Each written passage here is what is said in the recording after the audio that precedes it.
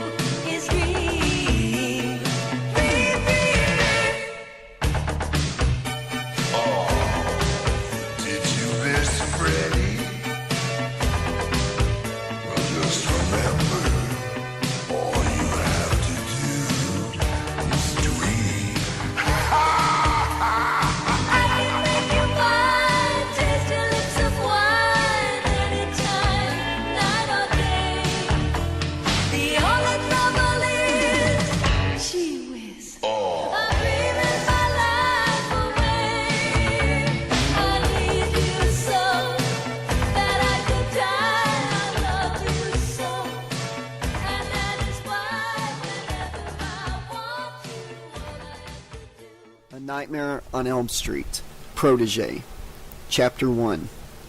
Joanna struggled to keep her eyes open as she drove her Jeep down the road. It was after 1 in the morning and she was exhausted from working a double shift at the Burrito Bungalow. It didn't help that she was 7.5 months pregnant either.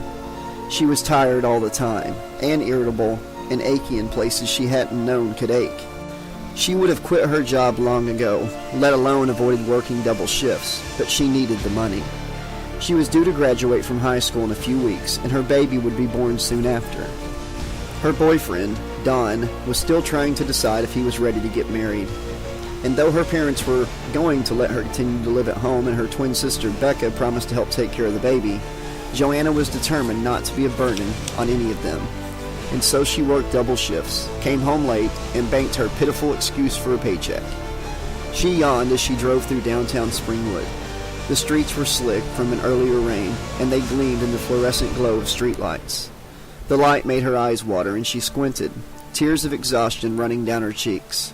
She yawned again. God, she couldn't wait to get home, get into bed, and get off her swollen feet.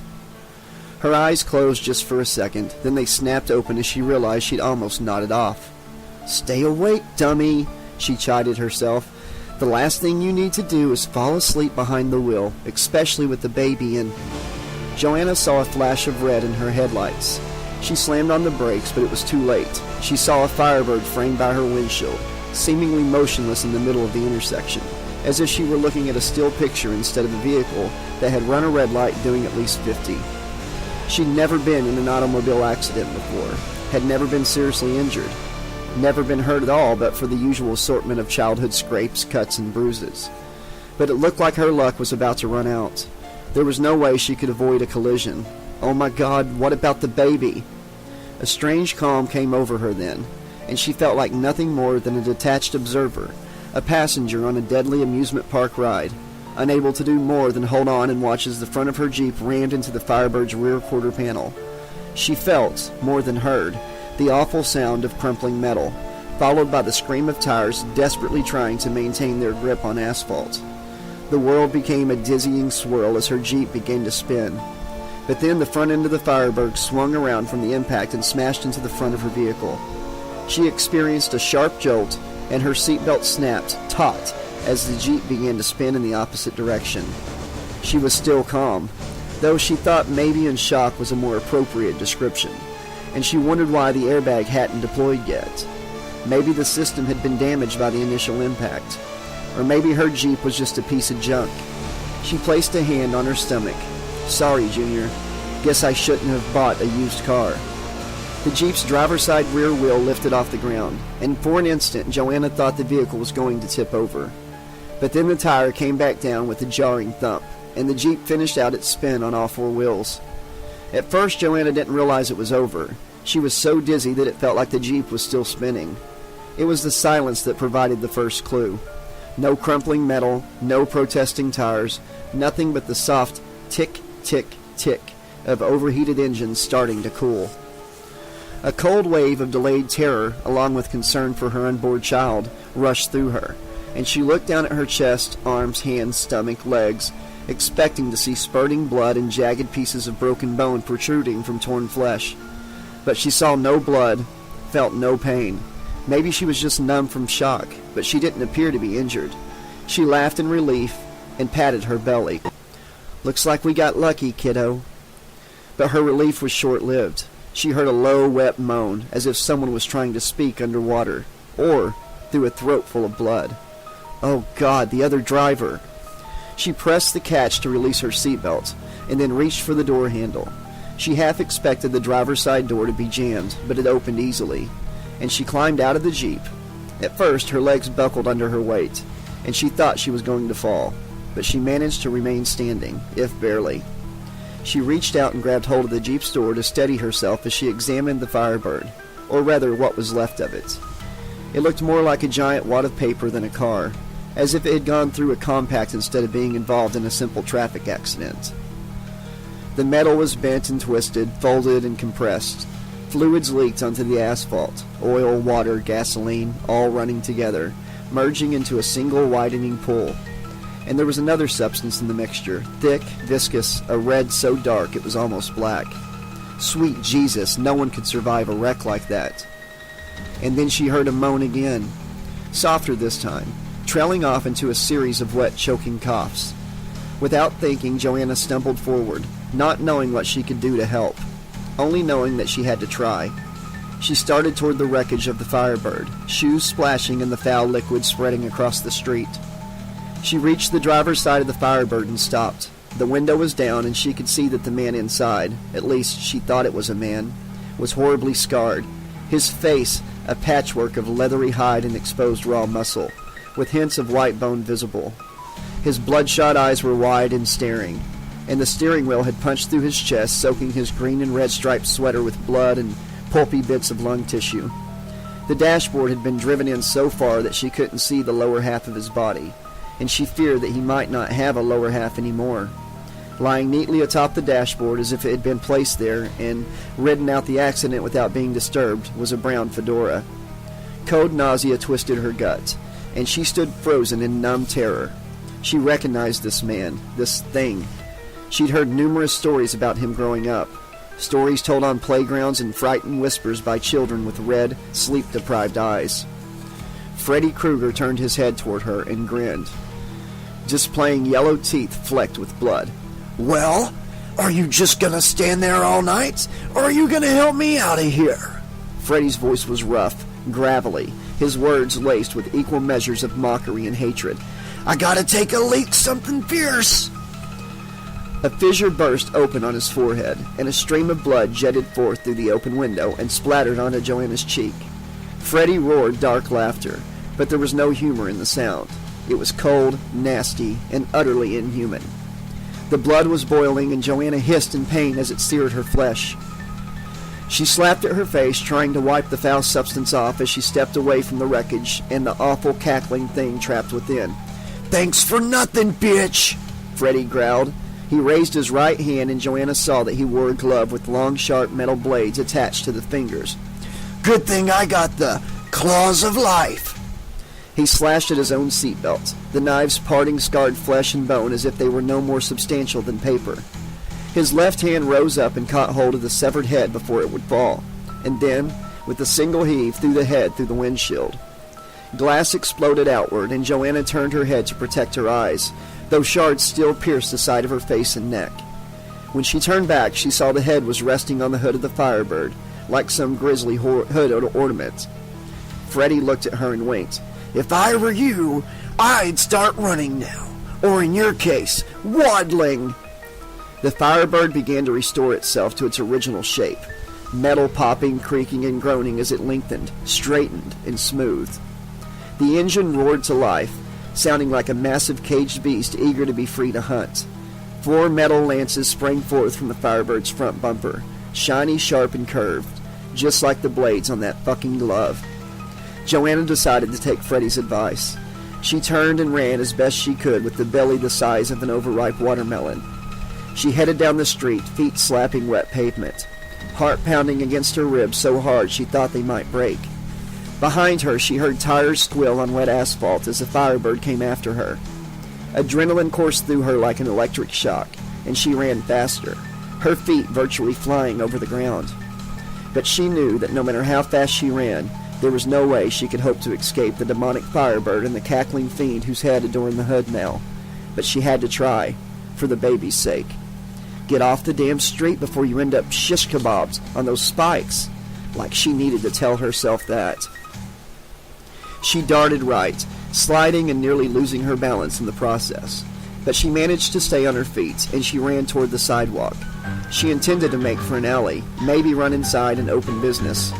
It didn't matter, just as long as it was someplace that Firebird couldn't go. Nice move, Joanna! Freddy called out, his mocking voice somehow clearly audible over the engine's rumble.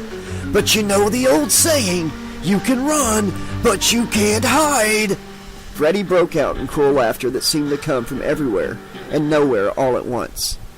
She started running toward the sidewalk, hoping that she could escape Freddy by going onto an alley too narrow for his nightmarish vehicle to follow. But just as Joanna was about to set foot on the sidewalk, the buildings around her became hazy, indistinct, as if she were viewing them through the rippling distortion of heat waves. And then they were gone. The buildings, the sidewalk. She quickly turned and saw that everything was gone. There were no buildings, no sidewalks, no trees, no cars.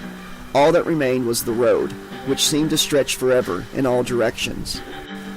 Freddy's mocking words echoed in her mind. You can run, but you can't hide. She understood what he meant. There really was nowhere, not anymore.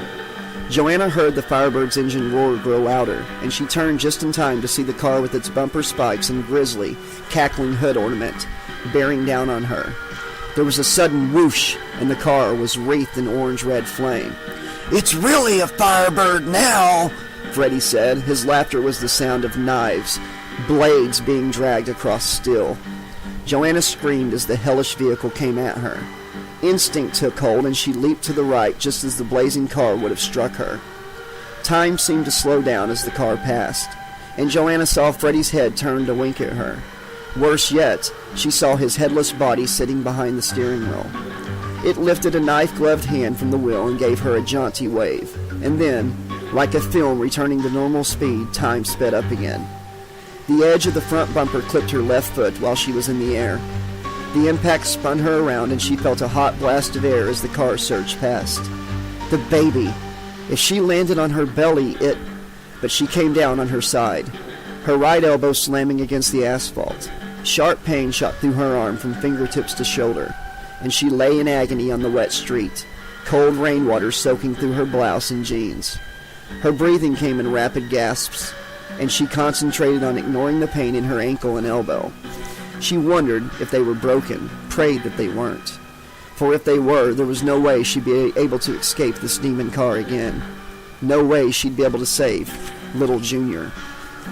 The blazing Firebird hit the brakes and spun around on the wet pavement, tires seeming to scream rather than squeal on the asphalt.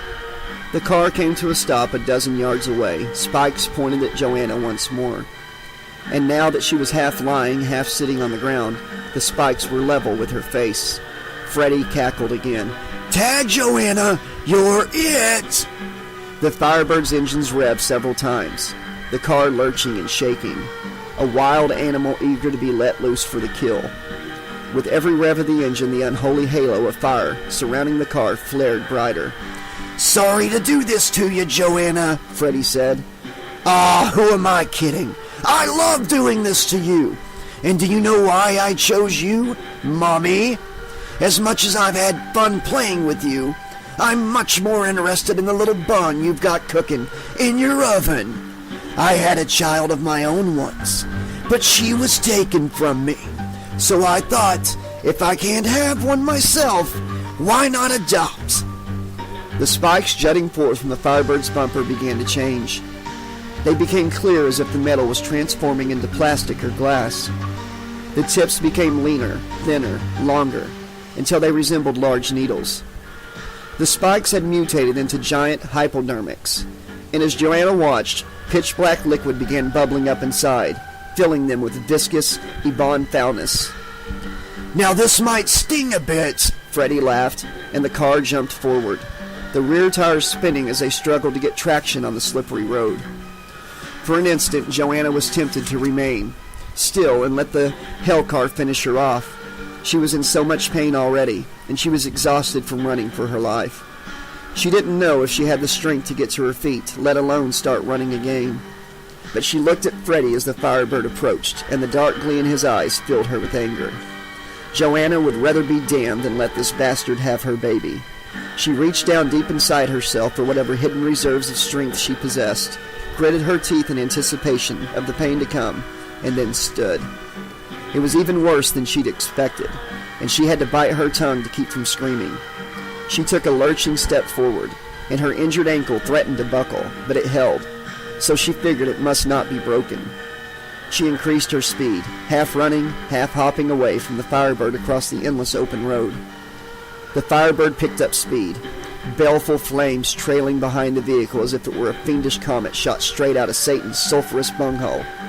The car's engine roar grew louder and louder until Joanna felt its vibrations ripple through the marrow in her bones. The heat of its flames became more intense, and she could feel the skin on the back of her neck blister, smell the rank stink of burning hair. She turned, hoping to sidestep the Firebird and escape those deadly needles and the black ichor glistening on their tips, but exhaustion, both physical and emotional, had finally caught up with her. The Firebird's brakes engaged just as one of the needles plunged into the side of Joanna's swollen belly, and she screamed in agony. Time slowed down once more. She could do nothing as the hypo's plunger pushed forward, injecting its darkness deep into her. Then time returned to normal, and the impact of the striking car flung her off the needle, and she flew through the air almost a dozen feet before landing painfully on slick asphalt. The Firebird sat motionless now, engines revving, flames flickering. "It's been fun," Freddy said, "but you know what they say. All good things must come to an agonizing, blood-splattered end. But don't worry about your little boy. I'll make sure to take good care of him once you're gone." The Firebird started forward, Freddy cackling uproariously, and Joanna screamed as death came for her. Her eyes flew open, and Joanna realized she was behind the wheel of her Jeep once more. She must have fallen asleep for a couple seconds, must have dreamt. The Firebird, Freddy Krueger, the awful injection of darkness, none of it had been real. She grinned in relief until she saw that her Jeep was heading straight for a light pole. She heard Freddy's final words echo in her mind. "Don't worry about your little boy. I'll make sure to take good care of him once you're gone." Joanna screamed one last time, but she didn't scream for long. Darkness, warm, secure, loving. This was his world, the only one he'd ever known, the only one he ever wanted to know. He had no concept of pain, no concept of fear. This was a good place, and he was safe here. He was connected on the most primal level to something greater than himself, something that sheltered him, fed him, even breathed for him. He felt an intense closeness to this wonderful something that one day in the future he would be able to express through a single word: love. As he floated blissfully in the gentle darkness of his world, his tiny developing mind moved in and out of a state akin to what he would someday experience as a phenomenon called dreaming. And in this state he became aware of something new entering his world, something long, thin, and with a sharp tip that came slowly toward him. And as it approached, for the very first time in his short existence, he knew fear. He tried to pull away, moving tiny arms, kicking tiny legs, but there was nowhere to go. Terrified, he could only float helplessly as the tip of the long thing penetrated the fleshy coil that protruded from his small, taut belly, and connected him to the wonderful something that provided for his every need. Only the wonderful something had failed, hadn't it? Failed to keep the long, thin thing out. Failed to keep it from sticking into the belly coil. Failed to keep the darkness. Darkness of an entirely different sort that which surrounded and swaddled him from being injected into the belly coil. Though he had no concept of color yet, somehow he knew the flesh of the coil turned something called black. He sensed the black move through the coil toward him, slowly, bit by bit. If he could have reached the coil, and if he'd had the strength, he would have tried to tear it free before the black could get inside him. But it was too late. An alien sensation called cold began to spread through his small body, and he heard a horrible sound that seemed at once to come from within and outside his world, cruel, delighted laughter. He thought he knew all about darkness, but his real education was just beginning.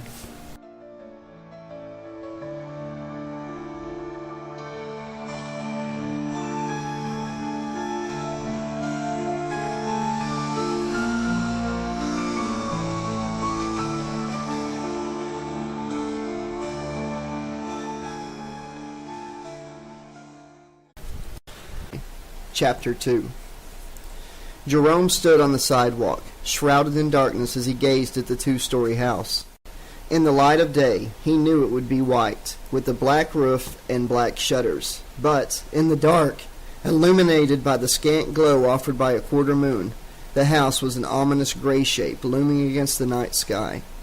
Instead of a lush green, the neatly trimmed lawn was a mass in inky darkness, and the trees, one oak, one elm, rose upward from the yard like a pair of sinister sentries. The porch light was on, a splash of yellow illuminating the black front door, but otherwise there were no lights, at least none that were visible. Jerome corrected himself.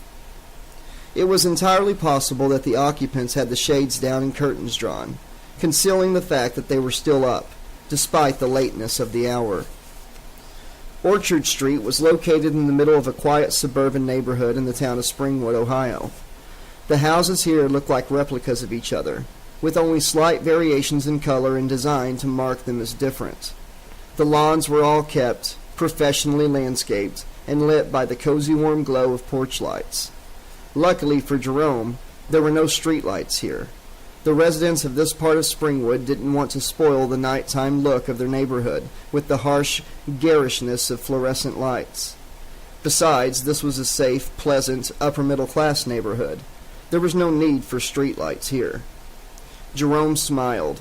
Snobbery always won out over practicality, at least when money was involved. So much the better for him. He'd had his ride drop him off a block away so as not to risk awakening the residents in the white-by-day, gray-by-night house. He needed absolute silence if he was going to pull this off. He left the sidewalk and started walking across the yard toward the house, moving from one shadow to the next, just one more piece of darkness stealing through the night. It was early April, and the night held a lingering hint of winter's chill. Jerome wished he'd worn something heavier than his brown jacket, and he was grateful that there wasn't any wind to make him feel even colder. He put thoughts of the cold out of his mind then. If all went according to plan, he'd be inside within a few minutes, and he could warm up then. The Starkeys didn't have a dog, so he didn't have to worry about a family pet sensing him and alerting its owners that someone was attempting to sneak into their house. Even so, he moved carefully and quietly, watching where he placed each step. The last thing he wanted to do was knock over a bird bath or trip over a length of hose left on the lawn. He stayed well clear of the porch light's glow, just in case anyone inside might happen to look out, and also because he knew better than to try going in the front. That's exactly what they'd be expecting. He made his way around the side of the house and into the backyard. It was completely dark here. No light in the windows, and the back porch light was off. Perfect. Jerome walked up to the back porch, but instead of ascending the steps, he stepped into the flower bed next to them, crouched down and felt around until his hands came in contact with a small rock. At least it looked like a rock, but the surface was too smooth and it gave a bit beneath the pressure of his hand. Jerome turned the rock over and ran his fingers across the strangely flat surface of its underside until he found a catch. He depressed it with his thumb, and a small section of the rock sprang open. He reached inside with a thumb and forefinger and withdrew a metal key. He replaced the rock, which in truth was a camouflage plastic key holder, into the flower bed, then stepped up onto the back porch. He opened the storm door slowly so it wouldn't creak, then carefully inserted the key into the deadbolt lock. He turned it until the deadbolt clicked open, then removed the key and inserted it into the lock on the doorknob. Another turn, another click, and the back door was then unlocked. He withdrew the key, tucked it into his pants pocket, then slowly turned the knob and opened the door the merest of cracks. He paused for a moment, listening, straining to hear any sounds that might be coming from inside. Approaching footsteps, a voice speaking in hushed tones as the person spoke to an emergency operator on the phone. But he heard nothing of the kind, and the kitchen remained dark. So far, so good. He eased the door open far enough to allow him to slip through, then closed it behind him and took a moment to relock it. It wouldn't do to have someone discover the back door unlocked. They'd know for certain that he'd gotten in. Then he turned away from the door and started across the tiled kitchen floor, stepping lightly so that his footfalls made no sound. He'd done it. He was in. All he had to do was get upstairs without waking anyone, and a sudden glare of light stabbed his eyes, and he raised his hands to shield them. "Do you know what time it is?" Jerome blinked furiously, trying to force his eyes to adjust to the light. He slowly lowered his hands. "I don't know. 1? Try 2:45. Jerome's vision had almost completely adjusted by now, and he glanced at the digital clock on the microwave. The readout read 2:42 a.m., but he knew better than to quibble with his stepmother. He shrugged. "I guess I lost track of time." His stepmom crossed her arms over her chest, cocked her head to the side, and narrowed her eyes. It was a posture she assumed whenever she was angry with Jerome. He'd seen it a lot over the years. "Is that all you have to say for yourself, mister?" Lynn Starkey was in her late 30s, but looked 10 years younger. She had short brown hair and a trim, petite figure that seemed almost swallowed by the blue terry cloth robe she wore. Her fuzzy slippers were also blue, but they were old and some of the fuzzy had worn off in several places. Jerome, at his dad's urging, had gotten her a new pair of slippers last Christmas, but she'd never worn them. As far as Jerome knew, she'd never even taken them out of the box. She stood in the kitchen doorway next to the light switch, blocking the entrance as if she were some sort of guardian trying to prevent Jerome from coming any further into the house. Of all the women his father could have married after his mother died, he'd had to pick a light sleeper. Jerome pretended to consider his stepmother's words for a moment. "Yeah, that is all I have to say, and by the way, you forgot to add, young man. As in, is that all you have to say for yourself, young man?" Lynn's cheeks turned a deep crimson. She was one of those people whose face always shows their emotions, no matter how much they might try to hide them. And one of the emotions Lynn often displayed, especially toward Jerome, was anger.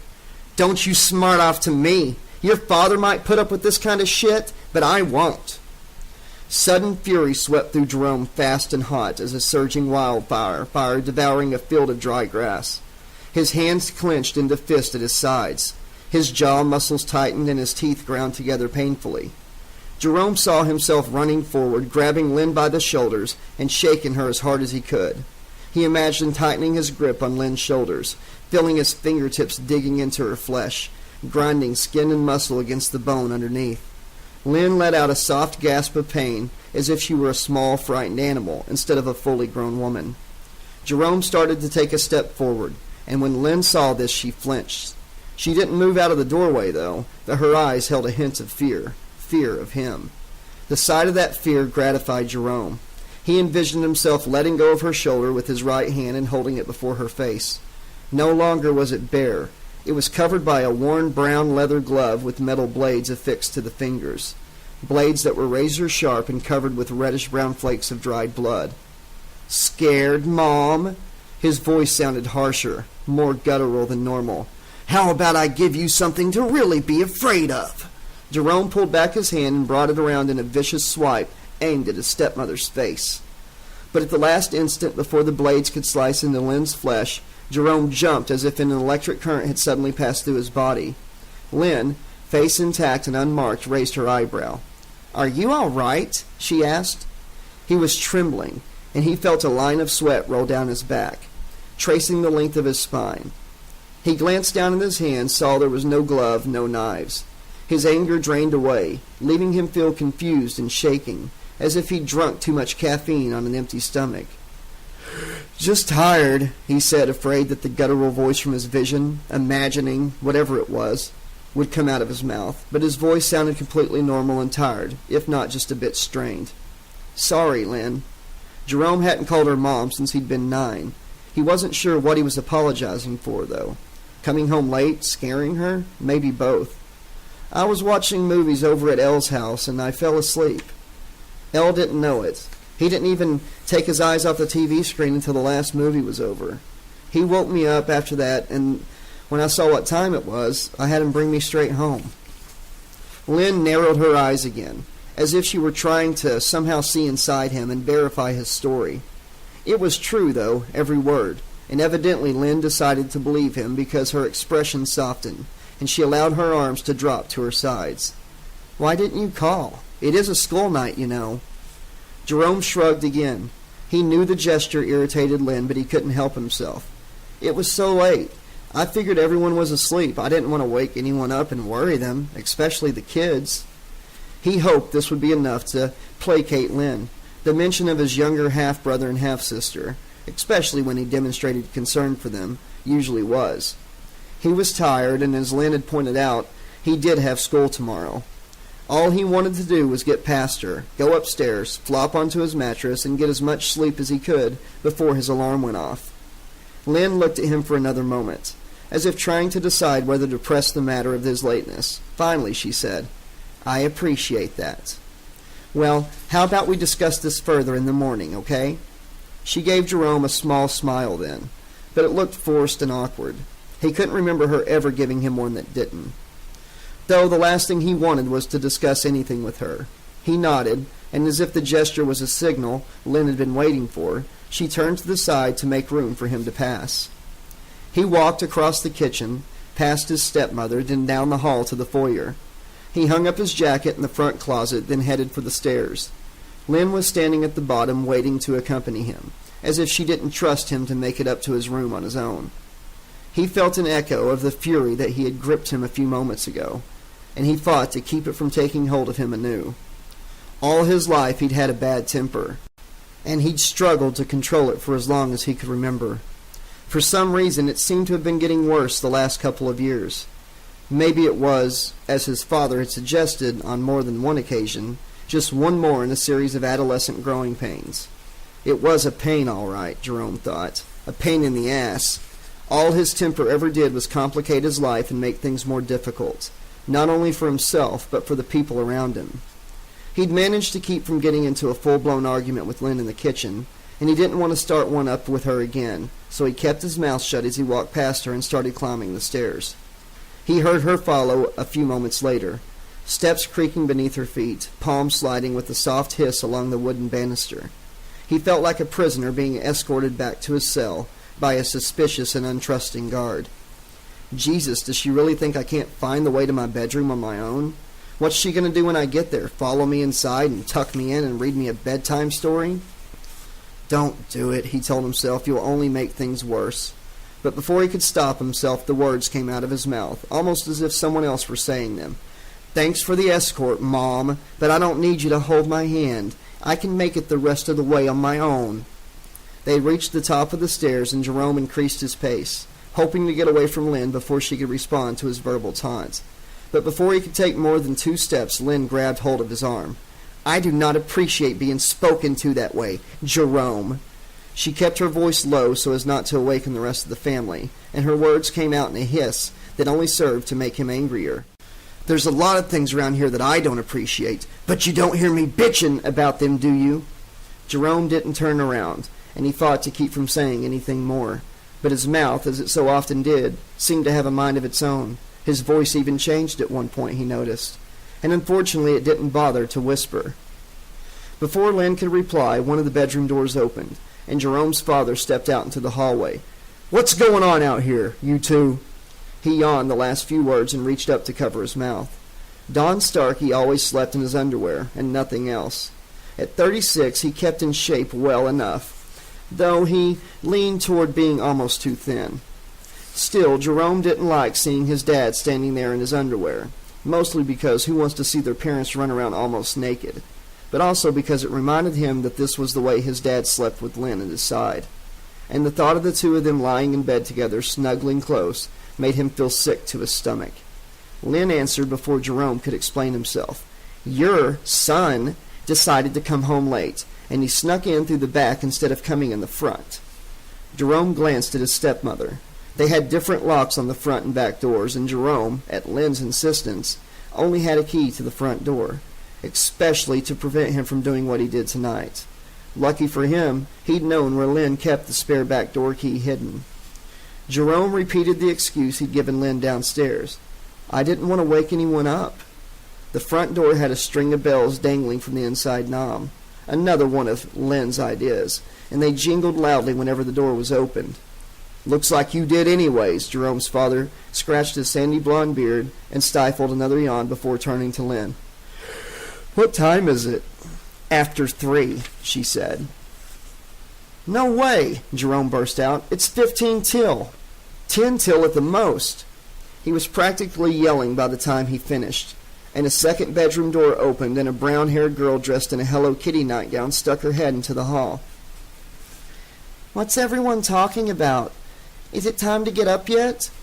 It was Mary, Jerome's 6.5-year-old sister. Lynn gave Jerome a venomous look before finally letting go of his arm and going to Mary. Her expression softened as she put her hand on the girl's shoulder. "Everything's okay, sweetie. Let's go get you tucked back in."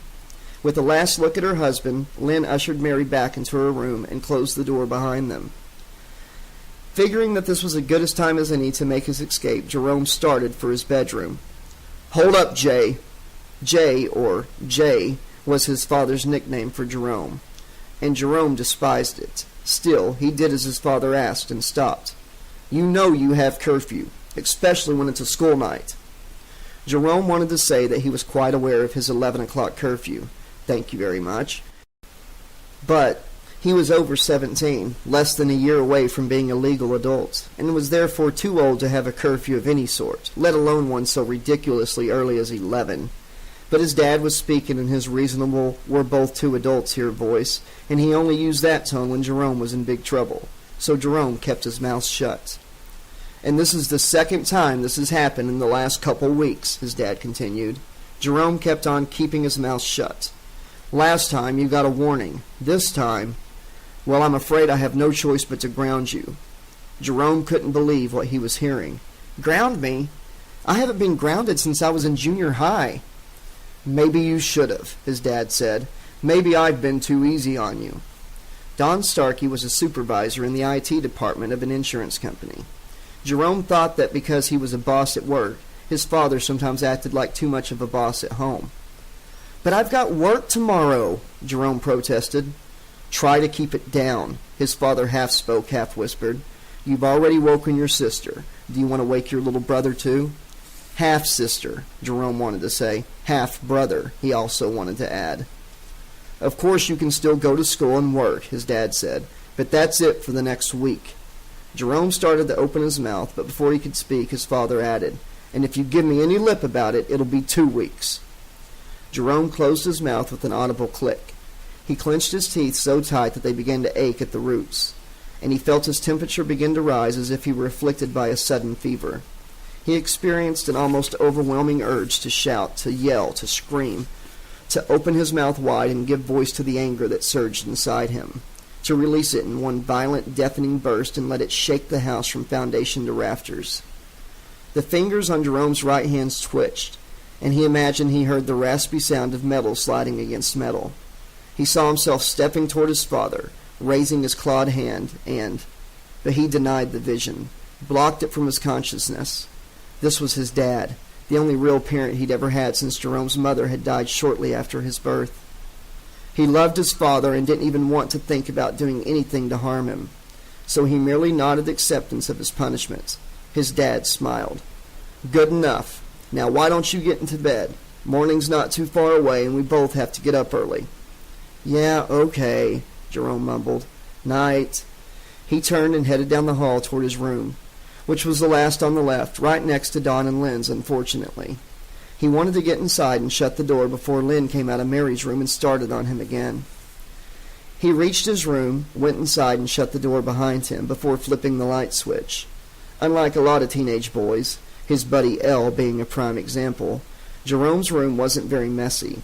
His bed wasn't made, and a shirt and a pair of socks lay on the floor in front of his closet, where they'd almost, but not quite, made it into the clothes hamper inside. But otherwise his room was virtually immaculate. Floor bare, the tops of both his desk and dresser clean, bookshelves neat and organized, walls bare of pictures or posters. There was a reason his room looked like this, and it wasn't because he was a neat freak. He did his best to spend as little time at home as possible, and because of this he didn't have the opportunity to turn it into a typical male pigsty. The sole decoration in the room was the Native American dream catcher hanging on the wall over the head of his bed. And he only kept it up because his Aunt Becca had given it to him when he was just a baby. Over the years, she'd periodically made him promise never to take it down. He loved his aunt and didn't want to break his promise to her. But there was more to it than that. Rebecca Larkin was his birth mother's identical twin sister. So even though he knew it was childish, he couldn't help feeling that a promise to her was like a promise to the mother he'd never known. Thus, the dream catcher remained up, even though Jerome didn't particularly like it. Looking at it, he could almost hear his aunt's voice as she'd explained to him for the first time how the dream catcher worked. Native Americans believed that dream catchers could stop bad dreams, catch them in their weave like a spider traps a fly. There's a small hole in the middle, though. That's to let good dreams through. So as long as you keep this over your bed, you won't have any bad dreams, Jerome. Not one.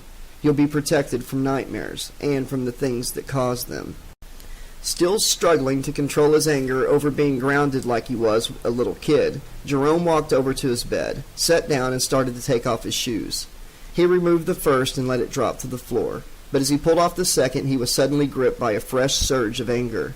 He turned and, without thinking, hurled his tennis shoe at the wall. It slammed into his dream catcher. There was a crack, and the collection of wood, string, and feathers fell onto his pillow. The shoe hit the bed, bounced off, then landed on the floor. Jerome just sat and stared at the dislodged dream catcher, unable to believe what he'd done. He heard 3 muffled thumps on the wall, followed by his father's voice. "Keep it down in there, Jay!" Jerome didn't respond, and his father said nothing more. Jerome waited several minutes to give his father, and Lynn, who'd presumably returned to their room, a chance to settle down. Then he scooted toward the dream catcher and gingerly picked it up. He examined it and was relieved to see that the damage wasn't too serious. The dream catcher had been constructed from circular bands of thin wood, and these were broken in several places. As a result, a couple of the strings that crisscrossed in the middle like a spider's web had come loose. But it was nothing that a little Scotch tape couldn't fix, at least cosmetically. Aunt Becca would undoubtedly notice the damage, even after he repaired it. But she didn't visit very often, mostly because she knew she wasn't welcome in Lynn's house. Jerome didn't like that. But at least he wouldn't have to worry about Becca being upset at what he'd foolishly allowed his temper to make him do. He stood and carried the broken dream catcher over to his dresser. He gently placed it on top, careful not to cause any more damage to it. He'd fix it and put it back up tomorrow or the day after. All he wanted to do now was turn out the lights, crawl into bed, and get this night behind him as quickly as possible. But as he started toward the light switch, he once more heard Becca's words whisper in his mind. "So as long as you keep this over your bed, you won't have any bad dreams, Jerome, not one. You'll be protected from nightmares, and from the things that cause them." He couldn't remember a night when he hadn't slept beneath the protection of his dream catcher, but he supposed there was a first time for everything. Good thing he wasn't superstitious. But even if the dream catcher did keep bad dreams away, if only because his subconscious believed it would, he could go one night without it. And if he did have a nightmare or two, so what? He could take it. Besides, how bad could a few nightmares be anyhow? He turned off the light and headed for bed. Chapter 3. "Are you asleep?" Lynn whispered. For a moment she didn't think Don was going to answer, but then he whispered back, "What do you think?" She snuggled closer and put her arms around him. He held her and she nestled her head in the crook between his neck and shoulder. "Do you think I overreacted tonight?" Dawn didn't respond right away, but she knew he was thinking and didn't press him. Their bedroom was dark, the curtains down tight to prevent even a smidgen of moonlight from entering. Lynn could never get to sleep if there was any light at all in a room, and she often wore a black mask over her eyes when she went to bed. But there was something about the darkness in the room that seemed ominous tonight, as if instead of merely the absence of light, the darkness was a solid, tangible thing surrounding their bed, filling the room from floor to ceiling. Despite being under both a sheet and a comforter, and the proximity of her husband's warm body, Lynn shivered and wished that the curtains were open. She could use a little light right now. "Don't worry about it," Don said at last. He reached up and began stroking Lynn's hair. Normally, she enjoyed it when he did that, would have closed her eyes and reveled in the sensation. But closing her eyes would have only intensified the darkness just then, so she kept them open. "Jay's just pushing the limits to see what he can get away with," Don continued. "All teenagers are like that. I know I was when I was his age." "You know he doesn't like it when you call him Jay. It makes him feel like a little kid. Besides, he's almost 18. Don, at his age you were already a father. His father." She felt Don's body tense. He was always uncomfortable discussing Jerome's early childhood. "I was 18 when he was born," Don pointed out. "But it took another couple years to convince Joanna's parents and the courts to give me full custody. I was 21 when Jerome finally came to live with me. And 24 when you married me," she mentally added. Jerome had been 9 then, 10 when his brother Brian was born, and 12 when Mary came along. Sometimes Lynn felt that if she'd just met Don sooner, had came into Jerome's life when he was younger.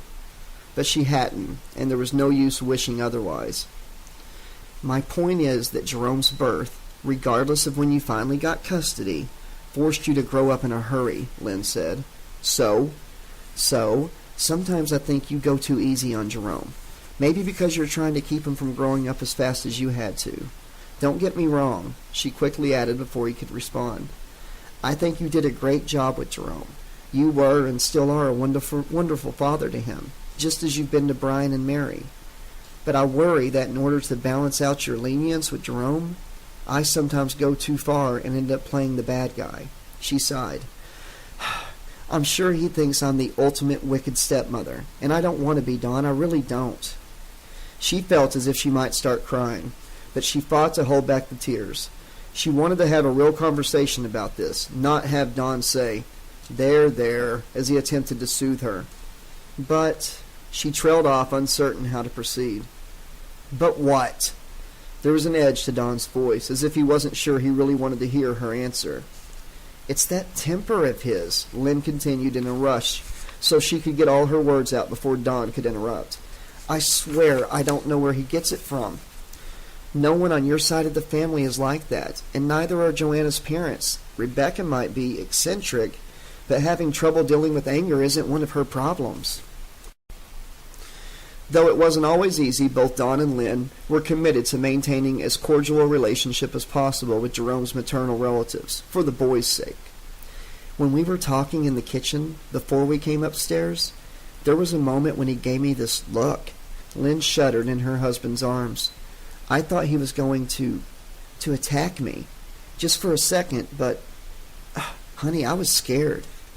Don didn't say anything for a while, and Lynn feared that she'd upset him. But then he took in a deep breath and let it out in a long sigh. "The same thing happened after you took Mary back to bed. He glared at me, and for a moment I actually thought he was going to reach out and grab me. But you know, teenagers, they get upset sometime. It's so frustrating. You're almost an adult, but still a child." "I remember, Don, everyone goes through that stage as they grow up, but not everyone is so full of anger as Jerome. And it's not as if his temper suddenly appeared once he hit his teens. He had it long before that. Remember Kirby?" Kirby was a pet gerbil that Jerome had when Lynn married Don. Less than 6 months after they'd started their new life as a family, Lynn discovered she was pregnant. Don was overjoyed, but when they broke the news to Jerome, he didn't react, didn't do anything, didn't say anything for the longest time. Then, without a word, he slowly turned and walked upstairs to his bedroom. Don hadn't been overly concerned. "The boy'll be okay. He just needs a little time to get used to the idea of being an older brother, that's all."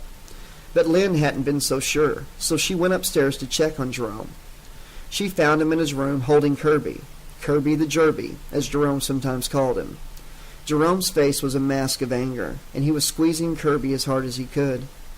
Kirby's moist black eyes bulged out of his head as if the pressure might make them pop out of their sockets any second. Lynn rushed into the room intending to rescue the little animal, but before she reached Jerome, she heard the awful sound of tiny bones snapping, and Kirby let out a last whine as he died.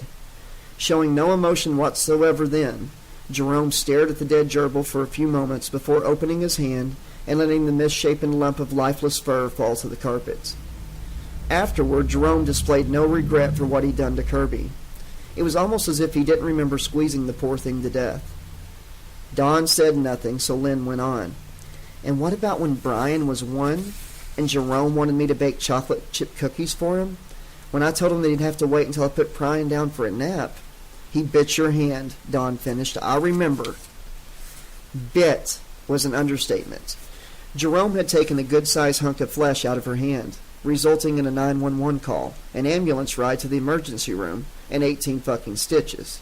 Her hand still ached when the temperature got cold enough, though she never told Don this. And there have been other incidents over the years, Lynn continued. Maybe not as serious, but when taken all together. So what are you trying to say? That Jerome is some kind of bad seed? That he was born evil? Of course not. But she realized that maybe on some level that was precisely what she intended to say. I guess I just want us all to be happy, Jerome included. I do love him, you know. And she did. But that didn't mean she wasn't also afraid of him. Dawn held her tight and kissed the top of her head. I know. I guess we all can do our best for him and hope that's enough. Lynn knew that Dawn was trying to end the conversation, but she wasn't finished yet. She wanted to talk to him about the possibility of getting Jerome some kind of help. Therapy, maybe, or some kind of anger management class. But she sensed that she'd pushed the issue as far as she could with him for one night. Maybe they could pick up the conversation again tomorrow. They fell silent after that, and before long Dawn's breathing deepened, and Lynn knew he was asleep. Too worried to sleep, she stared up into the darkness, feeling as if it were pressing down on her, or worse, staring back at her. Jerome opened his eyes. It was a bright sunny day, clear blue sky with hardly a cloud in sight. He stood in the field of lush green grass, a gentle, warm breeze caressing his body. He looked down and saw that he was dressed in a blue t-shirt and black shorts, though he couldn't remember putting them on. He was wearing elbow pads and shin guards too, as well as cleats, and he realized that he had a soccer uniform on. So far the field had been quiet, save for the soft whisper of the breeze and the singing of birds somewhere off in the distance. But as if the realization that he was dressed in a soccer uniform was some sort of signal, the air erupted with noise. Spectators cheering encouragement, coaches shouting advice, players panting as they ran hard, their shoes thudding on the ground as they raced up and down the field in pursuit of a round white ball. A group of young men around Jerome's age, half wearing blue shirts, half green, ran past him. One of the blue shirts lagged behind and looked at Jerome as if he were crazy. "What's wrong with you, dude? Don't just stand there. Let's play." Jerome didn't recognize the boy, but before he could ask how he'd gotten here, for he didn't have any memory of that either, the boy ran off after the others. Spectators on the sidelines, parents and younger siblings mostly, started to boo him. And more than a few shouted for him to get his ass in gear. Still unsure what was happening, but not wishing to disappoint anyone, Jerome began jogging toward the mass of players, who were crowded together close to one of the goals, feet lashing out as each team tried to get and maintain control of the ball. As Jerome drew close to the other players, he said, "Whose goal is this?" to no one in particular. And one of the boys, he couldn't see which one or which team he was on, said, "Green, dumbass, just look at the goalie." Right, he hadn't been thinking. He took a quick glance at the shirt to double-check his own team. Yep, he was blue, so when the ball came rolling toward him, he knew what to do. He took control of it and started running toward the goal. Boys from both teams closed on his heels. It had been a long time since he'd played soccer. He'd quit after junior high, at least. At least he thought he had. But far from being rusty, he moved with speed and agility beyond any that he'd ever possessed before. It was as if everything there was to know about soccer, all the rules, all the moves, had been hardwired into his body, were part of his every DNA.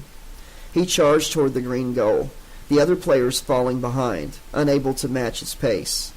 He moved the ball from foot to foot with the ease of a master juggler, tossing a trio of objects into the air and catching them one by one, before one more launching them into the air. There was no way anyone was going to stop him from scoring, and sensing this, the spectators roared their approval. The green goalie crouched down, knees bent, shifting his weight from side to side, ready to dive in either direction and block Jerome's shot. He looked nervous but prepared. It didn't matter, though. Jerome was well and truly in the zone, and no amount of preparation was going to help the goalie stop him. When Jerome was within 10 feet of the green goal, he took aim and drew back his leg to kick. As he brought his foot forward, he looked down at the ball and truly saw it for the first time. Instead of being smooth, white, and spherical, the object was pale pink with an irregular surface and long yellow silken strands protruding from its top. But that was because it wasn't a ball at all. It was the severed head of a teenage girl with blue eyes that blinked as she looked up at him, and long blonde hair. Though Jerome had only ever seen this girl in photographs, he instantly knew who she was. Joanna Larkin, his birth mother. He tried to pull his kick, but it was too late. His foot connected with the side of his mother's head with a sickening thunk. Joanna shrieked in pain as her head was launched into the air by her son's kick. Jerome watched in frozen horror as she soared through the air towards the goal, which instead of being made from interwoven white rope was now constructed from rusted barbed wire. Jerome prayed the goalie would be able to block the shot and prevent his mother's head from hitting the barbed wire. But the goalie was covered with blood, drenched with it as if he'd been plunged into a vat of liquid gore. When he tried to move, Jerome could see that his face, neck, hands, arms, and legs were covered with deep slash marks, the kind that a steel-clawed glove might make. The goalie managed to take only a single step before he literally fell to pieces. Bloody chunks of meat and bone pattering onto the grass like some sort of grisly rain. Without anything to stop its flight, Joanna Larkin's head flew into the goal net and hit the barbed wire backing. She screamed in agony as the barbs bit into her flesh and held her fast. Rivulets of blood ran from her wounds and trickled down onto the grass, adding to the crimson puddle created by the disassembled goalie. Jerome stood in silent shock, unable to believe what he'd just done. A roar erupted from the crowd, the cheers punctuated by shouts of, "Score! Goal! And way to go, Blue!" How could those lunatics cheer him after the abominable act he'd just performed? His paralysis broke and he turned toward the spectators, intending to denounce their barbarianism, but he stopped when he saw the transformation they'd undergone. They were different sizes, some fat, some thin, some tall, some short, and they wore different clothing, but suddenly they all had the same face, horribly burned, bald, with a hooked nose and nub ears, eyes that danced with madness and malice, and a mouth stretched wide in obscene delight. Jerome turned to his fellow players to see if they'd noticed the spectators' metamorphosis, but like the green goalie, they were all covered with blood and mutilated by slash marks. They were giving him the same twisted grin as the spectators, and then one by one they began to fall apart until all that remained of both teams were piles of shredded skin, muscle, and bone. "Hell of a shot, kid! Couldn't have done it better myself." Jerome turned toward the voice. One of the spectators had stepped onto the field and was coming toward him. He had the same burnt features as the others, but he was dressed in a red and green striped sweater, brown pants, brown work boots, and an old-fashioned fedora rested at a jaunty angle atop his scarred head. But the apparition's most striking feature was a leather glove on his right hand, a glove with 4 blades attached, one for each finger, just like the one Jerome had imagined when he'd been angry with Lynn and at his father. As the burnt-faced man came striding toward Jerome, the grass where his feet touched turned black, shriveled and died.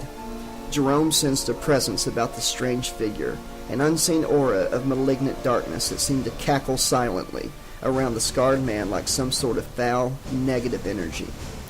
Anti-energy, sheer, absolutely, and total nothingness. It was the ultimate realization, the apotheosis of all that was dark and wicked and selfish and cruel and just plain wrong in existence. It wasn't merely evil, for that concept was far too simplistic, too limited to adequately describe this creature. This thing was as far beyond evil as a human being was beyond an insect on the evolutionary tree. Jerome sensed one thing more about the grinning, scar-faced, claw-gloved man. Somehow he was familiar, as if Jerome had met him someplace before. More than that, it was almost as if Jerome had known him all his life, even though he was positive this was the first time he'd ever seen the man. The man's smile faltered for an instant, and anger came into his bloodshot eyes, almost as if he knew what Jerome had been thinking. But then the anger passed as quickly as it had come, and Mr. Scarface was all smiles again. The man stopped when he reached Jerome and just stood for a moment, grinning as he looked the boy up and down. "You've grown some since the last time I saw you, Jerome." The man reached out with his left hand, the one without the claw glove, and lifted Jerome's shirt up over his flat belly. "Got rid of the umbilical cord, too, I see. Smart move. It's not healthy for a young man like you to be tied down to just one woman." He let go of Jerome's shirt and chuckled. The sound was like bones rattling in a tin can. Who are you? What do you want?" Jerome surprised himself by finding his voice. He was terrified of this man, and yet, at the same time, he wasn't. It was almost as if Jerome's personality had been split in two. One half of him was scared to death by his razor-fingered madman, but the other half was intrigued. That half of Jerome was the part that recognized the scarred man, and it was curious to learn more about him. "Call me Freddy." The man winked, his burnt, gummy eyelids sticking for a moment before pulling open again. "Everyone else does. And as for what I want, that's simple. Just to say, howdy. I've been trying to talk to you for years, but I was never able to get through to you. We had a bad case of telepathicus interruptus, you might say, until you had that little tantrum in your room and threw your shoe at the wall. Now you're receiving me loud and clear, Jerome. Can you hear me now?" Jerome frowned. He couldn't quite remember what Freddy was talking about. It sounded familiar, but when he tried to recall the specific memory, he came up blank. A shadow passed over the field, as if clouds suddenly blocked the sun. Jerome looked up and saw a mass of pitch-black clouds. All right, but they weren't merely blocking the sun, they were devouring it, tearing moist yellow chunks out of it with sharp, ebon fangs, thick, lemony liquid squirting into the air with every bite. Jerome looked back down and saw that the ground beneath his feet was no longer covered with grass, but instead a thick layer of tiny brown furred bodies with long, thin tails. The creatures were obviously dead, for thick, writhing maggots squirmed over their still forms. Freddy chuckled. "Kirby the Jerby," he said. The sky continued to grow darker as Freddy walked toward the barbed wire goal, crushing dead gerbils and live maggots beneath his boots as he went. When he reached the goal, he grabbed Joanna's head by the hair and yanked it free of the wire. Joanna cried out in pain, and Freddy held up his gloved hand and jammed her head down onto two of his gloved knives. And this time, when she tried to cry out, black blood dribbled past her lips and over her chin. Freddy walked back toward Jerome, crushing more gerbils and maggots along the way. When he reached Jerome, he stopped and held Joanna's head up level with the boy's eyes. The head was still impossibly alive, its own eyes moving back and forth, mouth gaping open and closed as if she were a fish gasping for air. "We'll talk again," Freddy said. "Tonight was just the kickoff, a chance for the two of us to touch base, get to know one another a bit before the fun really gets started. But before you leave..." He shoved Joanna's head toward Jerome's face, and his mother spoke, but the voice that came out of her blood-smeared mouth belonged to Freddy, as if he were performing some sort of depraved ventriloquist act. "Give Mommy a kiss goodbye." Before Jerome could react, Freddy thrust the head closer, and Joanna's bloody lips pressed against his. The cloud creatures devoured the last bit of the sun then, and the world was plunged into total darkness. The last thing Jerome was aware of as consciousness left him was the sound of Freddy's maniacal laughter.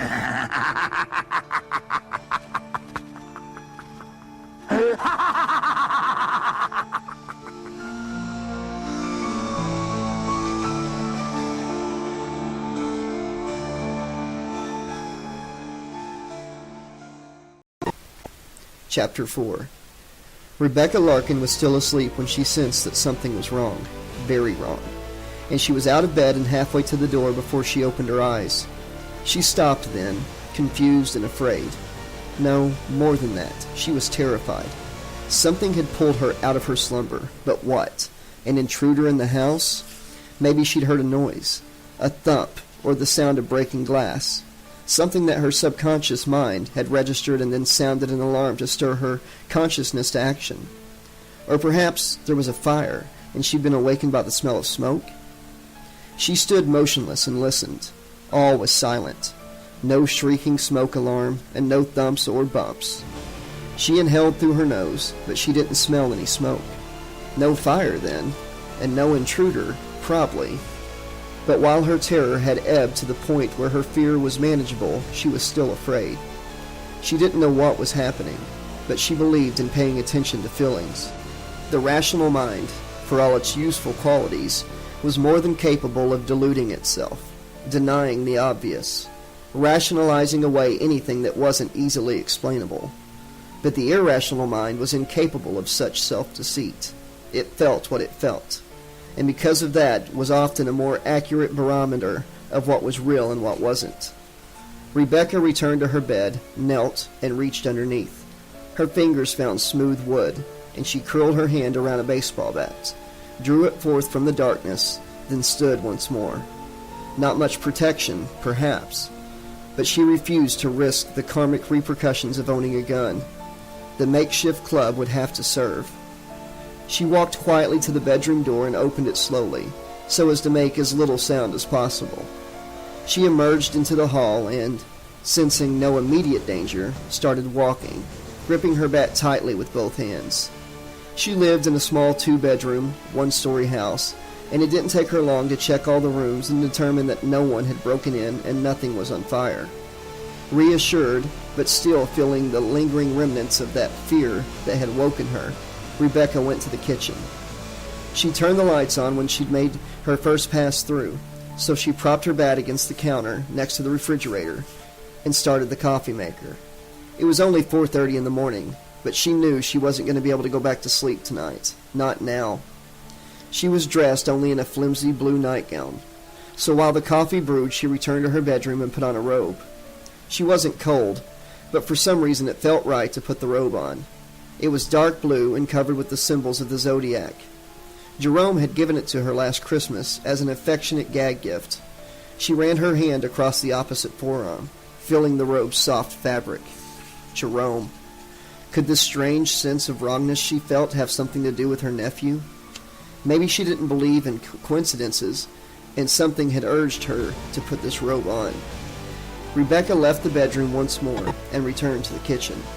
The coffee was still brewing, so she headed for the front room, which she thought of as her sitting room, for it was here that she met her clients. It was rather plain. The carpet was an unassuming beige, and the walls were painted to match. There was a table in the middle of the room with 3 chairs around it. The chairs were all padded, soft and comfortable, the sort of thing that anyone might have in their living room. A cloth covered the table and hung down almost to the floor, obscuring the legs, but there were no fancy designs on it. Certainly nothing to compete with her robe. The tablecloth was white, and though that meant she had to wash it quite often to keep it from looking dingy, she didn't mind. She liked the way the white represented purity of spirit and clarity of thought. It helped her focus and concentrate, and therefore was vital to her work. Her one concession to clients' preconceptions was a small crystal ball resting on a black wooden base in the center of the tabletop. It was nothing more than an ornamental touch, and one that she didn't particularly like, but her clients expected it of her, so she put up with it. The sole remaining object in the room was a polished wood cabinet set against the wall. Rebecca went to it, opened a drawer, and removed a deck of tarot cards. She crossed to the table, sat down, pushed the crystal ball aside to give her more room to work, then began shuffling the cards. She knew using the tarot was, like the crystal ball, a cliché, and she would have preferred to do without them in her work. When she first set up shop as a spiritual consultant years ago, she was determined not to reinforce people's stereotypes of psychics as amusing loons at best or exploitative charlatans at worst. But the fact of the matter was that the tarot worked for her. She didn't use the cards the way they were intended, though. For her, the cards worked as a kind of lens that allowed her to focus her awareness beyond the physical and open her mind to the realm of the ethereal. As she began dealing out cards and placing them face up on the table, she chuckled. Realm of the ethereal. She could just imagine what Lynn would say to that. Jerome's stepmother already thought that she was crazy. But if she ever heard Rebecca talking like some Ren Fair fortune teller... She finished dealing out 12 cards in 2 rows of 6. Then set the rest of the deck down on the table. She never looked at the cards as she was dealing them because she wanted to view all 12 together for the first time, so she could more clearly see whatever pattern might lay in them. But when she examined the cards, she began to wonder if maybe she really was crazy. For instead of the Magician, the Fool, the King of Cups, the Knight of Pentacles, the Hanging Man, the Tower, and all the rest of the standard tarot symbols, each of the cards she dealt displayed the same image, Jerome's face. There was no mistaking it was him. The image was so detailed as to be near photographic quality. As she examined the cards more closely, she saw that the images weren't exactly the same. The 6 cards on her right showed Jerome as a smiling young man, but the 6 on the left portrayed a Jerome that was alien to her. His brow was furrowed in a scowl, and his eyes were narrowed and mean. His lips were pressed together as if he were clenching his teeth. His features, eyes, nose, mouth, chin, cheekbones, were unmistakably her nephew's, but the young man glaring out at her from these 6 cards was most definitely not Jerome, not as she knew him at any rate. The terror that had gripped her upon awakening began to return, and her hands started to tremble. She knew she was receiving a message of some sort, a warning that something awful was going to happen, perhaps already had happened, to Jerome, but she wasn't sure what it meant. She reached toward the cards, intending to pick them up, returning them to the deck, and reshuffle them in the hope that a second reading might clarify the strange message. But before her hand could touch any of the cards, the air was torn suddenly by a slashing sound, and all 12 cards were sliced in 2, though no cutting instrument was visible. As Rebecca watched, the cards were slashed again and again, each time accompanied by a metallic slicing sound, until they lay in tiny pieces on the white tablecloth. For a moment afterward, nothing happened, and Rebecca began to think that whatever supernatural manifestation had taken place here was over. But then, with a whoosh, the 12 tiny piles of cards pieces burst into flame.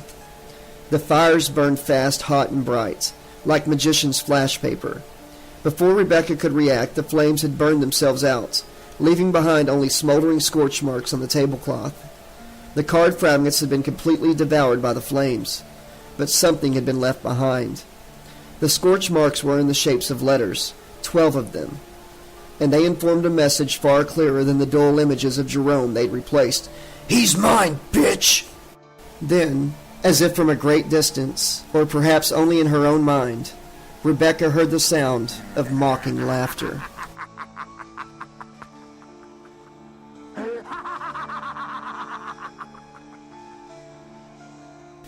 Chapter 5. Man, you look like something the cat refused to drag in.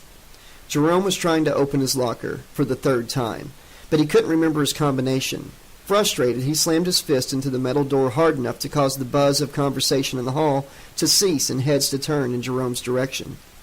Hey, it was a joke. No need to go in testosterone overdrive. Jerome turned to Ellery Belasco, otherwise known as Elle, and gave his friend a faint smile. Don't flatter yourself. That joke wasn't good enough to make me angry. The truth is, I didn't sleep too well last night. Seeing the 2 friends talking calmly, the other students returned to their own business. And soon, the din of conversation was faster and louder than before, as if the kids were determined to make up for the few precious moments of conversation they'd missed. I'd have thought you'd feel well rested today, considering you were zonked out on my couch last night, Elle said. Though, how someone could possibly sleep through all 3 Evil Dead movies is beyond me. Jerome started fumbling with his combination again, but Elle pushed him aside and went to work on the lock himself. Within moments, Elle had the locker door open. He stepped back and gestured to the open locker with a flourish. Ta-da! Jerome frowned. How'd you do that? I'm afraid that a true magician never reveals his secrets, Elle said. But if you really want to know, it's no big deal. I've seen you open your locker so many times I have your combination memorized. Elle was shorter than Jerome and possessed a slighter build. He had curly black hair and a thin dusting of facial hair above his lip that could only be called a mustache in the most generous interpretation of the word. He was long-sighted, and the glasses he wore made his eyes appear larger than they really were, giving his face a vaguely owlish aspect that made him seem more serious and studious than he really was. He was always full of energy, so much that at times he almost seemed to vibrate. It was a quality that irritated a lot of people, but not Jerome. Elle's almost manic energy had a way of defusing Jerome's temper, especially when Elle made one of his lousy jokes.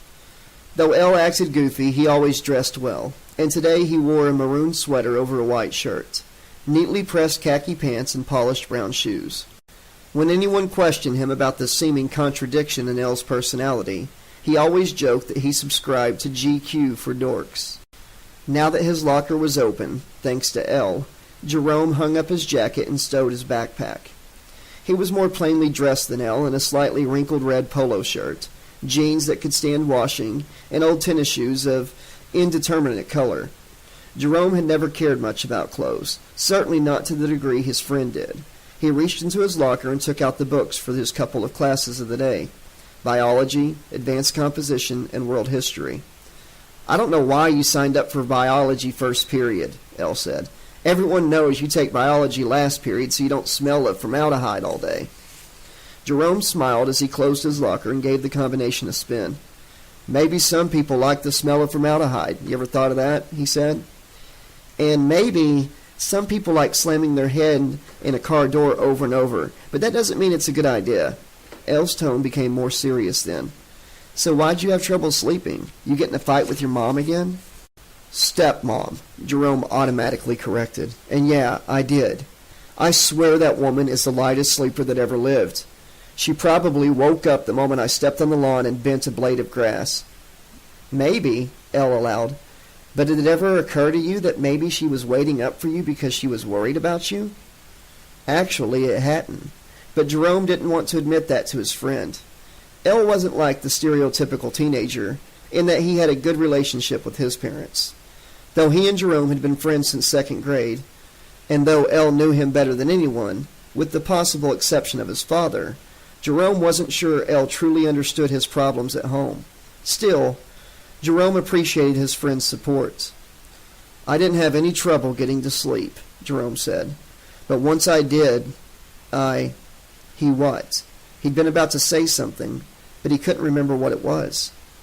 It was as if the memory was there, but it was blocked off somehow, sealed away where he couldn't get at it. Weird. "You just need to learn how to relax. That's your problem," Elle said. "You're so intense all the time.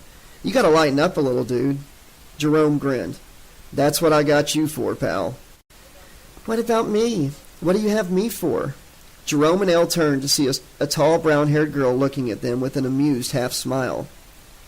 "As much as I love a good straight line," Elle said, "I wouldn't touch that one with the proverbial 10-foot pole." Jerome felt his cheeks burn, and he knew he was blushing. Both Elle and Cheryl laughed. Then Cheryl gently touched Jerome's cheek. "That's one of the things I love about you, you know. Your feelings are always so close to the surface." Jerome thought about the rage he'd felt towards Lynn and his dad last night, and of the disturbing images of violence that had accompanied it. Too close, sometimes. "Nonsense," Cheryl said. "Too many people keep their emotions bottled up all the time. Not only can't you tell what they're feeling, half the time they don't know what they are feeling. I'm so glad you're not like that." Jerome knew Cheryl was trying to be sweet, so he accepted her words with a smile. But he wondered what it would be like to be able to control his emotions, especially anger, more effectively. Cheryl might think it was unhealthy to bottle up emotions, but that was because she wanted to become a psychologist someday. Being able to bottle up feelings, at least sometimes, sounded pretty damn good to Jerome.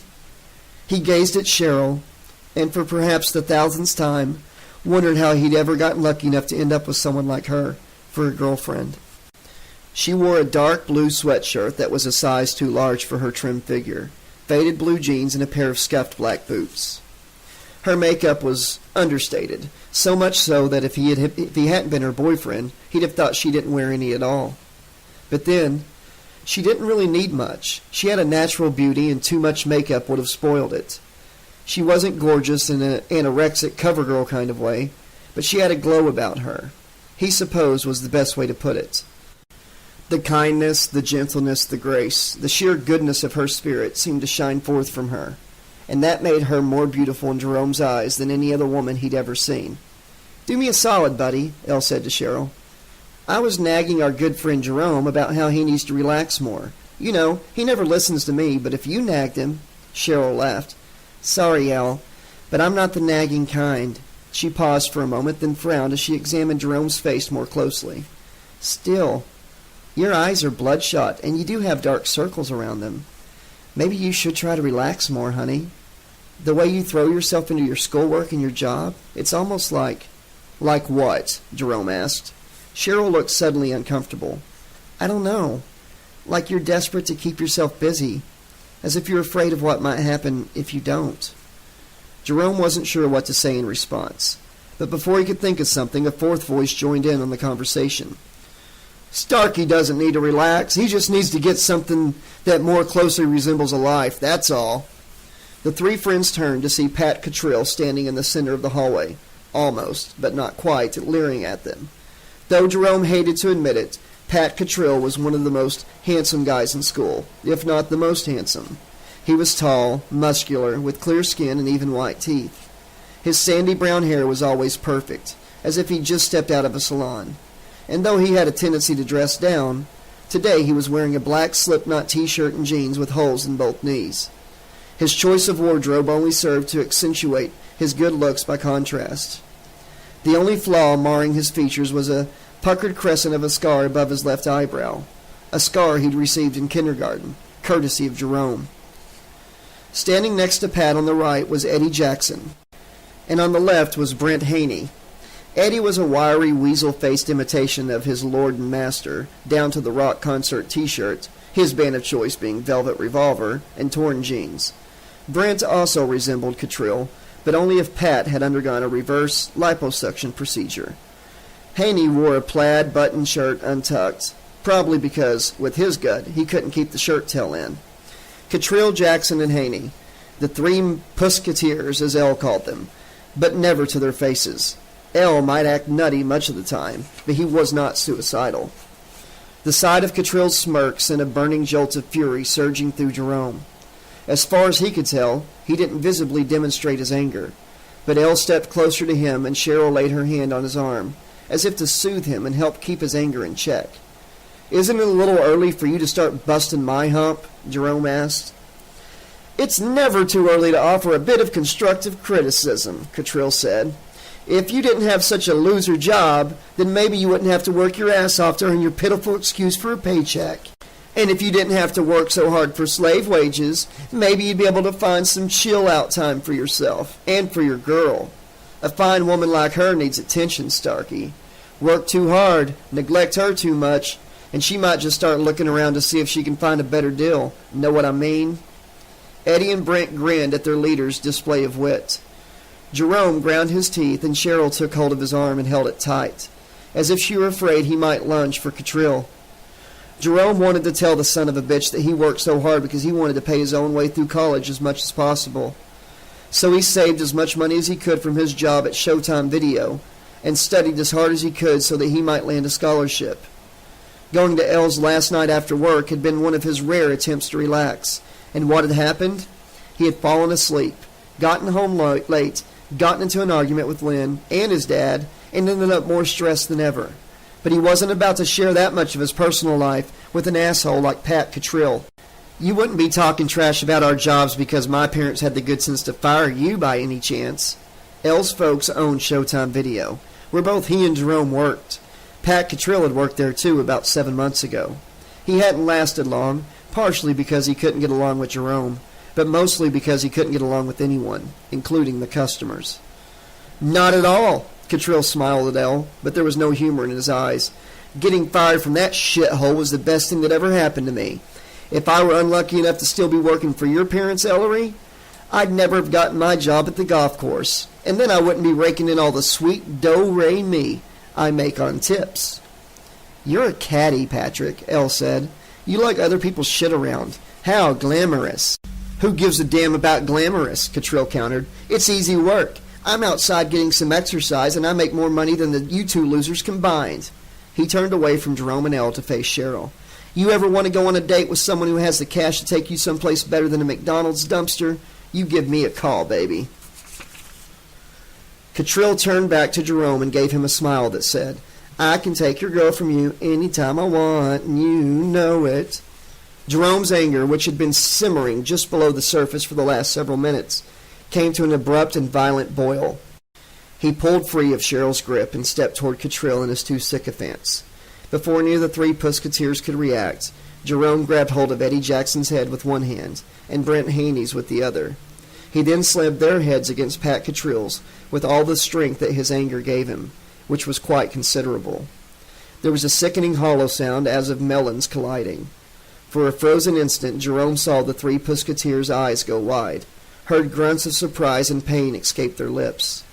Then their heads exploded like three flesh-colored piñatas, spraying the air with a grisly fountain of blood and meaty chunks of what, at least for these three idiots, passed for brains. Jerome felt gore gush onto his hands, splatter his face, soak his clothes, and as the three lifeless bodies slumped to the hallway floor, he threw back his head and laughed in dark delight. You still with us, Starkey? Or did your so-called brain suddenly slip a gear? Jerome's vision blurred, and he blinked several times. When he could see clearly again, he saw Cottrell, Jackson, and Haney standing right where they'd been, heads still intact. Jerome glanced at Cheryl, saw she had a worried look on her face, and saw that she still had hold of his arm. Frowning in confusion, he turned back to Cottrell. Pat sneered and shook his head. You're a lost cause, Starkey. Absolutely pathetic. He looked at Cheryl and gave her a wink. When, not if, you get tired of Captain Phoebe here, give me a call. And just what would that number be? Cheryl asked. 1-800-I'm-an-asshole? Elle burst out laughing, but Eddie Jackson and Brent Haney looked puzzled, unsure how to react. They looked to Pat for a lead, and Cottrell stared at Cheryl for a moment without expression, before finally allowing his lips to stretch into a slow smile. Good one, Geringer. He glanced at Jerome and Elle. Later, dorks. Then he turned and headed off down the hallway. Jackson and Haney in tow, each at his side, but staying a half step behind their leader. The other kids pretended not to notice them, but everyone made way to give them room to pass. I hate those guys, Elle said. I really do. In his mind, Jerome could still hear the hollow pop of exploding heads, could still see a geyser of gore rising into the air. Me too, Jerome said. Jerome went to his homeroom after the first bell. He was still seething from his encounter with Cottrell, and he wished either Cheryl or Elle shared the same homeroom with him, but they didn't, so he sat at his desk, gripped the wooden surface of the table, and pressed his fingers down as hard as he could, until his knuckles turned white and his hands began to ache. He hoped that by doing this, he might be able to bleed off a bit of his anger. But when the bell for first period rang, Jerome felt just as angry as before, maybe more so. Without glancing at any of the other students in the room, or at Mr. Blakesley, his homeroom teacher, Jerome scooped up his books, jumped out of his chair, and ran to the door. He hoped to see Cheryl or Elle, maybe exchange a couple of words with them as they all hurried to their first period classes. Even just the sight of one or both of their faces would help to lighten the anger boiling inside him. But he rarely saw either of them between homeroom and first period, and today was no exception. The biology classroom was located on the bottom level of Springwood High School, and the hallway smelled of decades' worth of formaldehyde. To make matters worse, the entrance to the cafeteria was on that level too, and the smells of cooking food often drifted into the hall and mixed with the formaldehyde to form a stomach-churning miasma of stench. Some of the kids that Jerome passed nodded and smiled at him, and some even said hi, but most ignored him as if he didn't exist. Springwood was a small enough community for most of the students to at least know each other by sight, but that didn't mean everyone was best friends. But Jerome didn't take being snubbed personally. It wasn't uncommon for people to be inwardly focused, so wrapped up in their own problems that they were barely aware of the world around them, especially here in Springwood.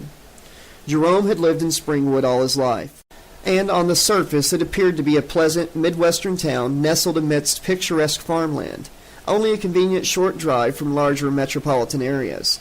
Maybe the people who lived here weren't rich, but no one was in danger of starving anytime soon. Springwood was a place people moved to, not away from. The motto might as well have been, Springwood, official home of the good life. And yet, people often seem preoccupied here, worried, depressed, even afraid. Not all the time, mind you. It came in waves, like a bad flu season that rolled around every few years. People would become quiet and withdrawn, and many of them seemed as if they hadn't been sleeping well. Bloodshot eyes, the flesh around them dark and puffy, the biggest sign. Just like me, Jerome thought with a start of sudden realization. Something else happened during these times when, as his dad said, a pox, whatever that was, fell over Springwood. Death came to town. There would be a rash of suicides or murders, sometimes both, and then, just as suddenly as it had come, it would end, like a bad storm that had finally blown over. As Jerome walked into Mr. Hauser's classroom, he put aside such thoughts. It wasn't difficult. Anyone who lived in Springwood for any length of time got used to not thinking about certain things if they wanted to be able to function from one day to the next. So by the time Jerome took his assigned seat, laid his bio book on the desk, and tucked his extra books into the wire basket attached to the bottom of his chair, he'd forgotten about his dark musings, but their emotional aftertaste lingered in his mind.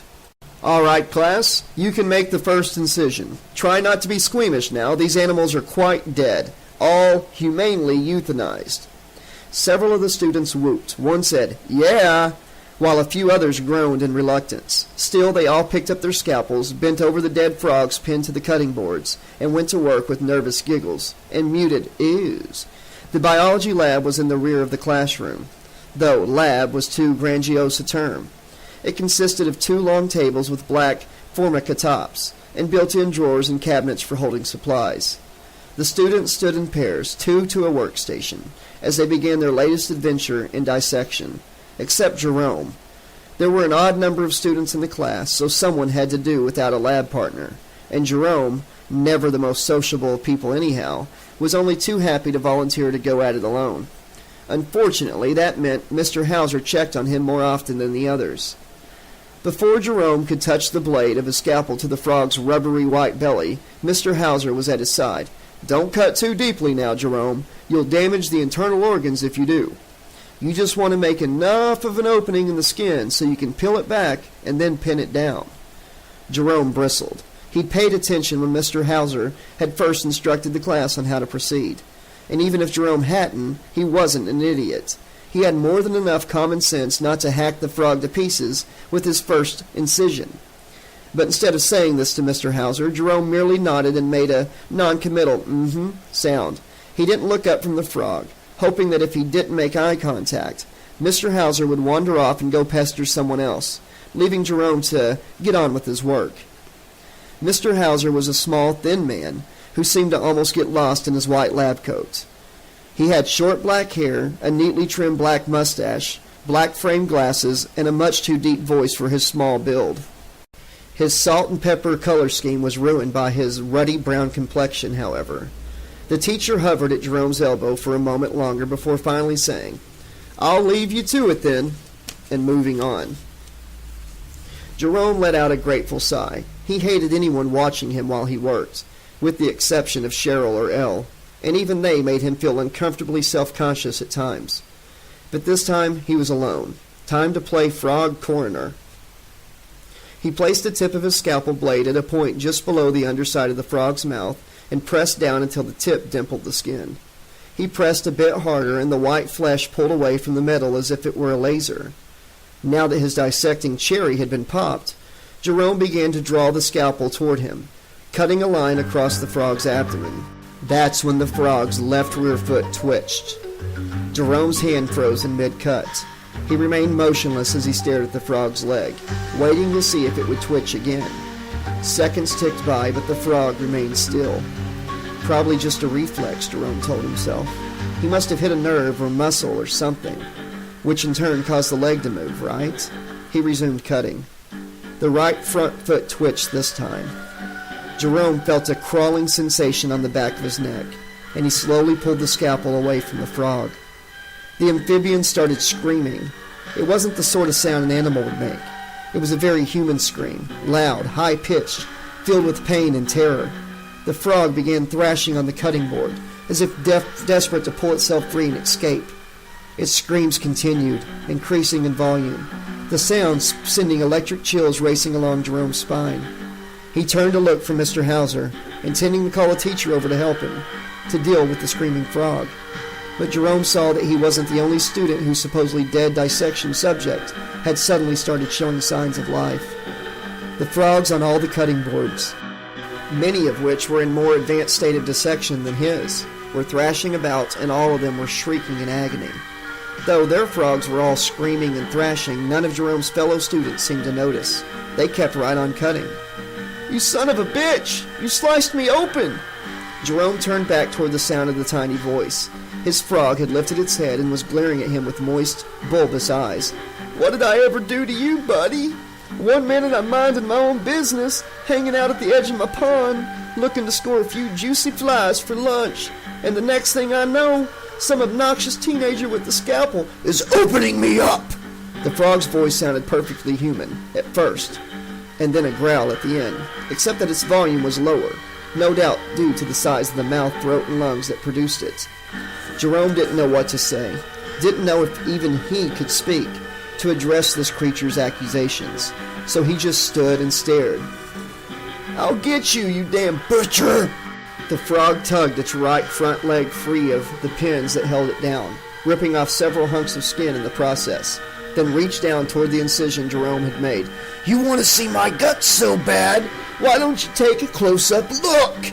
The frog jammed its small hand into the opening in its abdomen, withdrew a length of intestine, and hurled it at Jerome. The coiled loop flew through the air toward the boy, but since it was still attached to the frog, it drew taut and stopped well short of hitting Jerome. The intestine plopped back onto the frog's open gullet, and the amphibian began thrashing even more violently, as if furious that its throw hadn't reached its tormentor. "Just you wait until I get loose. I'm going to crawl right up your—" Jerome flipped the scalpel around until he was holding it point downward. He gripped the handle tight and then slammed the blade down into the foul-mouthed frog. Once, twice, 3 times. He continued stabbing the amphibian with increasing ferocity, until there was nothing left but shredded meat and splintered bone. When Jerome finished, he stood for a moment, breathing heavily, and that's when he became aware of the silence. He looked up and saw that his classmates were all staring at him, some with wide-eyed fear, others with amused smirks. But there was one person in the room who clearly was not amused. Mr. Hauser came over to Jerome, his ruddy complexion darkened to beet red. "Just what the hell was that all about, Mr. Starkey?" the biology teacher demanded. Jerome glanced at the other students' frogs. None of them were moving, and from the way they remained pinned down, it looked as if they'd never moved at all. I don't know," Jerome said truthfully. "Really? Well, maybe you'll be able to figure it out in detention tonight." He nodded toward the drawn and quartered amphibian. "Throw that mess away and get a fresh frog. And this time, try not to go psycho on it. Okay, can you do that?" A number of the students laughed as Mr. Hauser walked away, but Jerome wasn't laughing. Not at all.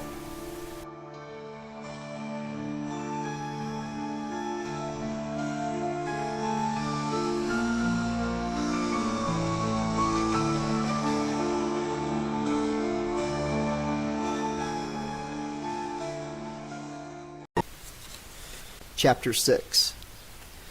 "Look who decided to grace us with his presence this fine afternoon." Jerome groaned inwardly as he walked into the room. Bad enough that he'd been assigned detention, but having to serve it with Pat Cottrell was infinitely worse. At least Cottrell's buddies weren't among the half-dozen other kids, mostly males, in the room. "Grab a seat, sit down, and be quiet. Make any trouble, and you'll be back here again tomorrow." The man sitting at the desk, whose face was hidden by the copy of USA Today he was reading, was Mr. Nilsson, one of the math teachers. Despite his temper, Jerome hadn't been in detention since junior high, and he'd never had Mr. Nilsson as a teacher, but he knew the man by reputation. All the kids in Springwood High did. Among with teaching, Nilsson was also a wrestling coach, and had an appropriately belligerent attitude to go along with the job. The same attitude also made him a natural to oversee the malefactors sentenced to afternoon detention. Jerome decided it was best to keep his mouth shut and do what the man said. Since there were plenty of open seats, he took one in the front near the door as far away from Catrill, who sat in the back, as possible. "What did you do to get tossed in here with the rest of us criminals, Starkey?" Catrill asked. Jerome ignored him and sat down. Mr. Nilsson lowered his paper and glared at Catrill. "What part of 'shut up' don't you understand, Catrill?" Catrill scowled, but he didn't respond. Mr. Nilsson scowled right back, and he was far more skilled at it. A moment later, Catrill broke eye contact and looked out the window. Smirking over his victory, Nilsson raised his paper and returned to reading. Catrill had hated Jerome for years, ever since they'd been 5. They'd both been in the same kindergarten class, and even then the basic makeup of their individual personalities was in place. Jerome tended to be quiet and keep to himself, not because he was shy, but because he didn't want to risk getting angry at anyone. And Catrill, even then he was an asshole, just a much smaller one. They were out on the playground one January day. It had snowed several inches the night before, but, as was normal for Ohio, the weather had suddenly shifted to the low 40s. The snow was already starting to melt, but there was enough left to play in during recess, which was all the kids cared about. Catrill was throwing snowballs at several other kids, mostly girls. He was alone. Eddie Jackson was in another class, and Brent Haney wouldn't move to Springwood for a couple more years at that point. Jerome, as usual, was minding his own business, rolling a snowball around to increase its size so that it might make a suitable foundation for a snowman, when something cold and wet smacked him on the back of his neck. The snowball splattered apart on impact, and some of it slid down beneath Jerome's shirt. A finger of ice traced the length of his spine, though the sensation of cold did nothing to keep Jerome cool. Temper flaring like a sudden wildfire, he whirled around to see who had thrown the snowball at him. He wasn't surprised to see Catrill standing several yards away, pointing at him and laughing. Jerome had only a handful of years so far to learn how to control his temper. So though he knew he shouldn't, that it would only get him in trouble with his dad when he got home, his dad, who had just legally adopted Jerome, changing the boy's last name from Larkin to Starkey, he started walking toward Pat Catrill.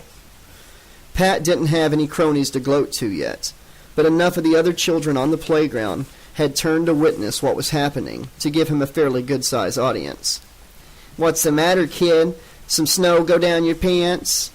These were kindergartners. Anything to do with bathrooms, butts, or a combination of the two was considered the height of hilarity. A number of bystanders giggled at Catrill's display of wit. Encouraged by his audience response, Catrill continued, "I bet your butt's turning blue, or maybe your pee-pee is." More laughter, mixed with a few gasps from children who'd never imagined they'd ever hear anyone say that sort of thing out loud, let alone on school grounds. Jerome didn't respond, didn't react. He just kept walking toward Catrill.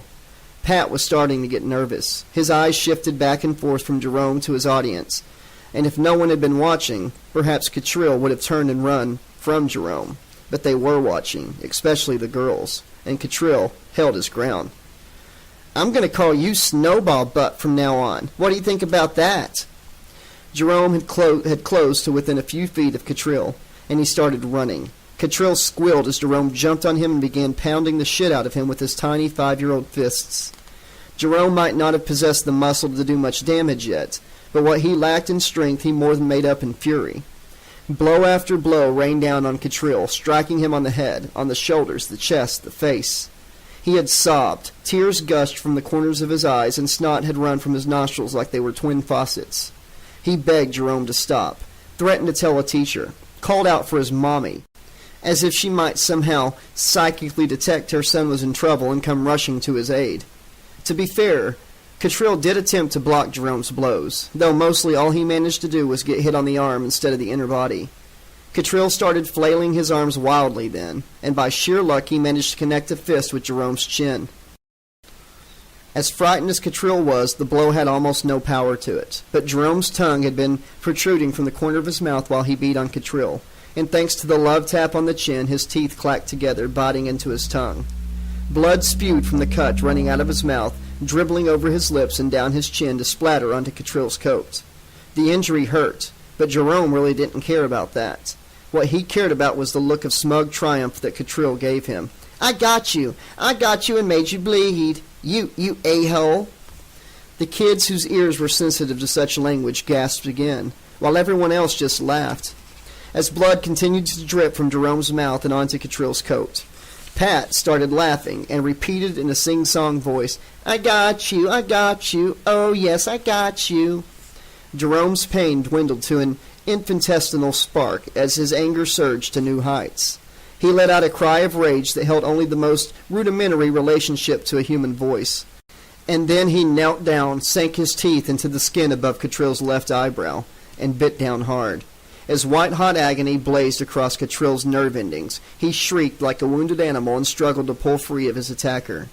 But Jerome refused to let go, and he was still holding the skin from Catrill's forehead between his teeth when adult hands suddenly had a hold of him, and adult voices, some gentle, some stern, all alarmed, urged him to open his mouth and let Catrill go. It took 5 minutes for the teachers, who'd been summoned by Catrill's screams, to get Jerome calmed down enough to let go of Pat's flesh without tearing any off.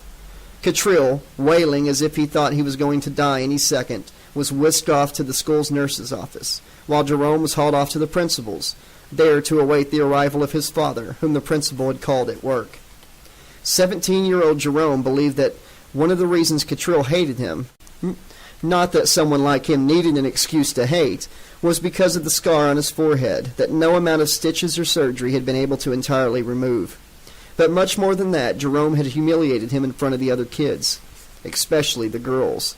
This was an absolutely unforgivable crime as far as Catrill was concerned, and so they'd been enemies ever since. And while Jerome was usually able to avoid Catrill most of the time, Catrill made it a habit, no, more like his holy mission, to irritate Jerome as much as possible, like this morning, and like right now in detention. Jerome was glad to see Mr. Nilsson put Catrill in his place. It was the first positive thing that had happened to him since biology class, not counting lunch with Cheryl and Elle, that is, though neither of them had been able to do much to cheer him up, regardless of how hard they tried. He hadn't told them the truth about what had happened, not the whole truth anyway. How could you explain to your girlfriend and your best friend that you'd had a hallucination and murdered what you thought had been a talking, intestine-throwing frog? Since neither of them were in the class, he'd told them he'd got into an argument with his lab partner. Not that he had one. Gotten pissed off, lost his temper, and sliced up the frog. Given his difficulty managing anger, both Cheryl and Elle had no trouble accepting his story. Only they were more worried about him than ever before. Cheryl had gone so far as to suggest he might consider going to see a counselor or something. But just because a guy got mad from time to time didn't mean he was crazy, right? What about a guy who thinks dead frogs can talk? A voice in his mind whispered. Jerome decided to ignore that thought and get busy on some homework. He unzipped his backpack, took out his world history book, opened it, and started reading about the construction of the Great Wall of China. It was interesting enough, but it wasn't long before his mind started to wander. He didn't have to worry about Dad or Lynn finding out about his detention. The school didn't send a note home when you were in high school, and he was scheduled to work at the video store this afternoon, so it wouldn't seem all that strange that he didn't come home immediately after school. He often hung out with Elle or Crystal before going to work, too. Speaking of his friends, Elle had gone to the store to smooth things over with his parents, so Jerome wouldn't get in trouble for coming in late. And even though Jerome had told Cheryl to go on home so she wouldn't waste her time, she'd insisted on waiting for him outside the school. "It's only 45 minutes," she'd said. "Plus, it's a nice day outside. I'll sit under a tree and do some homework." Despite urging her to go home, Jerome had been pleased that she'd chosen to wait, until it had occurred to him that perhaps she was waiting not so much out of a desire to be with him, but because she was worried about him, afraid his temper would flare up and get him into even more trouble. Not for the first time he wondered if Cheryl would be better off without him. Despite his best efforts to control his temper, it was becoming increasingly difficult as time went by. He hated the way his temper worried Cheryl. He'd never been angry with her before, nor with Elle either, but just being around him and watching him struggle to control his anger seemed to bring her so much pain. And the last thing in the world that he wanted to do was hurt her, even unintentionally. "If you really loved her, Starkey, you'd break up with her." Jerome whirled around to face a grinning Catrill. "What did you say?" "You care for Cheryl, right? Maybe even love her, or at least think that you do.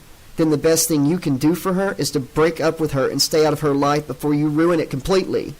If you really do love her, that is. Well, I don't know, maybe you don't. Jerome couldn't believe what he was hearing. He had no trouble believing that Catrill would say these things, but to say them here, now, with Mr. Nilsson present? Jerome turned to glance at the teacher. Nilsson still sat at his desk, paper held up in front of his face. He didn't say anything. Didn't so much as move. It seemed as if he hadn't heard what Catrill had said, but that didn't seem possible. Even if Nilsson were somehow so caught up in reading that he hadn't heard every word, Catrill had spoken in a normal tone of voice. He hadn't whispered, and Nilsson had to at least be aware that Catrill had spoken. Jerome glanced at his fellow inmates, but none of the other kids sentenced to detention gave any indication that they had heard Catrill either. They stared off into space, glanced out the window, sat with their heads down on their desktops, napping. But then again, maybe Cheryl's already wised up, eh, Starkey? Catrill stood and pulled his slipknot t-shirt over his head.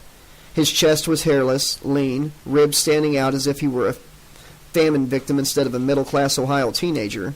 But what grabbed and held Jerome's attention was a large tattoo that covered Catrill's chest. It was a detailed rendering of Cheryl and Catrill himself, and they were kissing. Jerome could only stare in stunned amazement at the tattoo, while Catrill stood bare-chested, grinning at him. As Jerome watched, the tattoo images of Cheryl and Catrill began to move, as if Catrill's chest were a flesh screen playing a realistic cartoon. They continued kissing, making out with increasing passion and fervor. Lips, tongues, hands roamed over one another, and clothes began to come off. Soon both Cheryl and Catrill were naked and doing more than just kissing, a lot more.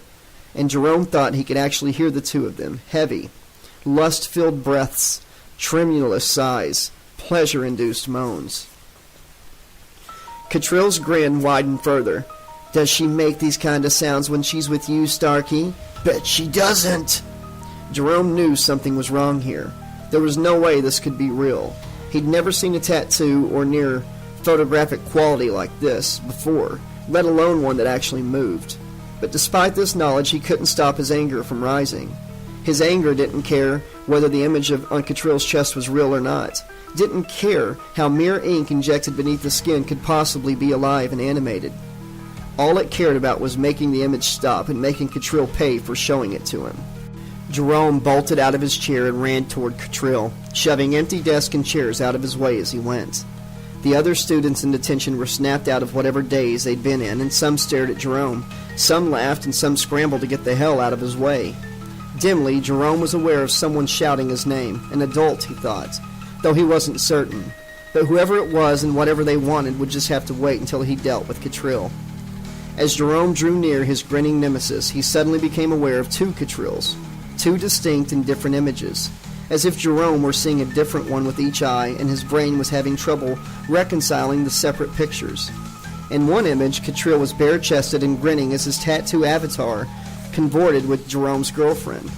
But in the second image, Catrill was still sitting at his desk, shirt on, and looking at Jerome with wide, confused eyes that held more than a hint of fear.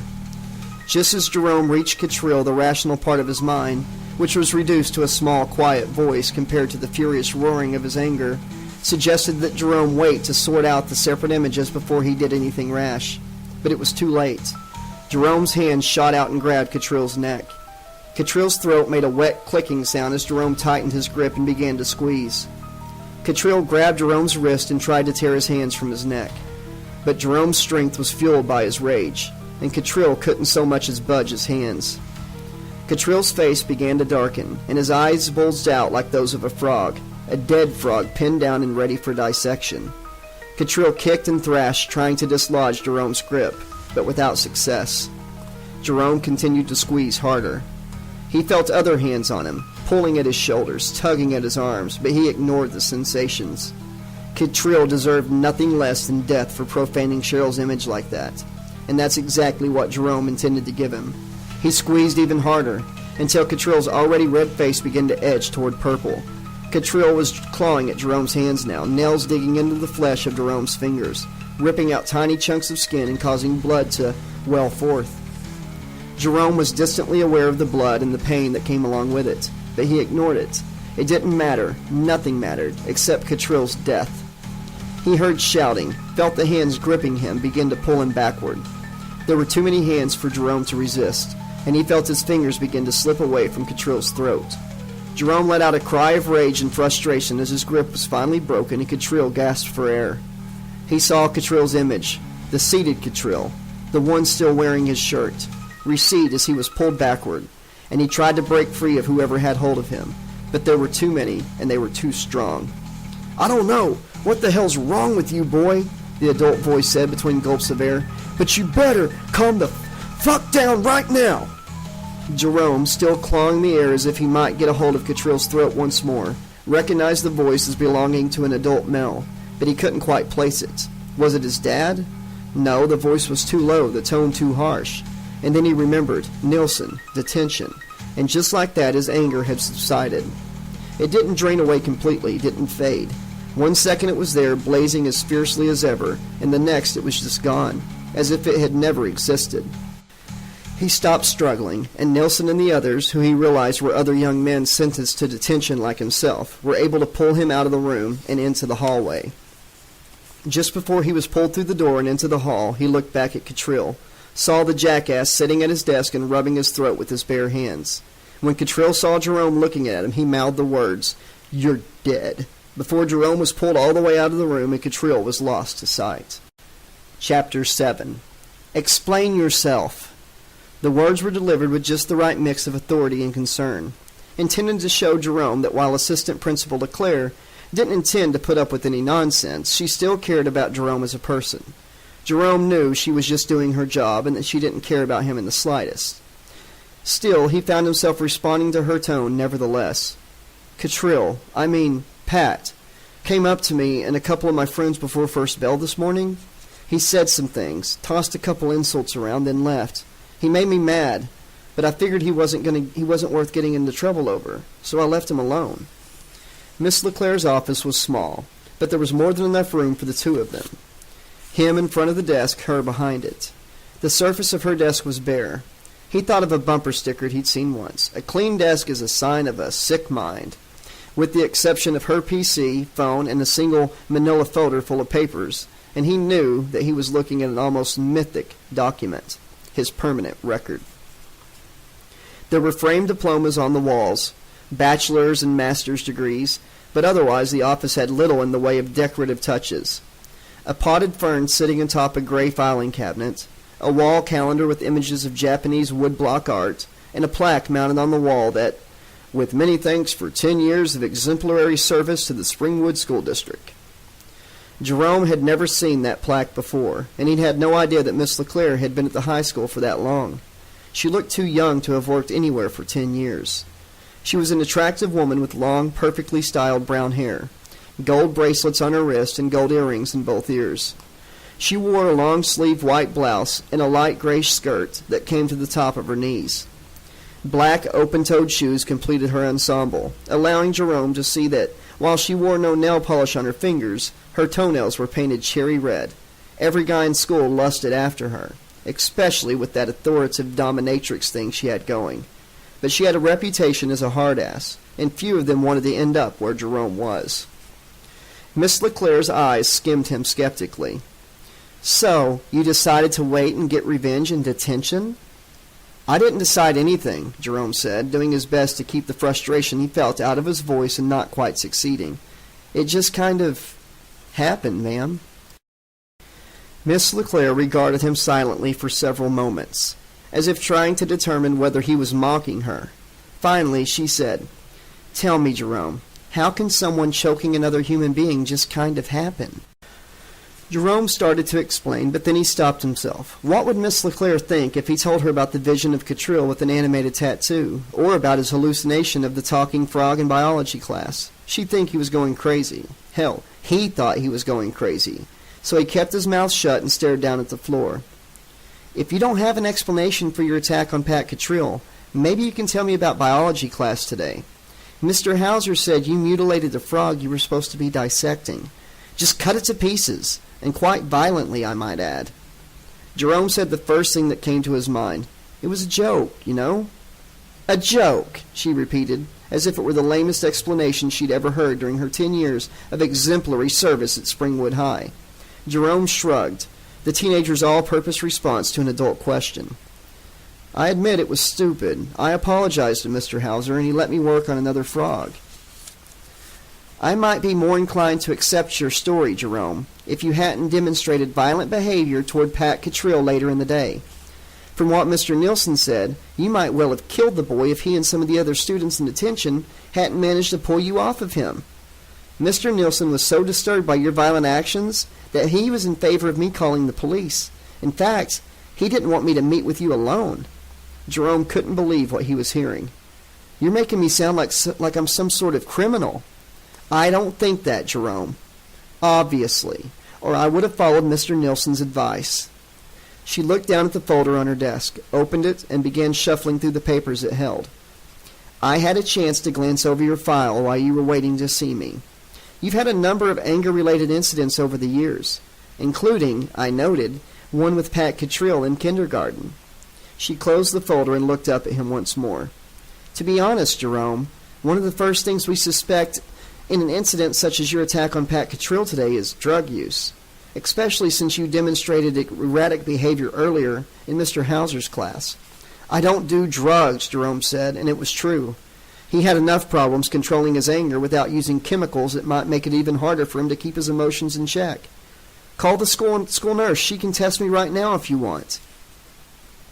Thank you, but that won't be necessary. Miss LeClaire paused as if trying to determine the best way to proceed.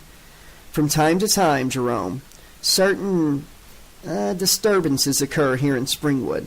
Outbreaks of violence that often involve young people and their, dreams. She leaned forward, suddenly intense.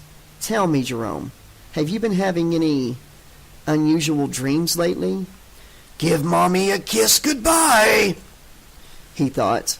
Not really. I don't remember my dreams much. Miss LeClaire looked at him a moment longer before finally nodding and sitting back in her chair. For some reason she seemed strangely relieved. In that case, from the pattern I saw in your file, I suspect that you might have a problem of a different sort.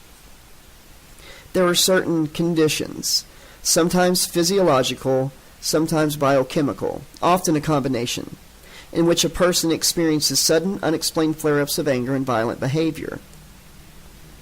I believe there's a chance you may be suffering from one of these conditions, Jerome. Have you ever spoken to anyone, your parents, a doctor, a clergyman, about your anger?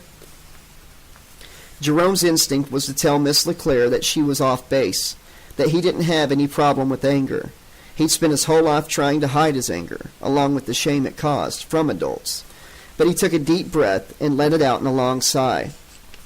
Maybe it was time that he stopped fighting, or at least stopped fighting alone. Just my friends, Jerome said in a quiet voice. I should suspend you for your attack on Pat Cottrell, Miss LeClaire said. But if you're willing to go talk to a doctor at Weston Hills about these angry feelings you experience, I won't.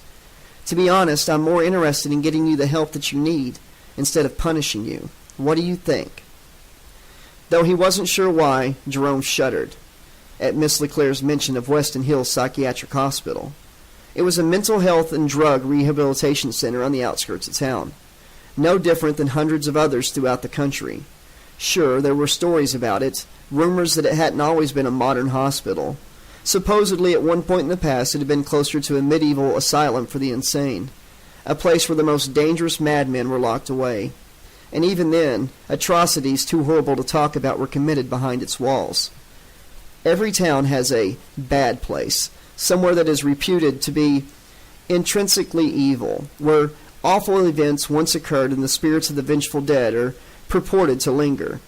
But Jerome knew all that stuff was a crock of shit. Sure, bad things did happen sometimes, but that was life. The junk about evil spirits made up out of ignorance and sheer small-town boredom. Weston Hills was a hospital, and that's all it was. Nothing whatsoever to be afraid of. Besides, Miss LeClaire's offer might well be the opportunity he'd been hoping for. A chance for him finally to get a handle on his emotions and start living a normal life. Okay, he said. Miss LeClaire smiled. Good. I'll have to talk to your parents about it and get their permission, though. I understand. Jerome was surprised at the feeling of relief that washed over him. It was as if a tension that he'd carried for so long that he wasn't even aware of it was finally beginning to drain away. All right, then. I'll call tonight after... But Miss LeClaire's phone rang before she could finish her sentence. "Excuse me." She picked up the receiver. "Yes?" "Well, can't it wait?" "Patty? I'm talking with a student and—" She sighed. "Very well, I'll be right out." She hung up the phone and looked at Jerome. "It seems the office secretary is having problems with her email program and needs my help. It'll only take a moment, so if you don't mind waiting—" "Go ahead."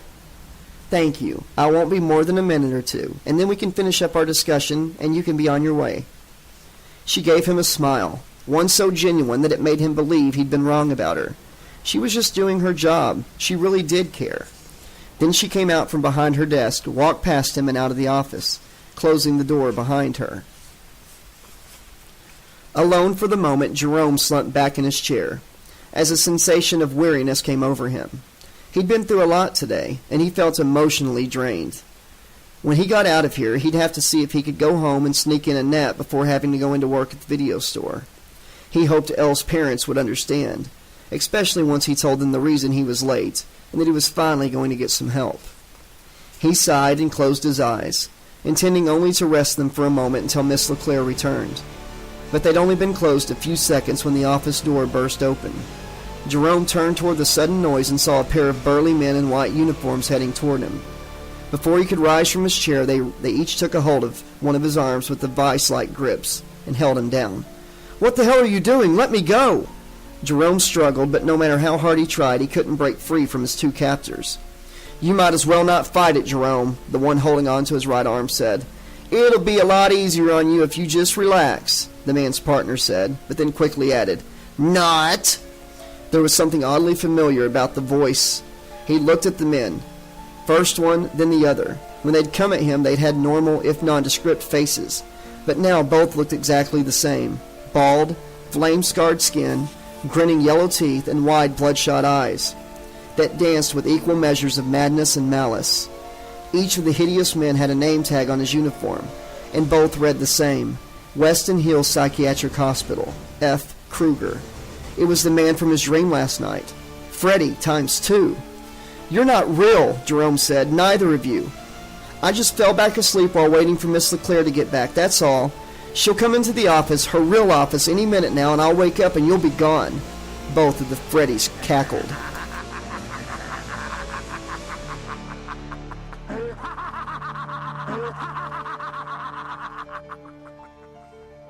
"You wish," said the one on the right. "For you it doesn't matter," the second one said, "asleep or awake. We're always there," they finished together.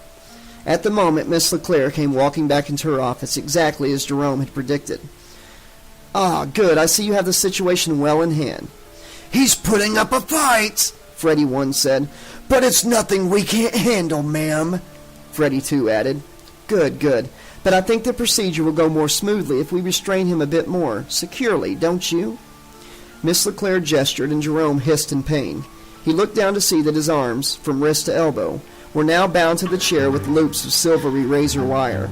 The wire cut into his flesh, and thick drops of blood began to patter to the floor.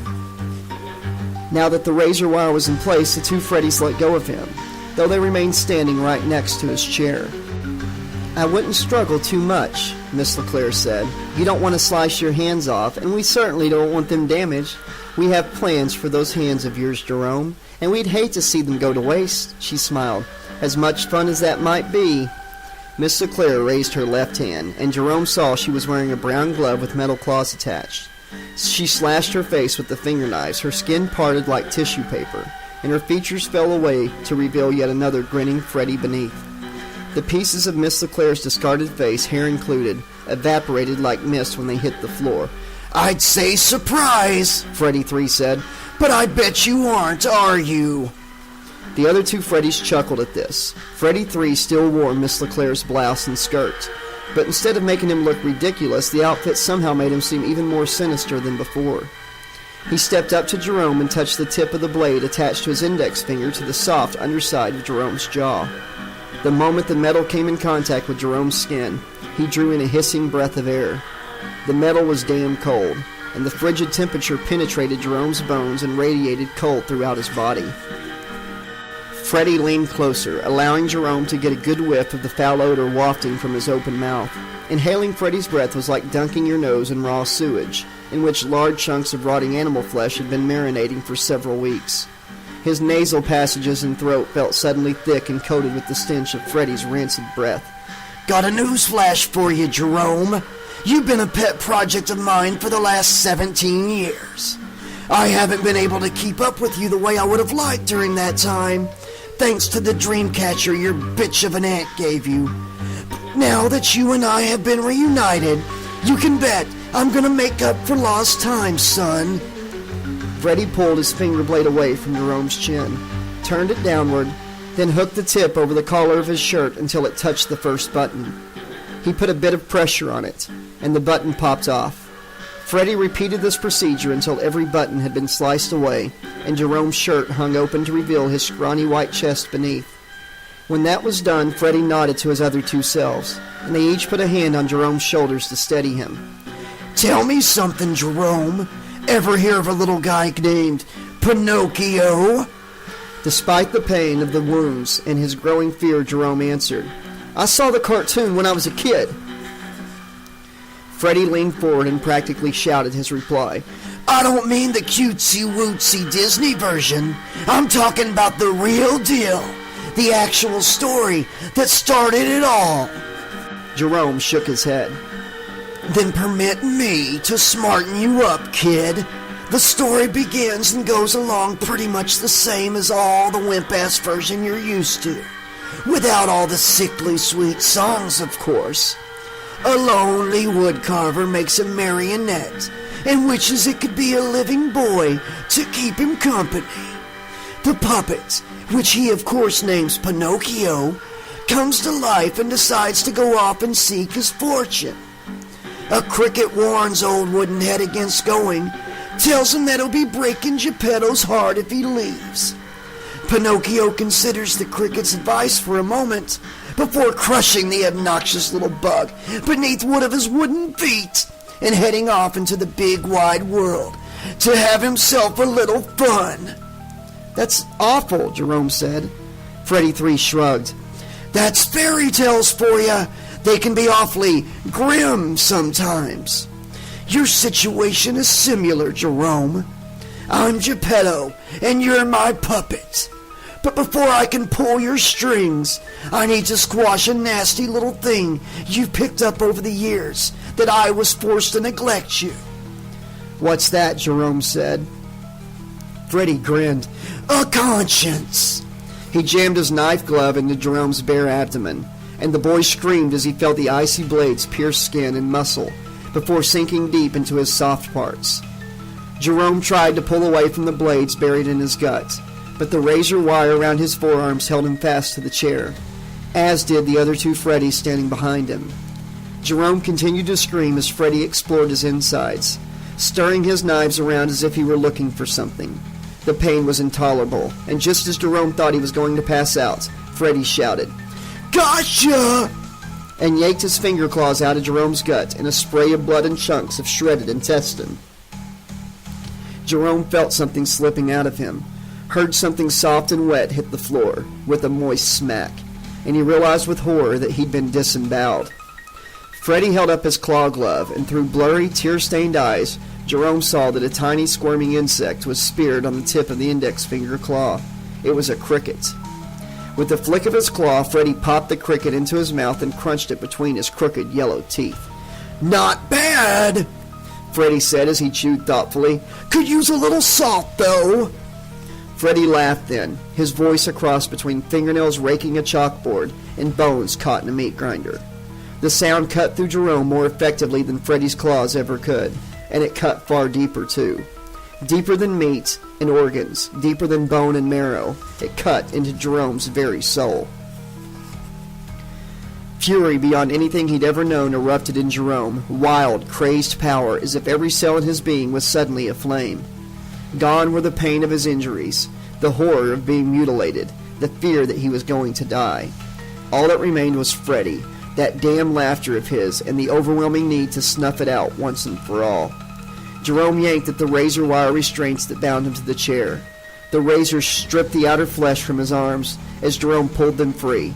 Both arms were raw, bloody messes from the elbow down, but Jerome did not care. All he cared about was getting his blood-slick hands on Freddy. The other two Freddys, the ones dressed as hospital orderlies, tried to stop him, but he shrugged them off with ease, as if they possessed no more strength than a pair of sickly toddlers. Jerome ran behind Miss LeClaire's desk, opened the middle drawer, and found what he was looking for: scissors. He wrapped his fingers around the handle, and when one of the white coat Freddys came at him, he stabbed the son of a bitch in the throat. Blood sprayed from the wound as if the fluid in the orderly's circulatory system was under high pressure, and his coat wasn't so white anymore. As the first orderly slumped to the office floor, the second came at Jerome with the same results. As the two Freddy doppelgangers lay bleeding to death on the floor, Jerome turned to the last Freddy. Scissors gripped tight, blood dripping from their tips. Far from being upset at seeing his two other selves taken out by a scissor-wielding punk, the remaining Freddy seemed to find it hilarious. He roared with laughter, his mouth seeming to stretch wider, far wider than a human mouth could.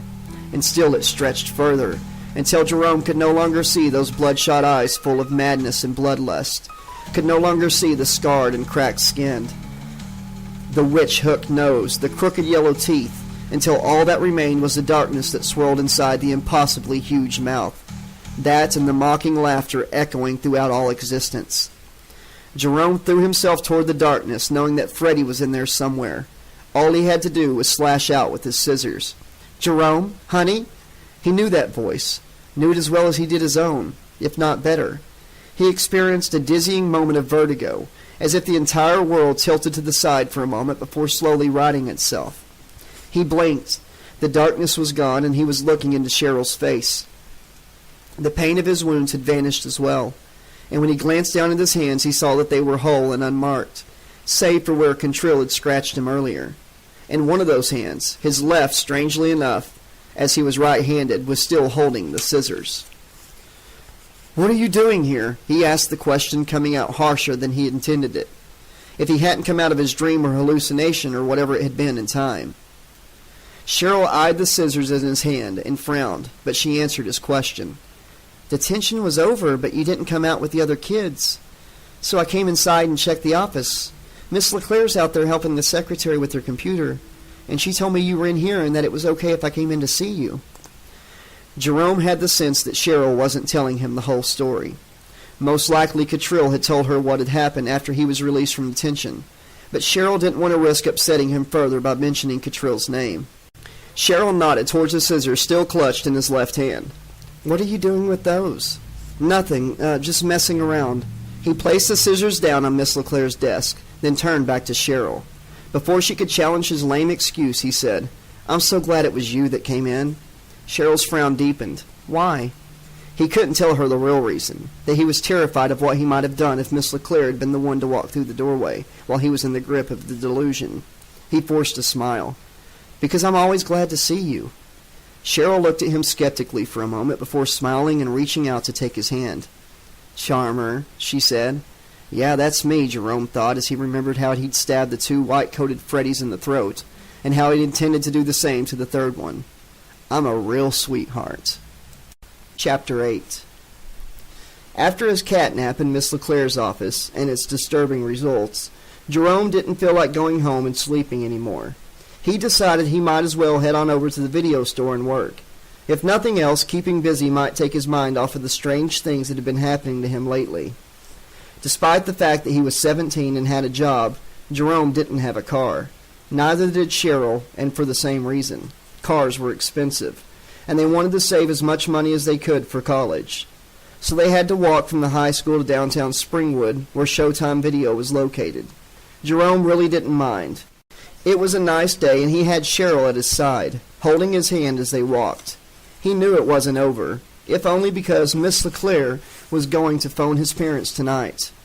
Jerome couldn't predict how his dad and Lynn would react to the news of what he'd done today, let alone that he wanted to see a doctor at Weston Hills. But he'd worry about that when it happened. After several minutes of breathing in the spring air and walking in companionable silence with the girl he loved, Jerome began to relax. And if he didn't entirely forget about weird dreams featuring cackling, scar-faced madmen with claw knives, at least he stopped dwelling on them.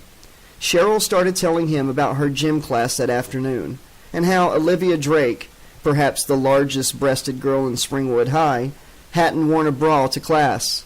Several of the boys had been so distracted by Olivia's outfit, or lack thereof, during archery practice that they missed the target entirely, their arrows soaring into the parking lot and scratching the paint on the Accord owned by Miss Dickey, the gym teacher.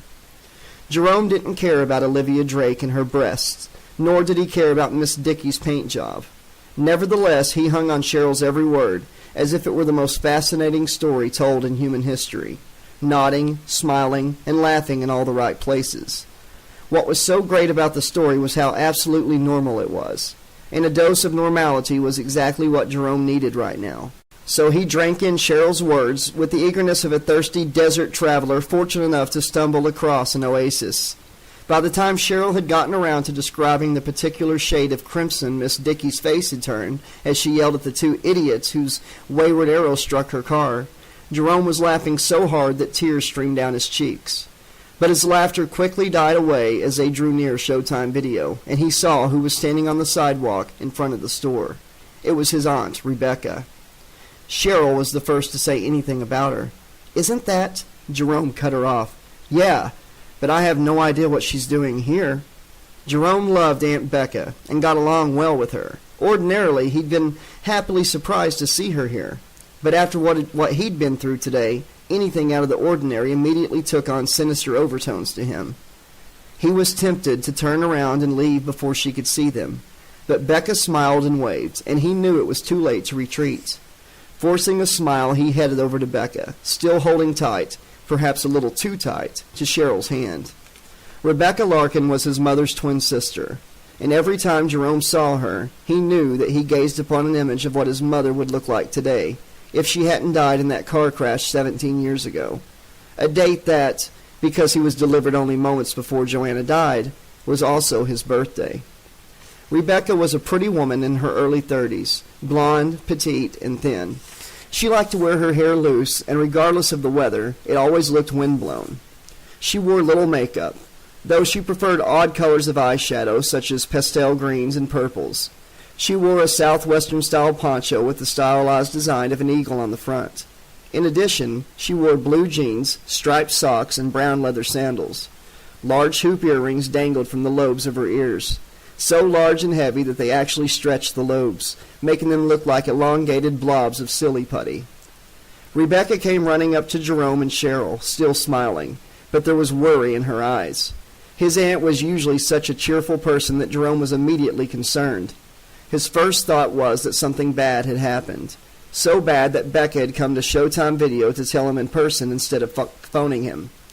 Had something happened to his dad, or to Lynn and the kids? He surprised himself when he realized he was just as afraid of anything happening to his stepmother and half-siblings as he was anything happening to his real dad. Becca stopped before she reached them, a look of alarm on her face. "Jerome, I'm so sorry. I didn't mean to frighten you. Everyone's fine." Cheryl frowned in confusion and turned to Jerome. Relieved, Jerome gave his girlfriend a smile. "She's a psychic, remember?" Though he said it with a flippant tone, Jerome wasn't making fun of his aunt. He wasn't sure he truly believed that Becca could read minds or predict the future, despite what her clients might think.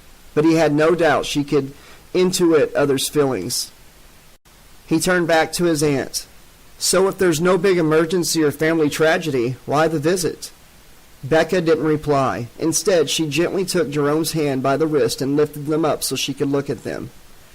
"Where did you get these scratches?" Her tone was wary, almost as if she was afraid to hear his answer. Jerome knew he couldn't lie to Becca. She'd immediately sense any dishonesty on his part, so he hoped to get away with the half-truth. "I got them in a fight with another guy at school. No big deal." Becca glanced at Cheryl as if seeking confirmation, or denial, of Jerome's story. Cheryl couldn't meet Becca's intense gaze, though, and she looked down at the sidewalk. Becca pronounced skeptically, but she released Jerome's arms. Funny, but he just realized that Cheryl hadn't said anything about the scratches on his hands. Maybe she just hadn't noticed? Of course she had noticed, she just didn't give a damn. The thought came in his own voice, but it didn't feel like one of his. For a moment, he was frightened that Freddie had somehow gotten into his head, but then he remembered. Freddie wasn't real. Still, the thought, along with the vague feelings of smoldering anger it stirred, anger towards Cheryl at that, was disturbing. "Make sure you wash those scratches good," Becca said. "You don't want them to get infected. There are all sorts of nasty things that can get into a person and start growing if you aren't careful." There was something about the way she stressed these last words that made it clear she meant more than she was saying. But whatever message she was trying to send, Jerome wasn't getting it. But that was Becca. She often spoke in subtle, indirect ways, too much so for Jerome. Usually, he was forced to ask several follow-up questions to get her to clarify what she meant. But after everything he'd been through, he didn't have the energy or patience. "Don't worry, Becca. I'll take care of them," Jerome said. "I don't want to be rude, but I'm already late for work. Maybe we could talk later?" "I'm sorry to bother you, Jerome. I know you're busy." From someone else, this statement might have been designed to elicit guilt, but not Rebecca. For all her tendencies towards indirect communication, she wasn't one to try to guilt people. Nevertheless, Jerome did feel guilty. "It's not that, Becca, but I really should get... This'll only take a moment, I promise." She hurried on before Jerome could reply. "Something happened late last night, something that caused me to wake up terrified. Did anything out of the ordinary happen to you last night? Anything at all?" "Not really. I got home late, and Lynn and Dad weren't too happy about it. Otherwise..." He trailed off. He remembered anger and frustration surging through him after arguing with Lynn and his dad. Remembered getting ready for bed, taking off his shoes, and being so mad that he hurled one of them at the wall. He remembered it striking the dream catcher Becca had given him when he was still an infant. Remembered the dream catcher falling onto his bed, broken. I accidentally broke my dream catcher before I went to sleep. That's about it." He smiled. "It's a bummer, but I don't think it qualifies as an emergency, do you?" Becca's face paled. "You have no idea," she whispered. Jerome was surprised by the intensity of her reaction. "I'm really sorry. But it's not broken too bad, a little glue and tape, and it should be almost like new." "I don't know if I can fix it or not," Becca said, almost as if she were talking to herself. "I'll need to do some research, see what I can find out." She trailed off and thought for a moment, pursing her lips as she concentrated. Jerome nodded. He supposed there wasn't much he could do. Aunt Becca was like a force of nature sometimes, unpredictable, unfathomable, and unstoppable. Becca nodded once then, as if she'd reached a decision. "I'll come over tonight and take a look at your dream catcher. See what I can do with it, all right?" It wasn't all right.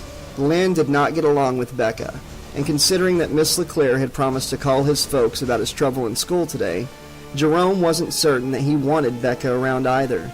He'd have a hard enough time dealing with Lynn and his father as it was, without Becca getting involved. "I don't know if that's such a...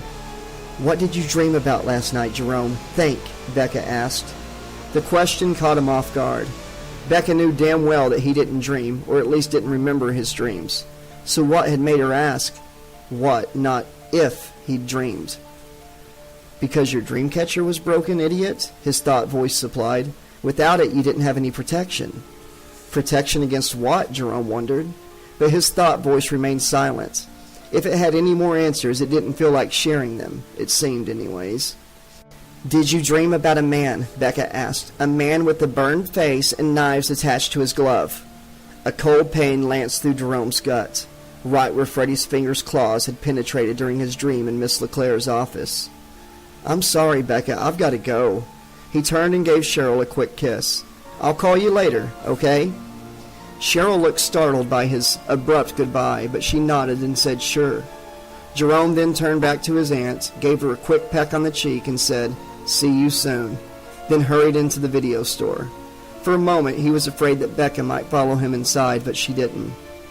Through the front window he saw her exchange a few words with Cheryl, and then the two women went their separate ways down the sidewalk.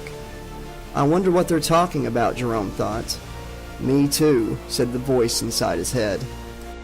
"He's back," Becca thought as she hurried down the sidewalk, leather sandals slapping on concrete. No, that wasn't right, because he'd never truly left, had he? Freddy fucking Krueger, the demonic child killer that had haunted the dreams of Springwood's residents for decades, and the son of a bitch that had murdered her sister. Rebecca and Joanna were not only born identical twins, they'd been conjoined. Not by much, just a thin flap of skin that linked their hands easily cut by the doctor that delivered them. But Becca had always thought that bit of skin was an indication of how close they were destined to become. For as they grew up, it became apparent, to the girls if no one else, that they shared a psychic link so strong that what one felt too, the other felt. What one knew, the other knew too. But from the very beginning, they had different reactions to their special bond, as Becca liked to think of it. Where Becca saw it as something wondrous and beautiful, Joanna found it an annoyance at best and a gross invasion of privacy at worst. As children, Becca had always wanted to be near her sister, play with her, eat with her, sleep in the same bed with her. But Joanna, though she loved Becca very much, preferred to be on her own as much as possible. While Becca reveled in the intimacy of their bond, it was just too intense for Joanna, and Becca did her best to understand and not be hurt by her sister's need for separation. By the time their teenage years rolled around, their bond had grown quiet, as Becca thought of it, and they were no closer than any other siblings. They each had their own group of friends and their own concerns. Joanna began dating Don Starkey and worked hard to save money for college. Becca found school restraining. She wanted to be free to live, to travel, to see, hear, taste, and touch everything that the world had to offer. So she threw herself into her schoolwork, studied hard, and graduated high school a year early. She left Springwood almost the very moment she had her diploma in her hand. She'd started seeing someone by then, a singer-guitarist named Lionel, who worked as a wandering minstrel in Renaissance fairs. Becca hooked up with him and began working as a Ren Fair fortune teller. For the next several months, she and Lionel traveled from fair to fair, town to town, all across the country, going wherever they could find work and wherever their fancy took them. Come April, they found themselves in a tiny New Mexico town called Chloride. Becca had chosen it because of the name, which she later learned had to do with the discovery of a vein of silver chloride that led to a silver rush 100 years ago. By this time, Becca was already planning to head back to Ohio so she could attend Joanna's high school graduation. Plus, Joanna's last letter had hinted that she might be pregnant. Becca was thrilled at the prospect of being an aunt, and she was determined to remain in Springwood so she could help her sister through her pregnancy, and then help her take care of the baby. Joanna would need the help if she still planned to go to college. Becca hadn't got around to informing Lionel of her decision yet. In truth, she'd been putting it off because she was afraid he wouldn't go back to Ohio with her. Lionel wasn't exactly the type to put down roots. One mid-morning while Lionel was dozing in their motel room, Becca, for some unaccountable reason feeling restless, decided to go out and explore the town of Chloride. According to the brochure she'd picked up in the hotel lobby, Chloride had once been a ghost town, but you couldn't tell it today. Wherever she went, everything seemed new. New houses, new businesses, new cars, new families. Except for the surrounding mountains and the hot, dry air, Chloride reminded her an awful lot of Springwood. The thought depressed her for some reason, and she was thinking about returning to the hotel when she spotted the square, two-story building across the street. The upper half of the building was plain red brick, while the lower half was painted white with a red door and red trim around the windows. At the top, painted in blue, were the words, Frontier Store. Becca smiled. Now this was more like it. She hurried across the street, which, given the building's appearance, should have been unpaved and dirty, but was in reality covered with blacktop like any other street. She walked up to the red door and pushed it open. A bell jingled, the sound muffled and flat for some reason. She stepped inside, and before her eyes could adjust to the dim interior, her nose was hit with the smell of mildew and strange spices, foodstuffs on the verge of going bad, traces of chemicals, which might or might not have been used to clean the place, old fur and sawdust, as if the art of the taxidermist was sold here. The mixture of scents wasn't unpleasant exactly, but there was something about it that disturbed Becca, made her feel as if she stood not in some recreation of a Wild West general store, but rather in an ancient mausoleum, a place of forgotten death and lost time. As her eyes began to get used to the interior darkness, she saw that the floor was made of gray wooden planking, while the walls were red brick. Shelves lined the walls taller than Becca and filled with all manners of objects. Homemade sweets, jars of chili peppers, turquoise jewelry, books, posters, keychains, beanbag animals, maps of the area and of New Mexico in general. Clothing hung on rods, shirts, ponchos, serapes, hats, beaded purses, all southwestern themed, and many with the word chlorine prominently displayed on them. Becca felt a wave of disappointment. It wasn't a true replica of an old-time general store. It was nothing but a tricked-out gift shop, as cheesy and dull as any of the dozens she'd seen during her travels with Lionel. She was about to turn around and leave when suddenly a man appeared behind the sales counter. He didn't walk into the room from somewhere else, and he hadn't risen from behind the counter. It was as if one minute he wasn't there and the next he was.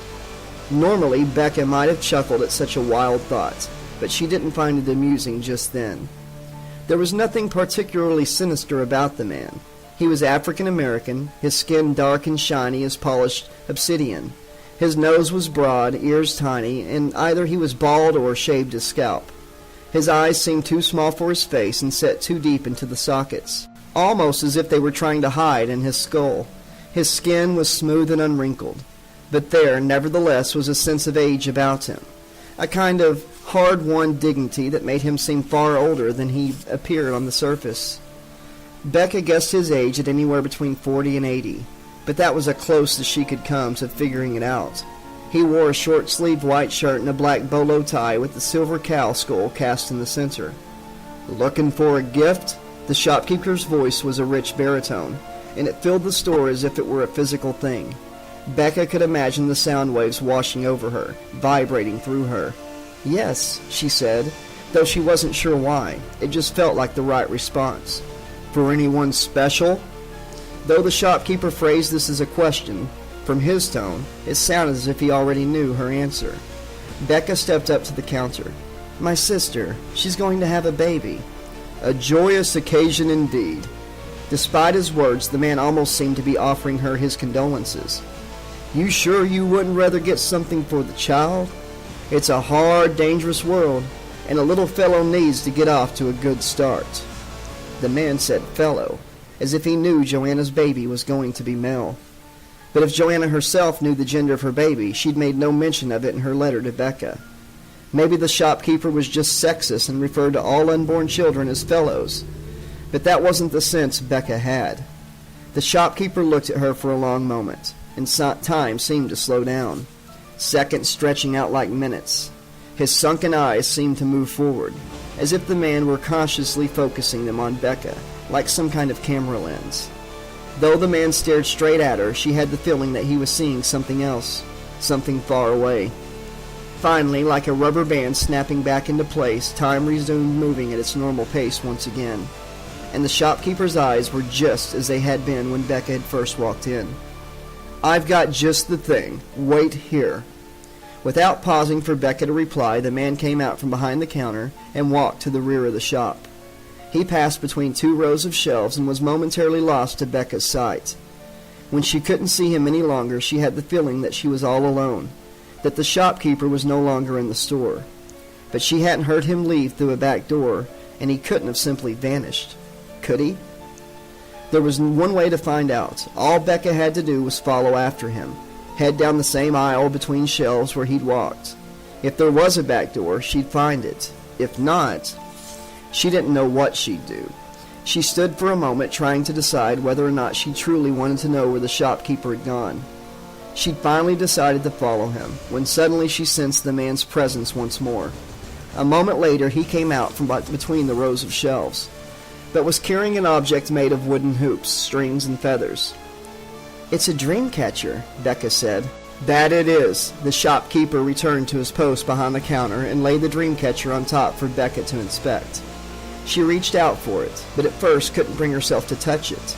She could sense power in the object, so much that the air near it seemed to cackle with electrical discharge. Finally, she forced herself to touch the object, half expecting to get shocked, but she wasn't. The dream catcher felt like ordinary wood and feathers. The tingling feeling of power dissolved, and there was nothing that remained to distinguish the dream catcher from any other sold at gift shops and curio stands around the West. "It would look quite nice hanging over a crib," the shopkeeper said solemnly. "And then later, when the boy's older, on the wall above his bed. It'll keep him safe because it'll keep him out." Becca could tell from the way the shopkeeper emphasized the second him that he wasn't referring to the baby twice. "Keep who out?" The shopkeeper didn't answer her question. Instead, he said, "It's yours to take, if you promise to give it to the baby and make sure he sleeps under it every night. Don't worry if he misses a night here or there, though. The effect is cumulative and will linger for several days, up to as much of a week or so, when he's away from the dream catcher, as long as it's intact." He stressed this last bit in a way that made clear the warning was of vital importance. Becca gently lifted the dream catcher and held it up, imagining what it would look like dangling from the ceiling over a baby's crib. "The boy's going to start out with a couple strikes against him," the shopkeeper said. "Not fair, but that's the way it is. That dream catcher will hopefully buy him enough time to grow up and become strong before—" The man trailed off, either having said his piece or reluctant to continue for whatever reason. Perhaps a bit of both. "So, are you going to take it?" he asked. Becca knew she should be seriously creeped out by what was happening, but she wasn't. In a strange way, it all felt right. "Yes, how much is it?" The man shrugged. "If you insist on paying for it, $5 will do." The price seemed low, but Becca didn't argue. She paid the man, and he tucked the bills into his shirt pocket without looking at them. "One thing," the shopkeeper said. "This is one of a kind, and it's very fragile. Once it's been broken, it'll never be the same." Becca looked at the dream catcher.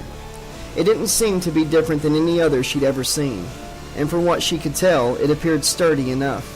It wasn't like the thing was made out of glass or anything. Still, she said, "I understand." And the shopkeeper seemed satisfied with her answer. "In that case, I thank you for your business," the man said. Becca nodded and carried the dream catcher, without a bag. The shopkeeper hadn't offered one and she hadn't asked, toward the door. "Take good care of that boy," the shopkeeper called out after her. "He's going to need all the help he can get." A chill slithered down Becca's spine, and she turned around to ask the man what he meant by that. But when she did, she saw he was gone. She quickly left the shop and didn't look back. Later that day, she returned to the Frontier store with Lionel in tow. The place looked exactly the same, but it didn't feel the same. And the old woman manning the counter, who looked a little like Popeye the Sailor Man without any teeth, said that she'd been the only one working at the store all day, and that no black people worked there, male or female, though she thought the woman who worked weekends had a little mestizo in her. Lionel teased Becca after they left, said that maybe she'd taken one too many astral journeys for her own good. That's when Becca told him of her intention to return to Ohio, and the next morning she started hitchhiking northeast, alone. It took her almost 5 days to get back to Springwood, 3 days too late to attend her sister's funeral. Becca had sensed Joanna's death during the trip while riding with a trucker based out of Memphis. She insisted he drop her off at the nearest rest stop, and she'd spent the rest of the night in the women's restroom, alternately crying and throwing up. When she finally got back to town, the first thing she did was visit Joanna's grave. The second thing she did was go to the hospital to visit her new nephew. Though little Jerome had been born 5 weeks early, he was doing fine. He had been kept in the hospital so he could get over a case of jaundice, and he was released the same day Becca arrived. Becca's parents decided to raise Jerome, and it took a bit of persuasion on her part to convince them to allow her to put the dream catcher in Jerome's room, the same room that had been his mother's up to that point. Jerome had been having trouble sleeping through the night, but as soon as the dream catcher was up, he slept peacefully through the night, and, with the exception of those times when he was sick or badly troubled, he had ever since. In order to stay close to Jerome, Becca remained in Springwood and set up shop as a spiritual advisor. Over the years, she developed and strengthened her abilities. She also learned, through treating clients plagued by nightmares, more about Freddy Krueger, what he'd been, and more importantly, what he'd become after his death. Though she had no evidence of it, her feelings told her that the malevolent spirit of a once mortal child killer was in some way responsible for Joanna's death, and for little Jerome's sleeping troubles. Becca didn't know who that mysterious shopkeeper in New Mexico had been, or how he had known Jerome would need a dream catcher, a real one, not some mere decoration. But she knew one thing: the man had warned her about damaging the dream catcher. This is one of a kind, and it's very fragile. Once it's been broken, it'll never be the same. As Becca continued walking down the sidewalk, heading for the block where her business was located, she feared that whatever magic the dreamcatcher possessed had been lost when Jerome had accidentally broken it. And if that had happened, then Kruger could now get at Jerome. From what she'd sensed of Jerome's confused and upset state of mind when they'd spoken outside the video store, she was afraid he already had. That was the message the cards had relayed to her last night. Perhaps her own powers were responsible for the message, but then again, perhaps it had been sent by Freddy himself to taunt her, to let her know that the creature responsible for her twin sister's death was going after her nephew, and that there was nothing she could do about it. Becca was determined to protect Jerome, the only part of her sister that remained alive. The question was, what could anyone do against an evil as strong as Freddy Krueger? It was the question she was still pondering when she reached her building and entered through the back door. She had a few hours until she intended to go over to Jerome's house. Best to get to work now. Becca put the closed sign up in the front window and turned off the lights in the reception area. Then she went into the back room and started up the stairs to her living quarters / library. It was time to do some research. Directly across the street from Showtime Video was a small coffee shop called, imaginatively enough, Sacred Grounds. Sitting at the table next to the front window were 3 teenage boys, one with a scar on his forehead. They watched with interest as Jerome and Cheryl arrived at the store, only to be confronted by a nutty-looking woman. Before Jerome entered the video store to do whatever he did there that passed for work. "So, what do we do now, Pat?" Brent Haney asked. "Follow Cheryl, go into the video store and start hassling Starkey?" The 3 of them were drinking coffee. Not lattes, not cappuccinos, not espresso. Just coffee. Pat took a sip of his and shuddered at the bitter taste and even worse aftertaste. The truth of the matter was, he didn't want to go into the store. Elle's parents weren't the type you could intimidate with attitude. And they didn't screw around. If you caused any trouble, they called the cops. "We sit and finish our coffee," Cottrill said. "Give Starkey a chance to get settled and start working, and then..." "Then what?" Eddie Jackson asked eagerly. Cottrill unconsciously fingered the scar on his forehead. "Then we deliver a little payback right at that bastard's head." Brent and Eddie laughed, but Cottrill didn't. He kept looking through the window of the video store and tried to imagine what Jerome's cries of pain would sound like. Would he beg for mercy? Cottrill surely hoped so. God, how he hoped so. Chapter 9. Jerome didn't know what Elle said to his parents about his being late, but whatever it had been, it must have worked, because neither Elle's mom or dad said anything to him when he came in other than, "Hi." Knowing he was getting off easy and grateful for it, Jerome went straight to work, checking return movies back into the computer system. The work was boring but easy, and Jerome finished quickly. He then carried a stack of return movies out onto the main floor and began returning them to their proper places on the display shelves, so entertainment-starved patrons could snatch them up and start the whole cycle over again. There were several video monitors located throughout the store, and at the moment they were all playing Mr. Belasco's favorite film, The Sound of Music. Sometimes Jerome couldn't believe that Mr. Belasco and Elle were really related. Elle was in the back room, probably to escape having to listen to Julie Andrews sing, opening boxes of new movies that had been delivered by UPS earlier that afternoon, and getting them ready to go up on the shelves. Jerome would have loved to work in the back with Elle, but it was just about 5 and the store got real busy once folks started getting off work. Jerome knew Mr. and Mrs. Belasco wouldn't like both him and Elle to be in the back for any length of time.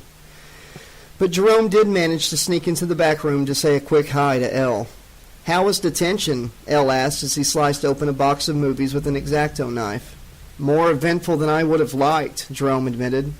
Elle raised a questioning eyebrow, but Jerome said, "I'll tell you about it later, I promise, buddy." "I can't wait. Sounds like a real juicy story." Though Elle words were flippant, his tone was one of concern. You doing okay, though? Jerome didn't want to lie to his friend. Like I said, we'll talk later. Then he went back out into the main part of the store and returned to work. Showtime Video looked like any other movie and video game rental store. Movies were displayed on shelves arranged in sections by genre, and large poster cutouts of various celebrities were plastered on the walls. The only individual touch was a small section devoted to employee recommendations. L was the only one who ever put any movies there, and he always chose the worst, most obscure cult films he could find, with titles like Godzilla vs. the Smog Monster, Bronx Warriors 2, and Master of the Flying Guillotine. No one ever rented the stupid films except L, of course, and Jerome when he was dumb enough to let L talk him into viewing one of those stink bombs. L's mom and dad were a study in opposites. She was tall, thin, and pretty, while he was short, chubby, and plain. Like L, his father was always well-dressed, usually in a crisp, clean white shirt, stylish tie, neatly pressed slacks, and polished shoes. L's mom would come to work in a dirty t-shirt and ragged sweatpants if she could. She usually wore a simple blouse, jeans, and tennis shoes. But despite their surface differences, Mr. and Mrs. Belasco shared similar, easygoing personalities and a sharp sense of humor, much like their son. 5 o'clock rolled around and, as always, the evening rush started. People started coming into the store a few minutes after 5, and they were busy until 5:40. When the last after-work customer was gone, Mr. and Mrs. Belasco left to eat dinner, and Al came out of the back room and joined Jerome at the front counter. Now that he was finally alone with his friend, Jerome relaxed. I don't know how you did it, but thanks for smoothing things over for me with your folks, Jerome said. No prob. How could they resist granting a favor to their beloved only child? Besides, I promised I wouldn't complain the next time we did inventory. Considering how talkative Elle was, Jerome could see how such a promise would be a major enticement for his folks. Now that Mother and Father have left, I think we can safely dispose of Julie Andrews. Elle reached beneath the counter and pressed the stop button on the DVD player sitting on the center shelf. The monitors throughout the store suddenly displayed a silent blue screen, as if they were patiently waiting for whatever they would be asked to play next. Mr. and Mrs. Belasco insisted that only family-friendly films be played in the store, so as not to offend any customers. But when they were gone, Elle played whatever he wanted. So, what's this evening's selection? Jerome asked. Elle removed a DVD box from the shelf beneath the counter and held it up for Jerome's inspection. 2 heads are deadlier than one. It's a classic, Elle said. Classic piece of crap, Jerome said with a smile. Elle laughed. What's the difference? He popped the disc into the player and the blue screens disappeared as the monitors began showing the film. Jerome might have joked about the movie, but the truth was it made him nervous. It didn't matter that it was likely going to be another cheap Italian gore fest with lousy special effects. All horror films made Jerome nervous. Part of it was the level of violence in those movies. It always seemed to spark Jerome's anger, and he'd find himself becoming more agitated and upset as the film went on. But there was something else. Sometimes Jerome had a different reaction to the more extreme violence in some horror movies. It got him excited, almost sexually excited. He'd never admitted this to anyone, not even Cheryl or Elle, partially because he didn't understand it well enough to explain, but mostly because it deeply shamed him. Hey, no need to get all girly about it. Like they say, it's only a movie, right? Not for him, not always. As the opening credits came up, with John Saxon fighting the flesh-eating Viet Cong, Elle turned to Jerome. So, are you going to tell me what happened in detention, or do you plan to leave me in suspense until I'm old enough to check into a nursing home? It was no big deal at first, but then, before he could finish, the door opened, a bell tinkled, and a customer walked in. A woman in her mid-20s, luckily without children in tow, so Elle didn't have to turn off the horror movie playing on the monitors. To be continued, Jerome whispered, and Elle nodded. The woman wanted to fill out a membership application and get a rental card. So while Elle took care of her, Jerome decided to go around and straighten up the movies and games. People always picked up a film or video game, carried it around for a while, and then, once they changed their minds about renting it, they put it down wherever they fucking felt like.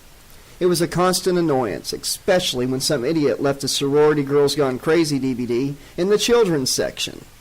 Jerome did his best to ignore the movie Elle had put on, but considering there were video monitors mounted throughout the store, it wasn't easy. The film began with two small-time criminals fleeing from police after robbing a bank.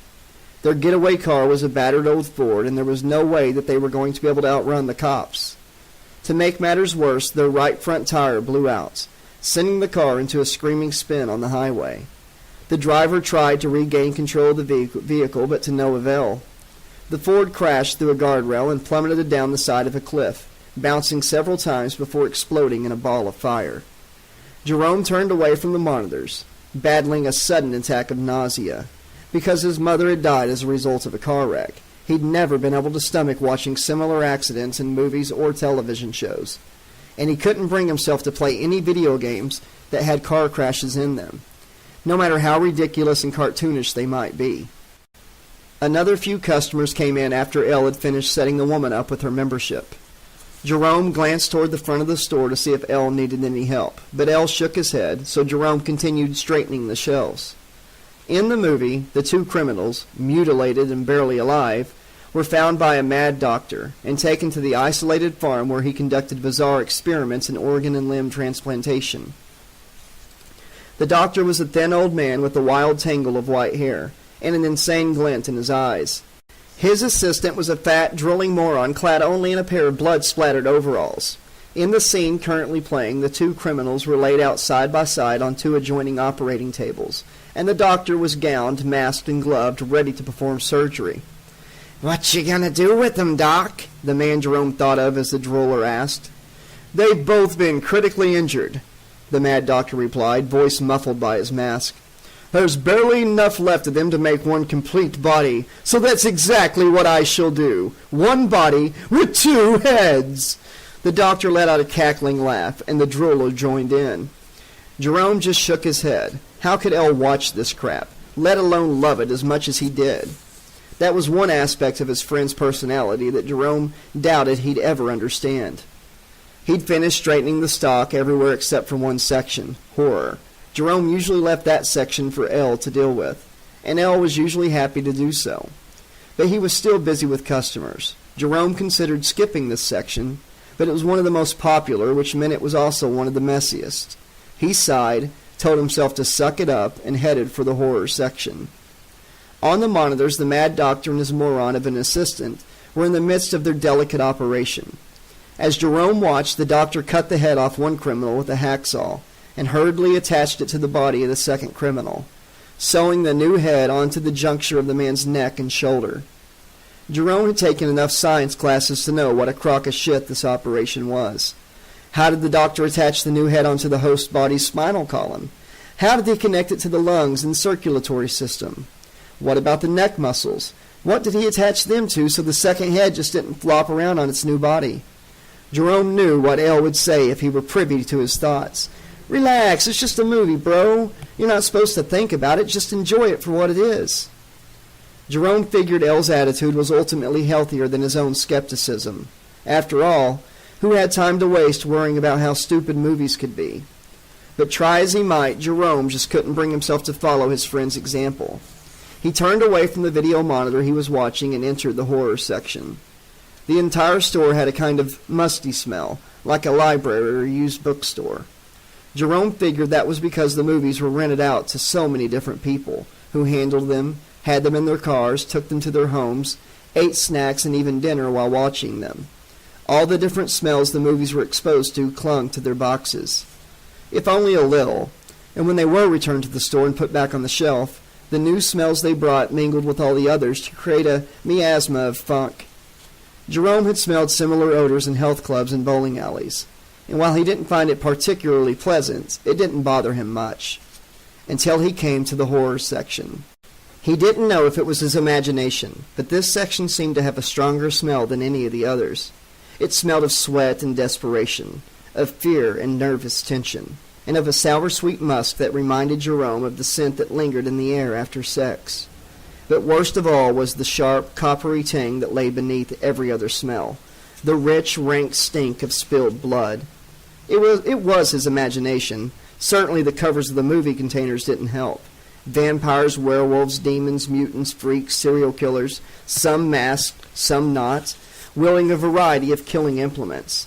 Victims recoiling in terror, sometimes with torn, blood-stained clothes or visible wounds on various parts of their flesh.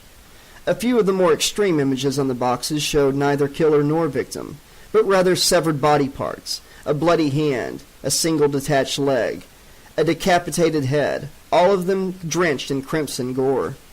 Jerome tried not to look at the covers of the movie boxes as he straightened the displays, but they were difficult to ignore. One box showed an image Jerome found especially disturbing, a bald, white-fleshed head of a woman with her eyes, nostrils, and mouth sewed shut. Her lips were dry and cracked, and a thin line of blood trickled from the corner of her permanently closed mouth. Horrible, Jerome thought with a shiver of disgust. "I don't know," said the voice in his head. "I think she's kind of cute. Whoever sewed her up did a sloppy job, though. They should have done her ears, too." As if the thought were some kind of trigger, the bald woman's head suddenly came to life. She turned toward Jerome and struggled to open her eyes, muffled cries sounding behind her sewn lips as she tried to speak, or perhaps scream. Jerome backed away from the video box, knowing that he was just experiencing another hallucination. That the woman hadn't come to life, that she wasn't begging him to help her. But as he drew closer to the opposite set of shelves, he backed into something sharp that poked him painfully between the shoulder blades. He pulled away from it, then turned around to see what he'd bumped into. From the cover of the box for Hayride to Hell protruded the Scarecrow's hand made from pieces of thick, coarse brown cloth, haphazardly stitched together. The fabric was full of holes through which moldy yellow-gray straw stuck out. In its brown-gloved hand, the Scarecrow held a small hand scythe. Its curved blade rusted in several places, but the tip was still sharp, to which the pain in his back and the rivulet trailing down his spine could attest. Maybe this section didn't really need to be straightened anyway. Jerome started for the end of the aisle, but before he could reach it, dozens of hands shot forth from movie boxes. Clawed hands, furred hands, green-scaled hands with black talons, hands wrapped in moldy Egyptian cerements, hands crisscrossed with scars and crude stitches, undead hands covered with grave, mold, hands with only 4 fingers, 3, 2, hands holding butcher knives, machetes, electric drills, saws, screwdrivers, dental probes, scalpels, hatchets, hooks, switchblades. They clawed, swiped, grabbed, and reached for Jerome, and he danced wildly about, trying to avoid getting caught, cut, sliced, or stabbed. Panic rose in him as he desperately searched for an opening in the gauntlet of murderous hands that would permit him to escape. He knew he was acting crazy, that there were no hands, that they were all in his mind. All he had to do was deny this illusion, close his eyes and shut it out, then walk down the aisle until he was out of the horror section. Since the hands were nothing more than products of his own disturbed mind, nothing would happen to him as he walked past the shelves. And when he finally opened his eyes, he'd be safe and completely unharmed. But if that were true, how come he could hear the hiss as weapons cleaved the air, feel the breeze stirred by their passage? How could the movie boxes jump and shudder on the shelves as the hands protruding from their surfaces struggled to get at him? He could hear the boxes rattling on the shelves, could feel their vibrations through the soles of his feet. What kind of hallucinations came with this sort of detail? "You think too damn much. Let me handle them." As if of his own volition, Jerome's left hand shot out and grabbed the scythe-wielding Scarecrow's wrist. He squeezed, feeling nothing but cloth and straw beneath his grip, and the Scarecrow's gloved hand sprang open. The rusty scythe began to drop toward the floor, but Jerome's hand released the Scarecrow's wrist and snatched the weapon out of the air with blinding speed. Jerome felt like little more than a passenger in his own body, a distant observer as his hand began swinging the scythe in vicious arcs at the other hands that groped, clawed, and swiped at him. The scythe's blade might have been rusty, but its edge was razor sharp, and the metal bit into flesh, parting it as easily as paper. Blood, red, black, green, and yellow, gushed from wounded hands. Ichor, hot and foul-smelling, splattered Jerome's shirt, dappled his face and hands. He felt bile splash the back of his throat, and it took a supreme effort to keep from vomiting. Weapons dropped to the floor as hands withdrew into the boxes from which they'd come, rather than risk further injury. "Well, what are you waiting for? Start walking!" Jerome obliged the voice in his head, and as his hand continued to wield the gore-smeared scythe with the mind of its own, he began walking toward the end of the aisle. A half-dozen steps later, he was past the homicidal hands, most of which had been wounded and retreated into their boxes. He was covered with varying shades of blood, but none of it was his, and that was all that mattered. His left hand suddenly went limp, as if whatever force had been operating it finally relinquished control. The bloody scythe slipped out of Jerome's hand and fell to the carpeted floor with a dull thump. "Don't tell me you got caught up in the movie despite yourself." Jerome turned to see Elle standing there, grinning at him. He looked down, saw his clothes were clean, saw no scythe on the floor. He glanced back at the horror section. The floor was free of blood and discarded weaponry, and all the movies were lined up in straight, neat little rows. He turned back to Elle, realizing as he did so that he was standing in front of a video monitor. On it, the mad doctor and his drooling assistant watched in anticipation as their patient, covered by a white sheet speckled with blood, sat up on the operating table. The sheet slipped down and scary music blared as the patient looked around with his two heads. The moronic assistant clapped his fleshy hands together, while the mad doctor laughed in triumph. "Yeah, I guess so," Jerome said, unable to think of any other reply. Elle's grin widened. "I knew it! This stuff grows on you after a while, doesn't it?" Jerome looked back over his shoulder at the empty horror section. "Sure does," he whispered. Chapter 10. Jerome had planned to tell Elle everything, about his weird dream last night, which he recalled with almost perfect clarity, and the hallucinations he had experienced today at school. But after his latest hallucination, he was so freaked out, so afraid he was going crazy, that all he did was give Elle a highly edited version of his time in detention, making it seem as if Catrill had provoked him into attacking. "I hate to say it, but maybe LeClaire calling your folks will be a good thing, buddy." They were hanging out behind the front counter, the store empty save for the two of them. Two Heads Are Deadlier Than One was still playing on the video monitors, the film lurching towards its predictably lurid climax. The two-headed monster had kidnapped a very buxom hairdresser that one of the heads, Jerome couldn't keep them straight, had used to date. The monster, who was of course completely insane by that point, was taking the hairdresser back to the Mad Doctor's farm so that he could cut off her head and attach it to his creation, so it would become a three-headed monster. "We've been friends forever," Elle said, "and as long as I've known you, you've had what the psychobabblers call anger management issues. Maybe LeClaire will be able to get you some kind of help." Jerome bristled at Elle's choice of words. It made him sound as if he needed to be locked up in a padded cell in Weston Hills, dressed in one of those funny white coats where the sleeves tied in the back. But Jerome knew his friend spoke solely out of concern, so he didn't say anything. "Oh man, I almost forgot." Elle pressed a couple of buttons on the register and the cash drawer opened. "We're running low on small bills." He pulled out 3 20s and closed the drawer. "Do you mind watching the store while I go down to Diana's Pizza and see if she can break these 20s for us?" The thought of remaining here after what he'd experienced in the horror section held little appeal for Jerome. "I'd hate for you to miss the end of such a fine motion picture, Elle," Jerome said, nodding to the wall above the checkout counter. The two-headed monster had managed to get the hairdresser into the doctor's laboratory, and they were strapping her down to an operating table, careful to make sure the straps were positioned in such a way as to prominently display her large breasts. Elle glanced up at the monitor screen, and Jerome could sense him hesitating. "How about I'll go?" Jerome said. "I don't care if I miss the ending." Elle mulled over Jerome's proposition for a moment. "I appreciate the offer, Jerry, but I don't like feeling that I'm pawning my scut work off onto you. Just because my parents own the store doesn't make me your boss or anything." "I know that," Jerome said, and he did. Elle never acted like he was important just because his parents ran the store. As far as he was concerned, he was just another employee like anyone else, and Jerome admired him for that attitude. "All righty then." Elle handed the 3 20s to Jerome. "If you hurry, you might be able to get back just in time for the big surprise ending." "Let me guess," Jerome said as he pocketed the money. "The hairdresser escapes, and sews both the Mad Doctor's and the assistant's head onto the monster, making it the incredible 4-headed creature." Elle just stared at Jerome for a moment, then laughed. Maybe you've been hanging out with me a little too much lately." Jerome laughed then, too. Pat Cottrell was working on his third cup of coffee, along with a serious case of caffeine jitters, when he saw Jerome walk out of Showtime Video, turn left, and head down the sidewalk.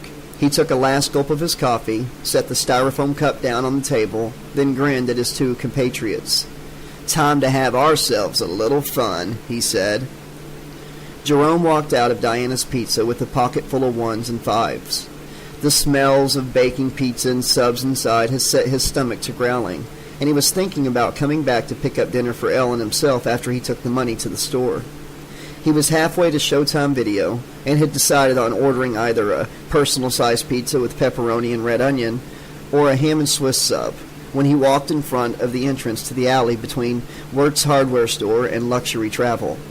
He saw movement out of the corner of his eye, but before he could react, hands came out of the alley, grabbed hold of his arm, and pulled him into the darkness. Suddenly off balance, Jerome stumbled into the alley. He might well have fallen if whoever, or whatever, had yanked him in didn't still have hold of him. Someone grabbed his other arm, and Jerome realized there were at least two of them, whoever they were. Jerome couldn't make out the faces of his attackers. The sun hadn't gone down all the way yet, but it was close enough to nightfall for the alley to be shrouded in gloom. His two assailants shoved him hard against the alley's brick wall and held him there. A third form then detached itself from the darkness and started toward him. Cold fear twisted his gut as the dark silhouette came closer, and he waited to hear the sound of mocking laughter and the whisper of finger knives sliding one against the other. But then the shadowy figure spoke, and Jerome knew this wasn't another hallucination. This was real. "Howdy, Starkey. How's it hangin'?" Cottrell put his hands on Jerome's shoulders and slammed his knee into Jerome's crotch. Dull, heavy pain spread through his groin area, and Jerome drew in a hissing breath through his teeth. Nausea exploded in his stomach, and he fought to keep from throwing up. Not that he would mind shotgunning vomit all over Cottrell. He just didn't think it would be in his best interest right now.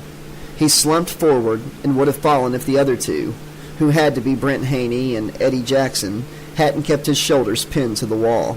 "I bet you think you're pretty tough, attacking me in detention like that."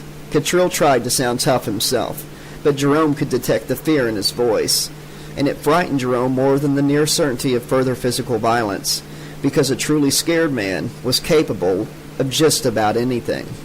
"But you're not so tough now, not without a teacher around to protect you." Cottrell's right hand curled into a fist, and he hit Jerome hard on the jaw. Jerome's head snapped back and smacked against the wall.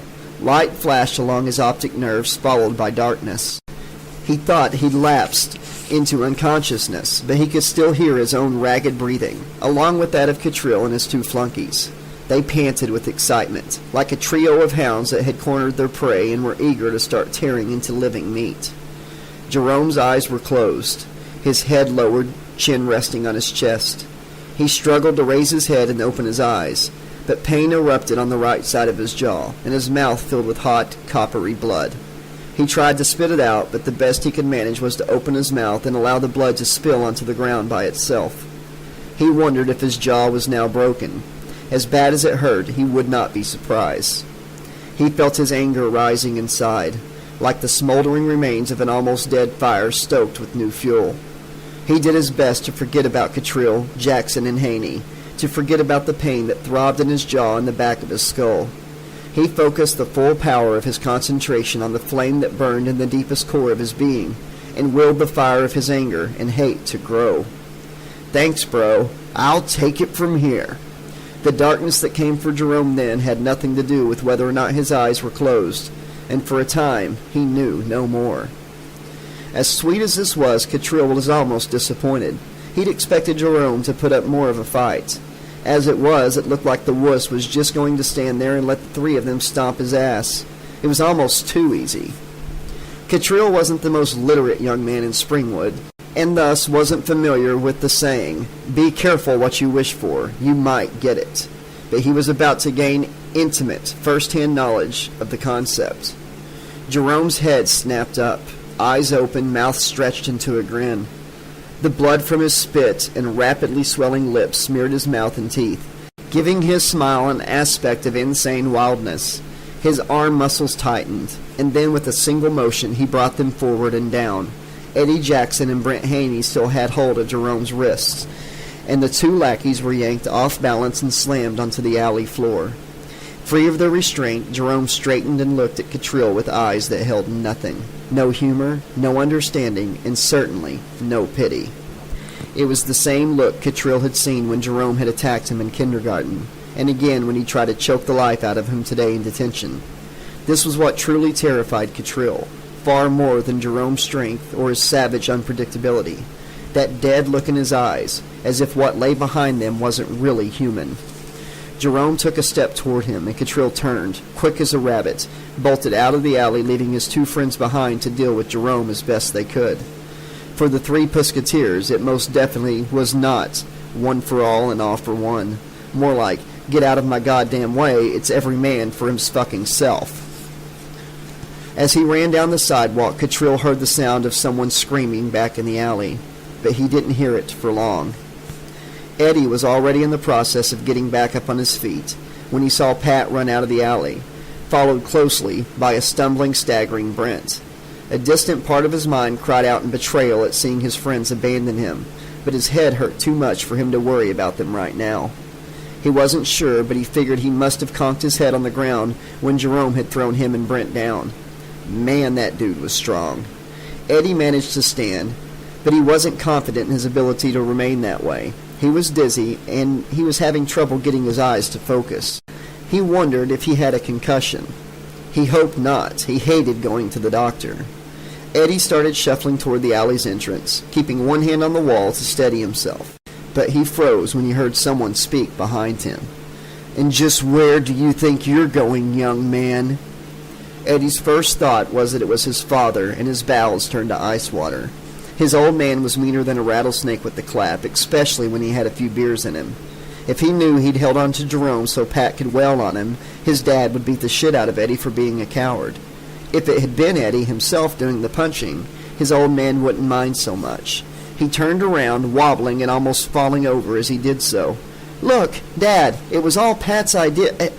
He trailed off as his vision cleared, and even in the alley's gloom he could tell it was Jerome, not his father, that he spoke to. "I have no trouble believing that," Jerome said, his voice eerily calm, almost toneless. "But it looks like Pat's made a run for it. Brent, too. That just leaves you and me, doesn't it?" Jerome's mouth was smeared with blood, and for an instant Eddie feared that he'd torn out Pat and Brent's throats with his teeth, or worse, maybe devoured them. But then he realized that was ridiculous, just a morbid imagining produced by his scrambled brains. Still, all that blood made Jerome look fucking scary. Eddie held up his hands in a placating gesture. "Look, I'm sorry about holding on to you so Pat could get in a couple free shots. I know that shit isn't fair, but since you choked Pat in detention, you kinda had it coming, you know? So why don't we just call it even?" Eddie knew that Pat would never allow anyone else to speak for him, and given the way Pat held a grudge, Eddie doubted he'd ever feel he was truly even with Jerome.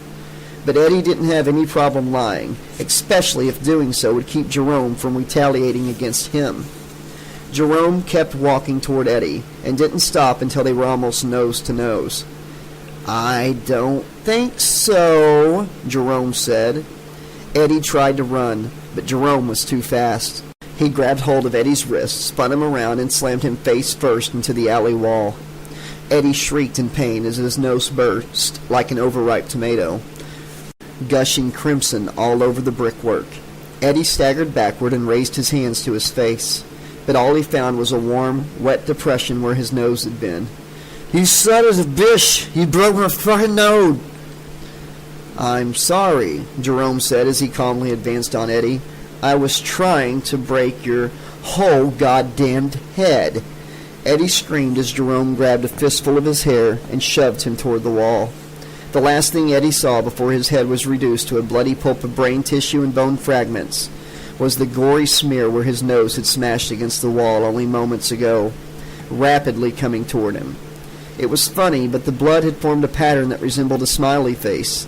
Life sure is weird sometimes, Eddie thought. It wasn't a particularly insightful thought, but as it was his last thought ever, it would have to do.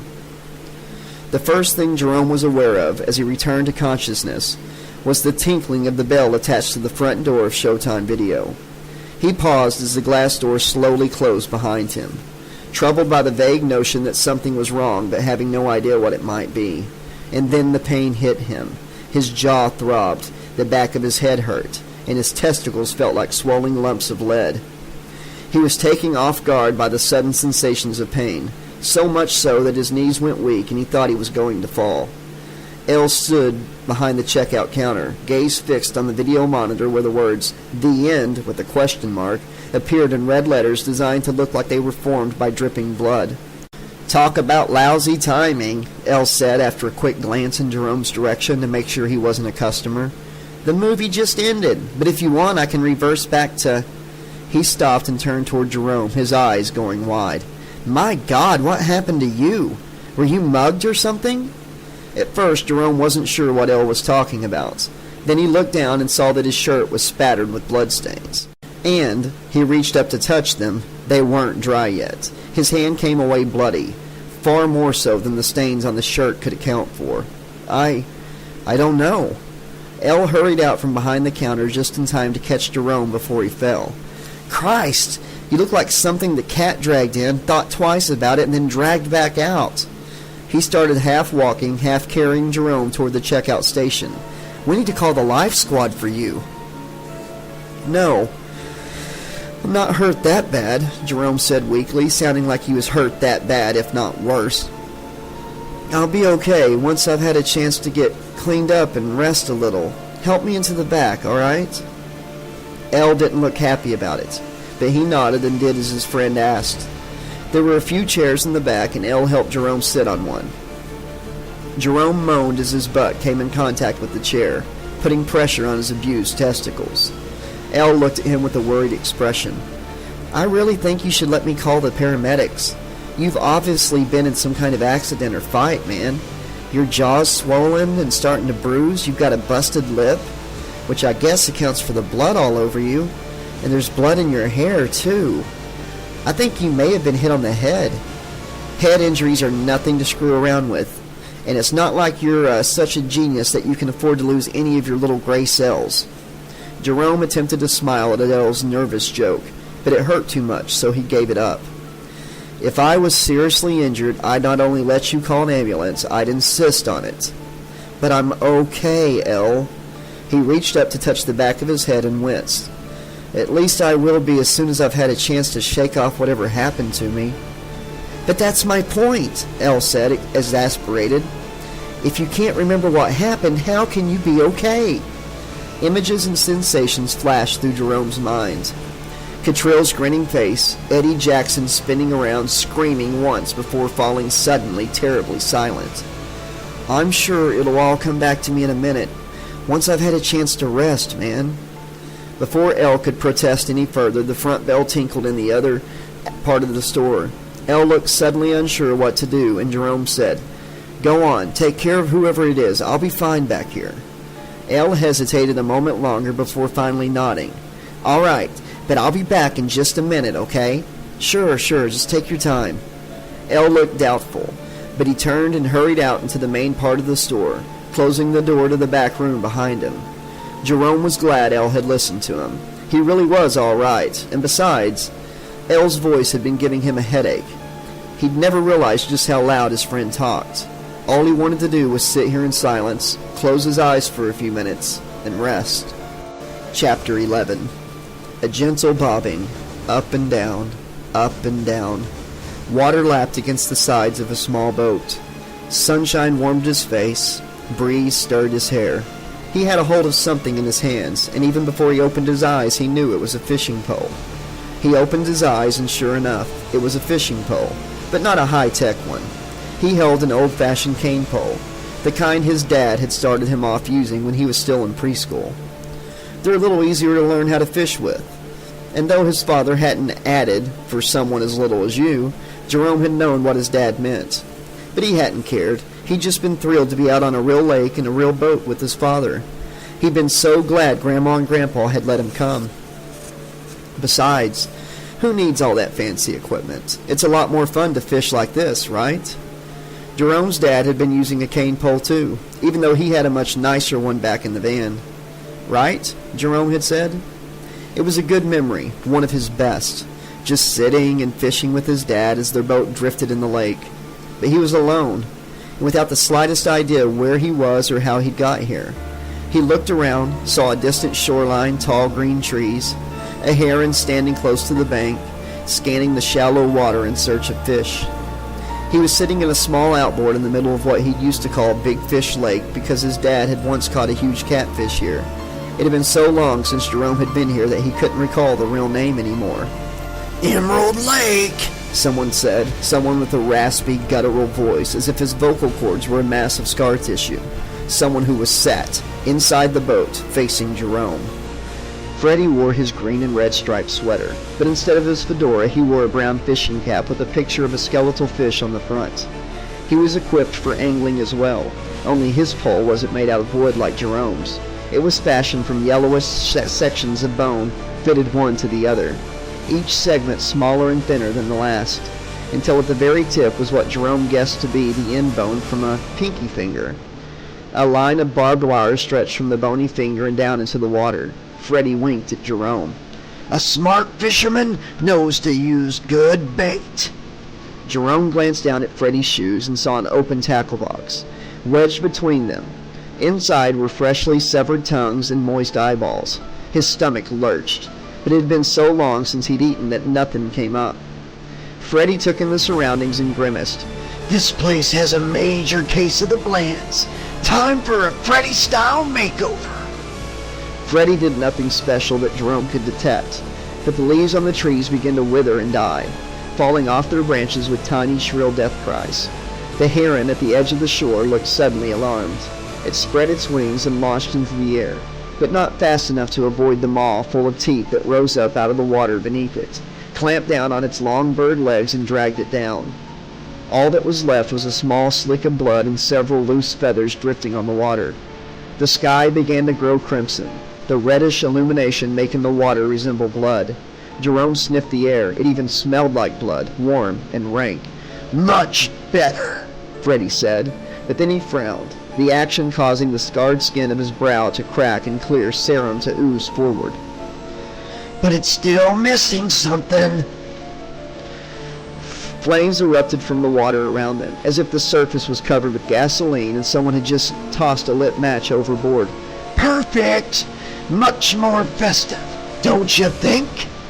Jerome felt heat rolling off the burning lake, and sweat began beading on his skin. Festive? Are you insane? Since the day I was born, Freddie said with a feral grin. Though I have to admit that I'd gotten a tad worse since I died. He roared with laughter, the sound of his dark merriment echoing across the burning lake like thunder. This is a celebration, Jerome. You've reached an important milestone. Gone through a rite of passage. Have come of age. You've killed. Freddie's bloodshot eyes glittered. Felt great, didn't it? Believe me, I know. Sweat poured off Jerome, and he tried wiping it off his forehead with the back of his free hand, for he still had hold of his cane pole with the other. But all he succeeded in doing was smearing the moisture around. What the hell are you talking about? I haven't killed anyone.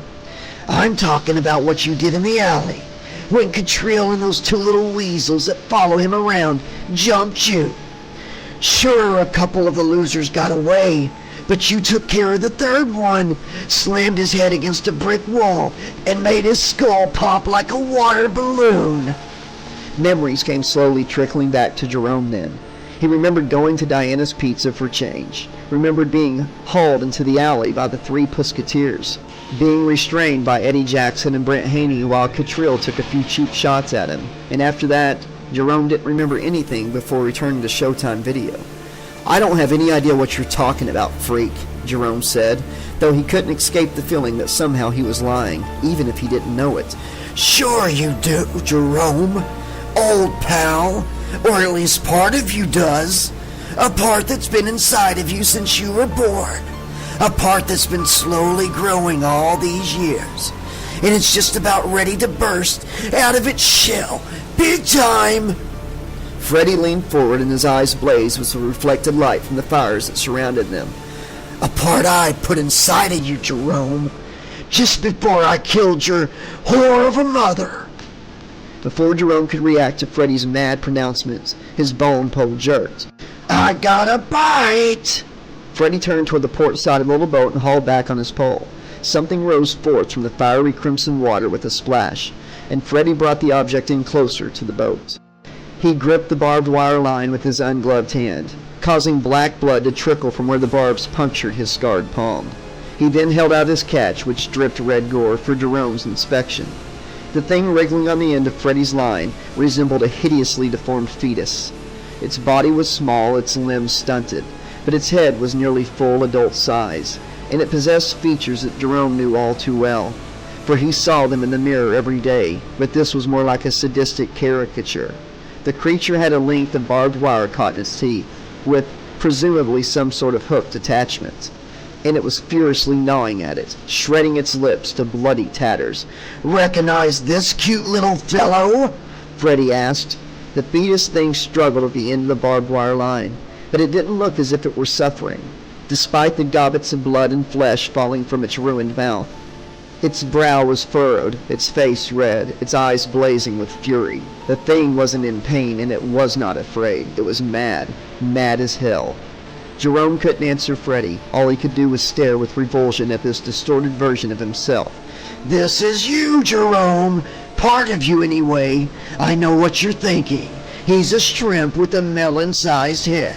But that's only because you've kept him locked up inside you for so long that he hasn't had a chance to grow much. But that's all gonna change now that I'm here to help him. Freddy gazed at the writhing, wriggling creature with an expression that was almost one of affection. And you too, Jerome. Thanks to your letting out in the alley to get a little exercise. He's already had a growth spurt. Just look at the size of that noggin. But he's still too small to keep, so we have to cut him loose. For now. Freddy held fetus Jerome over the burning water, then slashed out with his claw knives. Steel blades cut through barbed wire as if it were thread, and the stunted creature with Jerome's face plunged back into the fiery lake, giving Jerome a last poisonous glare before disappearing beneath the surface. Jerome stared in disbelief at the spot where the thing had dropped back into the water. What the hell was that? That was one of my children, Jerome. Just like you are. Freddy tossed his bone pole overboard, and as it sank, he spread his arms wide. The burning surface of the lake started to bubble and roil, as if its flames now blazed hot enough to bring the water to a boil. Wisps of steam rose from the lake as shapes broke the surface. Hands, arms, heads, shoulders, dozens, no, hundreds of them. Children and teenagers, boys and girls, they moaned, cried, shouted and screamed as the flames licked their flesh and the boiling water cooked them alive. These are my children too, Freddy said. There was none of the usual mockery in his voice, only a sinister dark love for these poor, screaming, burning creatures. Each one special to me, in his or her own way. Freddy lowered his arms and looked at Jerome. But of all of my sweet, beautiful children, you're one of the most special, Jerome. You and your, Freddy smiled, brother. Jerome knew that Freddy wasn't talking about his half-brother Brian. He was referring to the stunted, malformed thing he'd hauled out of the lake several moments ago. You see, they, he gestured toward the screaming, burning youths thrashing in the water, are the children of my heart. But you and your brother are the children of my darkness. You're a smart kid, so by now you've probably figured out that I exist within the realm of dreams. It's a great place, after all. Here, I'm... Freddy vanished from the boat and his scarred face filled the entire sky. God! He said in a voice of crashing thunder. Jerome shrank away from the gigantic countenance.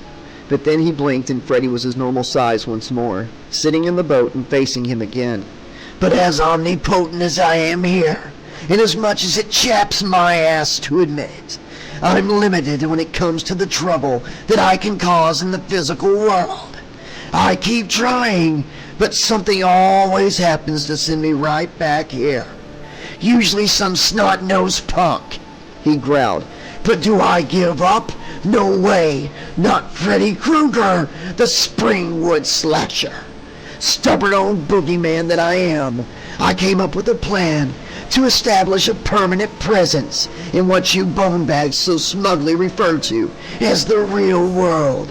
And 17 years ago, I put that plan into motion." The final word came out as a demonic growl. Then a cold chill raced through Jerome, as if his entire blood supply had suddenly been replaced with Freon. Freddy leaned forward and slowly pulled scarred, cracked lips away from twisted yellow teeth in a terrible parody of a smile. "You're that plan, Jerome? You and your brother." Freddy cackled and gripped the sides of the boat. He began swaying back and forth, rocking the outboard, slowly at first, but then with increasingly violent motions. His laughter grew louder, wilder, darker, and his eyes blazed with madness. Jerome tried to grab hold of the boat to steady himself, but the metal of the hull crumbled to rusty red flakes beneath his hands. Freddy gave the boat a hard jerk to the right, and Jerome, unable to stop himself, slipped overboard and plunged into the flame-flecked lake. Every inch of Jerome's skin burned as if he'd been dunked in acid. The heat from the boiling water instantly penetrated his cells and began cooking him from the inside out. His mouth was open as he went under, and he took a reflexive breath, sucking in double lungfuls of liquid fire. He tried to scream, but all that came out of his mouth was a shower of bubbles. His eyes began to poach in their sockets, and he squeezed his eyelids shut, but the thin layers of flesh were no protection against the water's heat. Jerome thrashed his arms and legs in the desperate hope of reaching the surface and somehow climbing back into the boat. He didn't care about the flames burning on top of the water. Didn't care that Freddy still waited for him in the boat. The super hot lake water was boiling him alive, and he had to get out of it if he were to have any hope of surviving. He felt himself rising upward. At least, he hoped it was upward. His eyes were closed and he was in so much pain that at the moment he wasn't the best judge of direction. But before he could reach the surface, he felt hands all over him, grabbing his clothes, clawing at his skin, snatching at his hair. At first he thought Freddy had leaped into the lake to come after him, but there was too many hands, and then he knew what was happening. Freddy's children, the ones that had been burning and screaming in the lake, had converged upon him, taken hold, and were attempting to prevent him from reaching the surface. Despite the maddening pain caused by his boiling flesh, Jerome fought his attackers, hit, kicked, gouged, and bit, in an attempt to force them to let him go. But they held on fast, as if they no longer experienced any pain of their own. Jerome's exertions soon grew weaker, his energy drained from the pain that seared his nerve endings, and from lack of oxygen to his brain. Freddy's children seemed to have no such needs, or at least not to feel or care about their lack of. Jerome soon stopped thrashing and just lay in the boiling water, held under by the boys and girls that had preceded him into death, courtesy of Mr. Freddy Krueger. And then a darkness much deeper and more final than the mere absence of sight came for him. And as it engulfed him, he thought he heard Freddy's mad cackle one last time, and then he heard no more. "Jerome? Honey, wake up!" The voice seemed to come far away within the darkness that surrounded him. No, not from within the darkness, from without it. He opened his eyes and saw a blurry image of someone kneeling next to him. His vision quickly focused and he saw that it was Cheryl, gazing at him with an expression of concern. He looked around and saw that he was still in the back room of Showtime Video. He must have fallen asleep when Elle went back out front to take care of the customers. He smiled weakly. "Hey, babe. What are you doing here?" "I called her here, man." Jerome glanced past Cheryl and saw Elle standing just inside the open doorway, probably so he could keep watch on his friend and the store at the same time. "You wouldn't let me call the paramedics, so I figured Cheryl. She had to be the next best thing," Elle said, then frowned. "If nothing else, man, maybe she'll be able to talk up some sense into you so you'll agree to go see a doctor." "Since when have I, or anyone else, ever been able to talk sense into him?" Cheryl said. Her words were obviously intended to lighten the mood, but from the way her voice broke as she said them, it sounded as if she might start crying any moment. Jerome reached out to comfort her and caught sight of his hand. The skin was smooth and unblemished, showing no signs of having been burnt. Yet he knew that the burning lake hadn't been a dream, or at least hadn't been just a dream. He put his hand on Cheryl's shoulder and gave it a loving squeeze. "Don't worry. It looks a lot worse than it is." "That's good." The tears began in earnest as she said, "That's good." "Because you look like shit." She hugged him, then held him hard. He hugged her back with equal strength and tried not to think of what Freddie had said in his dream. "You're that plan, Jerome. You and your brother." Jesus Christ," Brent whimpered. He sounded as if he were going to spew any second. Pat didn't blame him. He felt exactly the same way. But he wasn't about to admit any weakness in front of his friend wasn't the right word. Pat didn't have friends. He had people that he liked or didn't like, that did things for him or didn't. And from the look of Eddie, he wasn't going to do anything for Pat or anyone else ever again. Jesus God! A liquid gagging sound burbled up from deep within Brent's throat, and he turned and vomited noisily on the ground. Pat was glad the dumbass hadn't thrown up on Eddie's corpse. If he had, that would have set him off for sure. As it was, just the hot smell of Brent's acidic stomach contents was enough to make his own gut start doing cartwheels. Pat gazed upon the dead body of his former associate with as much clinical detachment as he could muster. He held a pencil-sized flashlight in his hand, and he played the thin beam of light back and forth over Eddie. He lay face down on the alley floor. Well, not quite, Pat thought. How could someone lie face down when he no longer had a face, or even a fucking head? Eddie's neck ended in a ragged, pulpy mass of flesh with a broken tip of spine sticking out. There was a smear of blood and brains on the wall at roughly eye level. Much of the gook had slid down the brickwork to splatter onto the ground near Eddie's neck stump, as if the contents of his head were slowly trying to ooze back into their former home. Skull fragments and teeth littered the ground around the body, all of them coated with varying amounts of blood. Several feet from Eddie lay a sodden black mass, and Pat's stomach lurched when he realized he was looking at Eddie's scalp. "Who? How?" Brent's voice was raspy from vomiting, and his breath smelled like sour milk poured over rotten meat. Vomit bubbled up into Pat's throat then, and he clamped his mouth shut and with the supreme act of will swallowed the shit back down. A moment later, when he was relatively confident he wasn't going to produce a technicolor yawn, he turned to Brent and elbowed him in the ribs. "Don't stand so goddamn close. Not until you've had a chance to gargle with industrial-sized drum of mouthwash." Brent rubbed his eyes and took a step back, but he didn't go far. "Jesus, Pat! Look at him! What the flying fuck happened?" From Brent's tone, it sounded as if he were close to hysteria. Pat didn't bother to tell him to try to keep calm. It was all he could do to keep himself from degenerating into a trembling, mewling, pant-pissing little boy.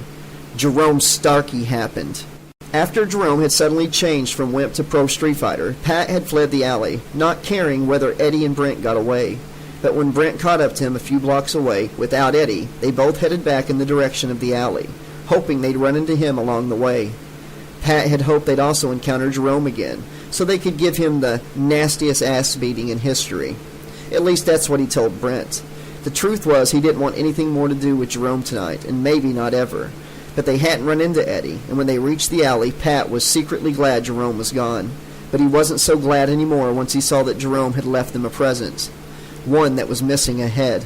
"Man," Brent said, exhaling yet another noxious cloud of puke breath, "I knew Starkey was nuts, but I didn't think he'd ever do something like this. This is some sick shit." Pat reached up and massaged the scar on his forehead. "Can't say I'm surprised." He dropped his hand to his side and turned away from Eddie's mutilated corpse.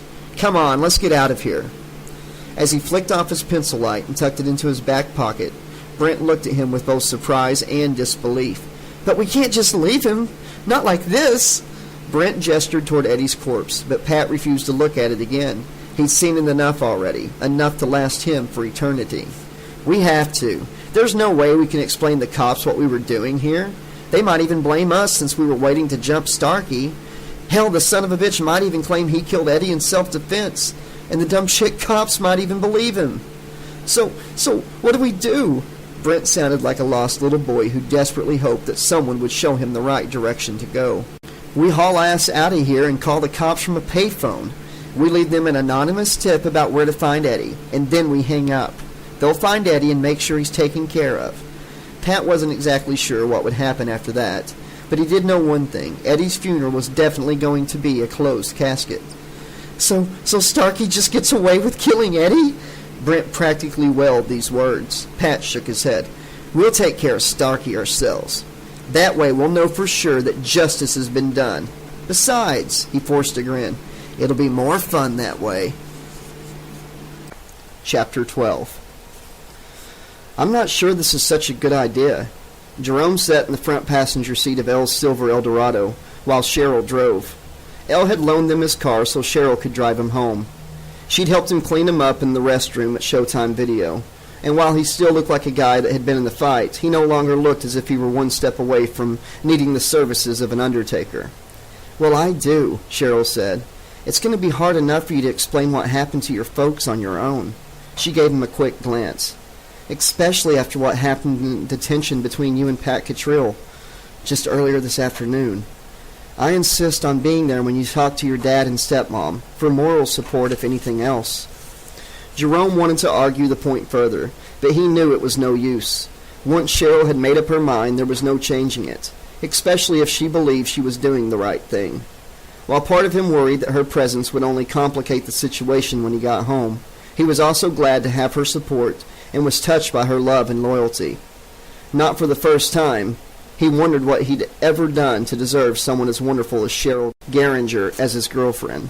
He figured it was most likely due to some cosmic screw-up on the part of the universe. But whatever the reason, he was grateful that she was in his life. They drove through one of Springwood's nicer residential neighborhoods, though not quite as nice as where Jerome lived. Full night had fallen and Cheryl had the Eldorado's headlights on. She slowed as they approached an intersection, and in the wash of headlights illumination, Jerome saw the street sign on the corner. They were at the intersection of Poplar and Elm Street.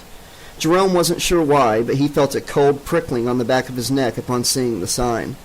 Cheryl activated the left turn signal, but before she could perform the maneuver, Jerome said, "Why don't you just keep going straight?"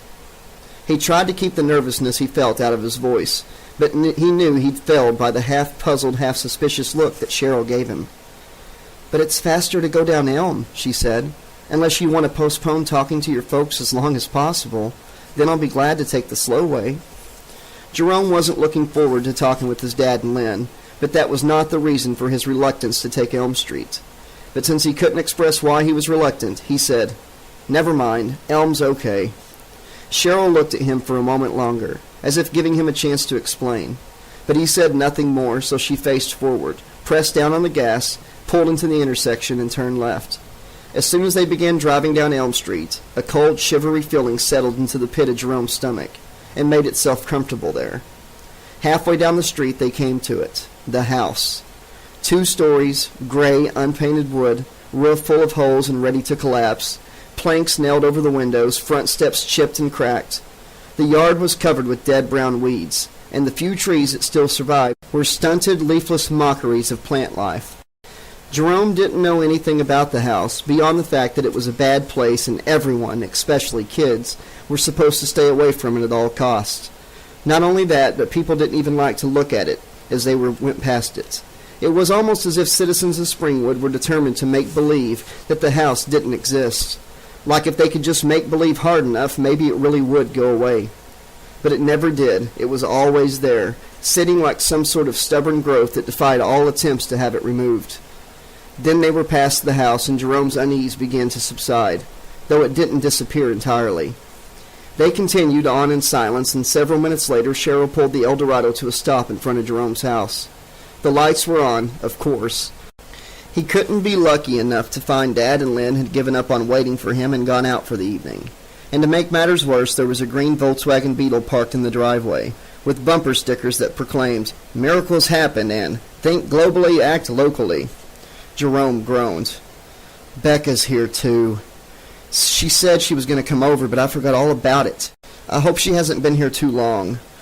The more time she and Lynn spend around each other, the more they end up fighting." He was tempted to tell Cheryl to start the car up again and drive off, but he knew he couldn't avoid his family forever.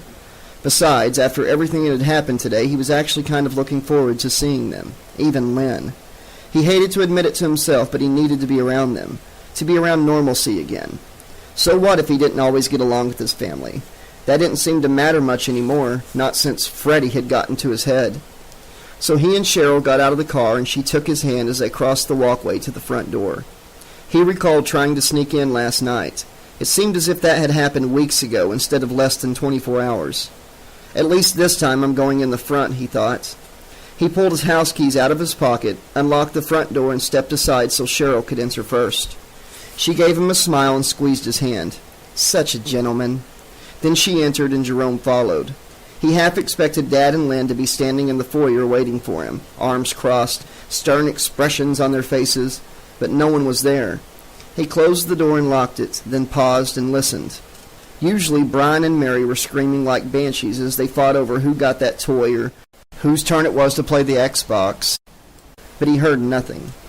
Cheryl cocked her head as she looked at him. "What's wrong?" Jerome shook his head, not sure yet how to reply. He started slowly down the foyer, and Cheryl followed, frowning. He felt as if he should tell her to remain by the front door as he checked the house out, but he didn't want to look like a paranoid idiot. What was he afraid of anyway? That Freddy Krueger, whatever the hell he was, had somehow escaped the realm of dreams and entered the real world? That the Scarface lunatic had used that bladed glove of his to cut Jerome's entire family to shreds? That he would find bits and pieces of them scattered around the house, a finger here, an ear there, as if Freddy had set up some kind of obscene scavenger hunt? As much as it chaps my ass to admit it, I'm limited when it comes to the trouble I can cause in the physical world. That is what Freddy had said. But what if Freddy had been lying? What if everything he'd said had been a lie, all part of whatever sick mind game the bastard was playing? What if Freddy was in the house right now, standing over the eviscerated bodies of Jerome's family, his fingerknives dripping with thick strands of blood and body parts? Fear surged in Jerome's chest, and he broke into a run, leaving Cheryl behind. His shoes pounded on the hallway carpet as he moved deeper into the house. "Dad!" he called. "Lynn!" "Jerome, what's wrong?" Cheryl called after him, and he heard the sound of her running to catch up to him. He didn't slow down. He raced to the dining room, and when he got there, he stopped so fast that he nearly lost his balance and fell.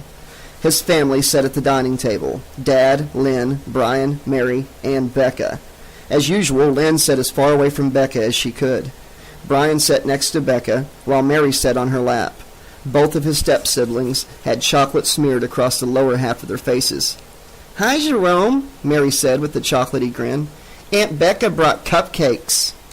On the table was an open plastic container that did indeed hold cupcakes, though not so many as it had when first opened. Each of the adults had one sitting on a small plate in front of them, along with cups of coffee and, in Becca's case, herbal tea. Though as yet they'd only nibbled at their desserts. From the chocolate on their faces and the crumbs on their plates, it was obvious that Mary and Brian had absolutely devastated their first cupcakes and were now hard at work on seconds. His step-siblings were far too engrossed in their treats to take note of Jerome's condition. But the three adults weren't so distracted. "My God, Jerome, what happened to you?" Lynn said, starting to rise from her chair. "Did you have an accident?" Before he could say anything, Cheryl caught up to him and joined him in the entryway to the dining room. She put a hand on his shoulder as if she were afraid he might take off again if she didn't hold him in place. "Hi, everyone," she said. Lynn stopped in mid-rise as if unsure whether she should stand up all the way or sit back down. "Hello, dear." She looked to Don, then Becca, then back to Don again. Jerome's father shrugged, and Lynn decided to take her seat once again. The only one who didn't look surprised by Jerome's appearance was Becca. She did, however, look concerned, and, for some reason, sad. "Why don't you two sit down?" Jerome's father said. "We'll get you something to drink, and then we can talk about whatever's going on." When he was finished speaking, he gave Becca a sideways glance. She nodded almost imperceptibly, and Don relaxed. Lynn noticed Becca's nod, though, and frowned, but she didn't comment on it. Jerome was glad for Becca's presence. Because she'd brought cupcakes, the kids were still here, and that meant Dad and Lynn would be reluctant to start yelling at him right away. Plus, since Becca was his mother's twin, Don tended to defer to her when it came to Jerome, almost as if she really were his mother.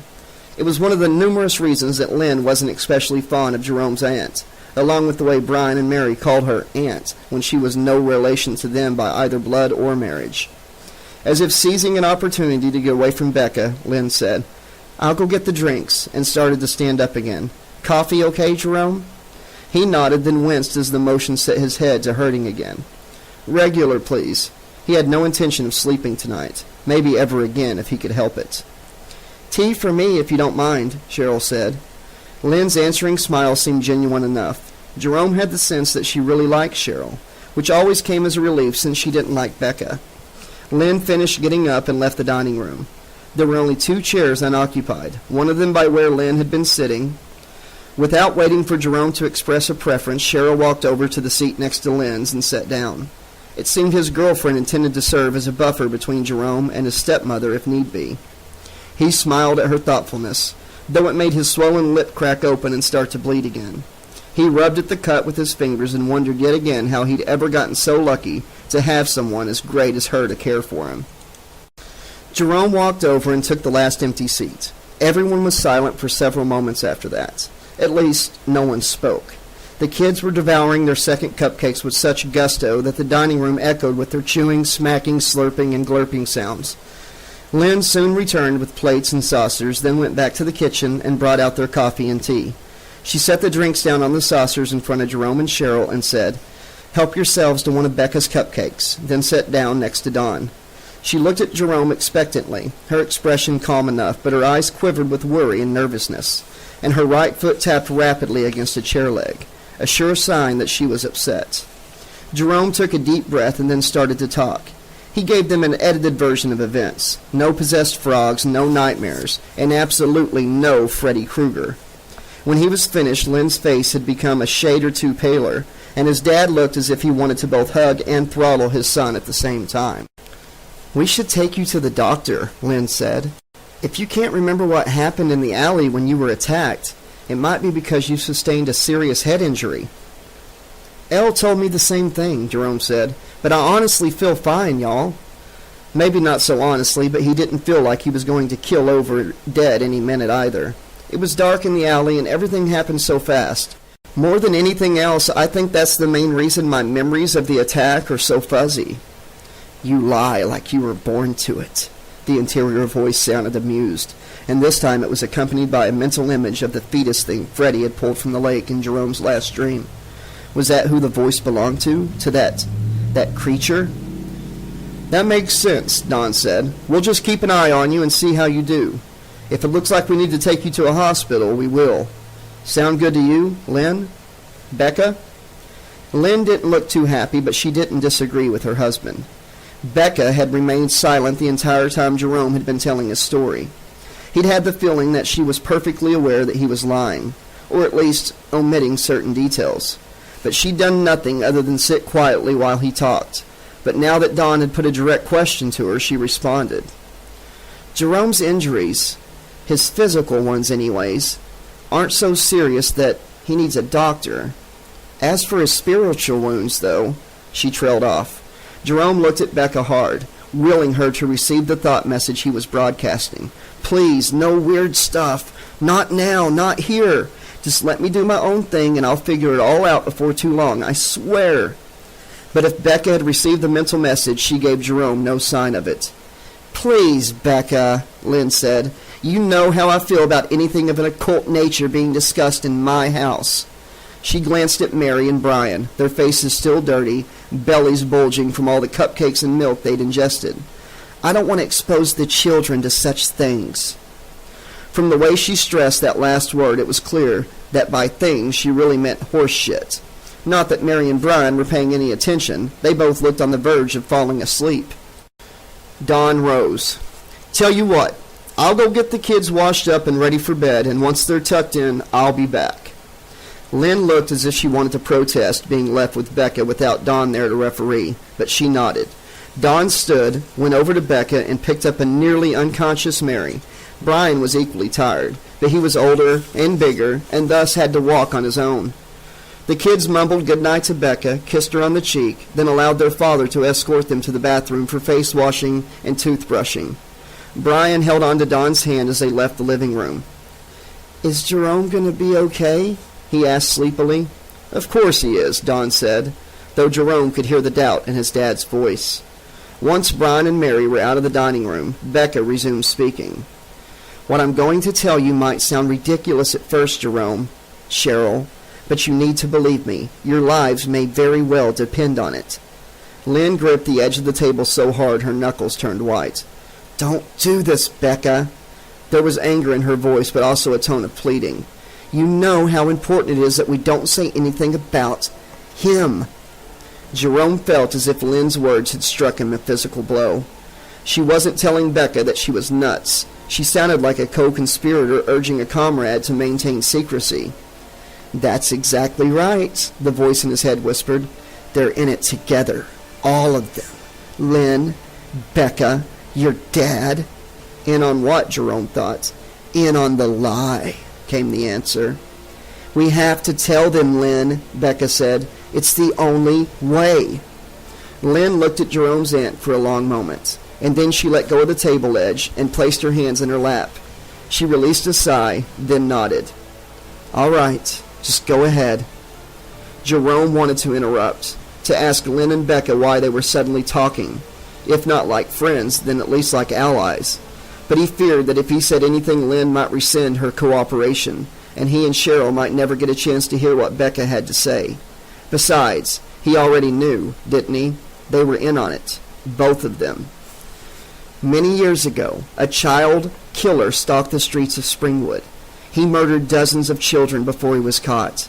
But instead of going to prison, he got off on a technicality. Outraged, the town's parents banded together to take justice into their own hands. They confronted the killer, and they burned him alive. How awful, Cheryl said.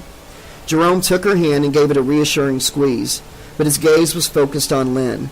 She looked down at the table as if she didn't want to meet Becca's eyes, or like she was afraid to. At least she has the decency to look ashamed about lying to you all these years, whispered the voice in Jerome's head. Lying and keeping secrets. Jerome felt the first stirrings of anger inside him, and he fought to ignore them, to stamp out their sparks and prevent them from becoming a raging fire. But the killer did not die, Becca continued.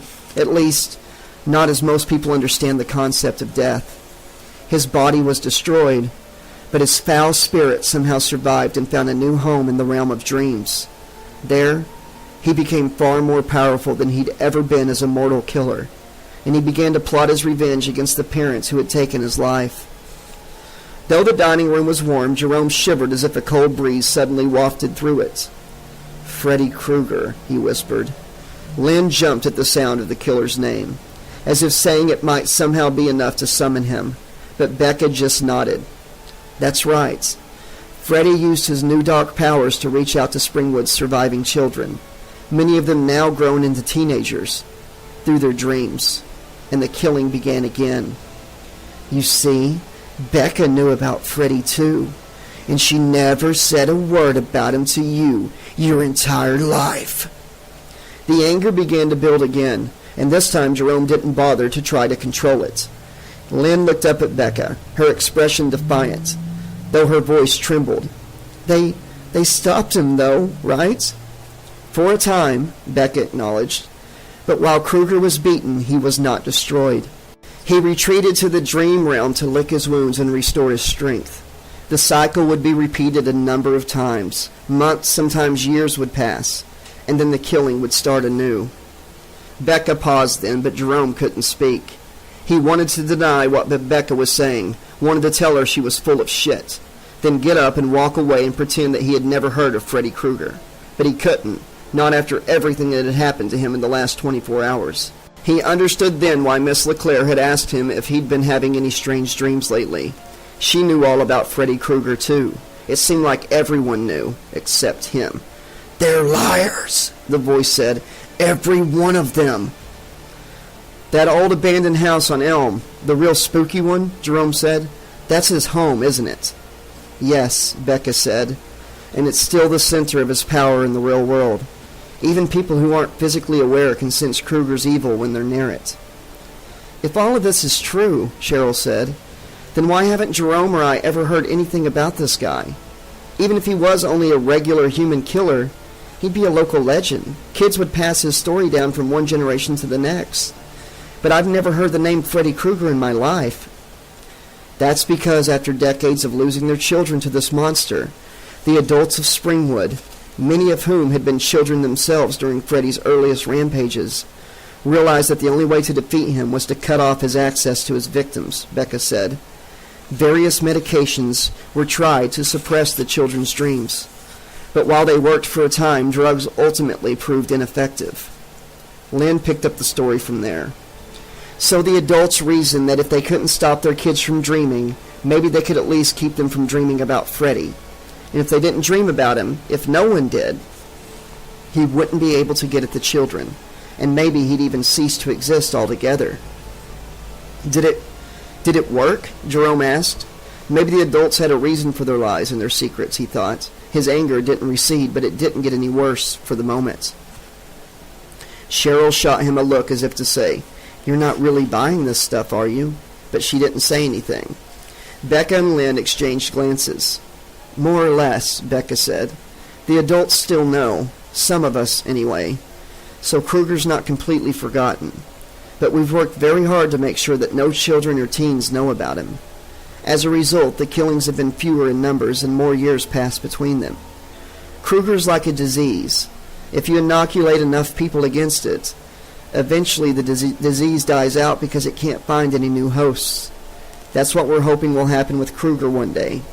That no one in Springwood will remember Freddy Krueger as anything other than a long-dead killer, and he'll become just another forgotten nightmare and vanish into the realm of dreams forever." Becca and Lynn fell silent after that. Cheryl looked at Jerome and then at the two women. "So you're telling us you really believe this ghost story?" She fixed her gaze on Lynn. "Both of you?" "Both of them what?" Don Starkey came back into the dining room and took his seat next to Lynn. Jerome felt a renewed surge of anger upon seeing his father. His own dad in on it with the rest of them?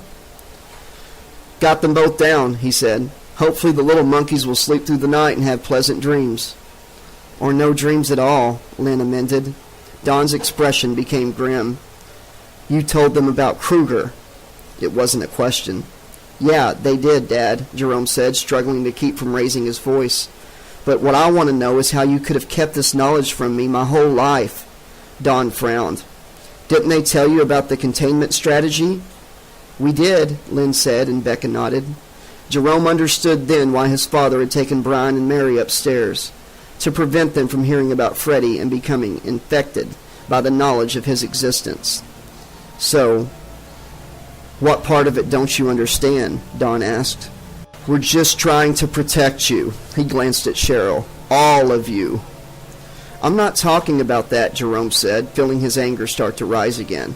"I'm talking about how Freddy Krueger killed my mother." Chapter 13.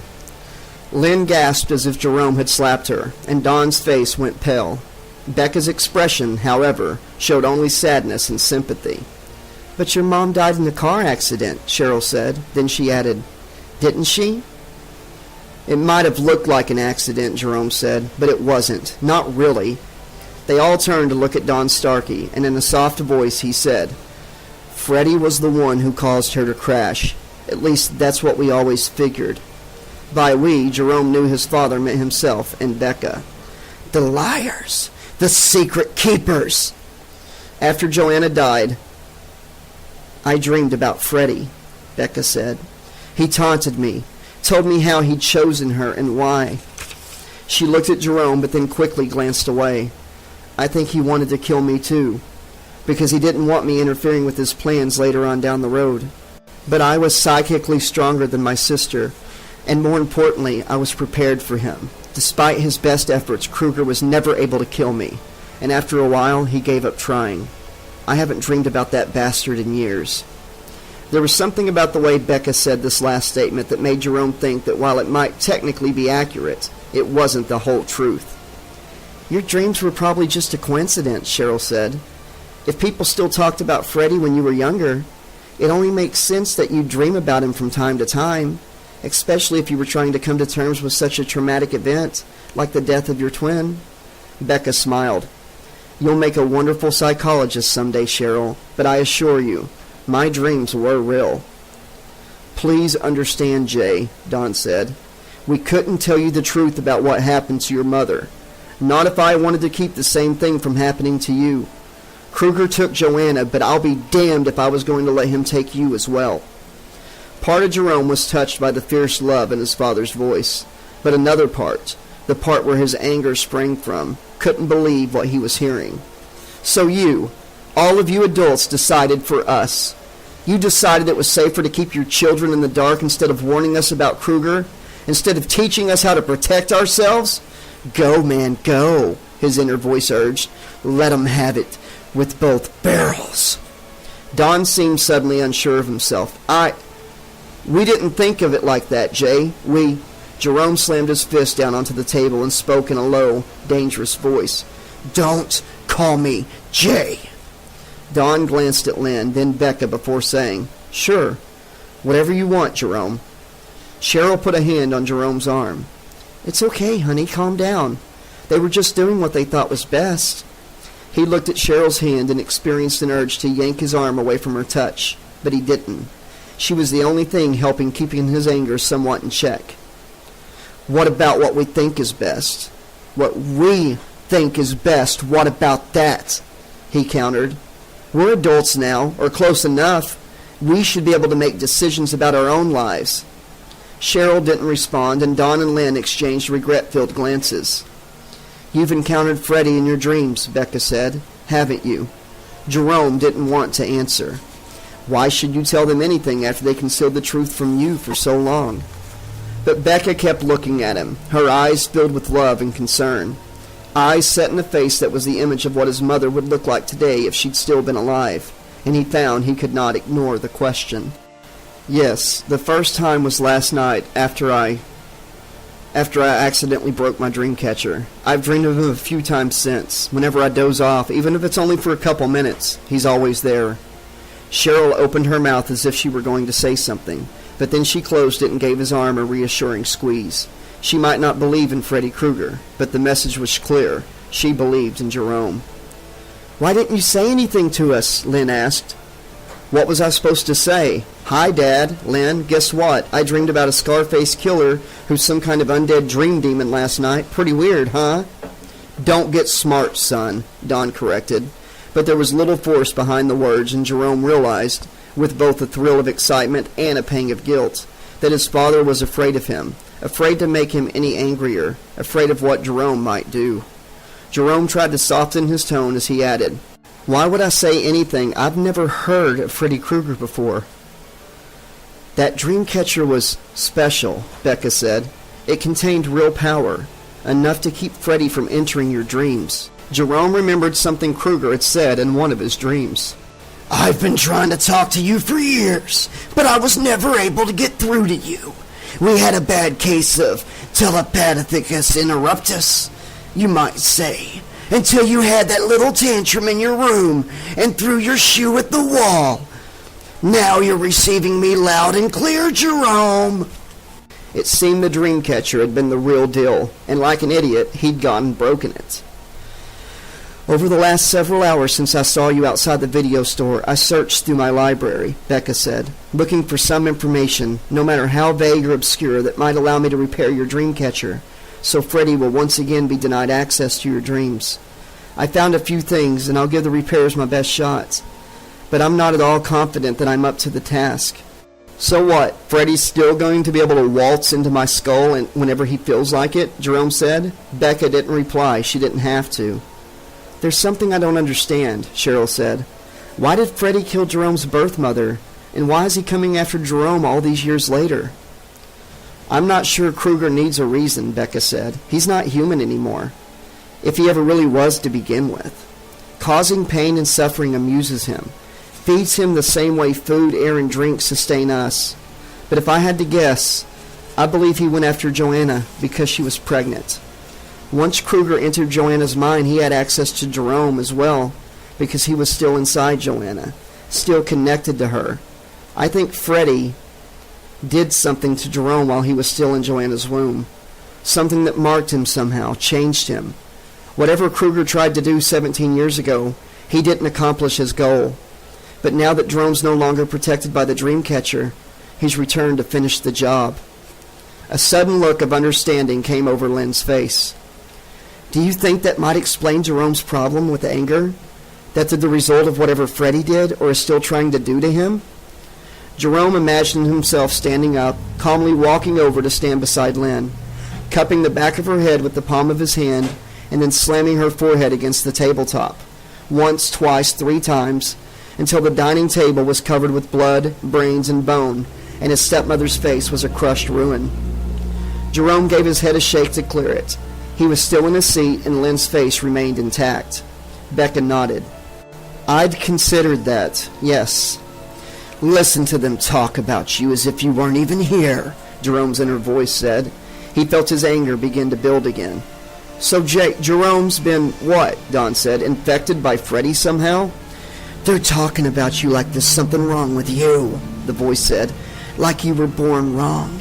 Like you're some kind of fucking freak.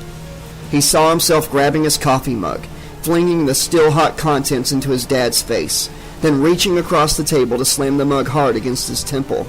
He imagined hearing the twin sounds of breaking porcelain and shattering skull as his father's eyes rolled white, and he collapsed to the dining room floor. Jerome's hand twitched in the direction of his mug, but he didn't take hold of it and did his best to shove the image out of his mind. Stay calm, he told himself. Your dad's just worried about you, that's all. Worried about what people are going to think of him, you mean? Worried that everyone will find out he fathered a sideshow attraction. Jerome clenched his teeth and tried to ignore that inner voice. But the rage continued to swell inside him, and he knew there was nothing he could do to stop it. He had to get out of here now, before he did or said something he'd regret. He turned to Cheryl. Give me Elle's keys! His voice was harsh and raspy. It didn't sound like him at all. Cheryl blinked in surprise. What? The keys, he repeated, almost growling the words this time. Now! Cheryl frowned, but she reached into her jeans pocket, removed the keys, and handed them to Jerome. When they were in his palm, he curled his fingers around them and made a fist. The points of the keys dug painfully into his flesh, but he didn't care. In fact, he rather liked the sensation. He turned to go, but before he could, Becca reached over and took hold of his wrist. Please, Jerome, don't leave. It's important that you remain here with us, so we can help you. An image flashed through his mind. He saw himself yanking free of Becca's grip, grabbing a fork off the dining table and ramming it into her left eye. He saw the eyeball pop like an overwrapped grape as the tines of the fork penetrated its surface, saw viscous goo mixed with blood pour down her cheek. He imagined shoving the fork deep into her brain and then twisting it around, as if he were trying to twirl a forkful of pasta. Becca gasped and pulled her hand from Jerome's wrist as if she'd been burned. She reached up to touch her left eye and seemed both surprised and relieved to find herself uninjured. Jerome was overwhelmed by a sudden surge of guilt that, instead of blunting his anger, only seemed to intensify it. But the guilt vanished almost as soon as it had come. He remembered the dream he'd had in Miss LeClaire's office, in which Freddy had told him the story of Pinocchio before jamming his finger blades into Jerome's gut. He remembered Freddy withdrawing the blades, remembering seeing a cricket impaled on one of them, remembered Freddy popping the insect into his mouth and eating it. What had Freddy said then? Something about Jerome's conscience getting in the way of his plan? A conscience Freddy had removed and devoured? I have to leave. Jerome turned and ran out of the dining room. He heard Lynn call out after him, heard Becca say, "Let him go, he's leaving to protect us as much as anything else." Then Jerome was down the hall, in the foyer, opening the front door, running across the lawn towards Elle's car. He got behind the wheel, inserted the keys into the ignition, turned it, and pressed the gas pedal to the floor before the engine caught. The silver Eldorado leaped forward with a screeching of tires. The back end of the vehicle fishtailed, and Jerome nearly lost control, but he eased off the gas and managed to straighten the car out. He then flipped on the headlights and roared down the street. He had no idea where he was going, but that didn't matter, just as long as it was away. So focused was he on putting as much distance as possible between his family and his anger that he didn't notice a pair of headlights wink into existence in his rearview mirror and begin to follow him. What did I tell you? What did I fucking tell you? Pat Cottrell gripped the steering wheel of his 1976 Camaro so hard that it looked as if the knuckles might burst through the skin at any moment. In the passenger seat beside him, Brent Haney had both of his hands pressed against the dashboard to brace himself. A Godsmack CD was blasting out of the car's speakers, the bass so loud that Brent could feel the vibrations in his marrow. He would have worn a seat belt, but Pat always said the belts were for babies and pussies, so Brent never wore one when riding with Pat, but he wished he'd risk Pat's disdain and put one on this time. He had the feeling this chase was going to get real hairy, real fast. Yeah, you told me, all right. Brent knew from long experience that Pat never asked rhetorical questions. He might not always want your opinion about something. All right, he never wanted your opinion, but he always wanted an answer, preferably one that praised him somehow. After finding Eddie's body and calling in an anonymous tip to the cops, they'd parked Pat's Camaro down the street from Showtime Video and waited for Jerome to show himself. They were both surprised when Cheryl Geringer arrived and escorted James out to L's piece of shit Eldorado, and equally surprised when Cheryl drove. As the Eldorado had pulled away from the curb, Pat hit the Camaro's ignition and followed. "We'll just hang back for now," Pat had said, and then though Brent didn't know the specifics of what his friend was thinking, his meaning was nonetheless clear. Pat might want revenge on Jerome, but he didn't intend to hurt Cheryl to get it. So they tailed the Eldorado to the Starkey residence, parked down the block, killed the engine, and watched Jerome and Cheryl go inside. "Now we wait for Starkey to come back out," Pat had said. Brent wasn't sure what they were doing, and he knew it wasn't smart. Sure, he was freaked out by Eddie's death and wanted his killer to pay, but he wasn't excited about the idea of he and Pat personally exacting that vengeance, especially if they got caught. But more than that, he couldn't get the image of Eddie lying headless in the alley out of his mind. Jerome had killed Eddie with his bare hands. What might he do to the two of them if given a chance? But Brent wasn't about to voice his fears to Pat. It wouldn't do any good, and he certainly wasn't going to ask Pat to let him out of the car. Even if he did, which Brent doubted, he'd make sure Brent paid for his cowardice later, and paid big. Like it or not, Brent was along for the ride on this one, and there wasn't a damn thing he could do about it. Brent had wanted to ask what they'd do if Cheryl accompanied Jerome once more when he left the house, a distinct possibility as far as Brent was concerned. But Pat wasn't exactly tolerant of questions. His usual reply to them was, "If I want any shit out of you, I'll squeeze your head." So Brent had remained silent.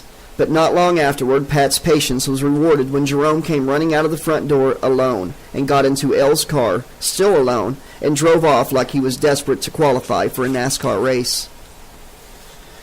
Brent had wondered why Cheryl hadn't come with Jerome. Had they had a fight or something? But he didn't bother saying anything to Pat. He'd just say it didn't matter, just as long as Jerome was alone, and Brent figured that was true enough. So he stopped worrying about anything except being prepared to beat Jerome's head in, or worse, when they finally caught up with him. Pat hung back several car lengths, which Brent thought was a smart move. Pat's Camaro could no doubt leave the Eldorado in the dust, but they didn't want Jerome to get wise that they were following him. They trailed Jerome for several blocks. He was moving fast, and not once did he use his turn signal or come to a full stop at an intersection. To Brent, it looked like Jerome was driving back and forth through various neighborhoods without any destination in mind, but after several minutes, Pat said, "He's heading out of town." Brent glanced out the window and saw that the houses were now fewer and farther between, the yards larger and trees more numerous. They weren't quite in the country yet, but they were getting there. "Do you think he's seen us and is trying to make a run for it?" Brent asked. Pat didn't answer right away, and Brent figured he was going to tell him to shut up, but instead he said, "By now he's probably noticed that a car's behind him, but I don't think he's figured out it's us. It's too dark and we're too far behind him for him to recognize my Camaro, so I think we're cool. Lucky for us, the fucking murderer's heading for the country. Plenty of room to play there, and no witnesses to worry about." Pat grinned and leaned forward like a wolf that's caught a strong whiff of its prey. He pressed down on the accelerator, and slowly the distance between the two cars began to narrow. "Wimp, cower, Phoebe." Jerome tried to ignore the names his inner voice was calling him. He wasn't aware of it, but his lips formed the words as they swirled in his mind. "I can't believe you're running away." "I'm not running," Jerome muttered. "I'm driving." "Hardy fucking har. So you're not just a loser. You're a funny loser." "I'm not going to hurt my family. Hurt Cheryl. Like what? Or maybe I should say, like who?" Jerome experienced a flash of memory. of slamming someone's head against a brick wall.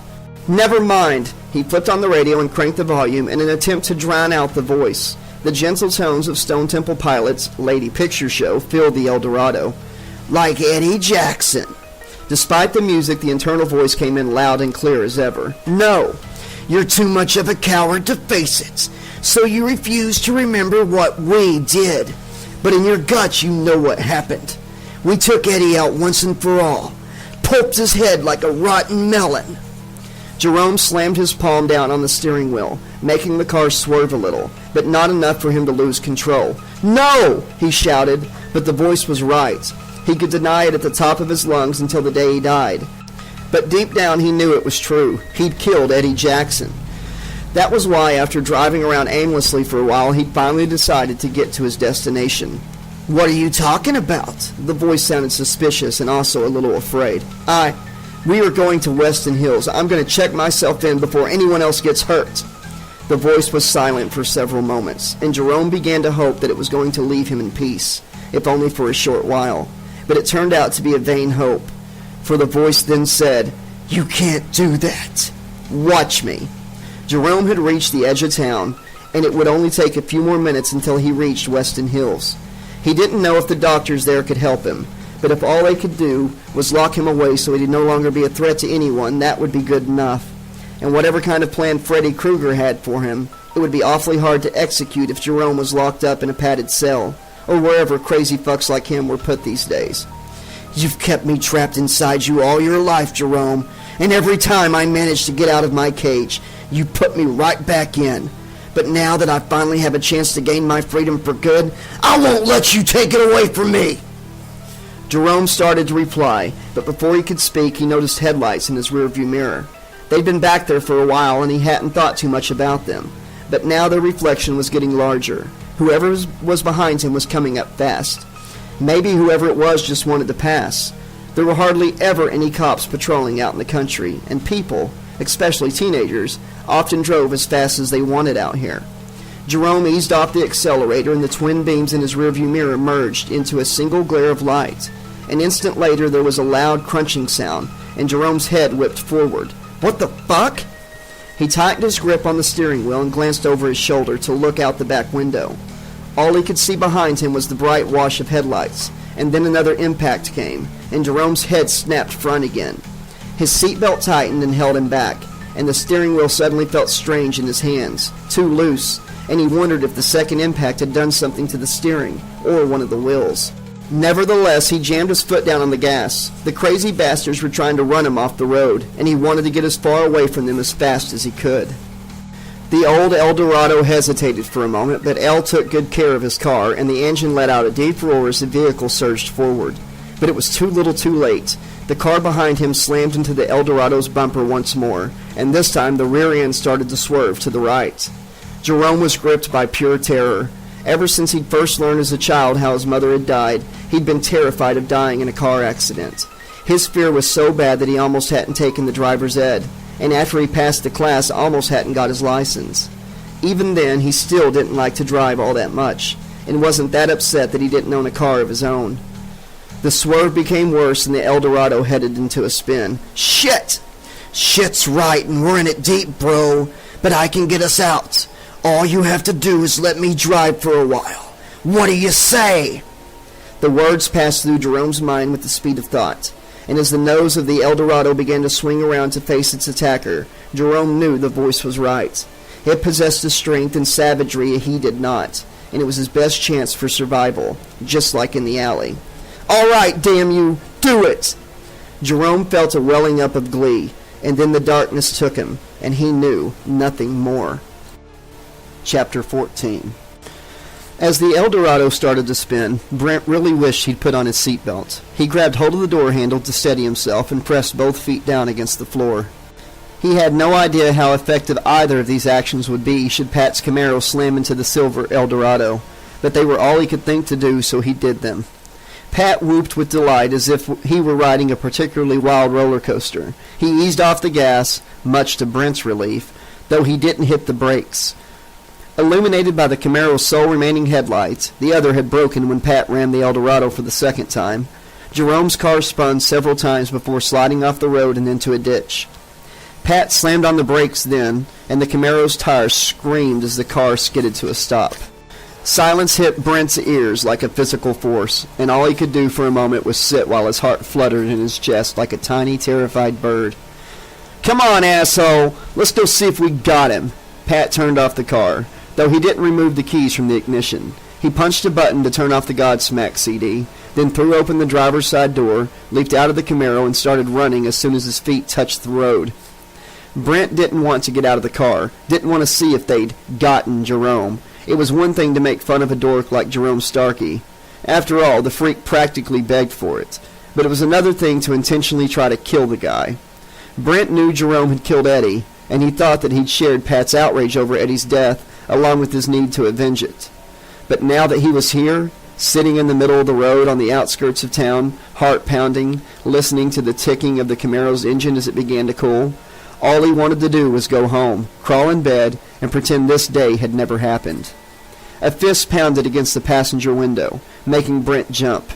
He turned to see Pat looking in at him, his face a mask of anger and impatience. "I said come on!" Pat's voice was slightly muffled by the window glass, but his message came through more than clear enough. Get your ass out of the car or else. Brent knew there was no way he could avoid this, so he opened the car door and stepped out onto the road with weak, shaky legs. Pat, of course, was standing right there waiting for him. "That's more like it." He grabbed Brent's arm and started hauling him toward the spot where Jerome had run off the road. At the moment, as he was running to keep up with Pat, rubber-soled shoes pounding on asphalt, fat gut joggling, night air sliding in and out of his lungs like quills of ice, Brent wondered for the very first time in his life just why the hell he hung out with Pat Cottrell. He was surprised and more than a little saddened to realize that he really didn't have a good reason. Couldn't, in fact, remember the first time he'd become friends with Pat, if indeed friends was the right word for what they were to each other. It seemed like he'd always been one of Pat's sidekicks, and always would be, as if he'd been born for no other purpose than to fulfill that role. He wondered if Eddie had felt the same way about being Pat's friend, wondered if he'd had any regrets before he died. He figured there was at least one thing Eddie had regretted, not running fast enough to get away from Jerome Starkey. And Pat was leading him right to Jerome, and there was nothing Brent could do about it. The Eldorado had stalled out when it hit the ditch, but the car hadn't flipped over. Brent didn't know if that was because the spin had bled off some of the Eldorado's momentum or what, but aside from a few minor dents, the car looked to be in reasonably good shape. The Eldorado's headlights were still on, though they were shining upward at a slight angle. The engine ticked loudly as if small pieces were spontaneously snapping off inside, and the air was filled with the rich stench of hot rubber. Pat still had his pin light, and as they drew closer to the Eldorado, he pulled it from his back pocket, turned it on, and aimed the beam at the driver's window. There was no sign of Jerome. "Maybe the bastard slumped over onto the seat or something," Pat muttered, still gripping Brent's arm with his free hand. Pat stepped closer to the Eldorado, Brent accompanying him step by step. When they were close enough, Pat leaned forward and peered through the window. Brent didn't take a closer look. Seeing Eddie dead in the alley that way, head pulped to a mess of blood, bone and brain jelly, had been enough gore to last him the rest of his life. But he needn't have bothered holding back. Pat straightened and said, "He's not in there." The passenger doors cracked open. I figured he must have got out that way.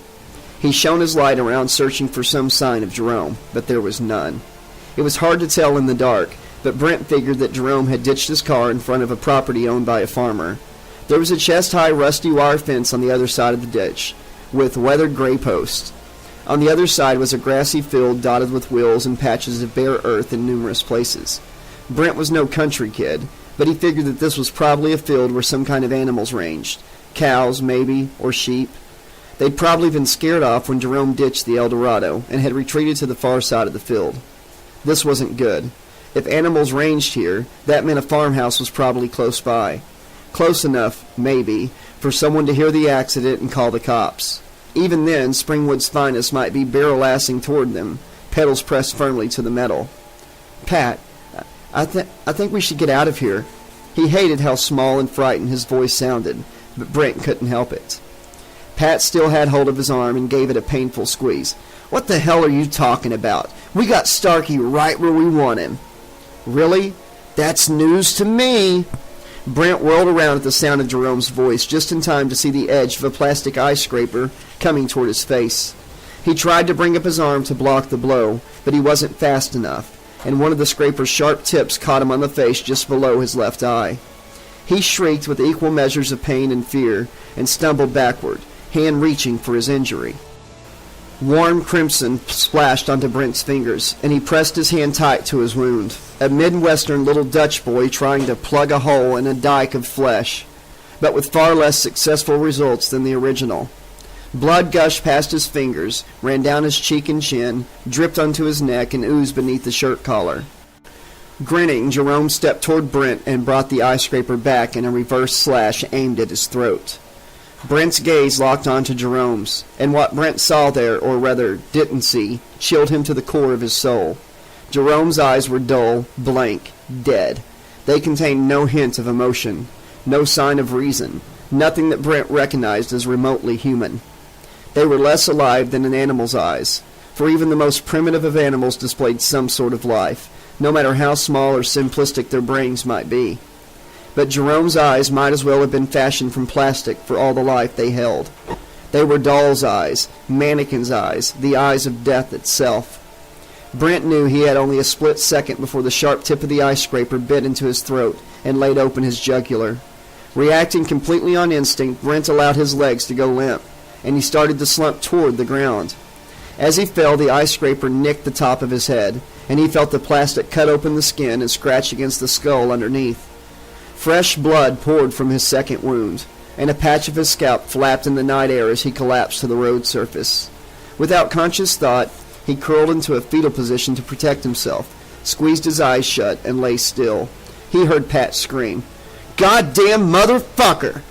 Then he sensed Jerome step over his shivering prone form to confront Pat. A wordless impulse hit Brent then, haul ass. Brent didn't waste time debating whether or not it was a good move, and he certainly didn't feel any guilt at the idea of abandoning Pat. After all, hadn't they both ran off and left Eddie when Jerome had fought back in the alley? It was every man for his fucking self, right, Pat? Brent rose to his feet and started staggering toward the rusty wire fence, wiping blood out of his eyes as he went. Behind him he heard the sounds of Pat and Jerome fighting, but he didn't turn around to look. He didn't so much as slow down as he leaped over the ditch and began climbing over the fence. Halfway over he slipped and fell, hitting the ground hard enough to knock the wind out of himself, but he made it over the fence. He climbed to his feet once more and started moving again, wheezing as he fought to draw air into his lungs. He had no idea where he was running to, and he didn't care, as long as it was away from Jerome Starkey. Pat saw Brent get up and make for the fence, moving like a drunk with a severe inner ear disorder. He wanted to shout after him, denounce the fat bastard for the fucking traitorous coward that he was. But Jerome was coming toward him, grinning like a maniac, eyes cold and dead as a shark about to sink teeth into its prey. And Pat no longer had any time to spare for thoughts of Brent's betrayal. He was too busy trying to stay alive. Jerome stepped forward and slashed out with the ice scraper. Pat leaped backward, arms up, spine curved inward, and the scraper hissed through empty air. The scraper was a small handheld tool with a plastic head and yellow rubber grip around the handle. If Pat hadn't already seen Jerome wield the scraper to deadly effect against Brent, he would have laughed at Jerome's choice of weapon. But now he respected the ice scraper as if it were a finely sharpened blade of high-density steel. A wild thought occurred to him then. It's not the size of the tool, but how you use it. It sure as shit was true in Jerome's case. He'd cut Brent good with the fucking thing, but Pat didn't intend to give Jerome the chance to do the same to him. He turned and started running like a son of a bitch toward his Camaro. As his feet pounded on the asphalt, he imagined Jerome right behind him, ice scraper raised in preparation for his next strike. Pat imagined the feel of a sharp plastic point cutting into the back of his neck, parting flesh and muscle, exposing the stacked ridges of his neck bones. When he felt the ice scraper hit, he wondered if he'd pissed himself. Would he end up dead like Eddie, a mutilated corpse with a urine stain on the front of his jeans? He'd covered half the distance to the Camaro, but he didn't dare glance back to see how close Jerome was. Doing so would only slow him down, and it would be a hell of a good way to catch a pointed edge of the ice scraper in one of his eyes. Damn it, life wasn't supposed to be like this. Sure, Jerome was a freak, had been ever since kindergarten, and probably from the day the bastard was born. But while he demonstrated the occasional flare-up of violent behavior, the episodes had never lasted long, and they'd never been as intense as this before. Pat, though he never admit this to another human being, was scared of Jerome. Had been since the fucker had given him the wound that had become the scar on his forehead. That was why Pat always made sure someone else was around whenever he approached Jerome. Why he'd befriended Eddie and Brent in the first place. So he'd always have someone watching his back just in case Jerome should snap again. Someone to make him feel safer when he taunted Jerome, and maybe even one day to help him kick Starkey's ass, assuming Pat would ever work up the courage. Jerome's attack on him in detention, followed by Eddie's murder, had finally given Pat the courage to confront him at last. But courage, along with his surviving sidekick, hadn't been enough, not by a damn sight. 3/4 of the way to the Camaro, and Pat was glad he'd left the car door open, and the keys in the ignition when he jumped out. He was going to have to get in quick, fire up the engine, and blaze the hell out of there before Jerome caught up to him and started to slice and dice Pat with his makeshift weapon. Almost there. He reached the Camaro and threw himself into the driver's seat. He grabbed the door handle with one hand and yanked it shut, while turning the key with the other. The Camaro's engine roared to life, and Pat locked his door, then the passengers. Only then did he risk turning and looking through the back window to see where Jerome was. At first he saw nothing, and he feared that Jerome had somehow passed him, circled around the car, climbed in, and crawled into the back seat. Any second, and Jerome would jump up and slash Pat's face with the ice scraper.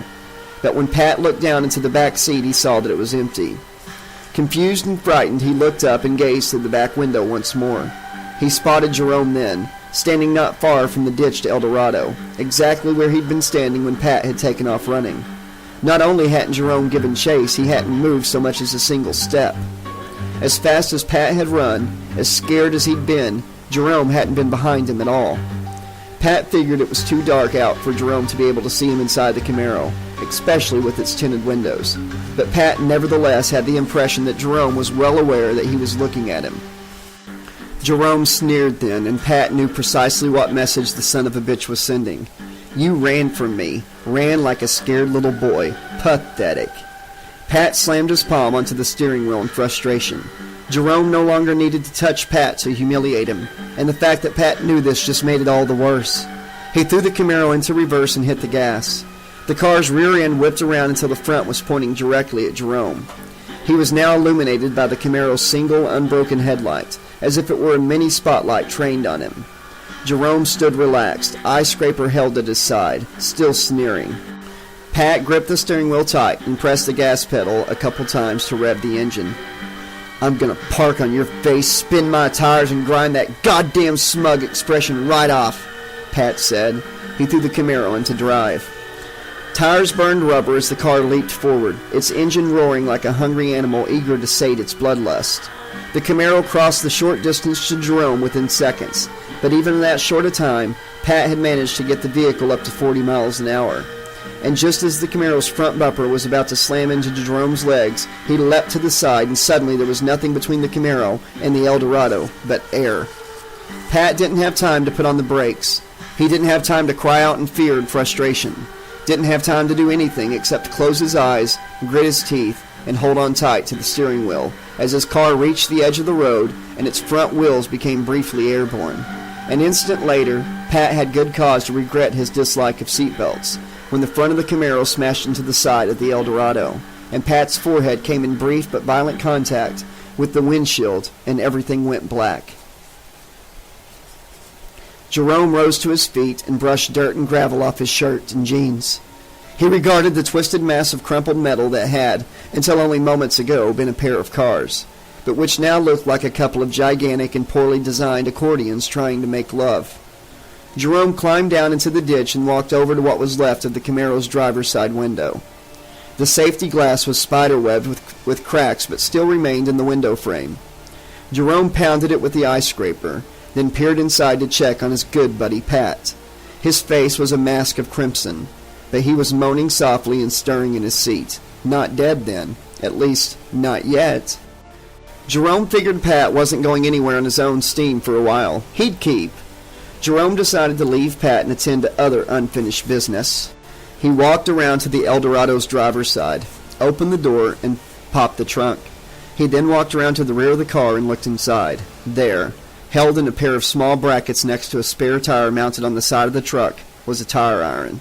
Jerome tucked the ice scraper handle first into the back pocket of his jeans, then reached out and removed the tire iron from its berth. He hefted the metal object to get a feel for its weight, and then swished it back and forth several times to get a feel for wielding it.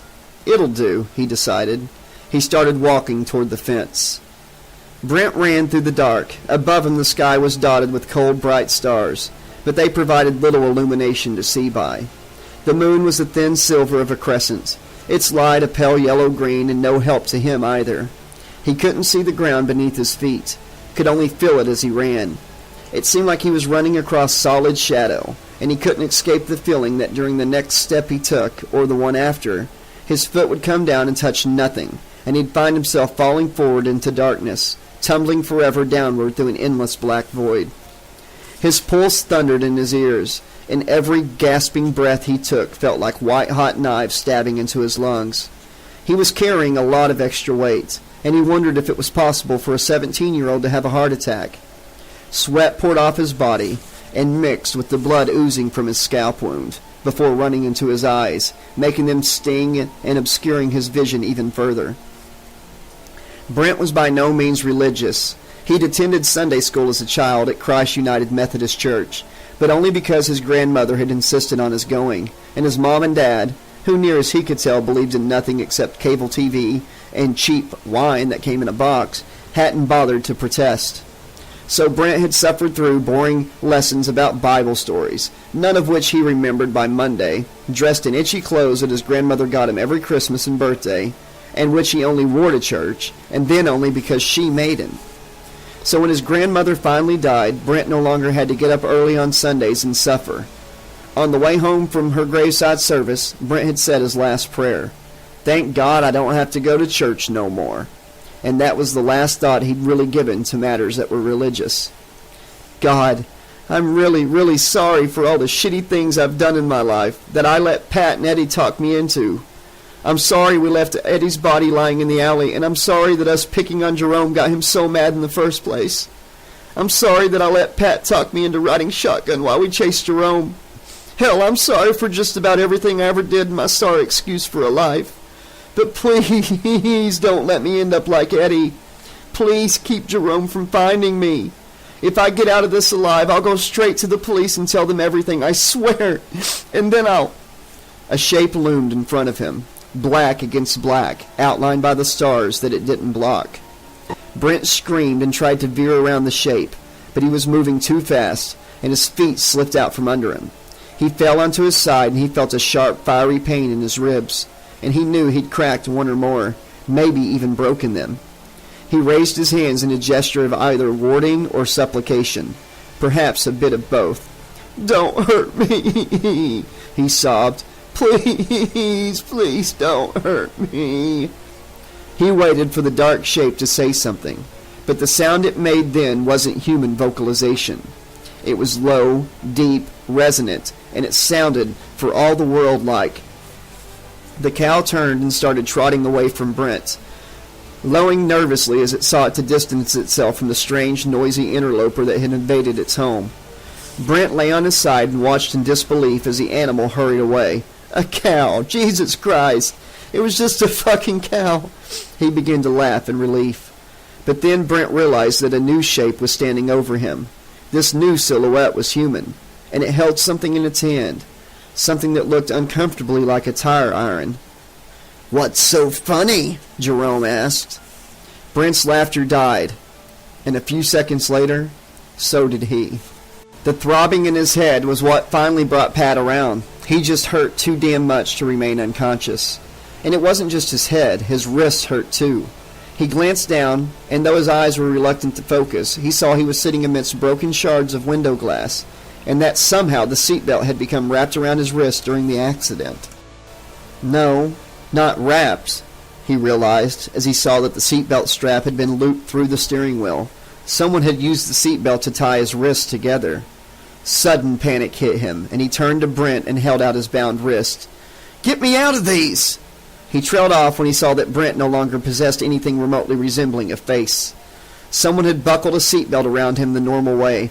He sure hadn't done it himself, and it was the only thing keeping Brent's body from falling forward and smacking the bloody ruin where his face had been against the dash. Pat tried to pull away from the corpse of his friend, the second that he'd seen today, but he was bound too tightly and could only move a few inches toward the door. The rest of his memories returned then, following Jerome in his Camaro, forcing him off the road, then trying to run him down, seeing the son of a bitch jump aside at the last instant, and then the Camaro slamming into the ditch to El Dorado. He must have passed out after the collision, and while he'd been unconscious, fuck, that's what he got for buying a classic car. He should have gotten a newer one with airbags. Someone tapped on the driver's side door, startling Pat. He turned quickly, setting off a fresh wave of pain in his skull, and saw Jerome looking at him through the open area where the window glass had been. "'Bout time you woke up. I thought you were going to be out all night." Jerome's tone held a cold mockery that shrunk Pat's balls, but he forced himself to sound unafraid. "Untie me right now, you fucking freak, or I'll—" "Do what? There's no teacher here to help you like in detention. You're all alone, unless you count the incredible faceless wonder over there." Jerome nodded toward Brent, but Pat didn't take his gaze off Jerome. He didn't want to look at Brent's crushed ruin of a face again. "Cut the bullshit, Starkey. You're not going to kill me. If you wanted me dead, you'd have offed me while I was out of it." Pat hoped he sounded more confident of his reasoning than he felt. "It would have been easier that way," Jerome admitted, "but a lot less fun." Jerome's smile widened, and for an instant Pat thought his teeth were yellow and crooked, thrusting forth from dry, scarred gums. But then his teeth looked normal again, though his smile remained just as unsettling. It was the kind of smile a predator gave to its prey right before taking the first bite of flesh. "I didn't bother trying to conceal Eddie's murder. To be honest, it didn't even occur to me. But I figure I shouldn't be too hard on myself. After all, it was my first killing, and I'm sure I'll get better at it as I go. If you wouldn't mind, I'd appreciate it if you could give me some constructive feedback on my latest attempts."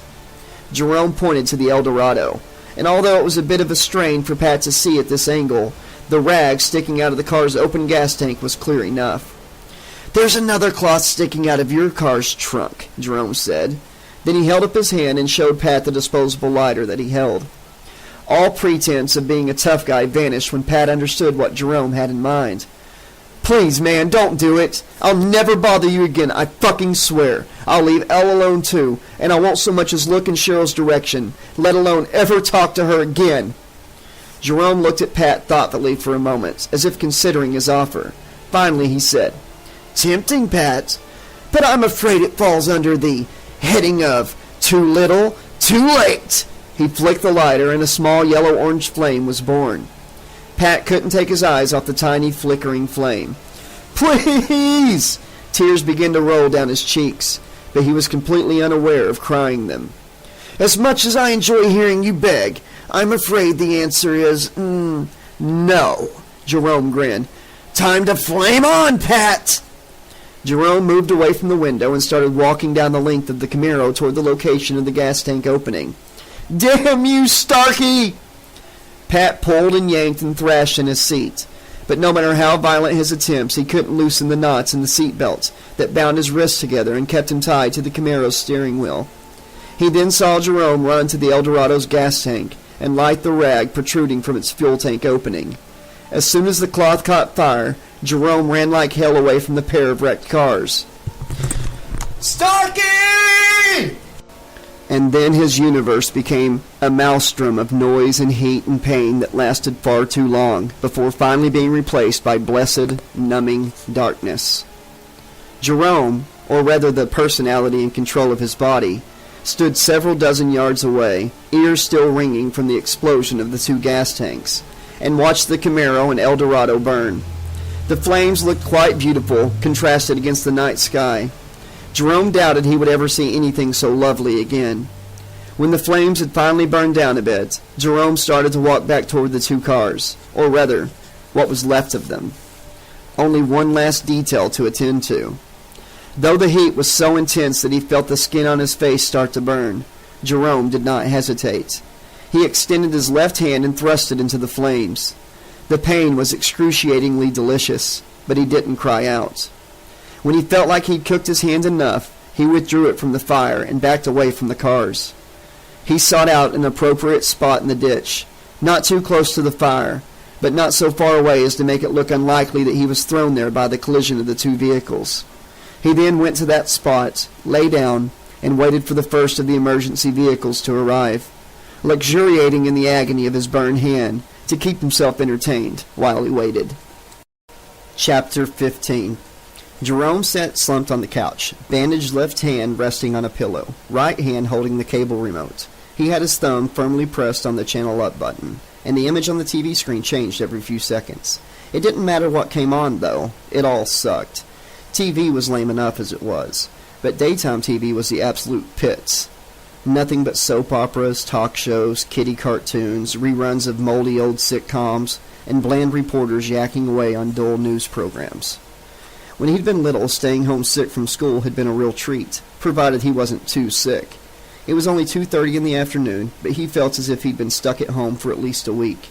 It didn't help matters that he'd been awake since he'd returned to full awareness to find himself being treated by a paramedic at the scene of last night's accident. It looked like his hand wouldn't require surgery, but it still hurt like a motherfucker. But he refused to take the pain pills that the ER physician had prescribed for him. Drowsiness was one of the medication's side effects, and the last thing he wanted to do was sleep, not with Freddy Krueger waiting for him in the dream realm.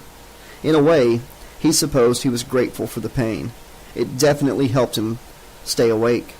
That and the entire pot of coffee he'd consumed since this morning. He had a second pot brewing in the kitchen currently. Both his dad and Lynn had offered to stay home from work to take care of him. But though he would have appreciated the company, even Lynn's, he told them he'd be fine. He was 17 after all. He didn't need anyone to stay home and babysit him, as much as he might have wanted someone to. Both his father and stepmother had called several times to check on him, but though the calls made him feel a little less lonely, whatever cheering effect they had was temporary, gone almost as soon as he hung up. He wished Cheryl was here, but after sitting with him all night in the hospital she'd been exhausted, and Jerome had insisted she go home and get some sleep. He thought about calling her, but he didn't want to wake her up. He could wait for her to call him, though it wouldn't be easy. As he continued flipping through the channels, his mind wandered, and he remembered being questioned by a police officer in the hospital. "When did you first become aware that you were being followed by another car?" And, "You already told me about the incident with Pat Cottrell in detention. Can you think of any other reason he might have wanted to run you off the road?" And there was always when he said, "That's a nasty burn. I suppose the car was already on fire when you came to, is that correct?" "Were you aware that Eddie Jackson was killed earlier this evening near where you work?" "To the best of your knowledge, did Pat Cottrell or Brent Haney have some sort of disagreement with Eddie?" Talking with the police had been awkward to say the least, considering that Jerome had only hazy, fragmentary memories of what his other self had done while in control of his, their body. Jerome had understood one thing well enough. His alter ego had rigged the scene to look like nothing more than a simple car accident that only he had been fortunate enough to survive. Evidently, the other Jerome had done an effective enough job of staging the scene, for the police had bought it and let Jerome go home. Elle's mom and dad were less than thrilled that Jerome had totaled their son's car, but Elle himself was not angry. The damn thing was a gas hog anyway, he told Jerome when he'd called from the hospital. "I'm just glad you're okay. And I might be a cold-hearted son of a bitch for saying this, but I'm not exactly going to shed a tear for Pat or Brent, you know." As Jerome continued to watch the ever-changing kaleidoscope of images on the TV, he realized that he'd gotten away with murder, 3 of them, as a matter of fact. Intellectually, he knew he should feel remorse or regret, something, but emotionally he didn't feel much of anything beyond a certain satisfaction that the 3 Pusketeers would never bother him or anyone else ever again. Besides, he hadn't killed them. His other self had. Well, maybe, but he had willingly turned over control to his alter ego, had let the beast out of the cage to do his dirty work for him, so to speak. Even if he hadn't been conscious and in control when Pat and the others had been killed, he still shared at least partial responsibility.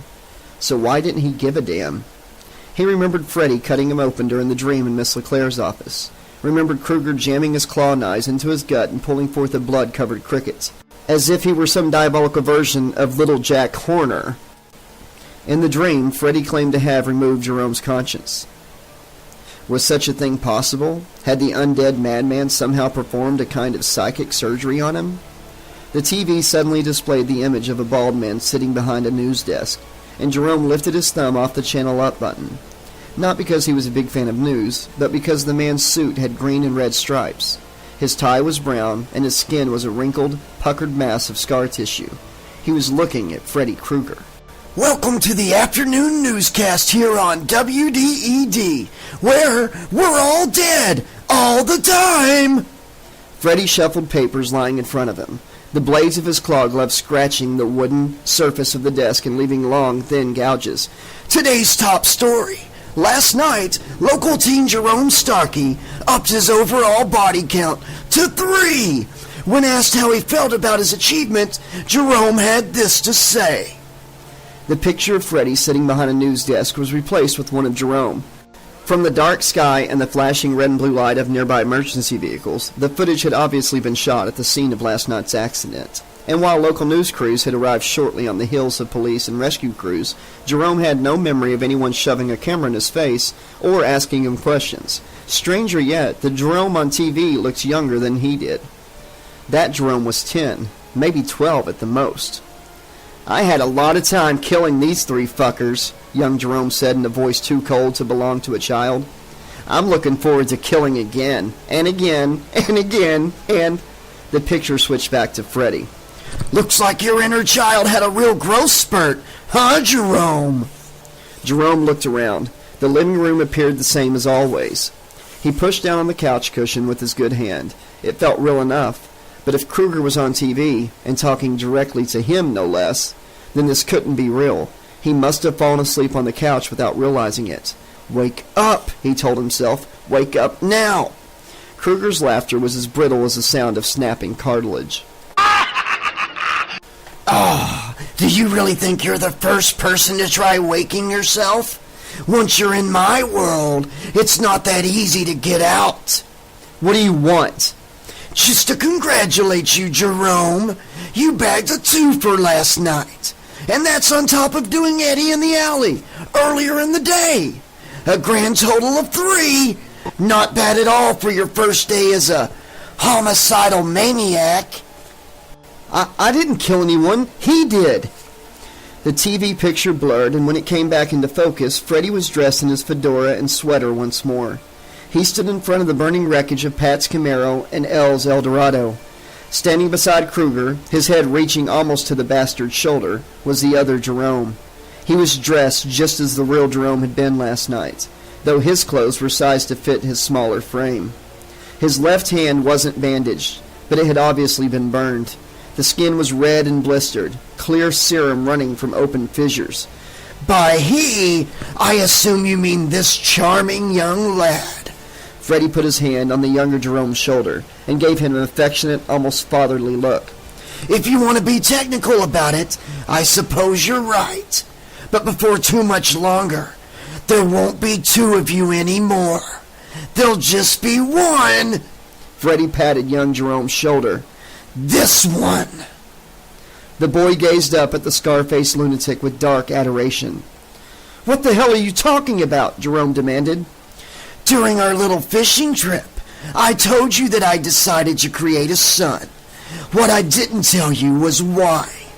You've learned by now how the adults of Springwood have tried to make all my children forget about me in order to weaken my power and ultimately isolate me in the dreamscape and render me harmless." Freddy looked as if he almost choked on this last word.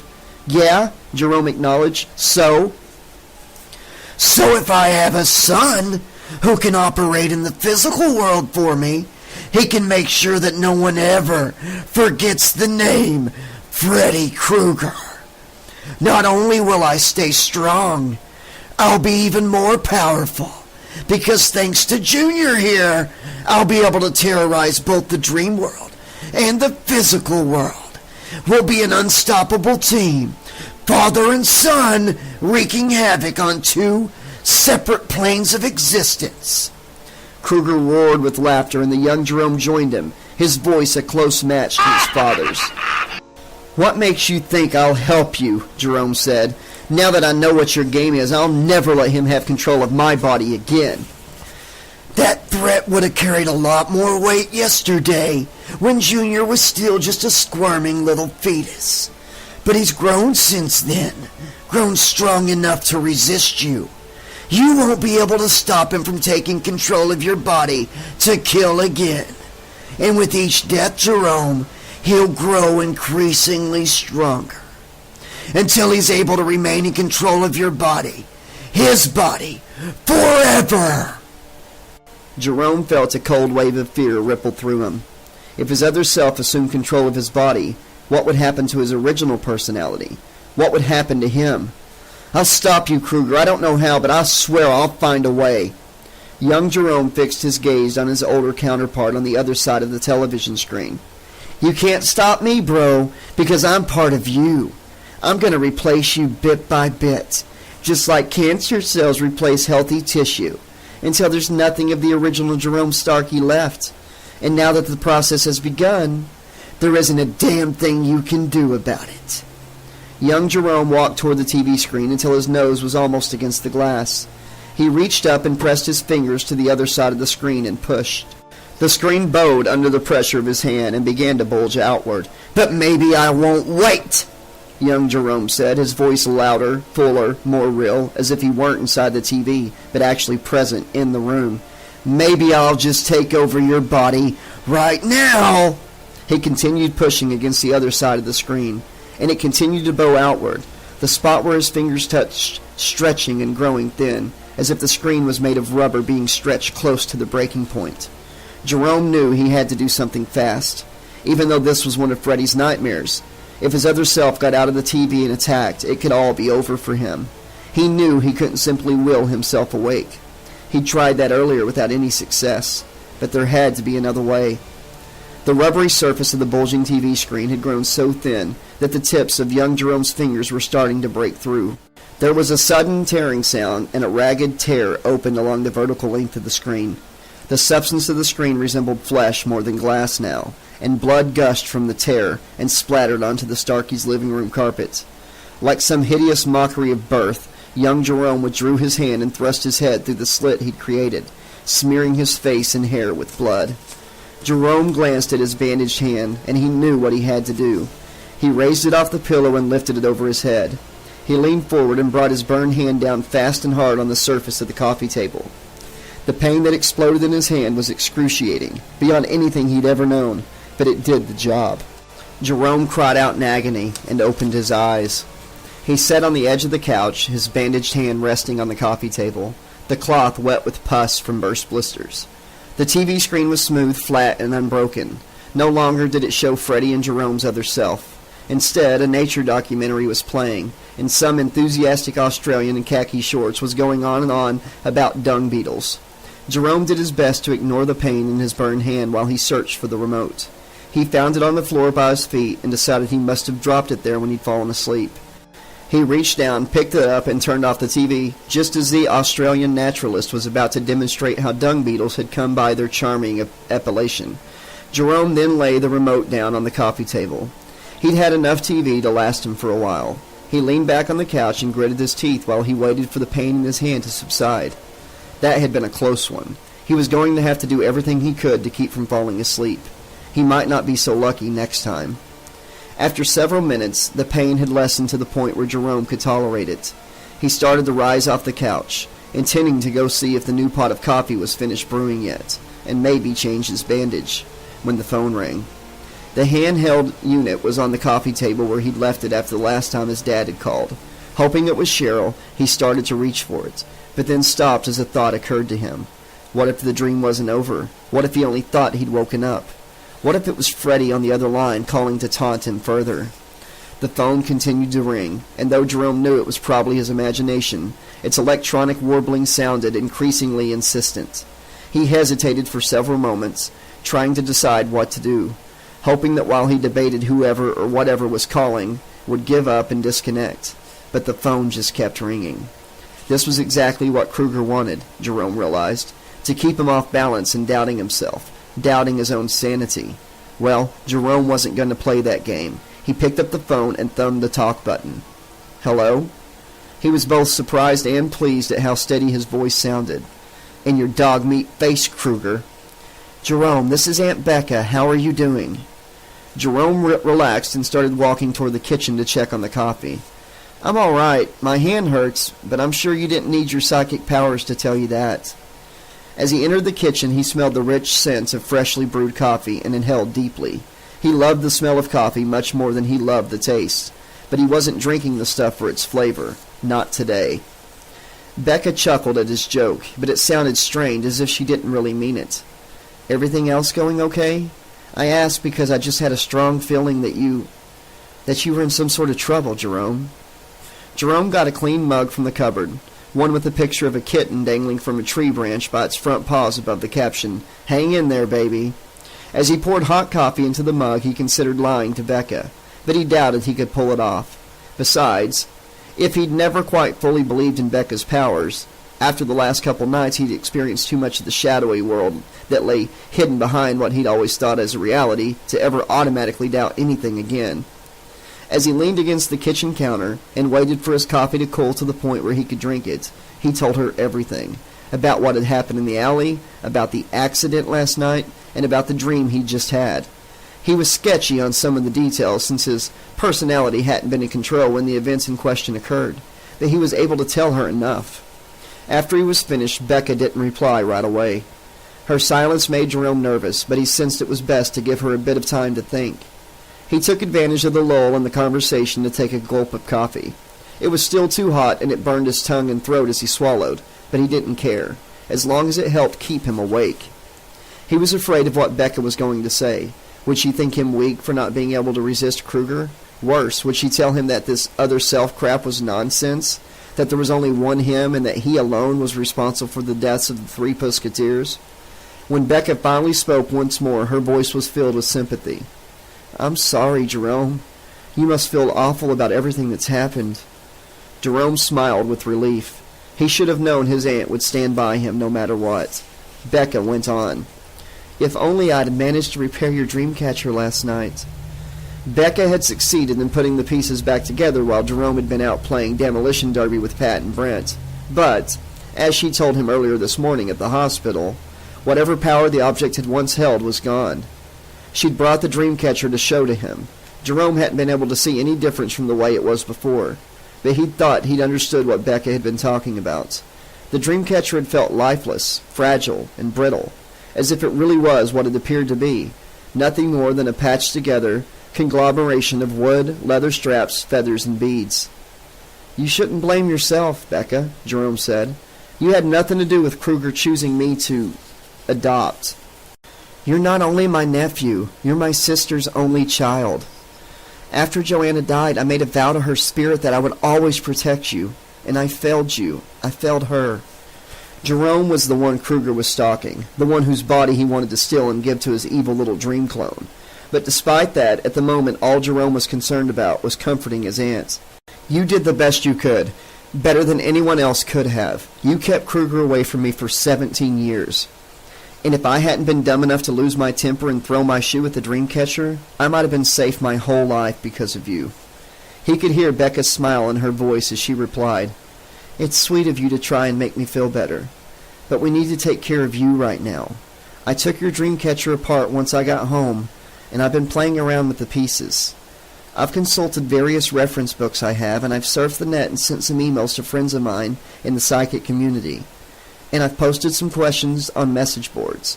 I'm not sure, but I think I found a way to, if not exactly fix your dream catcher, then recycle it. After showing Jerome that her repair job had been a failure, Becca had taken the dream catcher back home with her to continue working on it. At the time, she hadn't sounded very confident in her ability to find a solution. But it seemed she'd actually come up with something, The question was, what? Jerome frowned. I don't understand. That's okay. You don't need to right now. I still have some work to do before I'm finished. But come over here around 6, and I'll show you what I've got. Make sure to have someone else drive you. In your sleep-deprived state, you'd only end up getting into an accident. You mean another accident? This time Becca didn't even attempt to fake a chuckle at his joke. He supposed he couldn't blame her. It wasn't a very good one. All right, I'll see if Dad will lend me his car, and I'll ask Cheryl to drive me to you. But why do we have to go to your place? Couldn't you just bring whatever it is over here? I could, Becca conceded, but Kruger's already established a strong psychic foothold at your house. The spiritual environment at my home is much stronger, the result of years of my working to build psychic shields against Kruger and other evil forces. She paused then, and when she resumed speaking, she didn't sound quite as confident as she had a moment ago. My defenses are far from perfect, but right now, they're all we have. Whatever you say, Becca, I'll be there at 6. Good. Now try to get some rest, but don't fall asleep. Jerome finished the rest of his coffee in 2 swallows and refilled his mug. You can count on it. Chapter 16. Becca put the handheld receiver down on her reading table. She had pushed the crystal ball off to one side, and bits and pieces salvaged from Jerome's dream catcher lay spread out before her on the new tablecloth, a replacement for the one that Kruger had burnt. So the situation was even worse than she'd feared. Kruger wasn't simply trying to kill Jerome, as awful as that would have been. He wanted to replace him with a creature of his own making. Jerome needed her help now more than ever. She only hoped she'd prove up to the task. She'd been at the hospital most of the night with Dawn, Lynn, and the kids, first waiting to see how serious Jerome's injuries would turn out to be, and then worrying of what charges, if any, the police might bring against him. It was only once Becca was certain Jerome was going to be all right, both medically and legally, that she returned home to continue working on his dream catcher. She'd meditated and researched, and she thought she finally had the answer, if she could find the courage to try it. She'd want you to do it, Becca told herself. You know she would. Becca sighed and nodded, though no one was there to see the gesture. Then she reached for a small piece of carved wood and began working. Despite her earlier misgivings, her hand moved with a surgeon's dexterity and confidence, and a half-hour later she was finished. She had taken the pieces she'd saved from the dreamcatcher, pieces that still held a slight residue of mystic power, and fashioned them into a smaller version, about the size of a $50. She added a leather thong to the miniature dreamcatcher and tied it off to make a loop. Jerome's dreamcatcher, or at least what was left of it, had become a medallion. She placed it gently, almost reverently, on the table, then put her hands palm down on either side of it. She then closed her eyes and focused her awareness on the medallion, or more accurately on the energy that it contained. At first she felt nothing, and she feared that she'd failed. But just as she was about to withdraw her awareness and open her eyes, she sensed it. An echo, a whisper, the merest suggestion of the power the dreamcatcher had once contained. But it was there, and it was real. She was sure of it. She didn't know if it would be enough for what she had in mind, but since it was all she'd been able to salvage from the original dreamcatcher, it would have to do. Becca let her hands remain where they were and kept her eyes closed. Only, instead of training her awareness on the medallion, she refocused it, split it in two, and directed one half inward and the other half outward. She was searching for a doorway, a very special one, that existed simultaneously at the core of every being's soul and farther away than the outermost star in the galactic perimeter. As she searched for the doorway, she continued to breathe slowly and evenly, her body relaxing a bit more with each exhalation. As tired as she was, it was tempting to allow herself to drift off to sleep. But Becca was well experienced in meditation and trance techniques, and she knew how to keep both her mind and body relaxed without allowing them to succumb to the need for rest. Besides, falling asleep at this juncture could well prove suicidal, considering who she was fighting against. After a time, she became less and less conscious of her physical self, and though she knew her body remained seated at the table, eyes closed, lungs breathing, heart pumping, she could no longer feel it. It was at this point that most inexperienced astral travelers panicked and returned to their bodies. But Becca had done this a time or two before, and she pushed past the rising panic, the horrible feeling of being cut off from one's body and lost in the immaterial realms for all eternity. She toughed it out long enough for the fear to subside, and when it was gone, she would have let out a sigh of relief if she'd still fully inhabited her physical form. Then she became completely free and unfettered, able to roam the astral plane at will. It wasn't a realm of the physical senses, so there weren't any sights, sounds, tastes, touches, or smells here. Instead, there were feelings, impressions, seemingly random thoughts and emotions so intense that even the most pleasant of them burned the spirit like fire. Movement here was simply a matter of will. You decided where you wanted to go, concentrated on that place, and you were on your way. She concentrated on the doorway she was searching for, and after several moments, not that time held any objective reality in this place, she felt a gentle, pulling sensation toward one particular direction. She relaxed and allowed her spirit to be pulled toward it, and soon she sensed that she had reached her destination. She gave her spirit a moment to get used to this placeless place and opened her eyes, or rather, she imagined that she did. She was standing before a white door at the end of a long, narrow hallway, so long, in fact, that she couldn't see the other end of it, and she wondered if it had even had another end. The hall was illuminated by hovering globes of soft light, spaced at regular intervals near the ceiling. The globes were unattached to anything, and as Becca watched, she thought she could see the globes bobbing so slowly that their motion was all but imperceptible. The gentle glow of the lights revealed that the ceiling, walls, and floor of the hallway were just as white as the door. Even its hinges and knob appeared to have been fashioned from some manner of ivory-colored ceramic. Now that she was there, Becca was suddenly gripped by a fear that had nothing to do with Freddy Krueger. She was afraid of what lay on the other side of that door, afraid that if she opened it, which was exactly what she'd come here to do, she might be drawn inside and trapped forever. As a stalling tactic more than anything, she spent a few moments imagining herself a body. Not that she necessarily needed an avatar to operate on this plane, but since the door had manifested to her as a physical object, it only made sense that she adopt a physical semblance, if she intended to open it.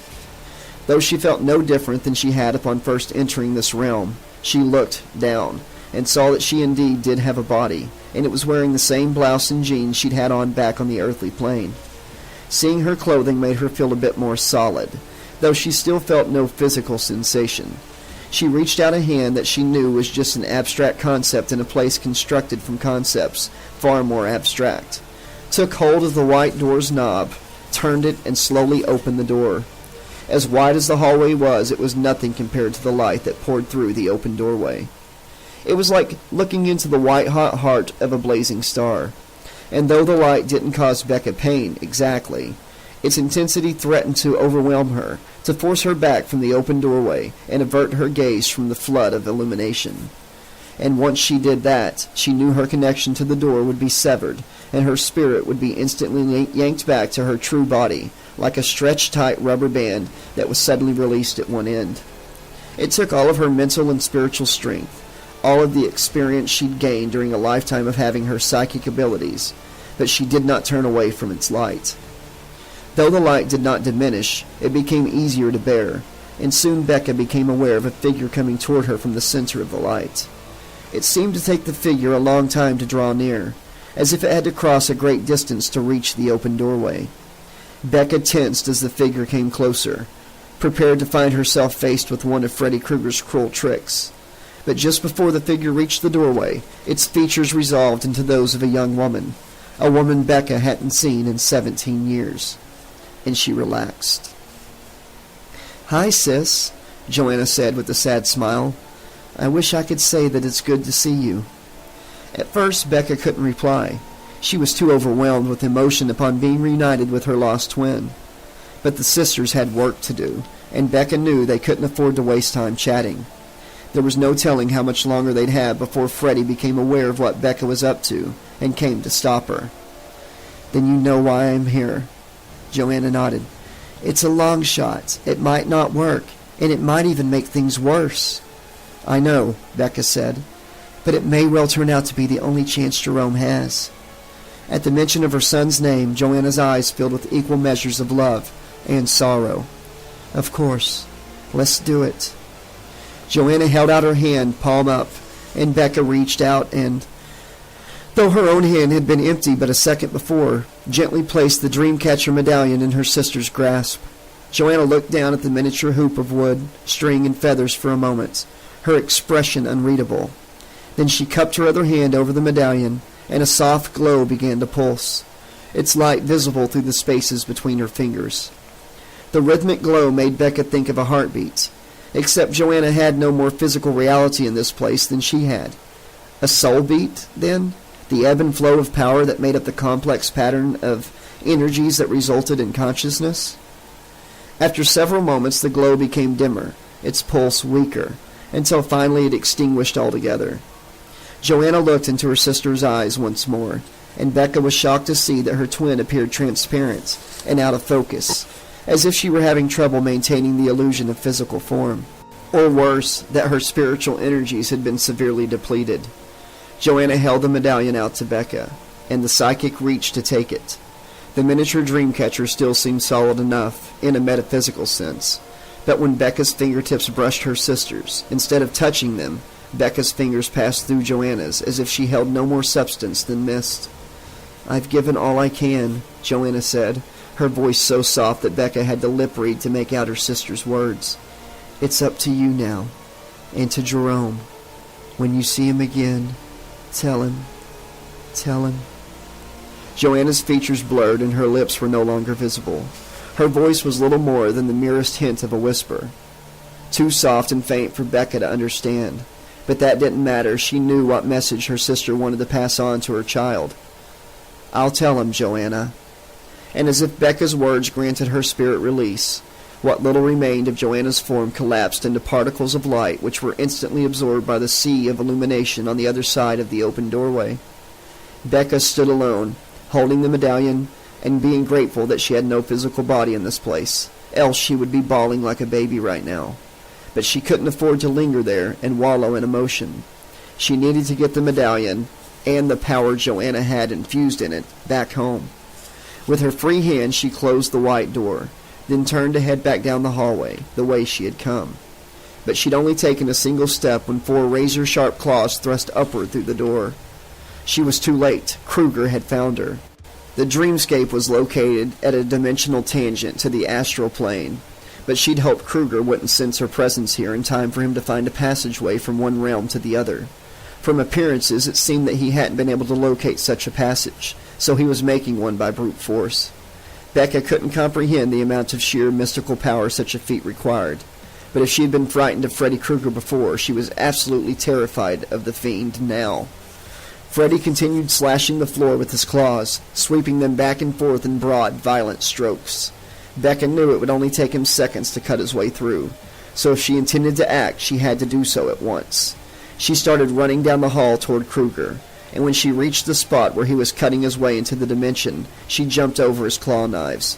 They swiped at her feet, barely missing her. She landed on the other side and kept running, not bothering to take so much as an instant to revel in avoiding Kruger's strike. She still had a long way to go before she could start celebrating. "Come back here, bitch, and I promise to make your death slightly less agonizing," Kruger roared with dark laughter, but Becca didn't turn around to look at him. She could well imagine that he'd cut himself a hole large enough to crawl through and was pulling himself up into the hallway. Becca tried not to think about Kruger, about what the monster would do to her if he caught her, about what would happen to Jerome if she failed to bring the medallion charged with Joanna's spiritual energy back to the physical world. Instead, she concentrated on running, on putting one foot down while raising the other, on fleeing down the hallway as fast as she could. "Come on, Becca. Didn't your mommy ever tell you that you can't run away from your problems?" From the corners of her eyes, Becca saw movement on either side of her. She was so startled that she forgot to keep her gaze fixed forward, and she glanced to her right. She saw Kruger's gloved right hand, claws and all, right next to her face. She turned to her left and saw his other hand, uncovered, flesh a mass of wrinkled, discolored scar tissue. "Gotcha!" Freddy shouted from what sounded like a long way behind her, and then his hands grabbed Becca's shoulders. She screamed as the hands yanked her backwards, and momentum caused her feet to slide out from under her. If Kruger's hands hadn't been holding on to her, she surely would have fallen. But the hands held her upright, so tight it hurt. But she didn't fall. She hadn't been cut either. Freddy had grabbed her in such a way as to make sure his claw knives didn't harm her. At least, not yet. Kruger's hands lifted her in their powerful grip and held her several feet above the floor. She thrashed, shook, kicked, but nothing she did would break his hold. I could say, "Tag, you're it," Freddy said, for some reason still sounding far away. "But I'm not in the mood to stretch out our little game any longer than necessary." The way he stressed the words stretch and longer aroused Becca's curiosity, and she glanced back over her shoulder. Kruger was coming toward her down the hallway, walking at a slow, unhurried pace. His arms stretched forth from the sockets like gigantic red and green striped serpents, thick and boneless, extending all the way to her, at least 50 feet, maybe more. "You heard of the long arm of the law," Kruger said. "Well, I'm the long arm of the claw." He turned Becca around to face him, his arms withdrawing back into their sockets to take up the slack as he continued to walk toward her. "You thought you were so damn clever, reworking the Dreamcatcher into a protective medallion, and then paying a visit to your dead mess of a sister to get her to power the fucking thing. But you're too late, Miss Psychic. My Jerome's a big boy now, and he's getting bigger by the second. Soon he'll be strong enough to resist your pathetic little souvenir. My aunt traveled to the land of the dead, and all I got was this lousy medallion." Kruger laughed once more, and the sound slammed into Becca like a physical blow. This close, she saw Kruger as two overlapping images. One was his normal manifestation, the scar-faced boogeyman clown in his Christmas-colored sweater, old-fashioned hat, and homemade claws. But the other image, the deeper, truer image, was far worse. For beneath his manic exterior lay a darkness beyond anything that Becca had ever conceived of. It wasn't simply evil, though it was that, evil with a capital E. And it wasn't just madness and bloodlust, rage and cruelty, though of course these were all present, and in great abundance.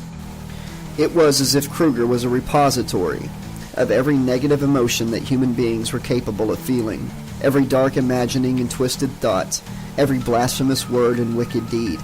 As if he'd read her mind, Kruger said, "Dreams may be my mind's playground, but nightmares are its trash heap. All the rotten gunk sticking up people's psyches, their fears and hatreds, their loathing of themselves and others.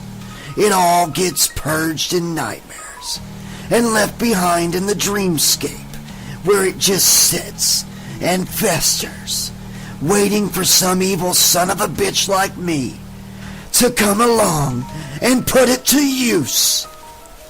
Freddy had already reached her. A few more feet and his arms would have returned to their normal length. Becca didn't know what would happen then, but she's sure it wouldn't be good. "That's why you can't beat me, Becca. No one can. Because as long as people have bad dreams, I'll have an unlimited supply of power." The dark energy that Kruger radiated was so strong that Becca felt she might be swept away by it, her essence torn to shreds by his psychic maelstrom. She fought to hold on to her identity, to her sense of self, for it was the only weapon she had to fight with. That may be true," she said in a shaky voice that became stronger as she went, "but it's not the whole truth. People purge their darkness because they want to get rid of it, to forget it, just like they want to forget about you. And once they do, you no longer have any connection to their dreams, no way to get at them, and then all your power is meaningless. What's a killer without a victim? A nightmare without a dreamer? Nothing. That's what. That's your deep, dark secret, Freddy Krueger. Beneath your demonic clown exterior, beneath even the accumulated darkness of all the nightmare energies you've managed to absorb, you're nothing, and you know it." As she spoke, Kruger's face changed. His scorched flesh took on a crimson hue, and his ears tapered to points. His brow became more pronounced and furrowed into a deep scowl. His lips curled back into a feral snarl. His teeth no longer crooked and yellow, but instead ivory fangs that wouldn't have been out of place in a shark's mouth. His eyes withdrew into their sockets and became red pinpoints that blazed like fire. Let's cut to the chase, sister. Kruger's voice was deeper, like more than an animalistic growl without the slightest trace of humor, mocking or otherwise. I've caught you, and I'm going to destroy your little mystic talisman. Then I'm going to torture you until your soul screams throughout all existence for release. And there's not a goddamn thing you can do about it. Paradoxically, because Kruger had revealed his true face to her, Becca was no longer quite so frightened of him. The greatest fear was fear of the unknown, but she knew what Kruger was, and while that didn't make him any less dangerous, it made him something that could be fought. Becca smiled. There's one thing I can do. When you first appeared, I was so scared that I forgot where I was, and what I really am here. This isn't the physical world, and it's not the dreamscape. You've wandered too far from your center of power, Kruger, and you can't hold me here, not if I don't wish to be held. Becca closed her eyes and thought a single word. Home. She felt a sudden rush as if the ground had opened up beneath her, and she now plunged rapidly through empty space. She more sensed than heard Kruger's shout, "No!" And then she opened her eyes. Becca was looking down at the top of her reading table, palms flat against the surface, the recycled Dreamcatcher medallion resting between them. She wanted to shout in triumph over her escape from Kruger, but she couldn't afford to lose control, not yet. She had one more task to perform. She turned her hands upward until each palm faced the medallion. She then concentrated on releasing the spiritual energy Joanna had given her and directing it into the medallion. Becca had carried a simulacrum of the medallion on the astral plane, but it had only been a metaphorical construct designed to represent the true transfer that was now taking place. She felt the energy leaving her and infusing the medallion, holding with the remnants of mystical power that lingered in the pieces Becca had salvaged from the original Dreamcatcher, and strengthening them. But it wasn't enough. Becca had to contribute a significant portion of her own life force, and she felt her life energy draining from her body and entering the medallion. Within moments the transfer was complete, and Becca slumped back in her chair, suddenly overwhelmed by a sense of weariness and loss. Having Joanna's energy inside her had been like having Joanna herself back, alive and vital. The psychic link they had shared as twins once more present and strong. Transferring the energy into the medallion created a void inside Becca, one so painful it felt as if she'd lost her sister all over again, and it had also taken another toll on her. Tears began to trickle down her newly wrinkled face, but she didn't try to fight them. They were tears of relief as much as loss. Everything was going to be all right now, just as soon as Jerome got here and put the medallion on. He'd be protected then, by the loving power of his own mother's spirit. He'd be safe at last. She hoped. Hands that now shook as if palsied resting in her lap, roomy gaze fixed firmly on the Dreamcatcher medallion, Becca waited for Jerome and Cheryl to arrive. Freddy Krueger stood upon the dreamscape, its dark energy swirling and rolling around him in a constantly shifting riot of color and form. This chaos was the dreamscape's natural state, and though Freddy took great delight in the deadly scenarios he created for his playmates from these energies, he much preferred this maelstrom of madness. It was his kind of place. But at the moment he was too busy seething with frustrated rage to enjoy the insanity that surrounded him. The psychic bitch's words echoed in the diseased lump of rotten flesh that passed for Kruger's mind. That's your deep dark secret, Freddy Krueger, beneath your demonic clown exterior, beneath even the accumulated darkness of all the nightmares, energies you've managed to absorb. You're nothing, and you know it. Thought you were pretty slick escaping me like that, didn't you, Becca? And now you think you're safe out there, in the physical world. Think I can't touch you there? He flexed the fingers in his claw glove, and the metal blades hissed against one another. But I've got a longer reach than you think, bitch. And it's getting longer, all the time. Dark laughter bubbled from Kruger's throat and echoed throughout the length and breadth of the dreamscape. All across the face of the earth, sleepers shivered beneath their blankets in fear, and when they awakened, They would remember only that they'd had a terrible nightmare, and never again would they truly know a good night's rest.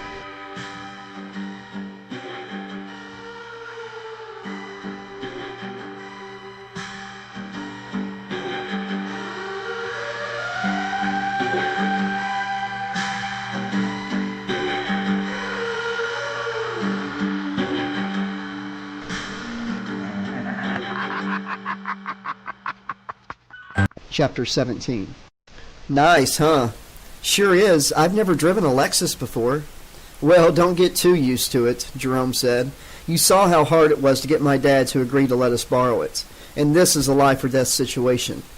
Getting his dad to loan them the car had turned out to be more difficult than Jerome had anticipated. Jerome argued that Cheryl was going to drive, and they weren't going far, only to Becca's to get something that might help him against Freddie. Dawn had been reluctant to let Jerome leave the house after what had happened last night, and Lynn had been less than thrilled to hear Becca's name invoked in her house again. But in the end, they both gave in, as much for Cheryl as for him. Now, they sat in the front of Don Starkey's prized Lexus, Cheryl behind the steering wheel and Jerome only a passenger. He was a bit jealous of Cheryl. His dad hardly ever let him drive the car. But in his condition, sleep-deprived, hand-burned, and the target of an undead lunatic, Jerome knew he wasn't in any shape to drive. Besides, he was nervous as hell. What if this trinket Becca had whipped up didn't work? He looked out the passenger side window, and when he realized what direction they were going, south instead of northwest, he felt the first stirrings of panic in his guts. "Don't go this way," he said. "This is—" "What?" Cheryl asked. Jerome felt ashamed for telling her this, but he'd never been able to keep any secrets from her. "This way will take us on to Elm, past the old Kruger place. I'd rather not see it right now." "But it's the fastest, most direct route to your aunt's." Cheryl's voice sounded calm enough, but Jerome thought he detected a hint of exasperation in her tone. "If Becca's come up with a way to help you, then every moment we delay only places you in danger." Jerome couldn't argue with her logic, and he knew she was only acting out of concern for him. But he couldn't escape the feeling that driving past Kruger's deserted house wasn't the smartest move at the moment. Maybe he was just being overly cautious.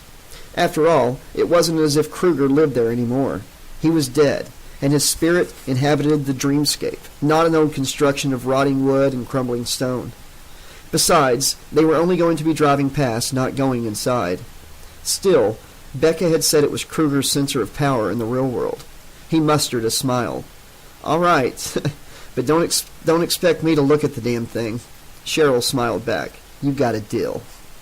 Less than a minute later, Cheryl showed and hit the Lexus's turn signal as she came to an intersection. She stopped and turned onto Elm Street. Jerome might have closed his eyes if someone other than Cheryl had been driving. He knew she'd understand if he did, but though he realized it made him a macho jerk, he couldn't bring himself to show that kind of weakness to his girlfriend. Instead, he kept his gaze fixed on the road ahead of them and avoided looking at the house as they drove past. The asphalt was a dull, weathered black. The line painted down the middle faded white. As he stared out the windshield, his eyelids began to grow heavy, and he struggled to keep them open. He pinched the small web of skin between his thumb and forefinger, bit the inside of his cheek nearly hard enough to draw blood. But these actions helped only for a few seconds at best, leaving him feeling even more weary than before. Though he wasn't looking in the direction of Kruger's house, he nevertheless sensed when they were drawing close to it. It was like an invisible weight settled on his shoulders, and the air in the interior of the Lexus suddenly became too thick and stale to breathe. The sensations became increasingly oppressive, until finally Jerome couldn't stand it anymore, and he turned to look. Kruger's house sat in the middle of its barren lawn like a spider squatting in the middle of its web. Jerome had the impression that the house had been waiting for him to pass by. He blinked several times, his eyelids suddenly heavy as stone, and he heard a single word whisper through his mind. Sleep. If it hadn't been for the reason behind the trip, Cheryl would have enjoyed driving Mr. Starkey's Lexus a lot more. The car was only a couple years old and still in great condition. But she wasn't capable of appreciating the experience, wasn't capable of feeling anything beyond worry for Jerome. He might have died in last night's accident, might still die, just like his mother, if they couldn't find a way to stop Kruger, or at least keep him away from Jerome. She prayed that whatever Becca had come up with would do the trick. She loved Jerome so much, and she couldn't bear for anything to happen to him. Jerome's head lolled forward, his eyes closed. Cheryl felt a jolt of fear. Oh my God, was he asleep? Jerome, are you all right? Jerome! She took her right hand off the steering wheel and started to reach for Jerome, intending it to shake him. But before her hand made contact, he lifted his head, eyes wide open and alert. Are you okay, sweetie? You nodded off there for a second. Jerome turned to look at her, his head swiveling slowly and deliberately. His face remained expressionless for a moment, but then his lips formed a smile. I'm fine. His smile grew wider. Fine and fucking dandy. Cheryl had never been to Becca's place before, and as she pulled Mr. Starkey's Lexus into the driveway, she had to admit she was disappointed. Becca's house looked nothing like the place where a psychic lived and did business. To the right of the door, a small sign was bolted to the brick. Spiritual advisor, Monday through Friday, 10 to 8, Saturday, 10 to 6, closed on Sundays. But otherwise, there was nothing to mark Becca's place as special. It was a 2-story Cape Cod with red brick, dark green shingles, and shutters to match. The yard was well kept, the grass neatly trimmed, flower beds with blooming tulips and daffodils well tended. It was almost stultifyingly normal. Jerome opened the passenger door before Cheryl had put the Lexus in park. By the time she'd done so and shut off the engine, he was halfway up the small set of concrete steps that led up to the porch. As she got out of the car, she said, Hey, wait up, Mr. Impatient. It was just a joke, mostly. But Jerome froze on the second step and didn't turn around right away. Cheryl crossed the walkway and started up the stairs herself before he turned to face her. He smiled easily enough, but he stood stiffly, body tight with tension. And there was an intensity in his eyes, a cold scrutiny that made her almost take a step back. Sorry, guess I'm just excited. He said nothing more, but his eyes narrowed, and Cheryl had the impression that he was waiting to see if she would accept his explanation. He's been through a lot the last couple days, she told herself, and he didn't get any sleep last night. Add to that all the coffee he's been drinking to help him stay awake, and it's no wonder he's acting a little strange. She returned his smile, took his hand, and gave it a squeeze. He didn't respond to her touch. His hand was like a lifeless lump of flesh in hers. But she kept smiling and said, Come on, let's go. Jerome hesitated a moment, then nodded, and together they stepped onto the porch and up to Becca's front door. Cheryl expected Jerome to open the door and walk in. It was his aunt's house after all. But instead, he opened the screen door and knocked. A moment later, Becca opened the door and Cheryl nearly gasped in surprise. She'd last seen Becca early this morning at the hospital, and she looked tired and stressed then. But only a few hours later, she looked as if she'd aged 10 years, if not more. If Jerome was surprised by his aunt's appearance, he gave no sign. Becca smiled sadly. I didn't mean to startle you. I should have warned you about my appearance when I called. But as fast as everything's been moving, it just didn't occur to me. That's all right, Jerome said. No biggie. Becca frowned as she looked at her nephew, squinting her eyes almost as if she were trying to look inside him somehow. Jerome just stood expressionless as Becca scrutinized him. And after a moment or two passed, she broke eye contact with Jerome and shook her head. Sorry. For a moment there I thought, well, it doesn't matter what I thought, does it? Come on in. Becca stepped back to make room for them to enter. Cheryl started forward without thinking. For normally, Jerome, gentleman that he was, let her go first. But this time he brushed past her as if she wasn't there, and she had the feeling that if she'd been any closer to the doorway, he might have knocked her aside. He's just nervous, she told herself. And who could blame him, considering everything that he'd been through? He was no doubt anxious to find out what Becca had come up with to help protect him from Freddy Krueger. Still, the casual disregard for her feelings, for her, wasn't like Jerome. Wasn't like him at all. Cheryl tried not to worry about it as she entered Becca's house. Jerome's aunt would help him, and everything would be better. It had to be. Becca continued talking as she led Jerome and Cheryl through the foyer and into a room that, given the white cloth-covered table with a crystal ball resting on its surface, was obviously where Becca conducted her business. My efforts to help restore the Dreamcatcher took more out of me than I thought they would. Her voice was soft and breathy, and the words seemed to come to Becca with more effort now. But I suppose you already guessed that, eh? She chuckled, but her laughter ended in a series of dry, rattling coughs. She stopped walking and started to sway, as if she were having a difficult time maintaining her balance.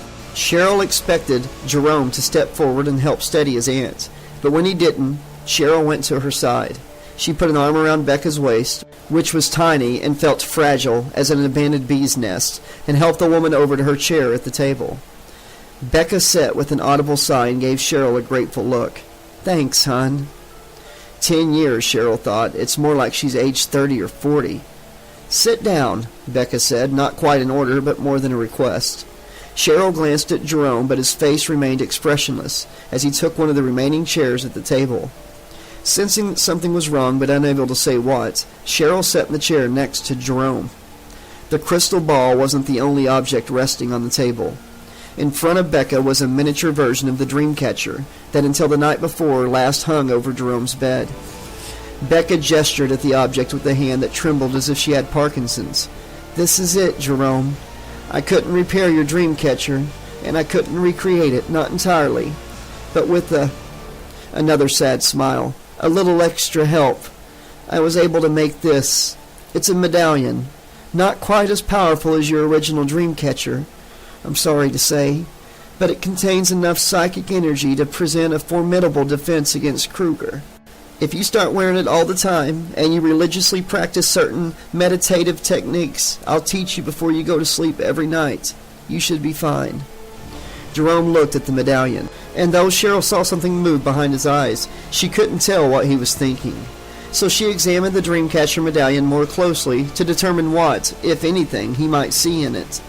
"Nothing personal, Becca, but I don't feel any power radiating from it," Cheryl said.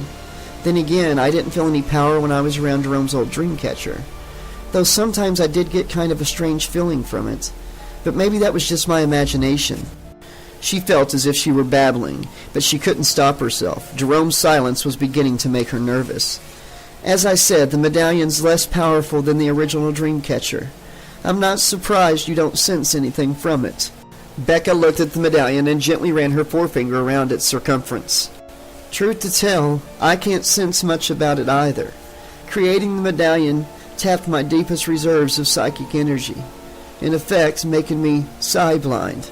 Whether my abilities will ever return, I don't know.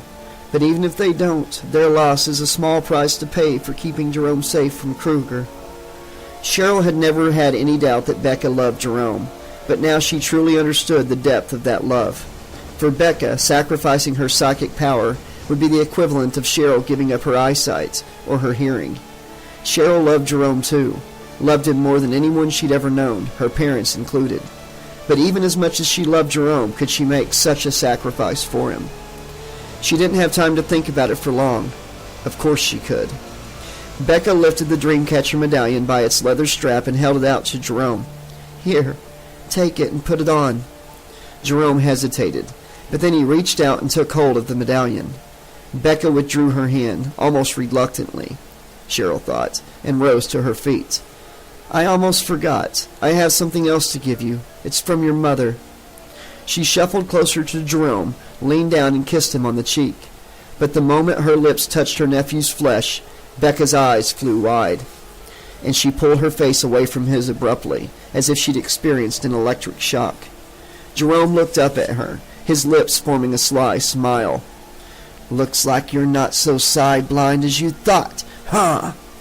Jerome wrapped his fingers around the miniature recreation of his old Dreamcatcher and squeezed.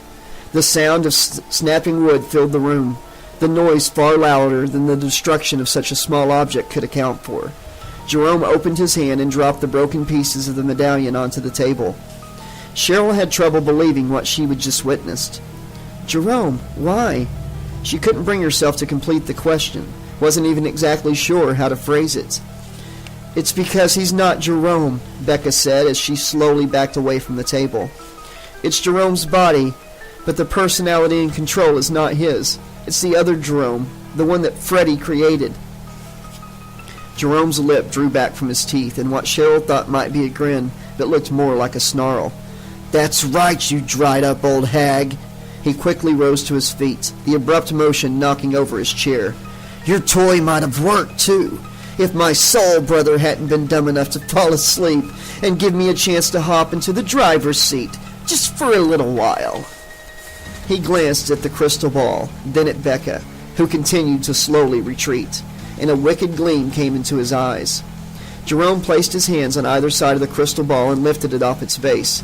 A tool of the trade, eh, Becca? Well, you know what they say. She who lives by the ball dies by the ball. He lifted the crystalline sphere over his head and ran towards Becca. Becca raised her arms to protect herself, but she was too slow, too weak. Jerome, or rather the evil thing in control of his body, brought the crystal ball down on Becca's head.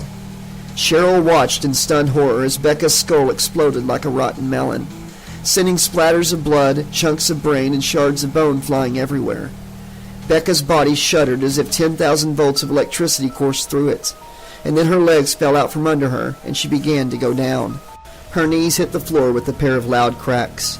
She remained motionless for a moment, mouth wide, eyes staring, and then she pitched forward and crashed face first to the floor. Jerome regarded Becca's corpse for a moment before turning his attention to the crystal ball. Its surface was slick with blood, and he gazed at it for a long moment, as if he were contemplating a work of art. Then he set the crystal ball back down on its base, speckling the white tablecloth with blood, and used his index finger to clean off 2 round spots in a half circle. With a dizzying twist of nausea, Cheryl realized he'd drawn a smiley face in Becca's blood. Jerome smiled at her. "Have a nice day!" Cheryl wanted to scream, could feel a scream wild and insane deep down inside her, desperate to get out. But she just couldn't give voice to it. She was too terrified of what Jerome, this Jerome, might do to her. So like a small, frightened woodland creature that has had the misfortune to suddenly find itself in the presence of a hungry predator, she remained very, very still and very, very quiet, and prayed to Christ that the beast that had hijacked her boyfriend's body would somehow overlook her. His face, hands, and clothes were covered with blood spatter and globs of gray matter that slid off him and fell to the floor with meaty, wet plaps. "Sorry you had to see that, Cheryl. I'd have preferred to wait a while before revealing my true identity to you, at least until I banged you a few times," he laughed. "But I can't afford any loose ends, and neither can my benefactor. So I'm afraid you're going to have to die as well. But not before I've had some fun with you. Thinking of it as the equivalent of a last meal for someone about to be executed. Only in your case, it's a last fuck. I promise to do my best to make it a good one," he grinned. "Good for me, anyways." He started walking toward her. Cheryl had remained seated during Jerome's attack on Becca, but she rose from her chair, and just as Becca had done only a few moments earlier, she backed slowly away from Jerome's advance. "You may not be Jerome, but I know he's still in there. He loves me, and he won't let you hurt me." Jerome continued coming toward her, leaving a trail of bloody shoe prints behind him. "He loves Becca, too, but you saw how much that helped her. Jerome's not in control anymore, and he's not going to be ever again. Meet the new boss. Definitely not the same as the old boss." Cheryl gazed into Jerome's eyes and tried to see beyond the lust and madness that currently filled them. Tried to see past this thing that had stolen her boyfriend's body, and all the way to her Jerome, the real one. The one that loved her and would never do anything to hurt her, who'd give up his own life to save hers if he could. "Jerome, honey, you saw what he did to Becca. If you don't do something to stop him, he's going to do something worse to me, a lot worse. Please, I love you so much. I don't mind dying if it's my time, but I can't stand the thought that it'll be your hands that take my life. Hands that I've held so many times. Hands that I've kissed. Your hands, Jerome, not his." Jerome stopped advancing and then frowned as if suddenly confused. His facial muscles twitched and contorted, and his whole body began to shake as if he were having a seizure. No, Cheryl thought, as if he were desperately trying to wake up from a dream. Jerome's spasms became more violent as the 2 personalities that inhabited his body battled for control.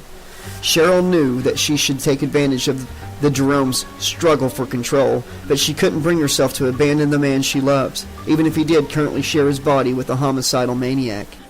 Only a few seconds later, she had cause to regret her choice to stay as Jerome lurched forward, facial muscles rippling as if they might tear themselves free of his skull any second. And then his fist came swinging toward her face in a vicious arc. A burst of white light exploded behind her eyes as the fist connected with her jaw. Then the light faded, leaving only darkness behind. Jerome stared at Cheryl's prone form lying on the floor in a pool of his aunt's blood. Becca's body lay several feet away, and on the table, the bloody smiley face his other self had created gazed at Jerome with mindless joviality. He killed Becca. Killed Cheryl. No, not him. The other Jerome. The one infested with Freddy's evil. That fucker was responsible. His other self had retreated, leaving Jerome in control once more. But Jerome sensed the other's presence lurking just beneath the surface of his consciousness. Like a crocodile submerged in dank river water, only its eyes visible, waiting with inhuman patience for prey to draw near the water's edge. We did it together, bro. Your body, my wicked, wicked mind. His other self laughed inside Jerome's head, the sound harsh and guttural, just like Kruger. Jerome wanted to jam his hands tight against his ears to shut out the foul laughter, but since it issued from within his own skull, he knew there was nothing he could do. Cheryl stirred and groaned then, and the laughter cut off as if someone had pressed a psychic mute button in his mind. Jerome knelt next to Cheryl and fixed his gaze on her face, not allowing himself to believe she was alive, afraid that her movement had been only another of Kruger's cruel tricks. But after a moment she groaned again and her eyes fluttered, though they didn't open. Thank Christ she was alive. Her jaw was rapidly swelling and already starting to bruise, and Jerome feared it was broken. It was possible she had a concussion too, or maybe a more serious head injury, but at least she was alive, for the moment. But she wouldn't remain that way, not if his other self assumed control again. Though Jerome didn't want to leave her side, though it broke his heart to abandon her when she was hurt, by his own hand, if not his own will, but he knew he couldn't stay. He couldn't risk his other self regaining control and attacking her. Jerome had failed to save Becca, but he was determined not to lose Cheryl as well. And there was only one way he could think of to ensure her safety. He had to get away from her as fast as possible.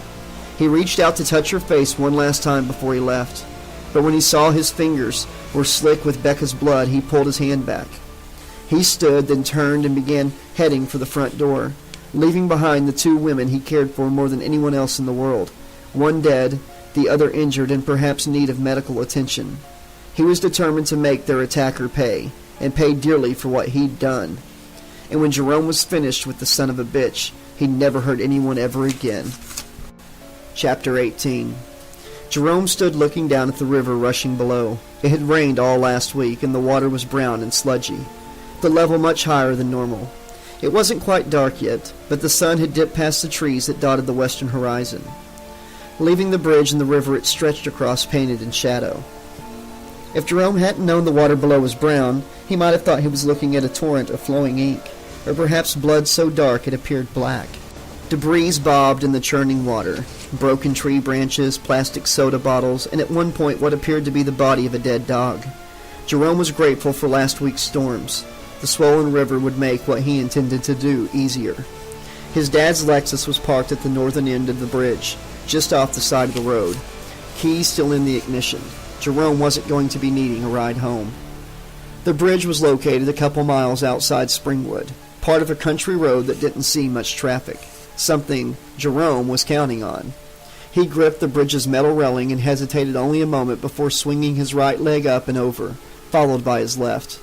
He sat on the railing, hands still gripping tight for support, legs dangling out into space. If this had been in the urban or even suburban area, the railing would have been built high enough to discourage people from attempting what Jerome was about to do. But this was a country bridge, at least 20 years old. It was the kind of place people drove across or fished from, not jumped off. He gazed down at the water and listened to its sibilant whispering as it rushed by beneath him. He found the sound soothing, and he wished he could sit here and listen to it forever. But he couldn't. He had work to do. He figured it was 30, maybe 40 feet down, not so far that a drop would prove fatal in and of itself, but then he hadn't expected it to. He was counting on the river to take care of business. Now that he was there and about to go through with it, he was mildly surprised to discover that he wasn't afraid. If he had to die to stop this other self and prevent Kruger from gaining an agent in the real world, then so be it. He only wished that he'd found the courage to take his life earlier. If he had, Becca would still be alive. Once again, he saw Becca lying on the floor of her sitting room, head crushed, surrounded by a widening pool of blood. He squeezed his eyes shut and tried to banish the image from his mind. He didn't want to go to his death with that picture in his head. Sorrow gripped him then, so overwhelming that it took all his strength not to break down sobbing. He couldn't afford any weakness, not now. Not until after he'd jumped, and it was too late. He loosened his grip on the railing, but didn't let go, not yet. He hoped Cheryl would understand and maybe even one day find it in her to forgive him. He wondered if Elle, after the pain of losing a friend had eased somewhat, would be able to make jokes about his high dive someday. Jerome hoped so. He wanted Elle to remember him with laughter. He regretted the pain his suicide would cause his family. Jerome was the last living link his dad had to Joanna Larkin. When Jerome was gone, Joanna would be too, forever. Lynn wasn't his birth mother, but Jerome thought she'd feel sorrow at his loss, maybe even as much as she'd feel at losing one of her biological children. But of everyone he would be leaving behind, Jerome regretted the effect his death would have on his half, on his brother and sister. Brian and Mary were too young to have to experience such loss, and if there was any other way to put an end to Kruger's plan, Jerome would have done it. But he could see no other way, and the longer he hesitated, the greater the chance that his other self, who, since Jerome had left Becca's, had been strangely silent, would attempt to reassert control. If Jerome was going to do this thing, he had to do it now. He took a deep breath, removed his hands from the railing, and leaned forward. The moment he began falling, he was seized by panic, and his arms and legs began flailing at their own accord, desperate to find any sort of purchase in the air. Though he was reconciled of dying, wanted death as much as he'd ever wanted anything in life, it seemed his body had its own ideas. His stomach leaped into his throat, and he couldn't breathe. It felt as if his heart suddenly stopped beating in anticipation of a full-body shutdown. A shock of impact accompanied by a sudden bone-numbing cold, and Jerome felt his descent abruptly slow. It took a second for him to realize that he'd hit the water, was in fact beneath it, and then he was tumbling as the river's current took hold of him. He began thrashing, or rather his body did, in a desperate attempt to swim to the surface. But Jerome forced himself to go limp and let the river do with him as it would. To help things along, he opened his mouth and expelled the air his lungs had been hoarding in a gout of bubbles. Then he took a deep breath in. Panic returned as thick, heavy liquid filled his lungs, and his hands clawed the water, trying to pull the rest of his body toward the surface and the sweet air beyond. He took another breath, then another. With each, there was less air in his lungs and more water, and he quickly lost buoyancy.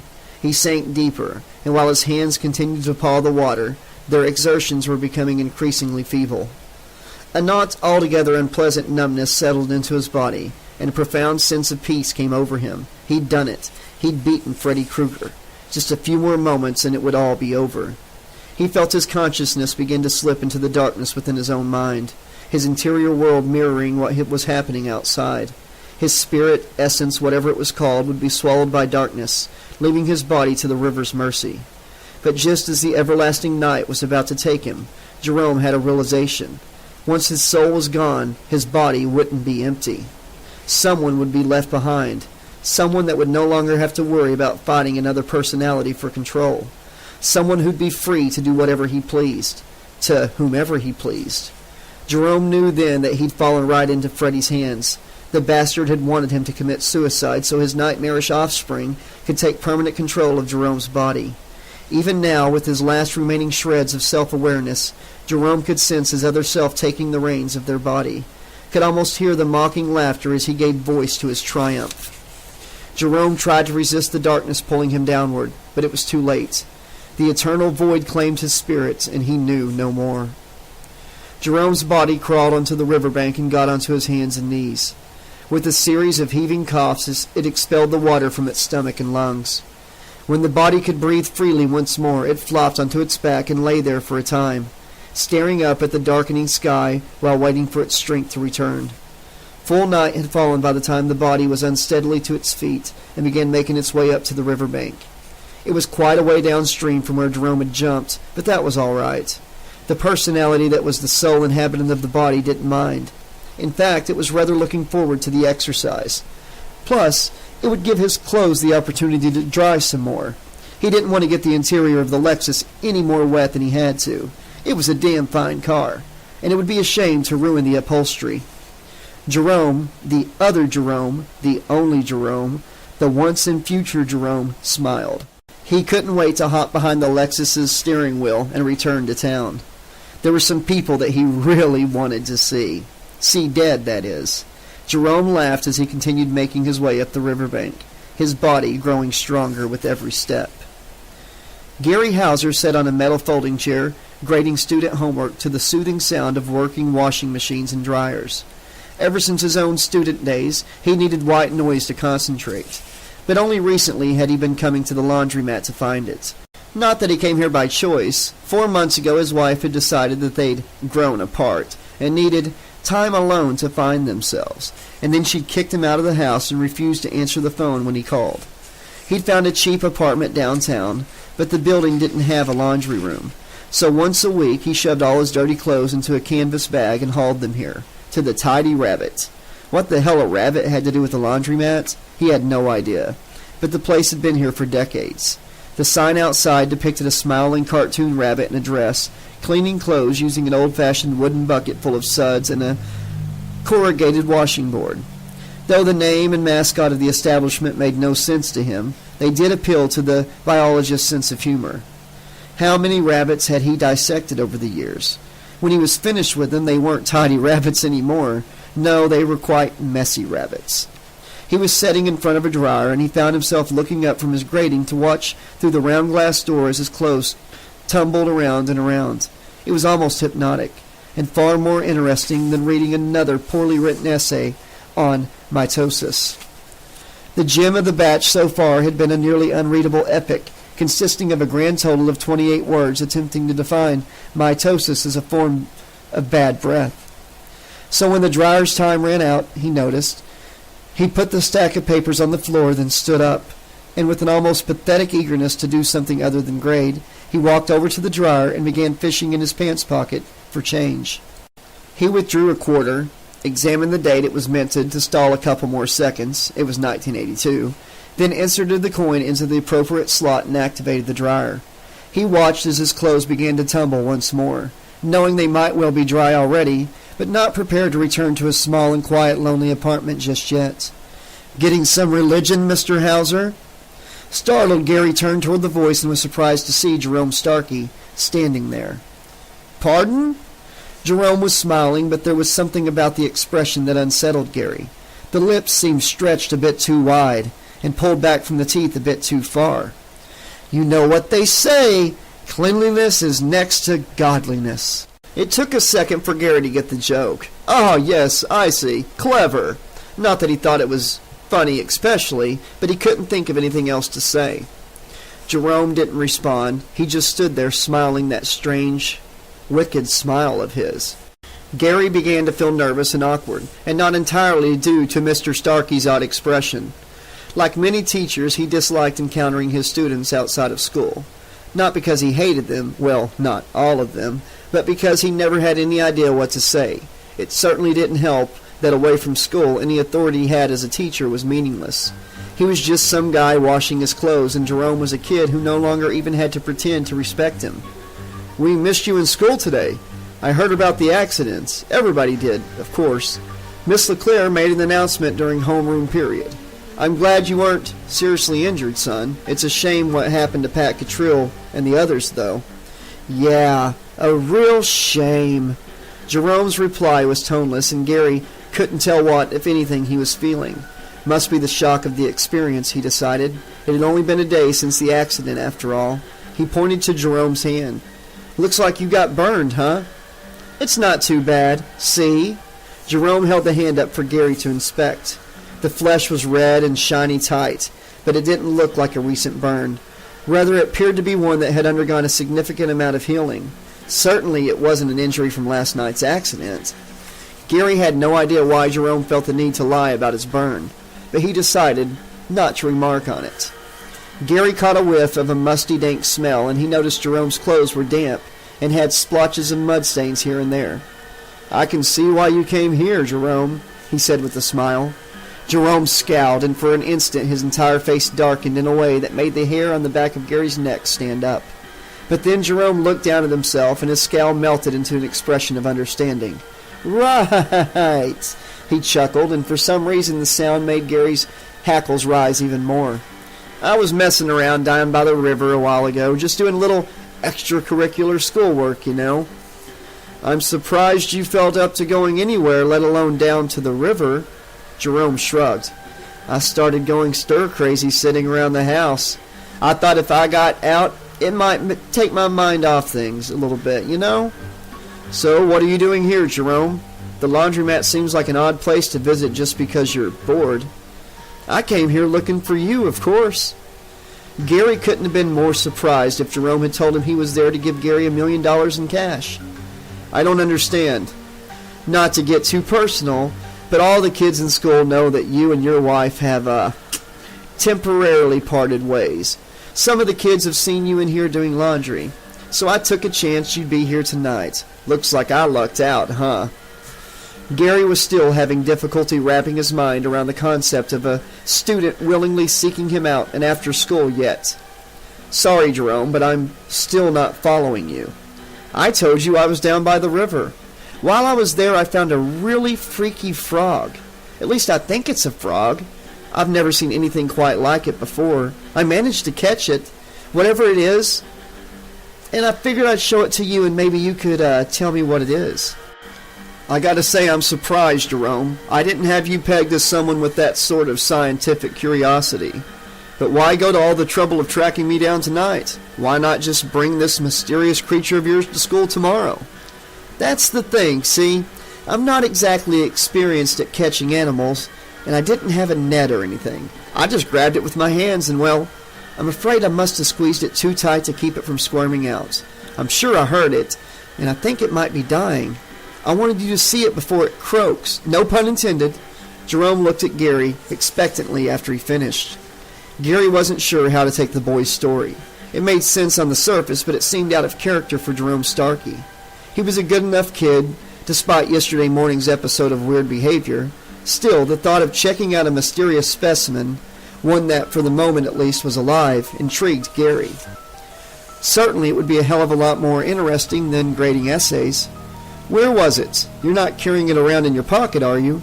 No, it's outside, in the trunk of my dad's car. You want to come out and take a look at it?" Gary glanced at the dryer. His clothes still had plenty of time to go in the cycle. So he turned to Jerome. "Sure, why not?" Jerome smiled. "Great!" One corner of his mouth rose in a half smile. "I think you're going to be very surprised." "Wake up, Mr. Hauser." He felt a hand patting his cheeks. Right, then left. He tried to open his eyes, but his head hurt so much that all he wanted to do was go back to sleep until the pain was gone. The hand hit him harder this time, hard enough to jar his head and start it throbbing even worse. The pain was too much to ignore, and despite himself, Gary Hauser opened his eyes. He saw Jerome Starkey kneeling over him. "Welcome back to the land of the living," Jerome smiled, "at least for a little while." Gary wanted to ask what had happened, but the words came out as muffled mumbling, and he realized he'd been gagged. He tried to sit up then, but Jerome planted a hand on his chest and shoved him back down with surprising strength. Gary fell back to the ground, cracking the back of his head against hard asphalt. The pain in his head quadrupled, and he almost passed out again. But Jerome gave him a hard pinch on the cheek. "Stay with me now, Mr. Hauser. It took me long enough to wake you up the first time. Besides, you don't want to miss out on the fun, do you?" Gary struggled to remember how he'd gotten there. He recalled grading essays in the laundromat, Jerome arriving and telling him about a strange sort of frog that he'd captured. He remembered following Jerome outside to a Lexus. He recalled that part very well, for he knew he'd never been able to afford a Lexus, pre-owned or otherwise, on his teacher's salary. He remembered Jerome popping the trunk open and gesturing for him to look inside. He'd leaned down into the trunk, looking to see whatever Jerome had in there, but as near as he'd been able to see, the trunk had been empty. He'd been about to ask Jerome if this were some sort of joke when he sensed sudden movement from the boy, and then pain exploded in his head, and he remembered nothing else until Jerome started slapping him. He thought he understood what had happened, though. Jerome had slammed the trunk lid down hard on his head and knocked him out. He then gagged him and brought him here, wherever that was. He tried to turn his head to examine his surroundings, but even the slightest movement set off a fresh wave of agony in his skull, forcing him to lie still. "Let me guess," Jerome said, "trying to figure out where you are?" I didn't take you too far. Oh, sorry. We're in the alley behind the laundromats. As you've no doubt figured out by now, there was no strange frog. That was a lie I used to get you outside so I could knock your ass out. Just to make you temporarily more cooperative. You understand? We're about to embark on a little scientific experiment, you and I. Dissecting a frog in class is interesting and all, but I thought I might learn more by dissecting a, more complex organism, and a living one at that. He frowned. Though, isn't it called vivisection when you cut up something that's alive? I guess it doesn't really matter. It's the cutting that's important, right? Jerome smiled, and Gary felt cold terror take hold of him and wipe away the pain in his head.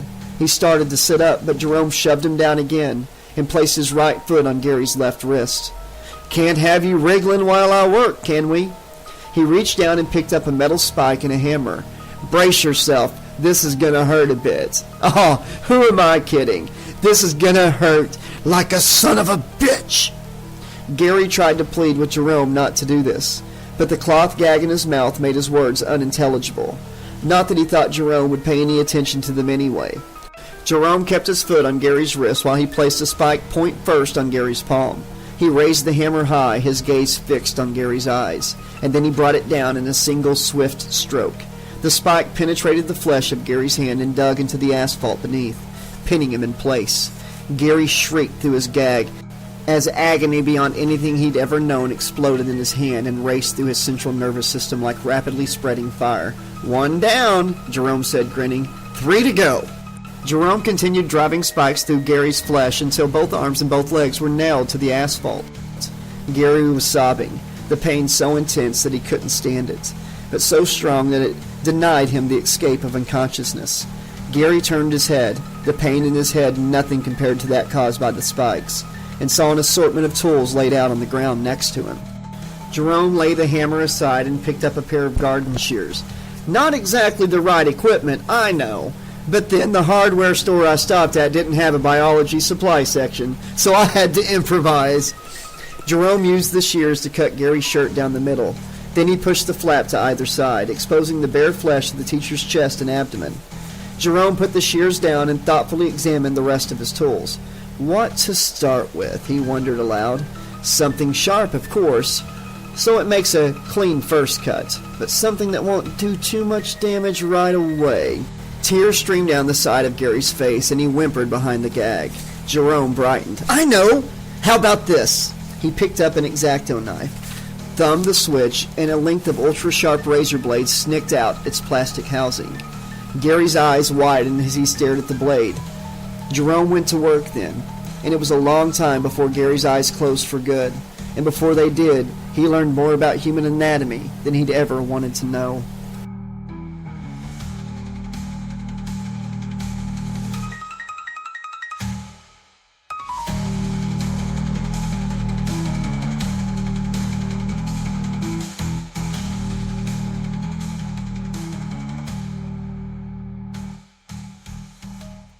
Chapter 19. Cheryl awoke calling Jerome's name, though she wasn't sure why. She sat up and put a hand to her throbbing head as she struggled to orient herself. Once she saw the smiley-faced crystal ball, the blood all over the floor, and of course Becca's dead body, it didn't take long for her to recall what had happened. She rose to her feet and closed her eyes as a wave of dizziness hit her. She inhaled deeply, hoping it would help the dizziness pass. But she breathed in the stink of blood and death through her nostrils, and her stomach instantly revolted. She turned her face away from Becca's corpse, not wishing to violate the poor woman's body any further, and vomited. When she was finished, she staggered off in search of a phone. Al was scanning returned movies back into the computer system when the phone rang. He glanced away from the terminal he was working at and checked to see if either of his parents was going to answer it. Dad was out on the floor helping a customer find a movie, and Mom was helping another customer check out. With a sigh, he reached past his mother and picked up the store phone's receiver. Showtime Video, where the stars shine day or night. How may I help you? There was no response at first, and Elle figured it was either a wrong number, who hung up, or an impatient customer who got tired of waiting. He was about to hang up himself when he heard a soft snuffling on the other end of the line, and he realized what he was listening to was someone crying. Hello? Who is this? A pause, And then so softly he almost couldn't hear it, a voice spoke. "He killed her, Elle. Hit her on the head with her. The voice broke in choking sobs, but it didn't matter. He'd heard enough to recognize it. Questions tumbled out of his mouth. "Cheryl, what's wrong? Where are you? Is Jerome with you? Are you both okay?" "I'm at Becca's house. You know Jerome's aunt? He killed her, Elle. She's dead." It felt like his heart was suddenly encased in a grip of ice.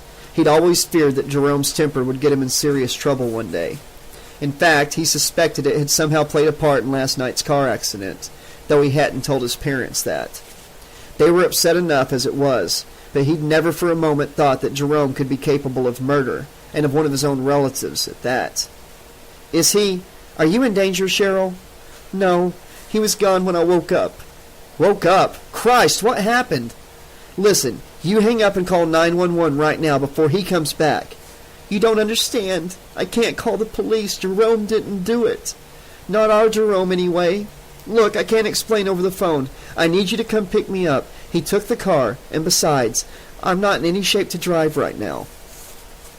Elle glanced at his mother. She was busy with another customer now and wasn't paying any attention to his conversation with Cheryl. "All right. I'll make up some kind of excuse and get out of here. I've got a pretty good idea where Becca lives." Make that lived, he added mentally. "But if you could be standing outside waiting for me, that'll help." "Sure, no problem. It's not like I want to stay in here any longer than I have to." In here, what she left unsaid was, with Becca's body. Elle shuddered. "One more thing. Once I pick you up, what are we going to do?" There was no hesitation in Cheryl's voice. "We're going to find Jerome and we're going to save him." Elle sighed. "I figured you were going to say something like that." Jerome stared up at a star-filled sky. He was surprised to see that the afterlife appeared to have the same constellations as the world of the living. A breeze moved across him. There was wind in the afterlife, making him shiver. As he shivered, he realized that his clothes were wet, which was, of course, why the breeze made him feel cold. But if he had clothes and could still experience the sensation of cold, that meant he still possessed a physical body. And if that was the case, he sat up and looked around.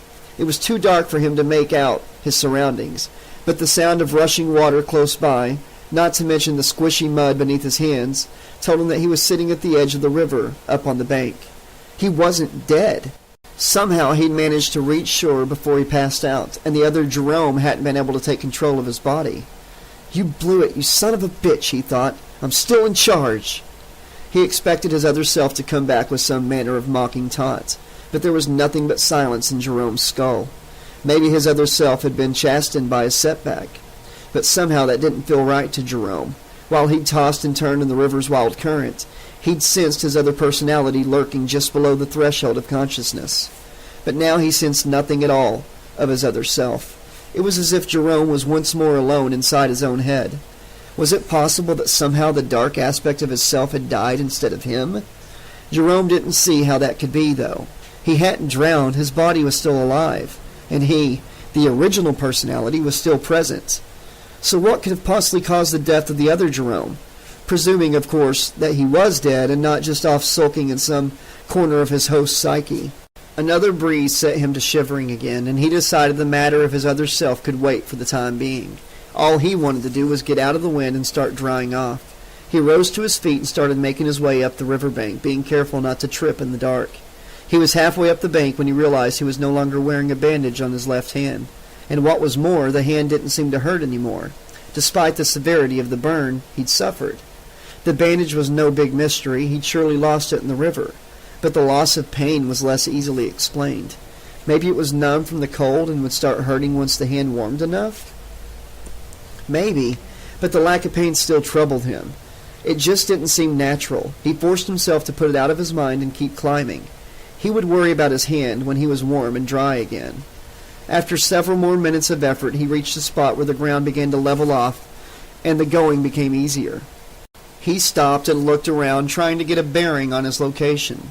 It was still too dark for him to make out more than the silhouettes of trees against the night sky, but he was fairly confident the bridge wasn't in the vicinity, which only made sense given how fast the water had been flowing. He'd probably been carried downstream quite a ways. But if he wanted to find the bridge, along with his dad's Lexus, it was simple enough.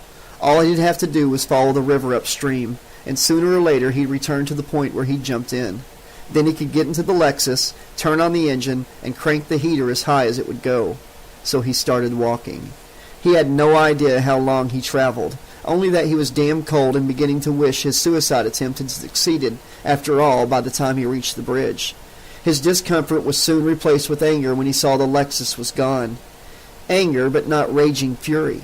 For the first time in his life, his anger didn't feel like a pressure cooker about to explode. The emotion was there, but it was less intense, more manageable. Maybe the awareness that his hair-trigger temper had been caused by his other self was enough to help him finally get control of his anger. Maybe. He shouldn't have left the keys in the ignition. Someone had driven by, probably with a passenger in the car, had seen the Lexus and stopped to check it out. When they saw it was abandoned, doors unlocked, keys dangling from the ignition, one of them had hopped behind the wheel and started the car up while the other returned to their original, and, in all likelihood, much less nice vehicle. Then they'd driven away, unknowingly leaving Jerome to stand there in the middle of the bridge, freezing his ass off. He wondered how he was going to explain this to his dad. I decided to go for a little swim and figured the car would be all right until I got back. Somehow he didn't think that was going to do the trick. He'd have plenty of time to think of a better explanation on the long hike back to town. The sooner he started walking, the sooner he'd get to someplace warm. He turned towards Springwood and started walking again. From somewhere off in the darkness he heard the sound of a chattering night bird, and if the call resembled the cold, cruel sound of a certain undead madman's laughter, Jerome told himself it was just his imagination, and kept on walking. Assistant Principal Catherine LeClaire sat behind her desk, going over paperwork despite the lateness of the hour. That was one of the downsides to having the word assistant in your job title. The principal got to be the vision guy, as he so often put it, while she was relegated to handling discipline problems and completing forms.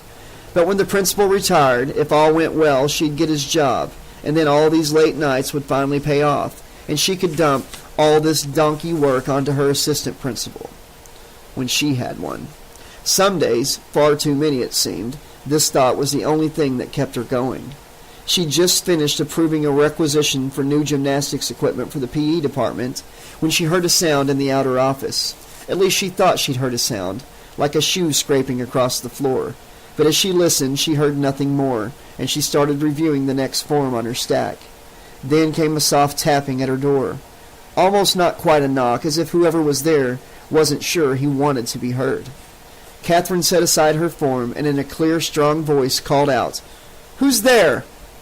Several minutes passed as she waited for a reply. Finally, a timid voice replied, "I was told to come see you, Miss LeClaire." "It's late. Come back tomorrow." "I'm sorry it took me so long to get here, but it's really important I see you tonight. Vice Principal, I'll be in real trouble if I don't." "Sure you will. That's what they all say." The door opened and Sam Nilsson stepped into her office, frowning. "What do you mean, all?" Catherine giggled. "All my many lovers, of course. They're usually lined up outside my office, down the hall, and out the main entrance." Sam's frown eased and he smiled. "No line out there tonight, Miss LeClaire." Catherine rose from behind her desk and came around to meet him. "Then I suppose I'll have to settle for you, then." She put her hands on his broad shoulders. She loved those shoulders, and he slipped his strong hands around her waist and held her gently. The feeling of him keeping his strength in check as he touched her always drove her crazy. They kissed, slow and loving at first, then with increasing urgency and building passion. Just as they were about to reach what Catherine thought of as the point of no return, she drew back from Sam, though she didn't break their embrace. "What about Nina?" she asked. "Don't worry about her. She's got garden club tonight, which means she'll be out drinking with her friends until midnight at least. We've got plenty of time." "Got any ideas on how we might spend that time?" Sam grinned. "One or two." "You've got to be kidding." "Come on, Catherine, it'll be fun. Besides, it's how the ancient Greeks used to wrestle." They stood in the gym, light set low so that most of the space in the auditorium was filled with shadow. Lying on the floor in front of them were several wrestling mats.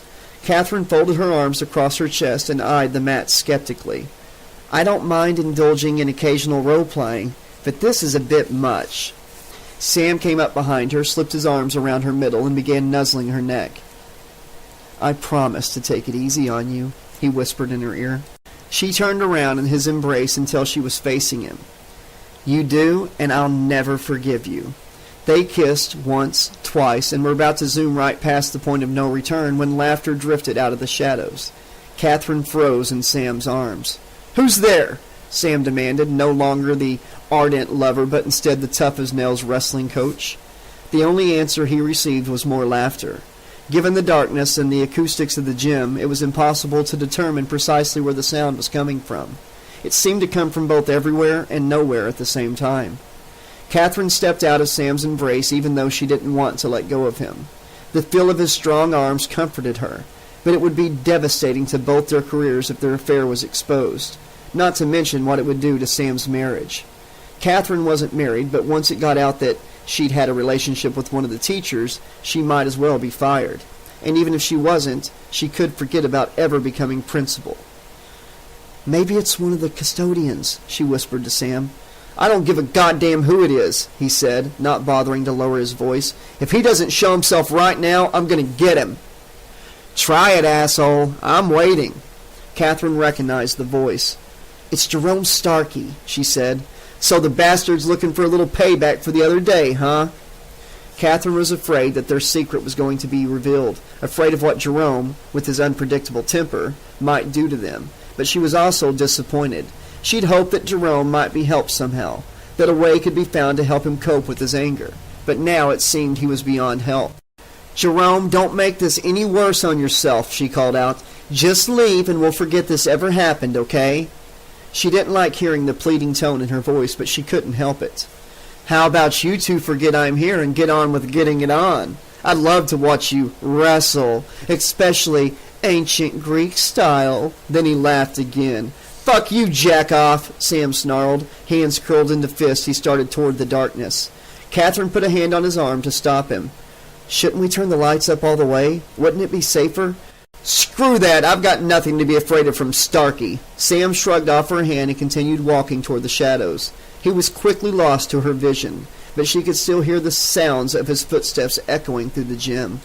Come on, kid, what are you waiting for? Sam taunted. I'm right! His voice suddenly cut off, and then there was a sound of feet scuffling on the gym floor, followed by several dull, meaty thuds. Then the gym was silent once more. Sam? Catherine called. Are you okay? Sam didn't respond, and she began to fear that perhaps he couldn't.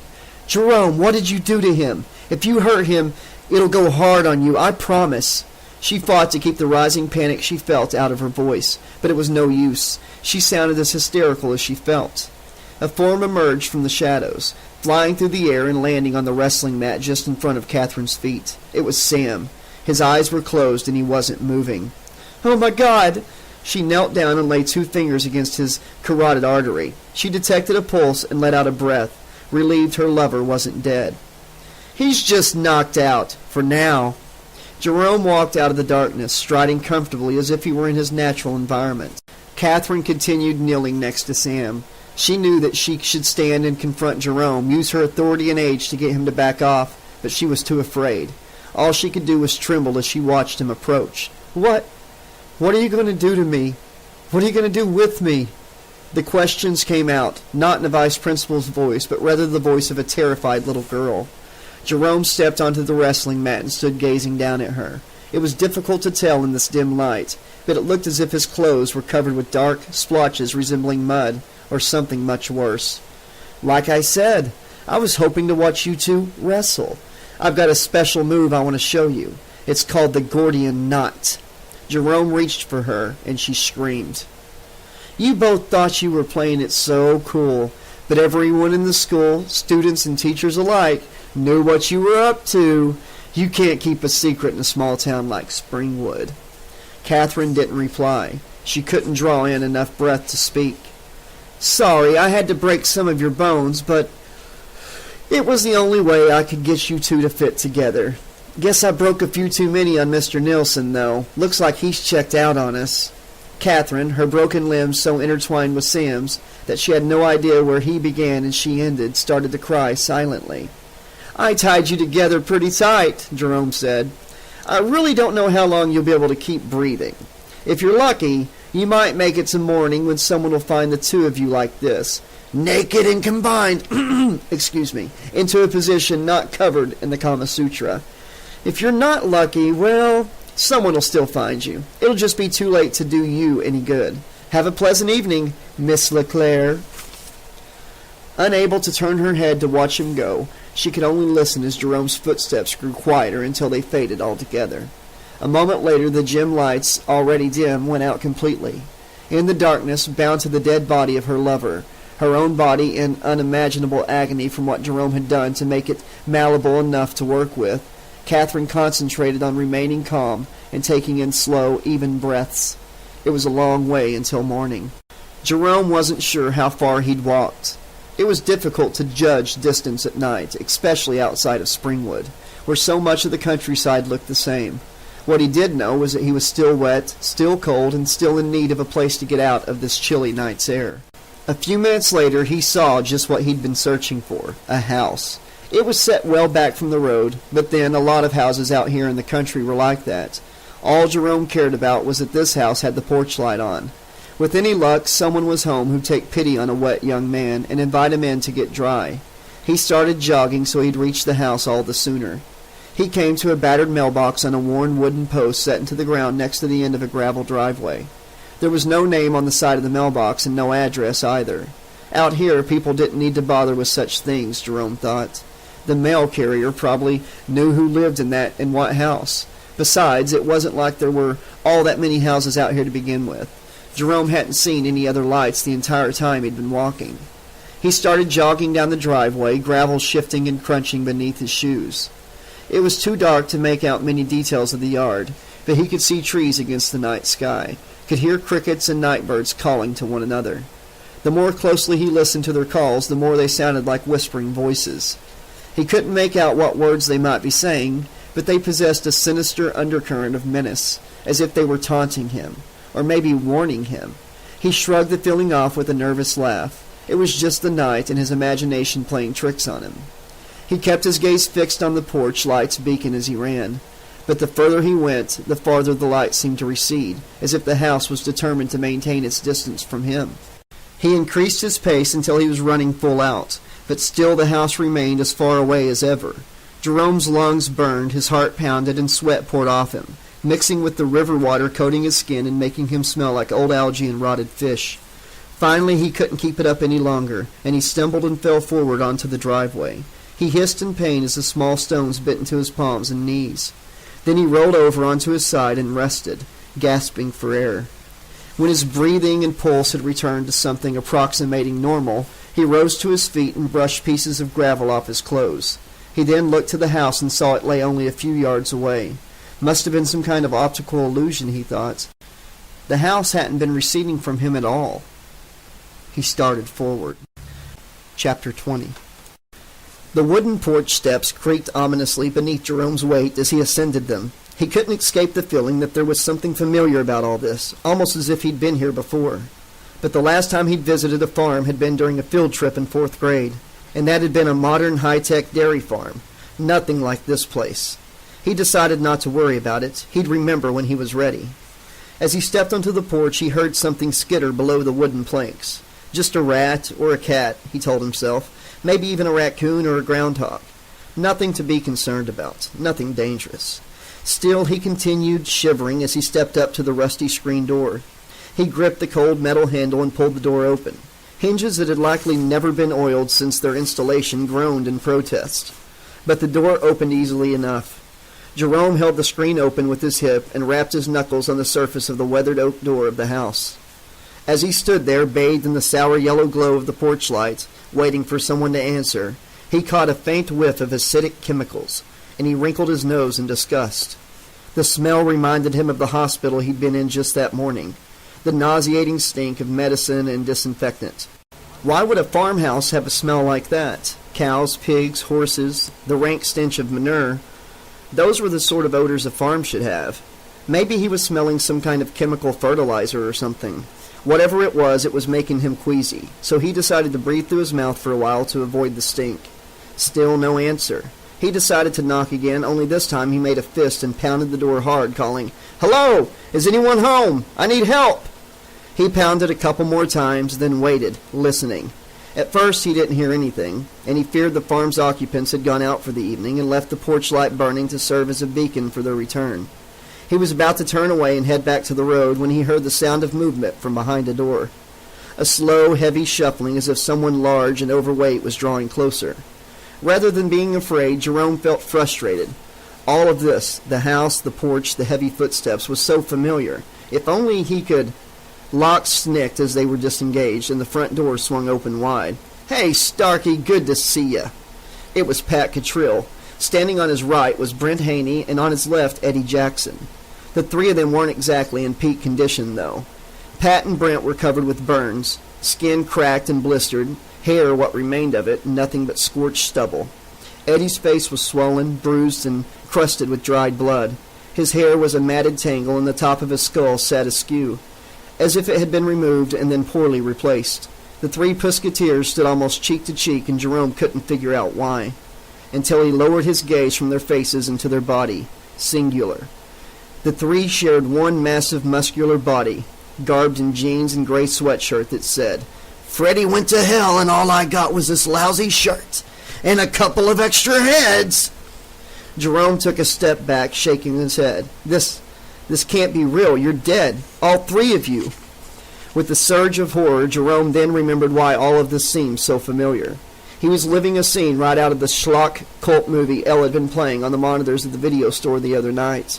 What was the title again? Two Heads Are Deadlier Than One? But in this version, written, directed, and produced by Freddy Krueger, no doubt, the number of heads had been up to 3.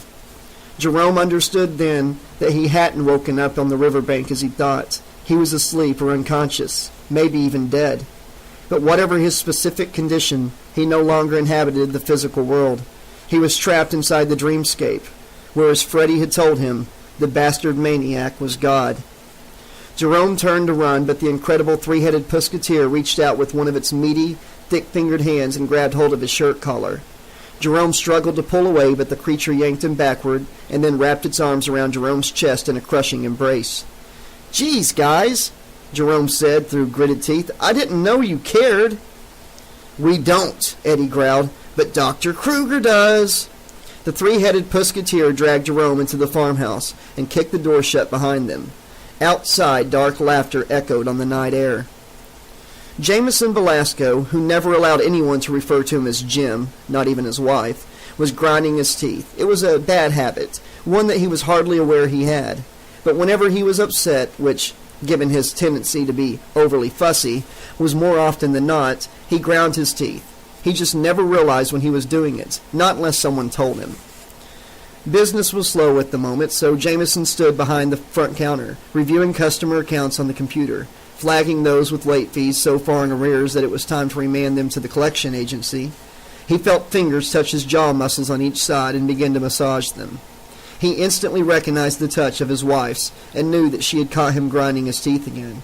He forced his jaw muscles to relax as Miriam worked on them, and he continued reviewing accounts for several moments until she removed her hands and stepped back.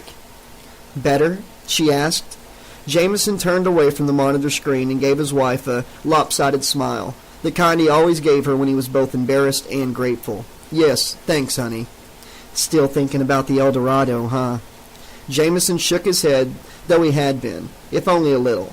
"I'm thinking about Ellery." Miriam sighed. "Me too." "Do you think it was a mistake to let him go pick up Cheryl?" Unspoken was the additional thought.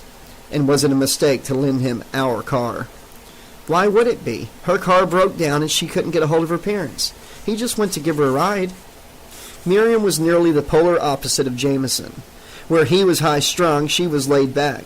Where he overthought everything, she tended to go with the flow. For another couple, these differences might have been a source of great friction, but not them. They balanced each other out quite effectively, and it was one of the aspects they appreciated most about their marriage. Because while both of them would have had trouble articulating it, they knew they needed the balance in order to keep them grounded and help them navigate through their daily lives. Simply put, they were badly needed emotional compasses for each other. Normally, Miriam's reassurance would have made Jameson feel better, but not tonight. "That's what Ellery told us, but that doesn't necessarily make it true." Miriam's mouth gaped almost comically in surprise. "You're accusing our son of lying to us?" Miriam liked to believe the best of people, especially when it came to their son. Jameson chuckled. He's a teenager. Of course he lies to us. The only questions are about what and how often. When he asked permission to go help Cheryl, did he seem to you to be, I don't know, worried, upset, preoccupied? Not really. But you were the one he talked to. I was busy with the customer, remember? I believe you, she hastened to add, but Elle's behavior doesn't necessarily mean that something's wrong.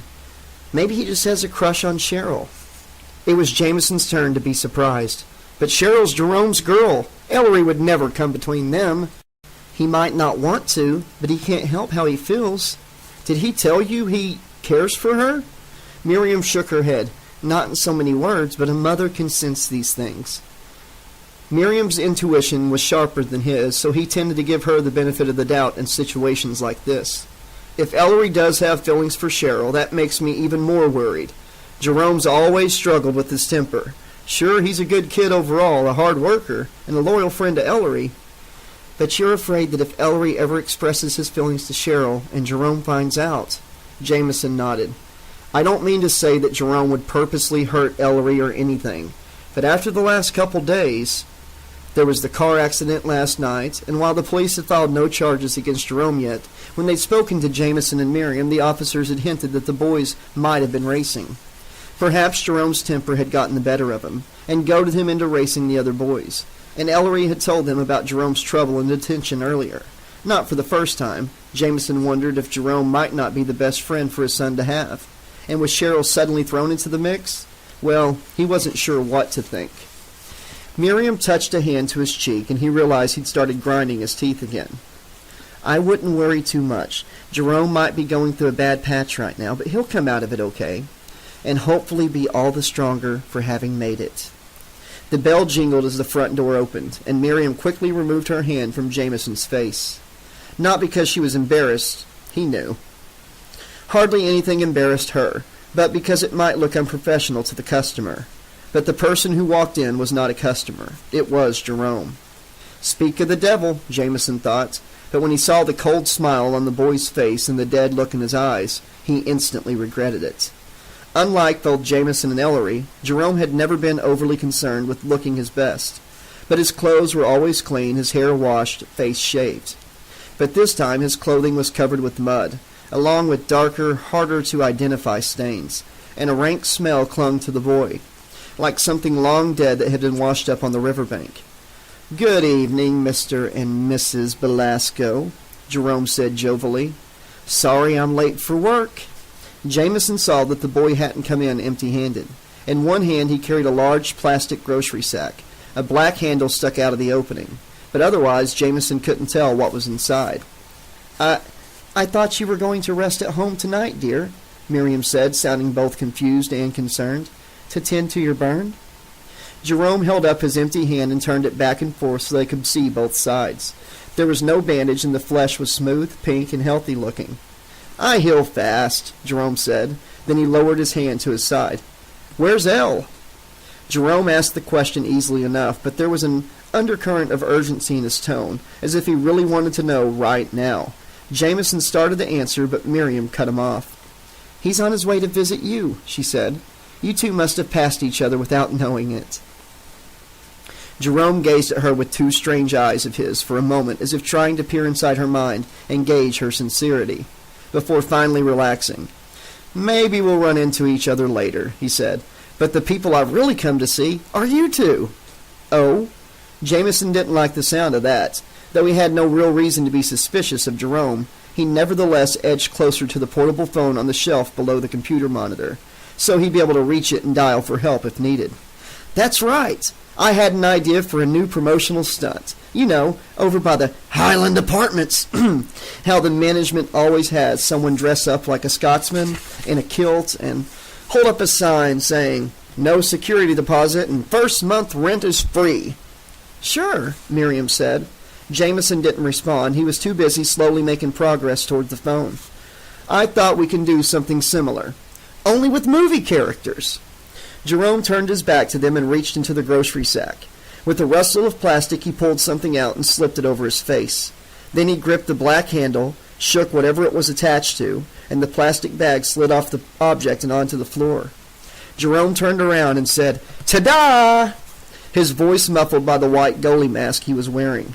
In his hand he gripped the handle of a large machete, its sharp steel blade shining silver as it reflected fluorescent light from the fixtures overhead. "What do you think?" Jerome asked. Jameson and Miriam exchanged glances. "It's, quite eye-catching," Jameson said. "But the machete looks real. Wouldn't it be safer to use a plastic one, like the kind they sell at Halloween?" Keeping his gaze on Jerome the entire time, Jameson bent his knees and reached for the phone. He wasn't sure what this promotional idea was all about, but Jerome wasn't acting at all like himself, and Jameson's instincts told him something was very wrong here. Jerome slashed the machete back and forth several times, the blade softly hissing as it cleaved the air. "Nothing to worry about. It only looks sharp." He angled the machete so the blade pointed straight up. Then he pressed his thumb to the edge. "See?" He started to run his thumb along the blade, but then suddenly jerked it away. "Damn it!" Jerome swore. Blood welled forth from the fresh cut on his thumb. "Just stand still, Jerome," Miriam said. She grabbed a box of tissues from beneath the counter and hurried out from behind it. She'd always been faster to react during a crisis than Jameson.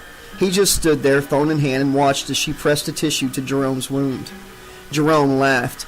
"Psych!" He swung the machete and struck Miriam at the juncture of her neck and shoulder. The blade bit deep, and Miriam screamed as her blood sprayed the air. Jerome yanked the machete free and raised it for another strike. Though his face was concealed by the hockey mask, Jameson could see the insane glee shining in the boy's eyes. Miriam stumbled backward and put up her hands to defend herself, as blood continued to pump from the gash in her neck. Jerome took a step toward her, and, without thinking, knowing only that his wife was in danger and needed him, Jameson hurled the phone at Jerome. The hand unit flew through the air and smacked into the forehead of Jerome's mask. It bounced off and tumbled to the floor where the plastic casing broke apart to reveal the electronic components inside. Jerome, quite uninjured, turned to look at Jameson, and despite the deadly seriousness of the situation, the man shrugged almost apologetically.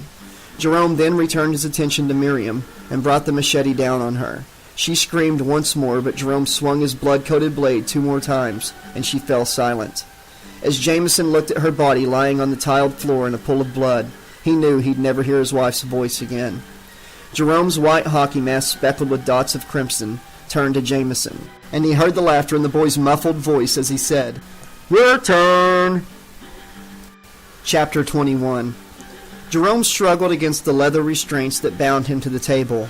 He knew they weren't real, that none of this was real, but the knowledge did not do him any good. The restraints held. The basement, along with the makeshift laboratory it contained, wasn't real either. But Jerome could see the bright fluorescence from the light fixture above him, could smell the dust and mildew, feel the cold, dank air on his skin, hear the electronic humming of various pieces of equipment, warming up. For a dream, illusion created from his memories of one of Elle's beloved schlock films, it was damn detailed. "It's always satisfying when one's artistry is appreciated." Jerome heard feet clomping down the wooden stairs that led to the basement. He strained to see who was coming, more than one person from the sound of it. But the position he was in made it impossible. But then he didn't need to see to know who it was. Who else could it be? Kruger came around to the side of the table, the 3-headed Pusketeer right behind him. Jerome could see the ragged stitches where the Pusketeer's 3 heads were attached to its body. The sewing was sloppy with loose ends of thread sticking out, and Jerome doubted such poor stitching could hold 2 pieces of cloth together, let alone flesh and bone. But this wasn't the real world, and the rules of logic and cause and effect didn't apply here. "How's our patient feeling this evening?" Kruger was dressed in a green operating gown and surgical mask, just like the mad doctor from 2 Heads Are Deadlier Than One. "Are we ready to make medical history?" Ready to tear your goddamn ugly head off, Jerome struggled against the restraints again, but with no more success than before. Freddy's eyes, the only one part of his face visible, gleamed with dark amusement at Jerome's efforts. Now, don't be like that. Having a positive attitude before surgery can make all the difference in one's post-operative recovery. We wouldn't want you to experience more discomfort than necessary, would we? Screw you and screw your games, Jerome snapped. If you're going to kill me, why don't you just do it and get it over with? Freddy raised his claw glove, but there were no blades attached this time. Killing's the least of what I do, kid. Don't get me wrong. I love it and I'm damn good at it. But creating fear, causing suffering, devouring a soul, piece by delicious piece. There are a few of my favorite things. Kruger chuckled as he pulled a tray attached to a rolling stand toward him. The metal tray was covered with a filthy blood-stained rag upon which rested a collection of rusted metal implements. Knives, corkscrews, hacksaw blades, drill bits. Freddy looked over the assortment for several moments before selecting 4 and attaching them to his glove. When he was finished, he turned and showed Jerome the tools he'd chosen. I must apologize for the quality of my instruments, but after all, this is a low-budget movie, right? Drill bit, saw blade, corkscrew, and knife. All 4 rusted, edges and points dull. Jerome didn't want to imagine what the tools would feel like as they worked to penetrate his flesh. And speaking of our budget, we can't afford anesthesia, so I had to come up with something else to distract you while I'm slicing and dicing. He nodded at the Pusketeer, and the monstrous abomination lumbered off to one of the basement's shadowy corners. A moment later, they returned, pushing an old-fashioned television set, the kind with the round screen that looked like a monitor from an alien spaceship, set atop a wheeled stand. Grinning with 3 separate mouths, the creature positioned the set near Jerome's head so he could see, then turned it on.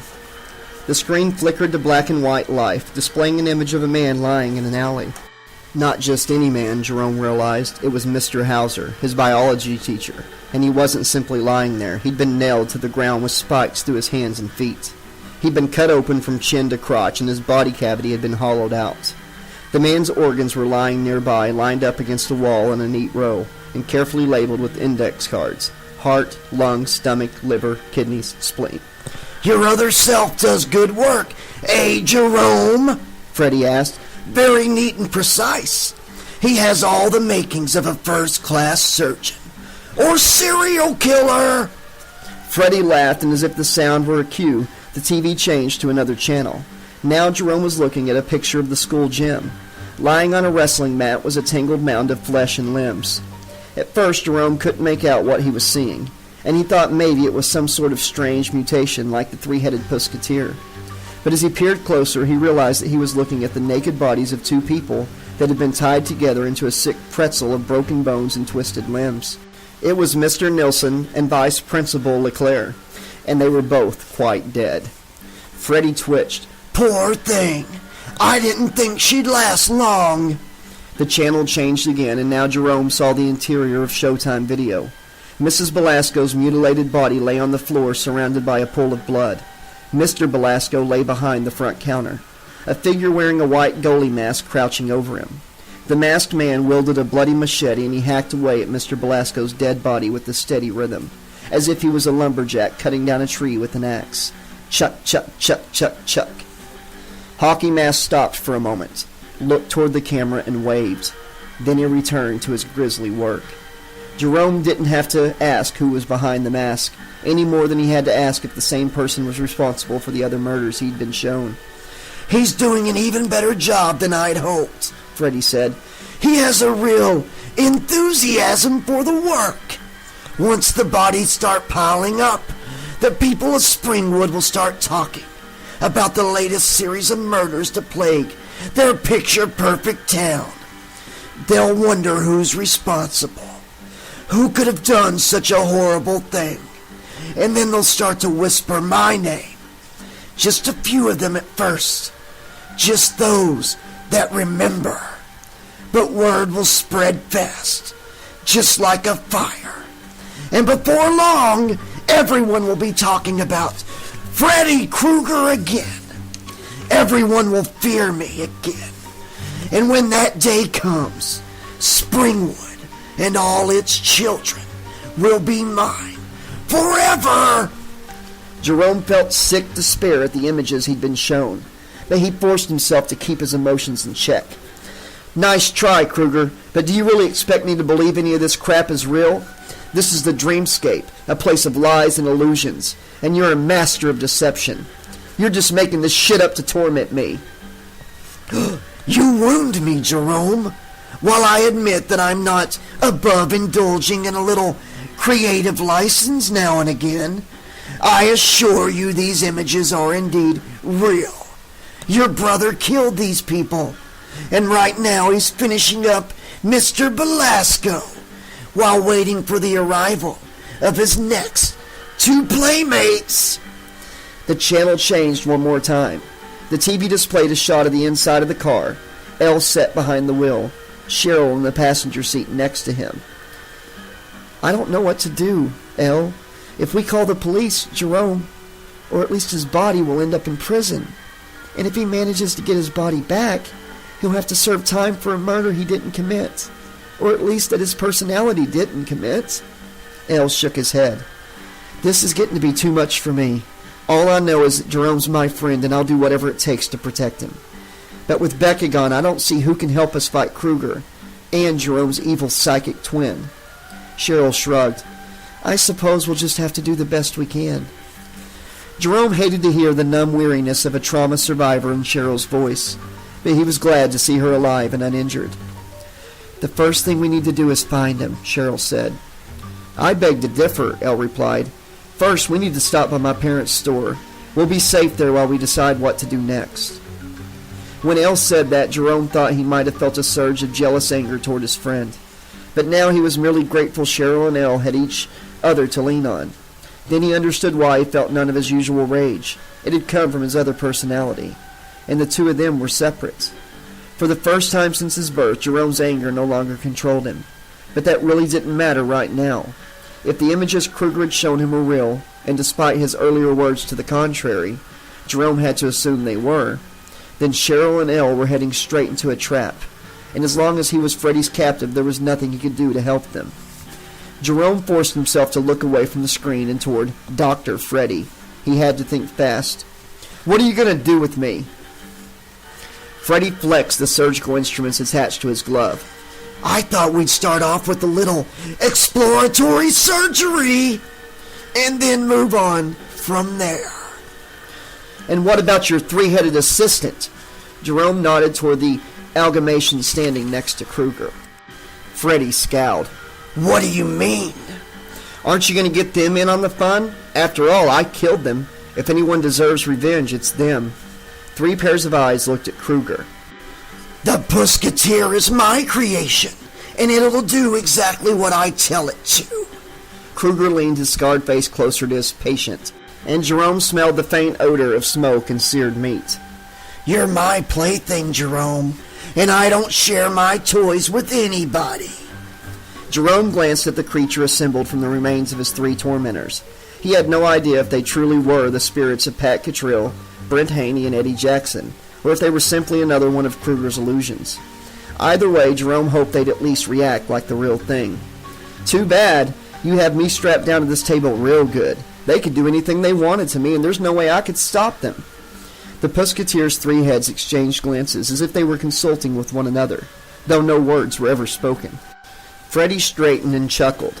Think you're pretty smart, eh? Well, your little ploy isn't going to work, Jerome. Remember what I told you on the lake. This is my world, and here I'm go. The word was choked off as the Pusketeer fastened its hands around Freddy's throat and squeezed. He's ours. Three mouths shouted in three separate voices. He belongs to us. Freddy struggled to tear the Pusketeer's hands from his throat, but its grip was too strong. Kruger then jammed his glove with the rusted surgical tools into the creation's gut. The Pusketeer's mouths howled a chorus of pain as blood jetted forth to darken the front of Kruger's surgical gown. Freddy yanked his claw glove free of the gut wound he'd created, releasing a fresh gout of dark blood, and then he rammed the instruments into another section of the Pusketeer's abdomen. The creature screamed in three-point agony but did not release its grip on Kruger's neck. With the strength of three men, the Pusketeer lifted Kruger off his feet and hurled him toward a bank of electronic equipment on the other side of the basement. Freddy flew over Jerome's table and slammed into the machinery, and though it looked like nothing more than a cheap movie prop made of metal panels and flashing Christmas tree lights, The equipment exploded in a shower of sparks and a cloud of white smoke. Freddy cried out in pain as electricity coruscated across his gowned body for an instant. Then he fell onto the floor, still quivering from the shock he'd just received. Sporting a trio of evil grins, the Pusketeer lumbered toward its downed master. Jerome was nowhere near the film buff Elle was, but he'd seen enough cheapo horror flicks, mostly thanks to his friend, to know that the hero always got some sort of chance to escape, usually when he least expected it, and in some sort of convoluted fashion. So if this dream scenario followed those rules, the Pusketeer shoved Jerome's table aside so that it could get at Kruger more easily. The table slid into the tray of rusted operating tools, knocking it over. Metal implements coated with reddish-brown flakes flew into the air, and one, a scalpel whose edge wasn't quite as dull as the rest, tumbled down towards Jerome's left hand. It was too good to be true, of course, and in real life he'd never make the catch. But this wasn't real life. The scalpel landed neatly in Jerome's hand. His fingers closed around its handle, and then he carefully turned it over until the blade lay against the restraint binding his wrist. Then he began sawing. The Pusketeer straddled Freddy's chest and locked its hands around his neck once more. It slammed Kruger's head against the basement's concrete floor once, twice, 3 times. Freddy roared with a combination of pain and fury, and he stuck his claw glove against the neck of the Pusketeer's left head, which happened to be Eddie's. Freddy began using a knife claw to cut through the haphazard stitches that held Eddie's head to the Pusketeer's body. Eddie's eyes went wide in alarm, and he managed to shout, "Wait a minute!" Just before Kruger cut the last stitch around his throat, blood gushed. Eddie's eyes rolled white in their sockets, and his head flopped backward, exposing raw muscles and severed neck bone. The head would have fallen all the way off, but the stitches around the back of the neck kept it hanging to the body, if only just. The 2 remaining heads looked frightened as Freddy grinned. "One down!" Kruger jabbed his claw glove at the head on the right, Brent's, and began swiftly cutting through its neck stitches. Jerome kept an eye on Kruger's progress as he continued sawing away at his own leather restraint. Almost there. With one last cut, the restraint came off. Jerome almost shouted in victory, but he kept quiet, not wishing to alert Freddy to what he was doing. With his left hand free, he was able to sit up partially and start sawing at the restraint encircling his right wrist. He had a better angle this time, and he was able to cut through this one quickly.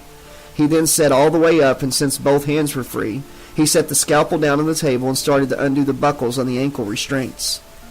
Brent's head flopped backward to join Eddie's, both of them staring sightlessly at Jerome as he struggled to escape.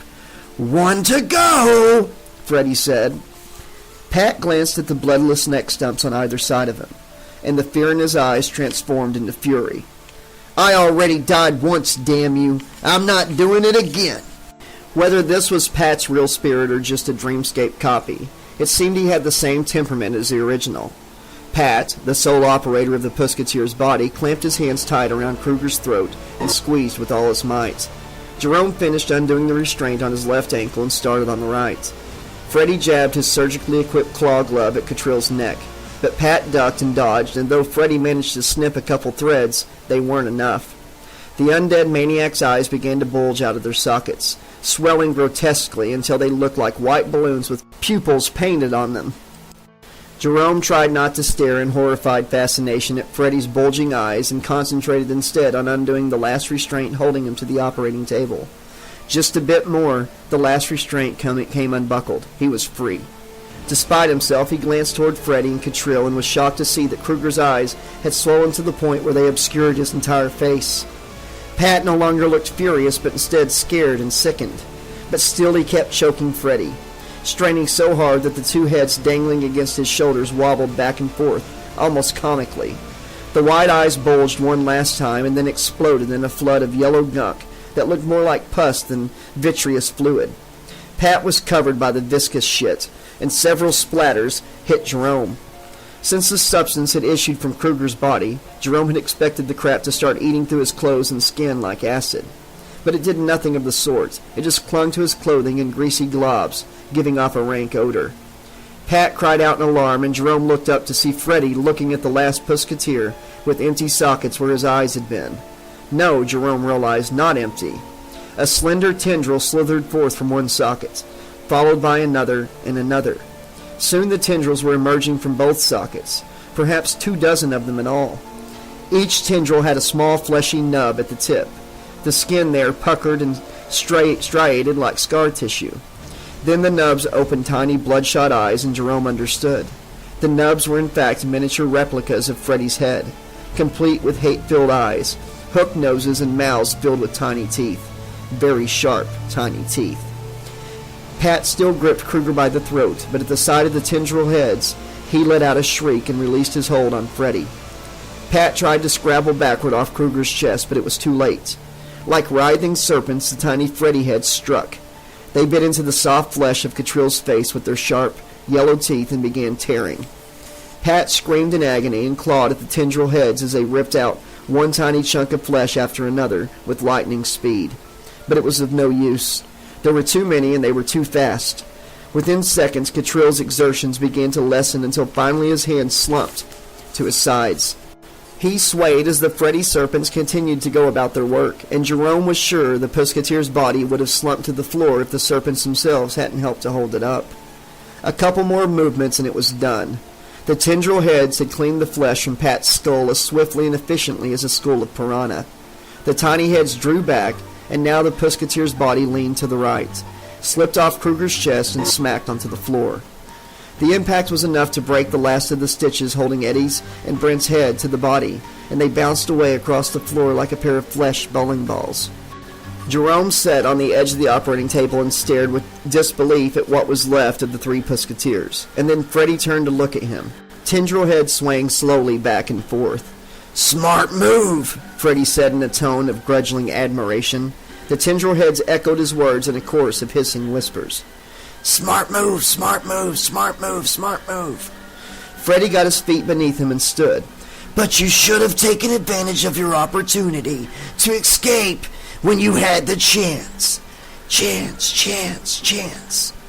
Kruger raised his surgically equipped glove. The rusted tools were covered with bloody shreds of Pusketeer flesh and bits of thread. There was a soft clicking sound, and the drill bit attached to the middle finger began spinning. "There might have been a few complications, but as a doctor to patient, I can assure you this operation is going to be a complete success. Success. While the miniature heads still echoed Freddy's words, Freddy started toward Jerome, brandishing his claw glove with the whirring drill bit. Jerome snapped out of his paralysis and jumped off the operating table.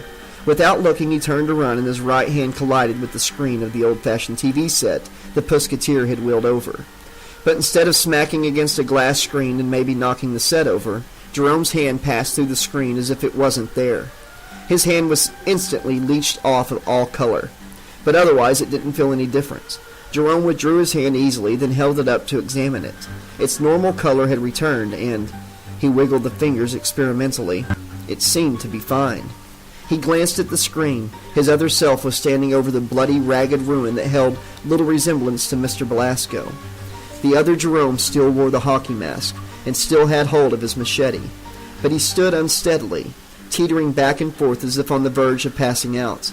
But then the other Jerome shrugged off whatever was bothering him and returned to violating what little remained of Mr. Belasco's corpse. A wave of electronic distortion passed across the screen then, and when it cleared, Jerome looked at the TV in wonder. No longer did it display an image of his other self savaging Mr. Belasco's body. Now it showed Becca's smiling face. She looked the way Jerome remembered her, not how he'd last seen her, after his other self had finished with her. She looked whole, healthy, and happy. She met Jerome's gaze, and he had the sense that she was more than just an electronically created picture. She could actually see him. She made a "come here" gesture, but before Jerome could react, the picture dissolved into distortion, and when it cleared, the screen once again showed the interior of Showtime Video, where the other Jerome continued hacking at Mr. Belasco's body with his machete. Jerome had no doubt that he just received a message from his aunt's spirit. He had felt her essence, felt her love for him emanating from the screen, and there was no way Kruger could have faked that. The bastard didn't have it in him. Becca had obviously been trying to help him, but what did she want him to do? Then all at once it came to him. Jerome turned to Freddy. "That's my way back, isn't it? Like Alice through the looking glass? If I go through there, I end up back in my own head, back in control of my body again." He didn't wait for Freddy to confirm or deny it. Jerome turned, stretched out both arms before him, and dived for the TV screen. Behind him he heard Kruger roar in frustration, and then the sound was cut off as dizzying darkness descended over his consciousness. Chapter 22. For an instant, it felt as if he was no one and nowhere, but then the sensation of vertigo passed and Jerome opened his eyes. He was looking through the eye holes of a mask, and he could feel plastic pressed tight against his sweaty face. He looked down and saw that his clothes were so covered with blood they appeared to have been dyed crimson. In his hand he gripped the handle of a blood-smeared machete, and he straddled a pile of blood, bone, flesh, and organs that had once been his best friend's father. Despite the horror of the scene he found himself in, Jerome felt a surge of triumph. He raised the machete over his head and shook it, sending bits of blood and meat flying. "Fuck you, Kruger, I did it! I'm back where I belong!" A bell tinkled as the front door opened. "Oh my God, what have you done?"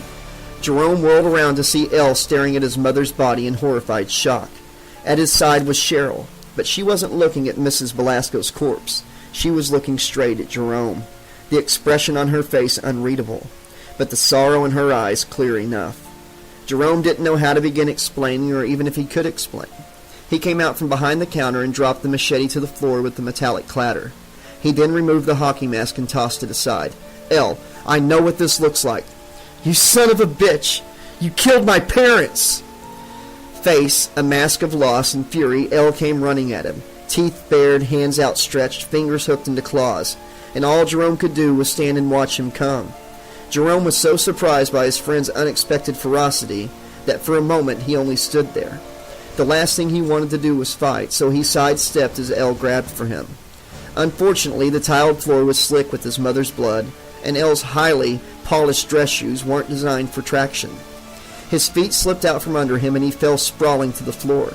He landed in blood and droplets splattered into the air. "Elle, wait!" Jerome shouted. "It's me, Jerome, the real one." Elle slowly began rising to his feet, clothes soaked with his mother's blood. Jerome hurriedly continued. "I managed to get control of my body back.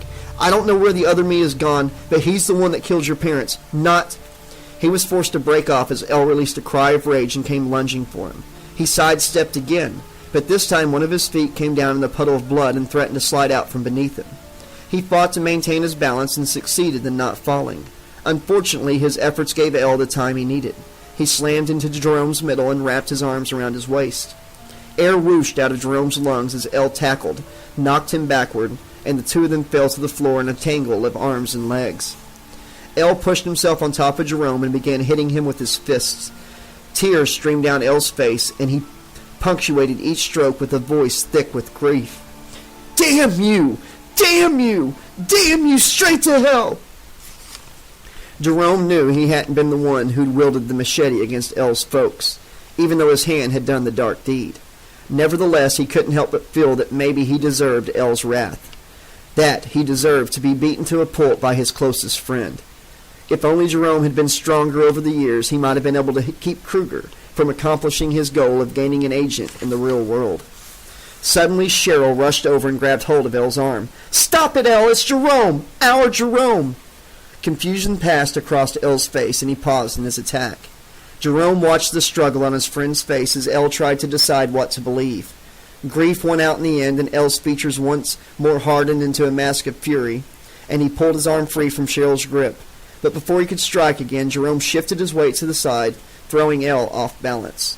Elle slipped off Jerome and fell onto the floor, once more splattering himself with blood.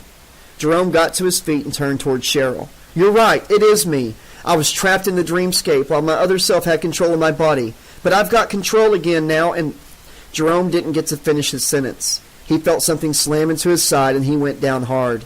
His head cracked onto the tiled floor, and a dark wave washed over his consciousness and carried him away. Cheryl watched Elle plow into Jerome and knock him down. He hit the floor and lay there, unmoving. "What the hell did you do that for?" She ran to Jerome's side and knelt down. She was terrified that the impact had killed him, but a quick check revealed he was still breathing, though she had no idea how injured he might be. Elle just stood, fist at his sides, breathing hard from the exertion of fighting Jerome.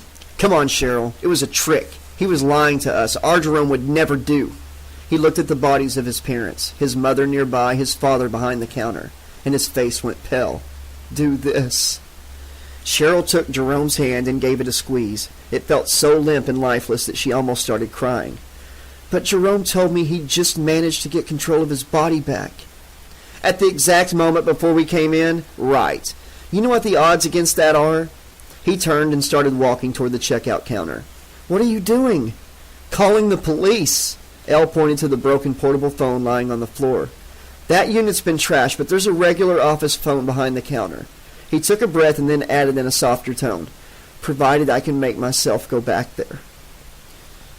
"Elle, I can't pretend to imagine I know what you're feeling right now, but please, before you call, think for a minute.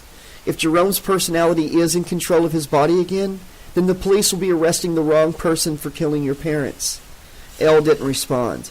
He walked behind the counter studiously, avoiding looking at his father's mangled corpse. He reached for the office phone on the counter, picked up the receiver, and started to punch buttons. Cheryl felt fingers close around her neck and cut off her air. "I do what he says, old pal, unless you want to hear what a neck sounds like when it snaps." Cheryl couldn't move her head to look at Jerome, but she didn't need to see him to know what had happened. The other Jerome was back. Elle stared at Jerome for a moment before slowly returning the handset to its cradle. Without slackening his grip on Cheryl's neck, Jerome got up from where he lay and scooted behind her. Then he urged her to stand with him, and, not having a great deal of choice in the matter, she did. Jerome's grip then loosened a fraction, just enough so that she could breathe, but that was all. "You should have listened to her, Elle. My bro managed to find a way to boot me out of the driver's seat. But when you knocked him out, I got a chance to return the favor." He reached up with his free hand and touched the side of his head. His fingers came away tacky with blood, none of which came from Elle's parents. "Looks like I picked up some damage in the process, but that's all right. Thanks to Uncle Freddy, this body can heal minor injuries fast as long as I'm in control. I'll be 100% again in no time, don't worry." He smiled. "Which is more than I can say for you two." Elle's expression was a mixture of fear and anger. "Let her go, whatever your name is, and just get out of here before the cops come." "No need to hurry. You didn't complete your call. And unless an officer suddenly has the urge to rent a Police Academy DVD, I think I'm pretty safe for the time being. And as for my name, I admit, I've never had one of my own. And while I understand it's confusing to keep calling me Jerome, you might as well get used to it. This body, this identity, this life is going to be mine from now on. I am the only Jerome Starkey, the one who had a ball slaughtering your parents." Cheryl wanted to warn Elle that the evil Jerome was just trying to bait him, but she couldn't draw in enough breath to speak. The ploy was working, though. Trembling with fury and sorrow, Elle slowly came out from behind the counter.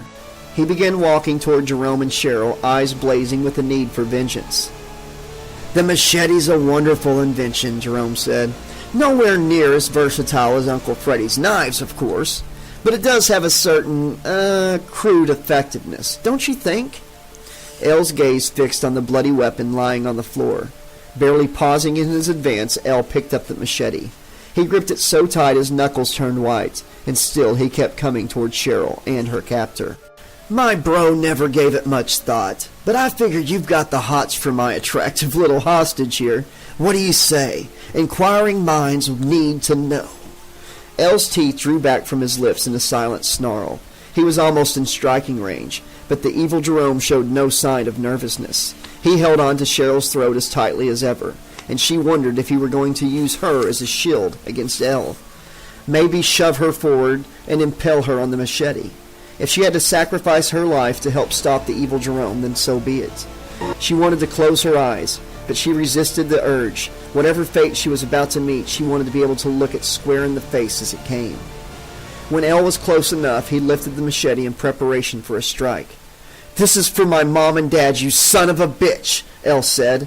But before he could swing the blade, Jerome's foot swept out and knocked Elle's legs out from under him. Elle fell backward, losing his grip on the machete as instinctively windmilled his arms to try and catch himself. The machete tumbled through the air, and swift as a striking cobra, Jerome's hand shot forth and snatched the weapon out of the air. Jerome then released his grip on Cheryl's neck as he lunged forward, spinning the machete around in his hand until the blade was pointing downward. Then, just as Elle hit the floor, Jerome stabbed the blade into his chest. Elle's eyes flew wide, and bloody froth bubbled past his lips. His body twitched as if he were experiencing a series of electrical shocks that diminished with each passing second. Blood spread out from beneath his back, giving him a pair of dark crimson wings, as if he were some sort of death angel. His gaze, already dulling, sought out Cheryl, but his eyes seemed to be having trouble focusing because they never fixed upon her. And then, just as she thought he was finally looking at her, his body stopped trembling and went slack, and the last remaining bit of life in his eyes went out in a heartbeat. A final hissing breath escaped his lungs, and then he lay still, staring sightlessly at her, and Cheryl knew Elle was dead. Evil Jerome regarded Elle's corpse for a moment before turning his attention to her. "That was fun! What do you want to do now?" Her throat finally free of his grip, Cheryl took a long, deep breath and then screamed as hard and as loud as she could. Jerome opened his eyes and winced as the light sent a wave of pain crashing through his skull. He groaned, as much from exasperation as from the throbbing in his head. He was really getting tired of being knocked unconscious. He opened his eyes once more, but this time kept them squinted against the light. He pushed himself to his hands and knees, moving carefully to avoid slipping on the blood-slicked tile again, and rose unsteadily to his feet. "Cheryl? Elle? She's gone. Unfortunately, am still very much present." The voice came from behind Jerome. It belonged to Elle, but he spoke in a cold monotone with no trace of his usual humor. Unease fluttered in Jerome's gut, and he tried to make himself turn to look at his friend, but he couldn't do it. "When you say Cheryl's gone, do you mean—" "Don't worry, she's still alive, which is more than some of us can say." Jerome then heard a scratching, scuffling sound that made him think of a crab clawing its way across rock. The sound was coming toward him, but he still couldn't force himself to look, nor could he make himself flee. He could only stand there and wait for whatever was going to happen next. "It's too bad you didn't succeed in drowning yourself," Elle said. A second scuttling sound, this one also nearby. "Yes, too bad," a woman's voice, one he recognized. More sounds of movement, these from behind the front counter. "Would have spared us suffering," a breathy gurgle barely recognizing as a human voice, a sound that might have come from a mangled throat and a mouth filled with broken teeth. The scratching, scuttling sounds came from 3 directions now, and they were all converging on him.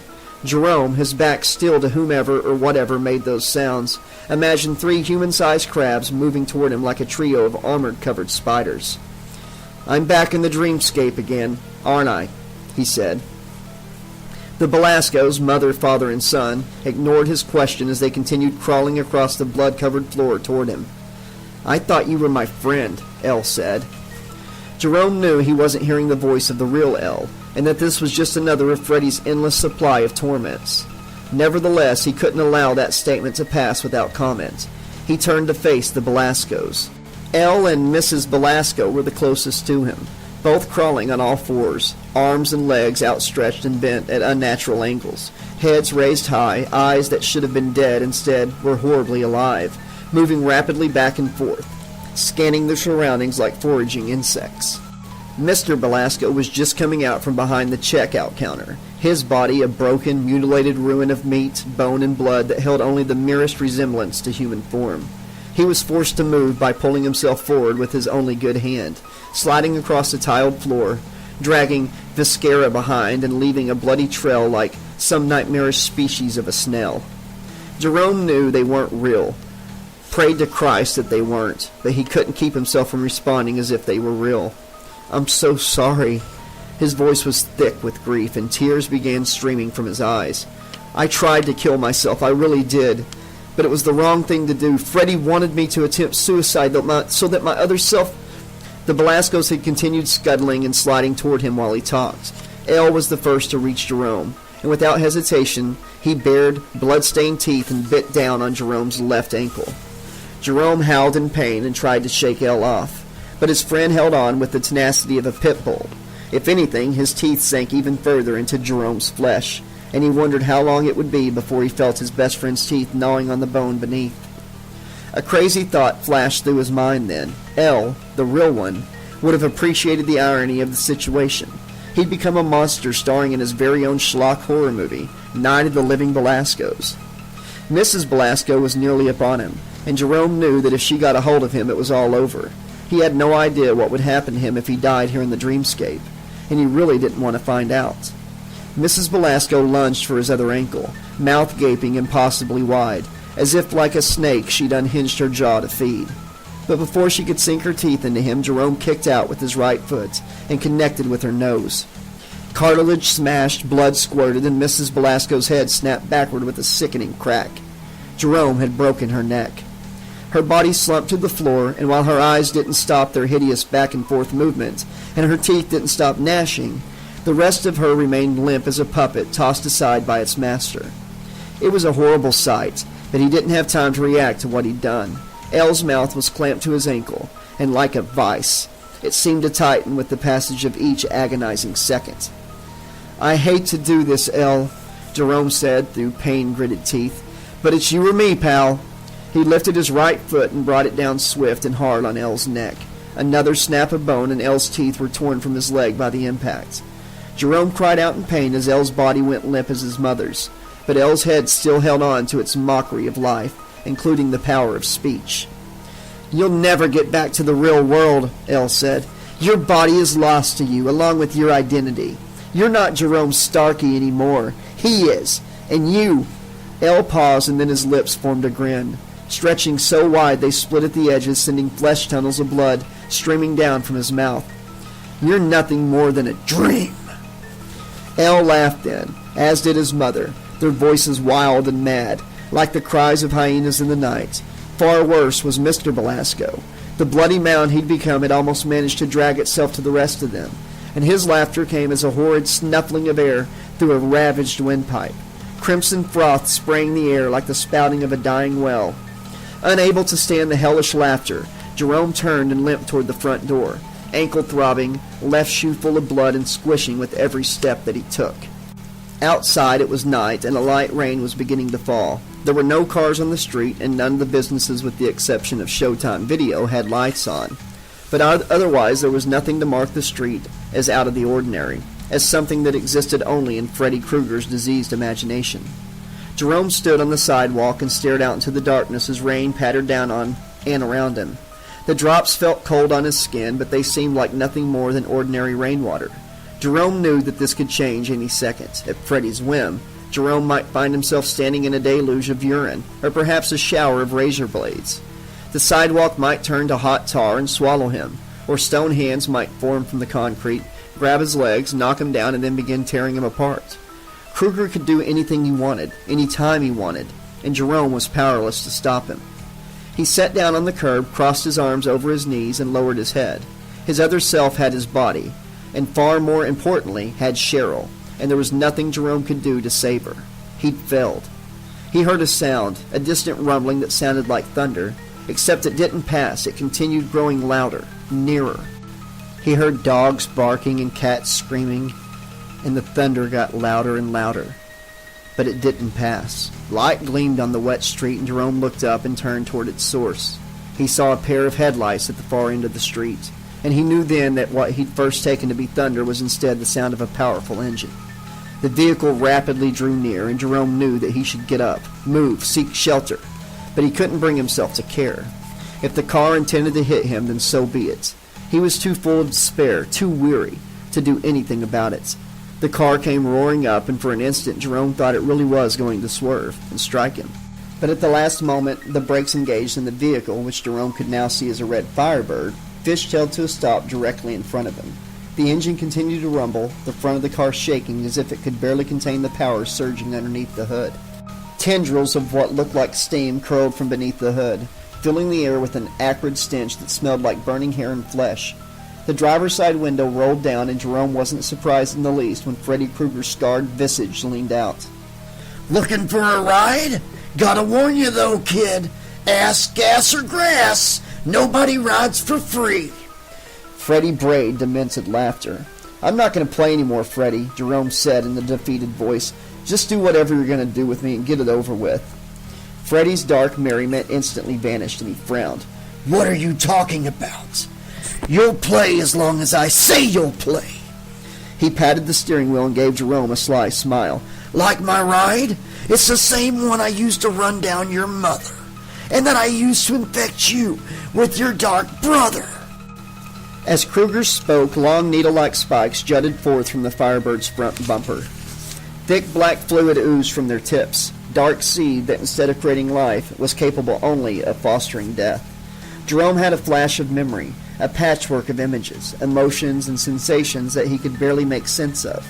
He saw a long, sharp object coming slowly toward him, an alien presence invading the warm, comforting darkness that was his entire world.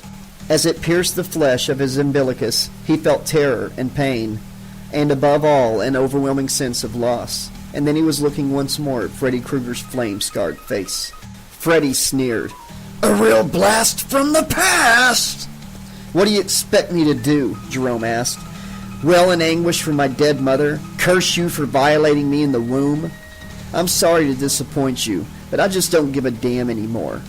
Freddy glared at Jerome for several long moments, his eyes blazing with internal fire. Finally, he said, You're pathetic, kid. Most of my playmates at least have the cojones to go down fighting. I'd finish you off here and now, but you're not worth the effort. Freddy threw the Firebird into gear and hit the gas.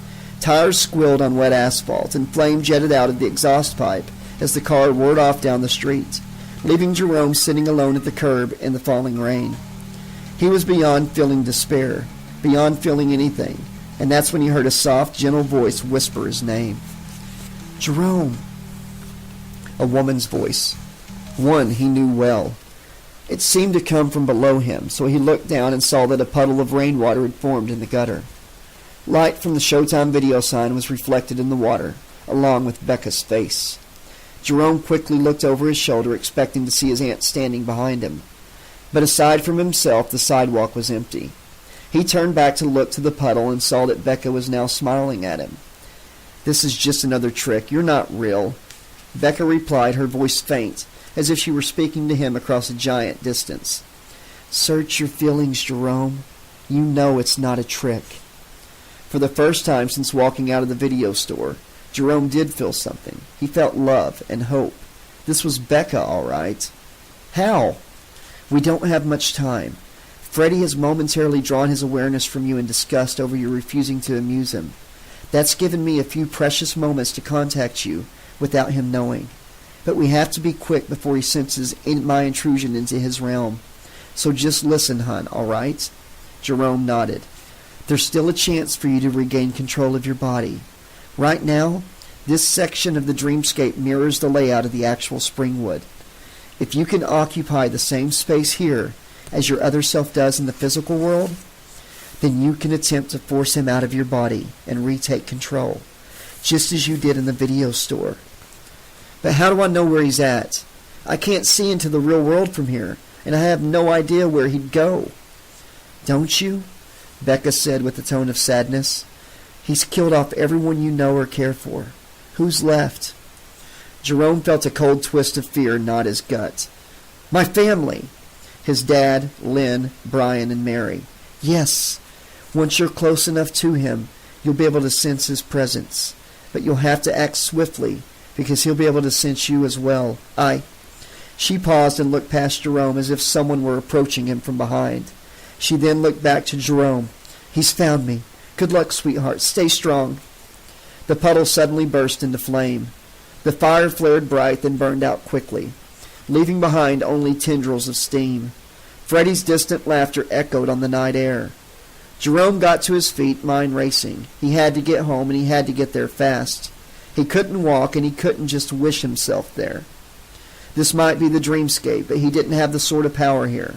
Only Freddy did. Jerome would have to find a more mundane method of transportation. Becca had said the dream Springwood was a copy of the real one. If buildings and streets were duplicated, then maybe cars were too. The Lexus wouldn't have been here. His other self would have taken it in the real world, so the copy would be gone.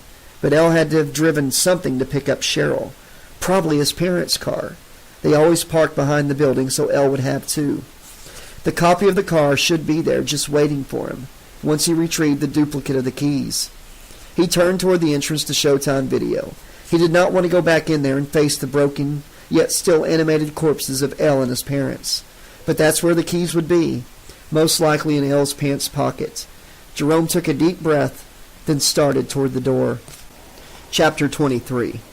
It'll be all right, sweetheart.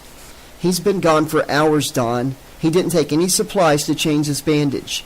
Cheryl's parents don't know where he is, or where she is for that matter, and no one answers the phone in the video store. Becca doesn't pick up either, and both Jerome's and Cheryl's cell phones are evidently turned off. Lynn knew she sounded on the verge of hysteria, but she was too worried about Jerome to care. She sat on the couch in the living room, turned sideways so she could look out the picture window. The curtains were drawn open, giving her an excellent view of a rainy night and an empty street. She didn't want to admit it, but after all the talk about Freddy Krueger last night, she was beginning to fear that something was seriously wrong. Dawn sat in the easy chair next to the couch, legs crossed, cup of tea in hand, the bottom of the cup resting on his knee. He might make out that he was relaxed, but Lynn knew better. He'd brewed the tea an hour ago and hadn't so much as taken a sip of it. "He's got the Lexus," Lynn said. So? So aren't you upset that he's kept it out so long? He promised he'd only be gone a half hour or so. What's more, aren't you concerned that he might not be able to handle it in his... She paused as she searched for just the right phrase. Current state? Don shifted uncomfortably in his chair, sloshing tea onto his pants without seeming to notice. "What, you mean his burn? Even one-handed, he's a good enough driver. I mean, after last night's accident." She turned away from the window to look at her husband. She loved Dan Starkey, but sometimes she had the sense that he was purposefully being obtuse. "I'm not talking about his physical condition. I'm talking about his emotional condition. Maybe Becca was wrong about Freddy Krueger being involved with Jerome's difficulties." Difficulties? Don nearly shouted the word. He uncrossed his legs, leaned forward, and set his tea down hard on the glass surface of the coffee table. The handle broke off the china cup, and it tipped onto its side, spilling tea all over the table. "God damn it," Don said in a quieter voice. Tea began dripping over the table edge and down onto the cream-colored carpet. "I'll go get a hand towel and mop this mess up." He started to stand, but Lynn said, "Forget about it. We can clean it up later. Why don't you come sit next to me?" Don hesitated a moment. Maybe I should go check on Brian and Mary. They were in the den playing video games. At least that's where they'd been in the last time either adult had checked on them, and that had been over half an hour ago. "They're fine," Lynn said. "It's Jerome I'm worried about right now." Don gave her a small smile, nodded, then joined her on the couch. He sat sideways as well, facing her, and they held hands as they looked out the window together. After a few moments, Don said, "All right, I'll admit it. I'm starting to get worried, too." Lynn squeezed his hand. "Of course you are." Now it was her turn to offer encouragement. "But like you said, he'll be okay." "I hope," she added mentally. And if Jerome's problems really were emotional instead of supernatural, perhaps it would be best if he spent some time at Weston Hills. It would break Don's heart. He'd be convinced that he'd somehow failed his oldest son. But if she could just get him to see that not getting Jerome the help he needed would be the real failure, then maybe. Outside, headlights approached. The car slowed as it neared their driveway, and Lynn saw that it was a Lexus. Jerome was home at last. "What should we do?" Don asked. "Should we read him the riot act as soon as he walks in, or should we play it cool and wait to see what, if anything, he has to say for himself?" "Let's start off playing it cool," Lynn said. "We can always yell at him later." She said this with a nervous smile. She was glad Jerome was home, but she was fearful too. It was hard to guess how he would act and how they should in turn react to him. "Should we move away from the window?" Don asked, "so we don't look like we're trying to spy on him?" "Too late. He's bound to have seen us by now, honey." They watched as Jerome turned into the driveway too fast. The rear end of the Lexus went wide, and the back tires churned up grass and soil before sliding onto the driveway. He accelerated as he came down the driveway, and Lynn's first thought was that Jerome must really be upset about something to drive this way. But he continued to accelerate and angled the front of the car toward the house. The Lexus leaped off the driveway and careened across the yard, tearing up grass as it went. "What the fuck?" Don yelled, but it was a question Lynn didn't have the answer to. She didn't know why Jerome was doing it, but she knew what he was doing. He was aiming for the picture window and them. Still holding onto Dawn's hand, Lynn jumped off the couch and tried to pull her husband after her, but he sat frozen, staring at the rain-streaked window as his very own certified pre-owned Lexus coming straight toward him. The car's front wheels hit the edge of the porch, and the front end bounced up. Headlights' glare blazed through the windows, and for an instant it was as if night had suddenly transformed into day. Then the picture window exploded, and the deafening engine roar filled the room. Flying glass sliced into Lynn's face and neck, and she felt Don's hand torn from hers as the Lexus smashed into him and bore him backwards. Lynn was thrown to the side by the impact, and so was spared being crushed as the Lexus's front end shattered the glass coffee table before slamming into the living room floor. The car stalled out and sudden quiet descended, marred only by the ticking of the engine. Lynn tried to stand, but when she put her hands down on the carpet to brace herself, she cried out in pain. Her palms were full of glass shards, and thick red blood welled from the wounds. She could feel more blood running down her cheeks and neck, could see the drops from cuts on her forehead falling past her eyes, and she knew she must have resembled a human pincushion. But she didn't care about the pain, didn't care how seriously she was injured. All she could think about was the mangled, bloody thing that had been crushed beneath the front of the Lexus as it came to a halt. She leaned forward, and using her elbows instead of her hands, crawled awkwardly over to what was left of her husband. He'd been caught between the Lexus and the coffee table, and the impact had reduced most of his torso to crimson jelly. His remains were in 2 large chunks, head and shoulders, trunk and legs. His arms were still attached, mostly, but they were shattered, floppy things more suited to be the limbs of a rag doll than a human being. Tears mixed with blood as Lynn cried over Don's wide-eyed, open-mouthed face. Red-tinged tears splashed down onto his eyes, but he didn't blink. The driver's side door of the Lexus opened and someone got out, stepping first on the broken ruin of the couch, then to the floor. Lynn didn't look up to see who it was. What did it matter? Don was dead. I told Cheryl that we could make the jump through the window, but she didn't believe me. Can you believe that? The familiar voice tugged at Lynn's traumatized consciousness, and she slowly turned and looked upward at a young man wearing clothes soaked with blood. It looked like Jerome, but she knew it wasn't him. You're not my stepson. Her voice was flat, toneless, the voice of a woman who didn't care if she lived or died. I can tell by your eyes. Who are you? Jerome, or rather the thing that had stolen his face, only grinned. Lynn looked toward the Lexus. Given the angle the car now rested at, she could easily see through the windshield. She saw the airbags deflating, saw Cheryl, mouth and wrist bound by duct tape, slump against the glass. At first Lynn thought the girl was dead, but then she stirred, though she didn't open her eyes. She was alive then, though how badly she might have been hurt from the crash, or from what her captor might have done to her before the crash, was impossible to say. I've got to hand it to you, Lynn. You've got good reflexes. A lot faster than your better half down there. He nodded at Don's corpse. Or maybe I should say better halves. He started to laugh, a horrible, obscene sound that seemed to burrow into Lynn's ears, like a parasite searching for something soft and sweet to feast on.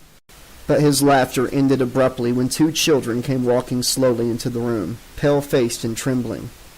What was that awful noise, Mommy? Brian asked. It sounded like... His voice trailed off as he took in the scene of death and destruction before him. An explosion, he finished in a whisper. Mary said nothing, but then she didn't have to. Her wide-eyed gaze of shocked disbelief said it all.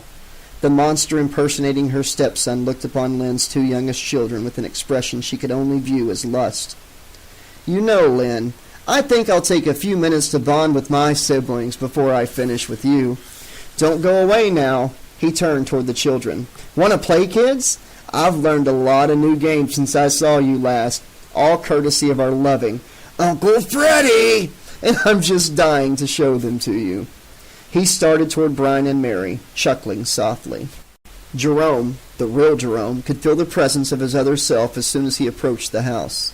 The streets of Springwood had been deserted, at least here in the dreamscape, so he'd driven the Belasco's Ultimate at top speed, ignoring stop signs and traffic signals. He whipped into the driveway, and sensing a need for urgency, he angled into the yard and drove right up to the door. He threw the car into park and hopped out with the engine still running. As he started toward the door, he experienced a disorienting moment of vertigo. He glanced at the picture window and saw the phantom image of the rear end of his dad's Lexus sticking out. He realized that he was catching a glimpse of the real world, and he understood why he felt such a sense of urgency to get inside. His other self was already there. Jerome ran onto the porch and grabbed the doorknob, hoping it would be unlocked here in the dreamscape. But when he gave it a turn, his hope was dashed. It had been a foolish hope. Nothing could be that simple in Freddy's dreamscape. He never tried to kick open a door before, but he'd seen it done plenty of times on TV, and he was extremely motivated. He centered his weight on his left leg, ignoring the pain from the still bleeding bite wound Zombie L had given him, then raised his right foot. He kicked the door, right next to the knob, as hard as he could. The door shuddered, and he was rewarded with the sound of splintering wood as the jamb cracked, but the lock still held. So Jerome tried again, and then a third time, and finally the door crashed open, the bells hanging from the inside knob ringing wildly. He rushed inside, hurried down the foyer, and found himself in the living room. Like the rest of the Springwood replica here in the dreamscape, the living room was empty, the picture window unbroken, but he could feel the presence of others, could sense pain and fear and the dark anticipation of a hungry predator about to feed. Jerome ran toward the spot where he felt the darkness lay and soon overlapped it. He experienced a fresh wave of vertigo, but this time it was accompanied by a sense of resistance, as if some force were fighting him, trying to push him away. Jerome concentrated all of his will on pushing back, and suddenly the dizziness passed and he found himself looking into the pale, frightened faces of his brother and sister. He'd done it. He'd retaken control of his body once again. But he could feel the presence of his other self nearby, presumably inhabiting the dreamscape at this moment, and he knew he wasn't going to be able to keep this body without a fight. "It's okay, kids, it's me, your real brother. Where's—" He turned to look for his dad and Lynn, but he was shocked into silence by what he saw.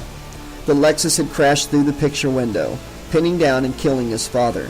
Lynn crouched next to him, looking at Jerome and crying, her face, neck, and hands dotted with fragments of glass embedded in the flesh.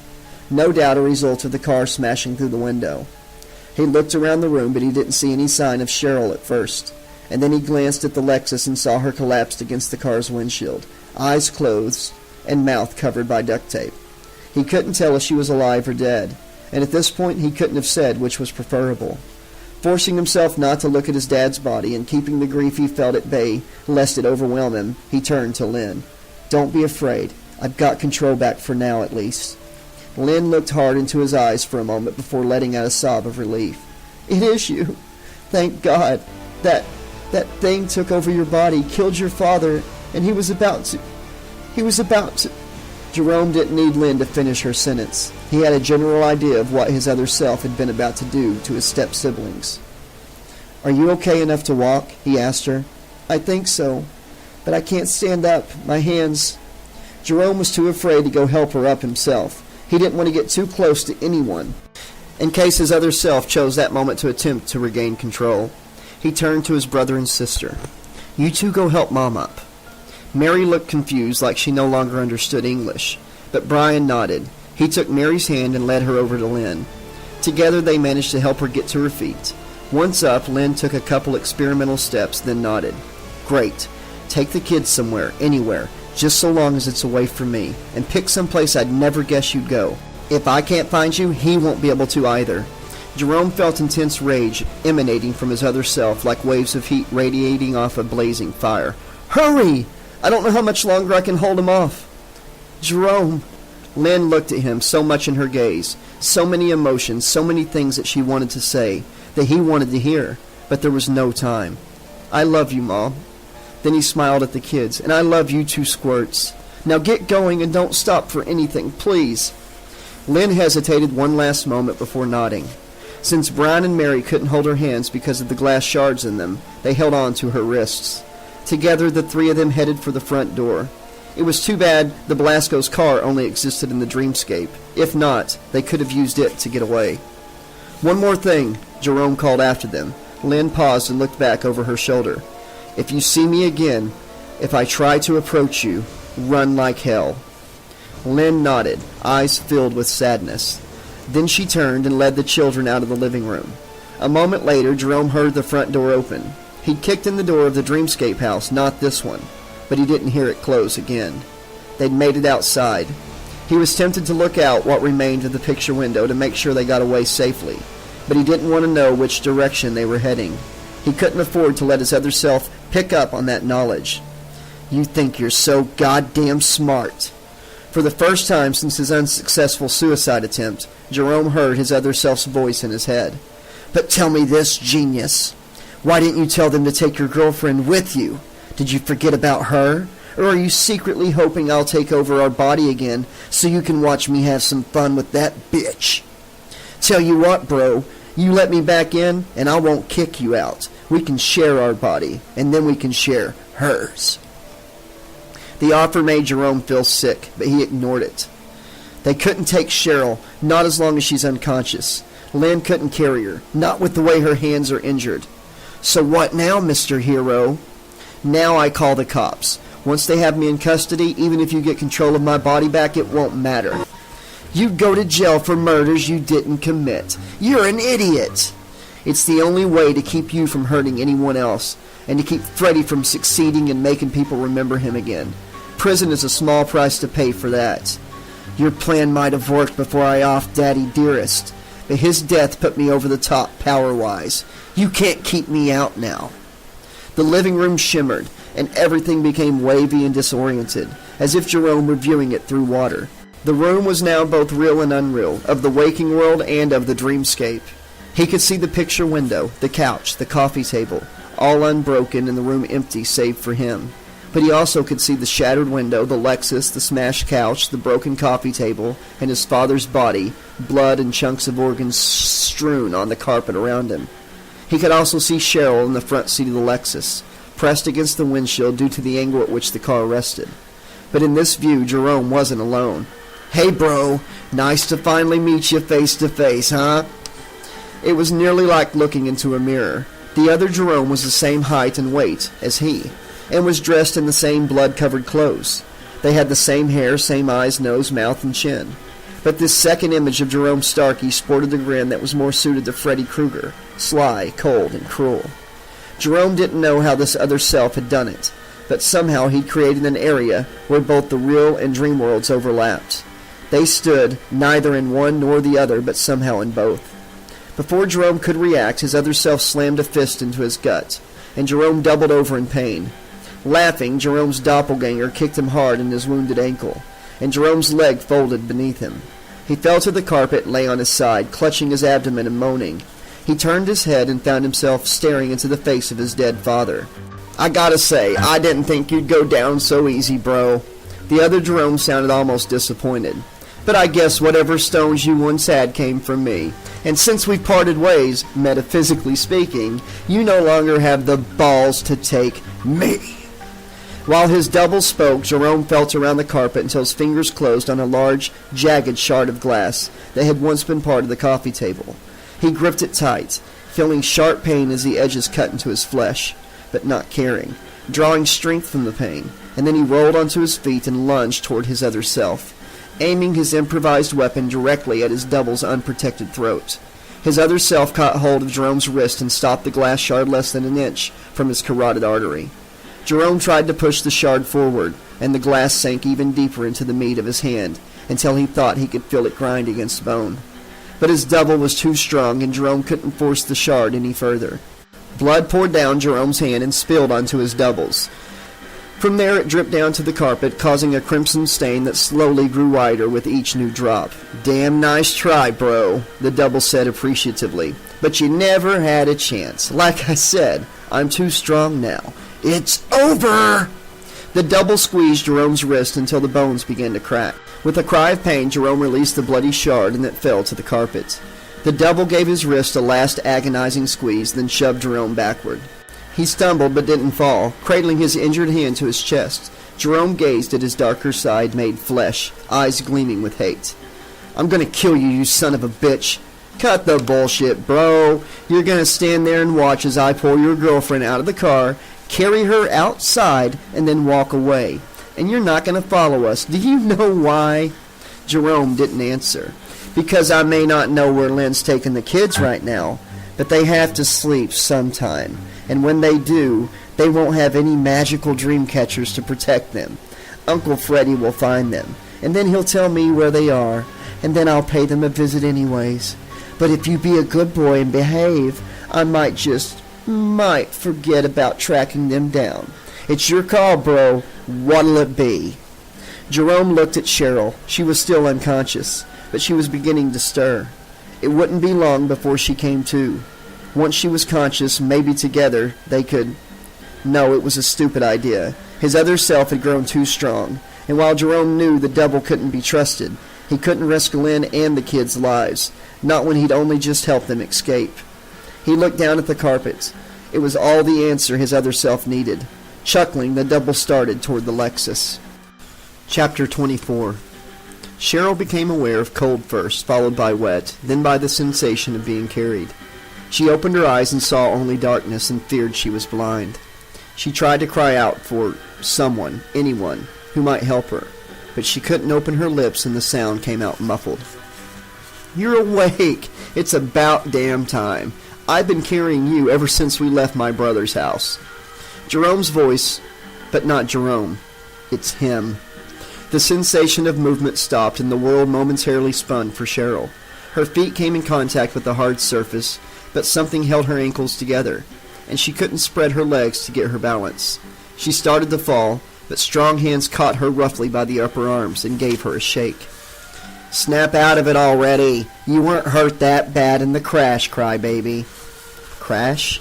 She had a memory flash of him turning the Lexus into Jerome's driveway, angling it into the yard, aiming for the house. She remembered the car hitting the porch and, because he hadn't buckled her in when he put her in the passenger seat, the impact caused her to fly forward. Her wrists, like her feet, were bound by duct tape, so she wasn't able to brace herself. Her forehead slammed into the dashboard, and that's the last thing she recalled until now. She became aware of a shadowy shape standing before her, and she realized that she wasn't blind. It was night, and her eyes were only now adjusting to the darkness. Though she still couldn't make out his features, she knew the person standing in front of her was him, the other personality that had taken control of her, Jerome's body. As to where they were outside, obviously, and had been for a while. It was raining, and her hair and clothes were soaked. Though there were no lights around, she could feel concrete or asphalt beneath her feet, so she was standing on a sidewalk or maybe the surface of a parking lot. Her head ached, but the pain wasn't too bad.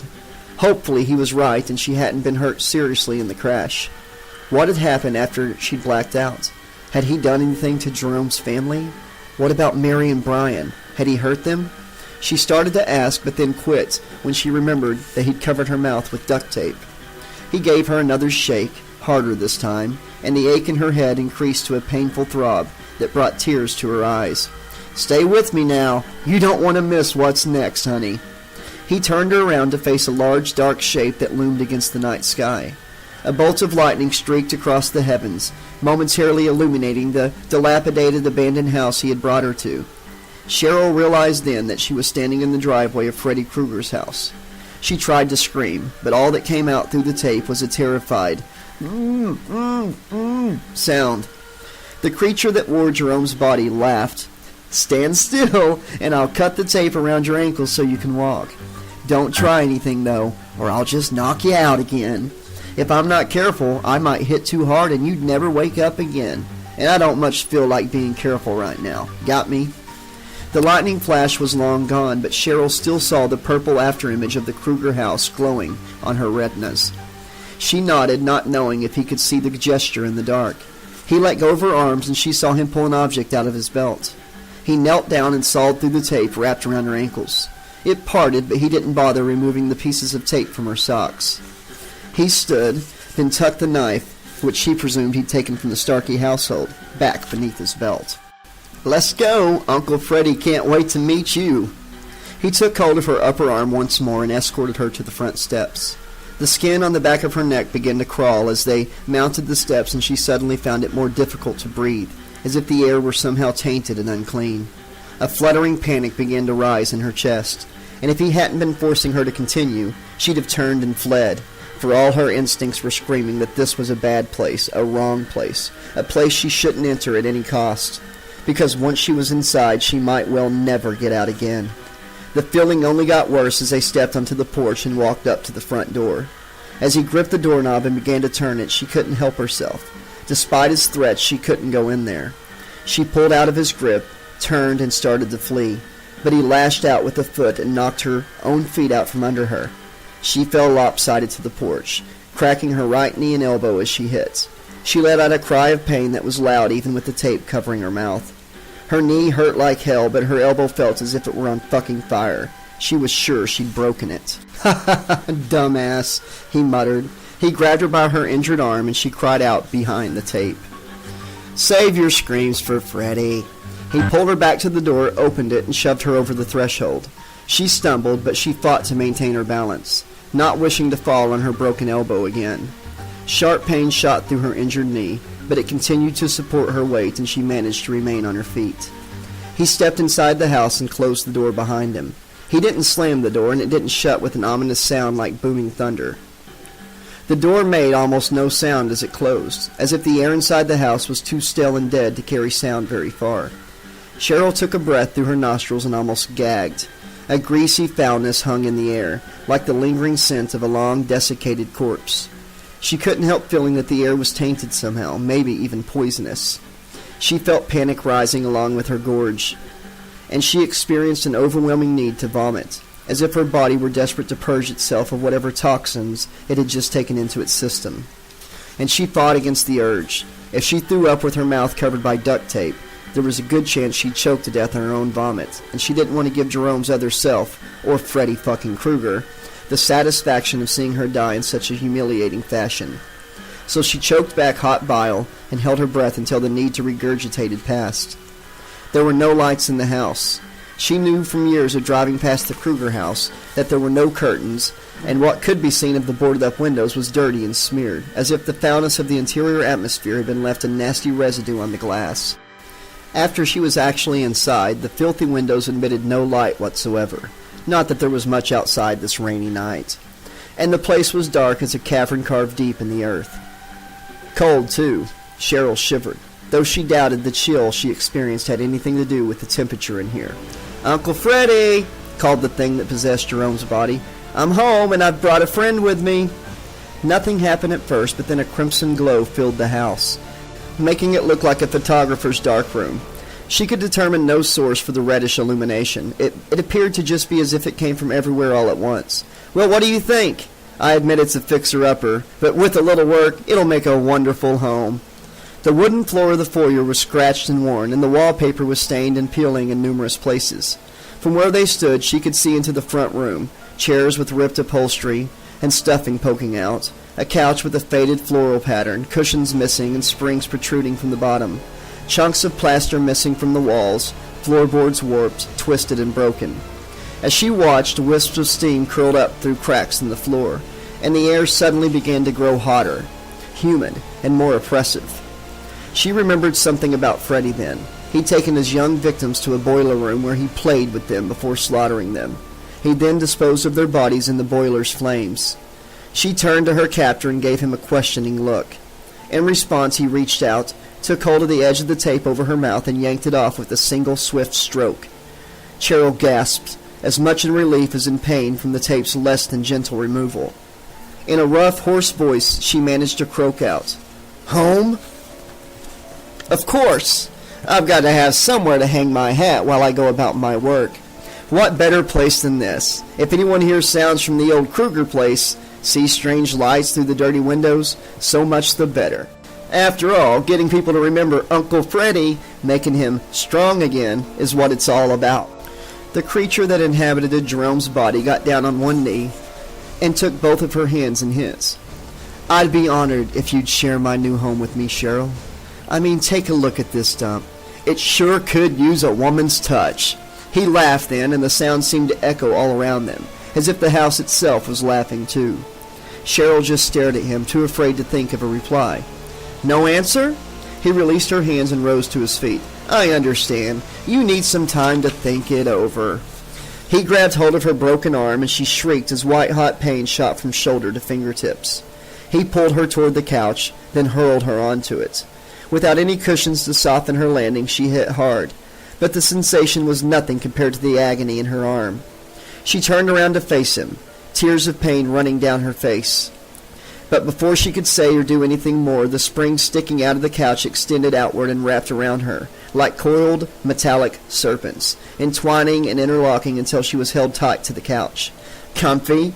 Jerome's darker self asked. Meeting your boyfriend's relatives is stressful enough, so I want you to be completely at ease." The wooden floor rippled, changing, shifting, until it resembled a surface composed of cracked, scarred flesh. A large blister formed in the center of the flesh floor, swelling quickly as it filled with discolored serum. The thing chuckled with Jerome's mouth. "Welcome to the family, Cheryl." The blister exploded in a shower of black fluid, and a grinning form rose upward from beneath the floor. It was Freddy Krueger. After the duct tape had been removed, Cheryl was able to scream, long and loud. Jerome watched the Krueger house from across the street, crouched behind an oak tree in the yard. He'd left the Belasco's car parked at the other end of Elm. He had no idea whether his other self would be able to sense the car in the dreamscape, but he didn't want to take any chances. After his brother had left the Starkey residence carrying Cheryl slung over his shoulder, the real world and the dreamscape had become completely separate again. When Jerome had looked out the front door, he saw no sign of them. What he had seen was the Belasco's car, keys still in the ignition, engine still running. At first he'd been surprised that his other self hadn't taken the car, but then he remembered. This was the dreamscape, and this version of the Belasco's car existed only here. Bro hadn't taken it because it didn't exist in the real world, which meant Jerome could beat his other self to the Krueger house and be waiting for him when he arrived. Jerome had no doubt his dark self would take Cheryl to Krueger's place. He'd sensed it when the two of them had been briefly merged again. Besides, where else would he go? Jerome had hurried to the car, holding his cut hand against his stomach to slow the bleeding. He'd slammed the driver's door shut, put it in gear, and roared across the lawn onto the street, steering with his good hand. He'd driven in the opposite direction of Elm at first, not wishing to get too close to the dreamscape location, parallel to where his other self was walking, lest he sense what Jerome was up to. Jerome had been forced to take a circuitous route to Elm, but without any traffic to slow him down, he was able to haul serious ass, and he arrived well before his other half and Cheryl. He'd parked and taken up his position behind the tree across the street and waited, cradling his wounded hand and wishing dreamscape rain didn't feel as cold and wet as the real thing. He watched his other self's arrival and witnessed Cheryl's return to consciousness. He was near enough to perceive them, but only as faint, ghostly images. He assumed he'd appear the same to them, and was glad to be well hidden. It was all he could do to restrain himself from running across the street to help her, especially when the son of a bitch knocked her down and she got hurt. But he knew he was only going to get one shot at the bastard who'd stolen his body, and he couldn't afford to waste it. He'd lost his mother to Freddy Krueger before he was born. He wasn't going to lose Cheryl, too. So he waited until they went inside, and a baleful crimson light glowed through the few clean spots on the windows. A tornado had come through Springwood when Jerome was a child, and he still remembered how the air had gone suddenly dead. No sound, no movement. And the light took on an eerie, dark purplish cast. He experienced a similar sensation now, as if a force of vast power was swiftly approaching, and Jerome knew that Freddy Krueger was manifesting within his house, the center of his power in both the physical and dream realms. This was what Jerome had been waiting for. He hoped that Freddy's overwhelming aura of evil would cloak his own presence from the perceptions of his other self, at least long enough for him to do what he needed to be done. He left his hiding place behind the oak tree and started running toward Krueger's house. The ankle where Zombiel had bitten him throbbed as he put his weight on it, and, as if in sympathy, his wounded hand began to hurt afresh. Jerome stopped running and reached down with his good hand to massage his injured ankle. Damn it! He couldn't afford this, not now. He needed to be able to move swiftly if he hoped to. And just like that, the pain in his ankle vanished, as did the pain in his hand. Jerome looked at the palm of his hand. There was still blood on the skin, but the palm itself was smooth and unbroken, without so much as a scar to show where the jagged shard of glass had sliced into it. He assumed his ankle was also healed. A thought came to Jerome then, and he smiled grimly. It seemed he had more power here in the dreamscape than he realized. He continued toward Krueger's house, running easily and without pain, ready to confront whatever fate awaited him inside. And that's when Cheryl screamed. Chapter 25. Well, well, well, aren't you a pretty one? Krueger's scarred skin seemed to radiate the same crimson as the light that filled the house, and as he spoke, steam wafted from his mouth. He wore his legendary claw glove on his right hand, but the blades were coated with flickering flame. The floor still resembled his scarred flesh, and he stood in the remains of the burst blister. His boots covered by black gunk, and globs of the foul substance clung to his hat, sweater, and pants. "I'd hoped you'd approve, Uncle," Dark Jerome said. "Oh, I do. It's been far too long since I had anyone this tasty come to visit me. An old boogeyman like me gets lonely, you know." He roared, mocking laughter. Curls of flame licked past his teeth, and a red-orange glow was visible at the back of his throat, as if he contained a furnace, or perhaps a boiler, inside himself. "This can't be happening," Cheryl said. "I'm not asleep." "Ordinarily you'd be right," Freddie said. "But here in my house, and with this fine, upstanding young man to create a bridge between worlds for me, it can be happening. And it is!" Kruger stepped toward Cheryl, his boots tracking black glop across the scarred flesh floor. Freddie rose and fell silently as he walked, and Cheryl realized the floor was actually breathing. She struggled against the springs that bound her to the couch, but it was no use. They were too tight. "Careful, girl," Freddie growled softly. "You wouldn't want to hurt yourself." A shimmering ripple passed over the springs, and they became razor wire. Cheryl gasped as sharp blades cut into her skin, and she tried very, very hard not to move. Freddie walked up to the couch while Jerome's other self stood by, watching and grinning. Of everything that had happened to her, that was the worst. Seeing the image of the man she loved looking on in amusement as she was being tormented by Kruger. Freddie leaned his face down close to hers, and she could feel the heat radiating from his ruined flesh. His breath reeked like the foulest sewer in the bottomless pit of hell, and his eyes gleamed with the fire of madness. "You have such a lovely complexion, my dear," Freddie said, almost purring. He brought one of his fire-coated claws close to her left cheek and held the tip only an inch away from her flesh. "It would be such a shame to ruin it." She couldn't stop herself from trembling. She hissed in pain as razors bit into her flesh and blood began to trickle from her new wounds.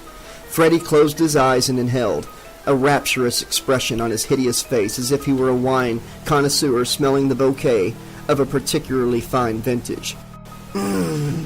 Delicious.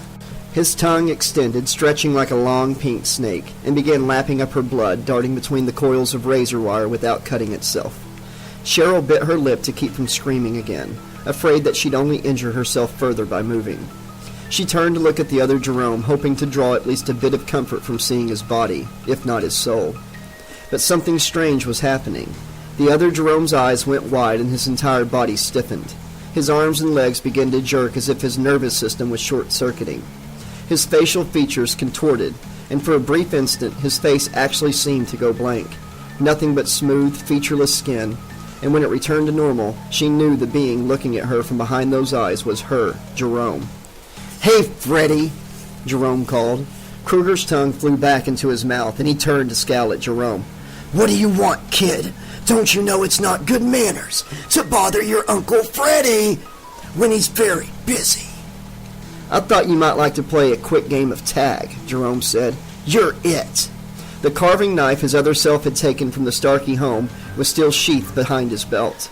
Jerome drew the knife and started running toward Freddie, blade raised high, ready to strike.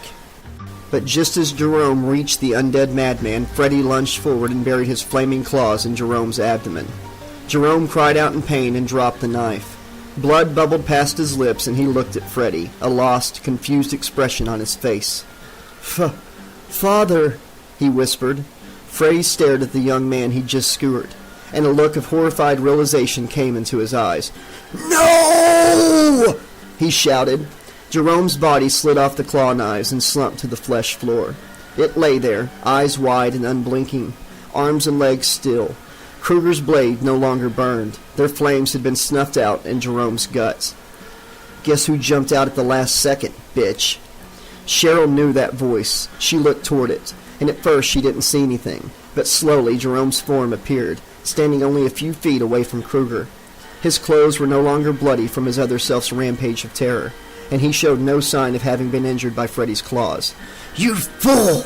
Freddie snarled. "You just sacrificed your own body to stop me!" Jerome smiled. "What can I say? It seemed like a good idea at the time." "Damn you!" Freddie roared, and the entire house shook as if in the throes of a violent earthquake. I'll torture your spirit until the end of fucking time for this. I'll do things to you that Satan himself couldn't stand to watch. He paused and then turned to look at Cheryl, and his cracked, scarred lips stretched into a sly smile. And as an appetizer, how about we start off with a little sliced hottie? Kruger gestured with his claws, and Cheryl screamed as the razor wire that held her began to slowly tighten. Jerome ran forward and grabbed Kruger's claw hand by the wrist. He forced it upward, and the razor wire stopped contracting. With his other hand, Jerome grabbed Kruger by the throat and squeezed as hard as he could. Soft, wet, choking sounds came out of Kruger's mouth, and his eyes were wide with fear. I've discovered something since the last time we saw each other.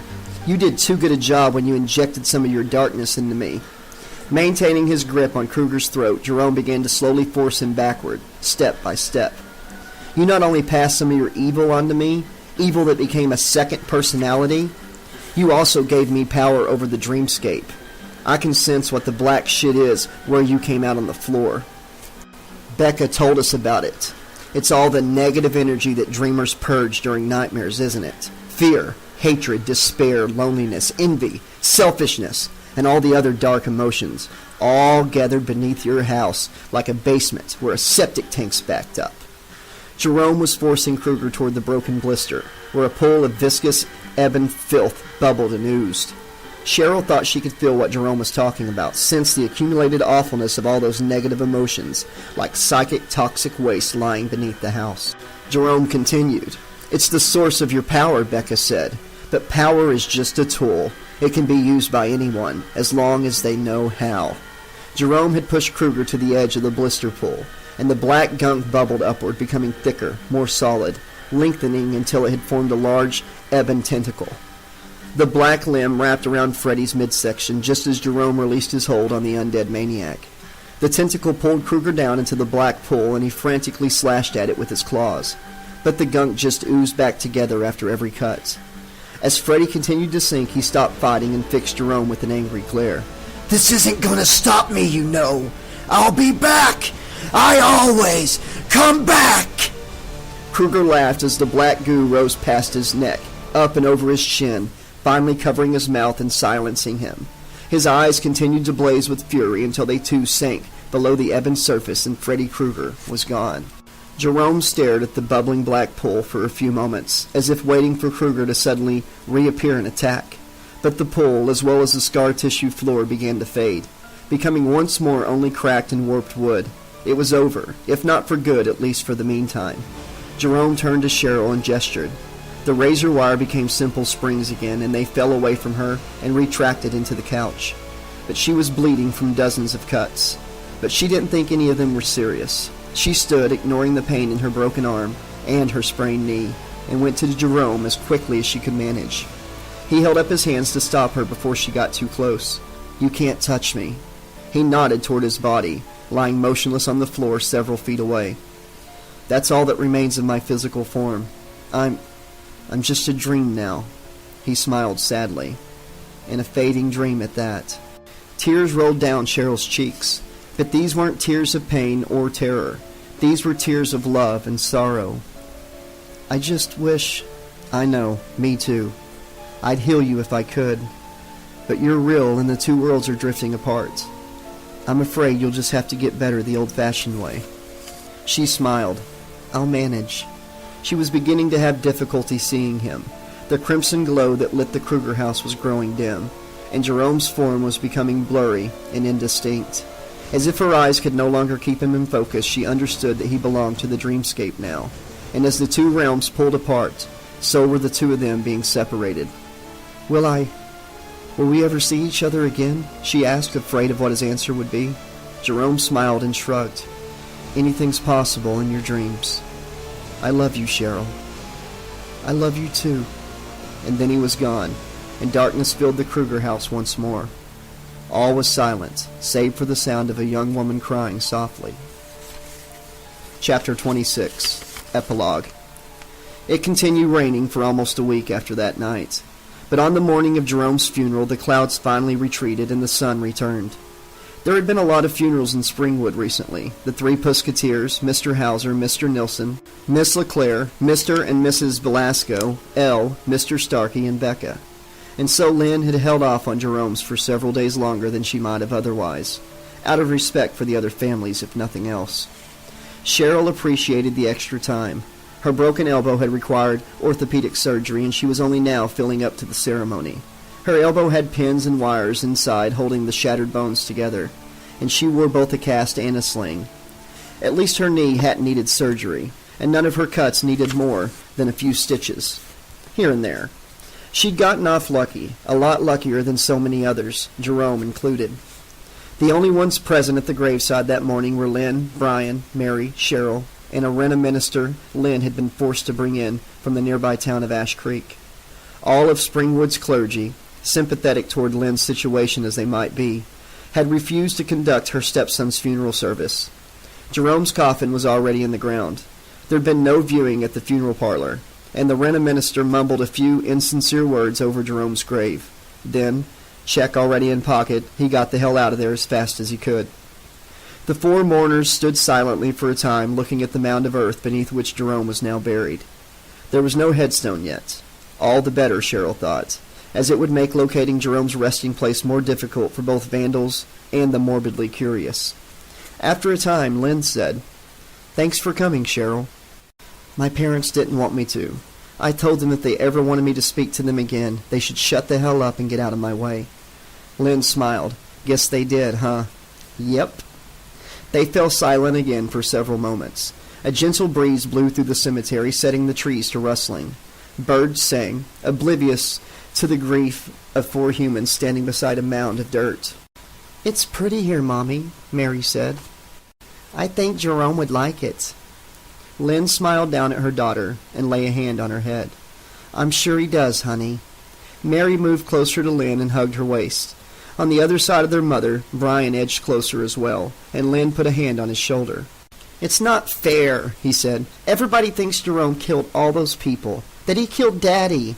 But it's not true." Lynn gave her son's shoulder a reassuring squeeze. "You're right, it isn't fair. Jerome saved the four of us, and he'd have saved the others if he could have. He gave his life to stop the bad man who really was responsible for all those deaths. No matter what anyone else says or thinks, your brother was a hero. Don't you ever forget that." Brian didn't reply, and Cheryl wondered if the boy would ever fully understand what had happened. Hell, she wondered if she ever would. The official version of events was that Jerome, a teenage boy with a known history of anger management issues, as the media put it, had snapped and gone on a murderous rampage. A rampage that ended gruesomely enough in the house of a dead serial killer, when his girlfriend was forced to stab him to death to save her own life. This, despite the fact that the knife she'd supposedly used to kill him had neither her fingerprints nor his blood on it. Lynn and Cheryl had told the truth to the police, and Cheryl was certain the cops believed them. After all, this was Springwood. But she also knew they couldn't afford to allow any talk of Freddy Krueger to start up again, and so they'd fed the media a story that was safer, even if it wasn't true. "What now?" Lynn asked her. Cheryl didn't need the woman to clarify. She knew what she meant. "How are you going to go on from here?" "I'll graduate soon, and then I'll go away to college somewhere far, far away, and never come back. What about you, Lynn?" "I have a cousin in Maryland who's divorced and doesn't have any kids. She's invited us to come live with her for a while. I don't think we'll be coming back to Springwood either." Cheryl didn't blame Lynn. The memories the town would hold for her kids and herself would be bad enough. But as long as they stayed in Springwood, Brian and Mary would always be the siblings of the crazy kid who'd murdered 11 people. That was no way for children who'd already experienced so much trauma in their young lives to have to grow up. "Would you write me when you get settled in Maryland?" Cheryl asked, "just to let me know how you're doing?" "Of course, dear." But Cheryl could tell by the look in Lynn's eyes that she didn't really mean it. Lynn gave her a hug then, careful of Cheryl's arm. After she pulled away, Lynn looked at Jerome's grave one last time. "I really did love him, and I tried my best to be a good mother to him. In the end, I hope he knew that." "I'm sure he did, Miss Starkey." And she was. Lynn gave her a grateful smile, and then she led the kids away from their brother's grave.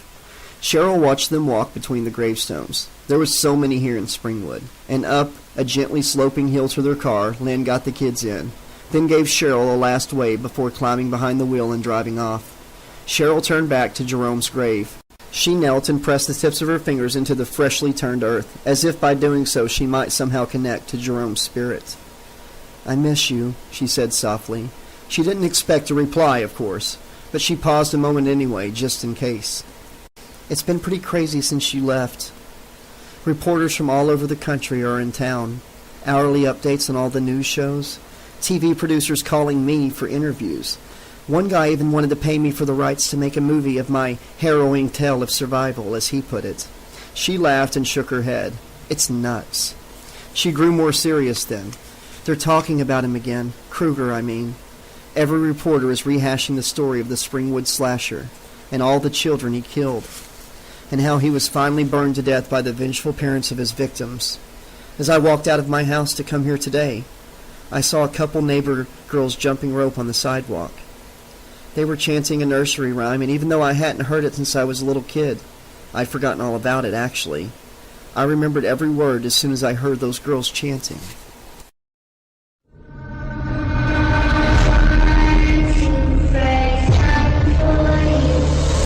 She took in a deep breath and let it out as a long sigh. He won, didn't he? The only answer she received was a sudden gust of wind that blew through the cemetery, carrying with it the sound of dark laughter.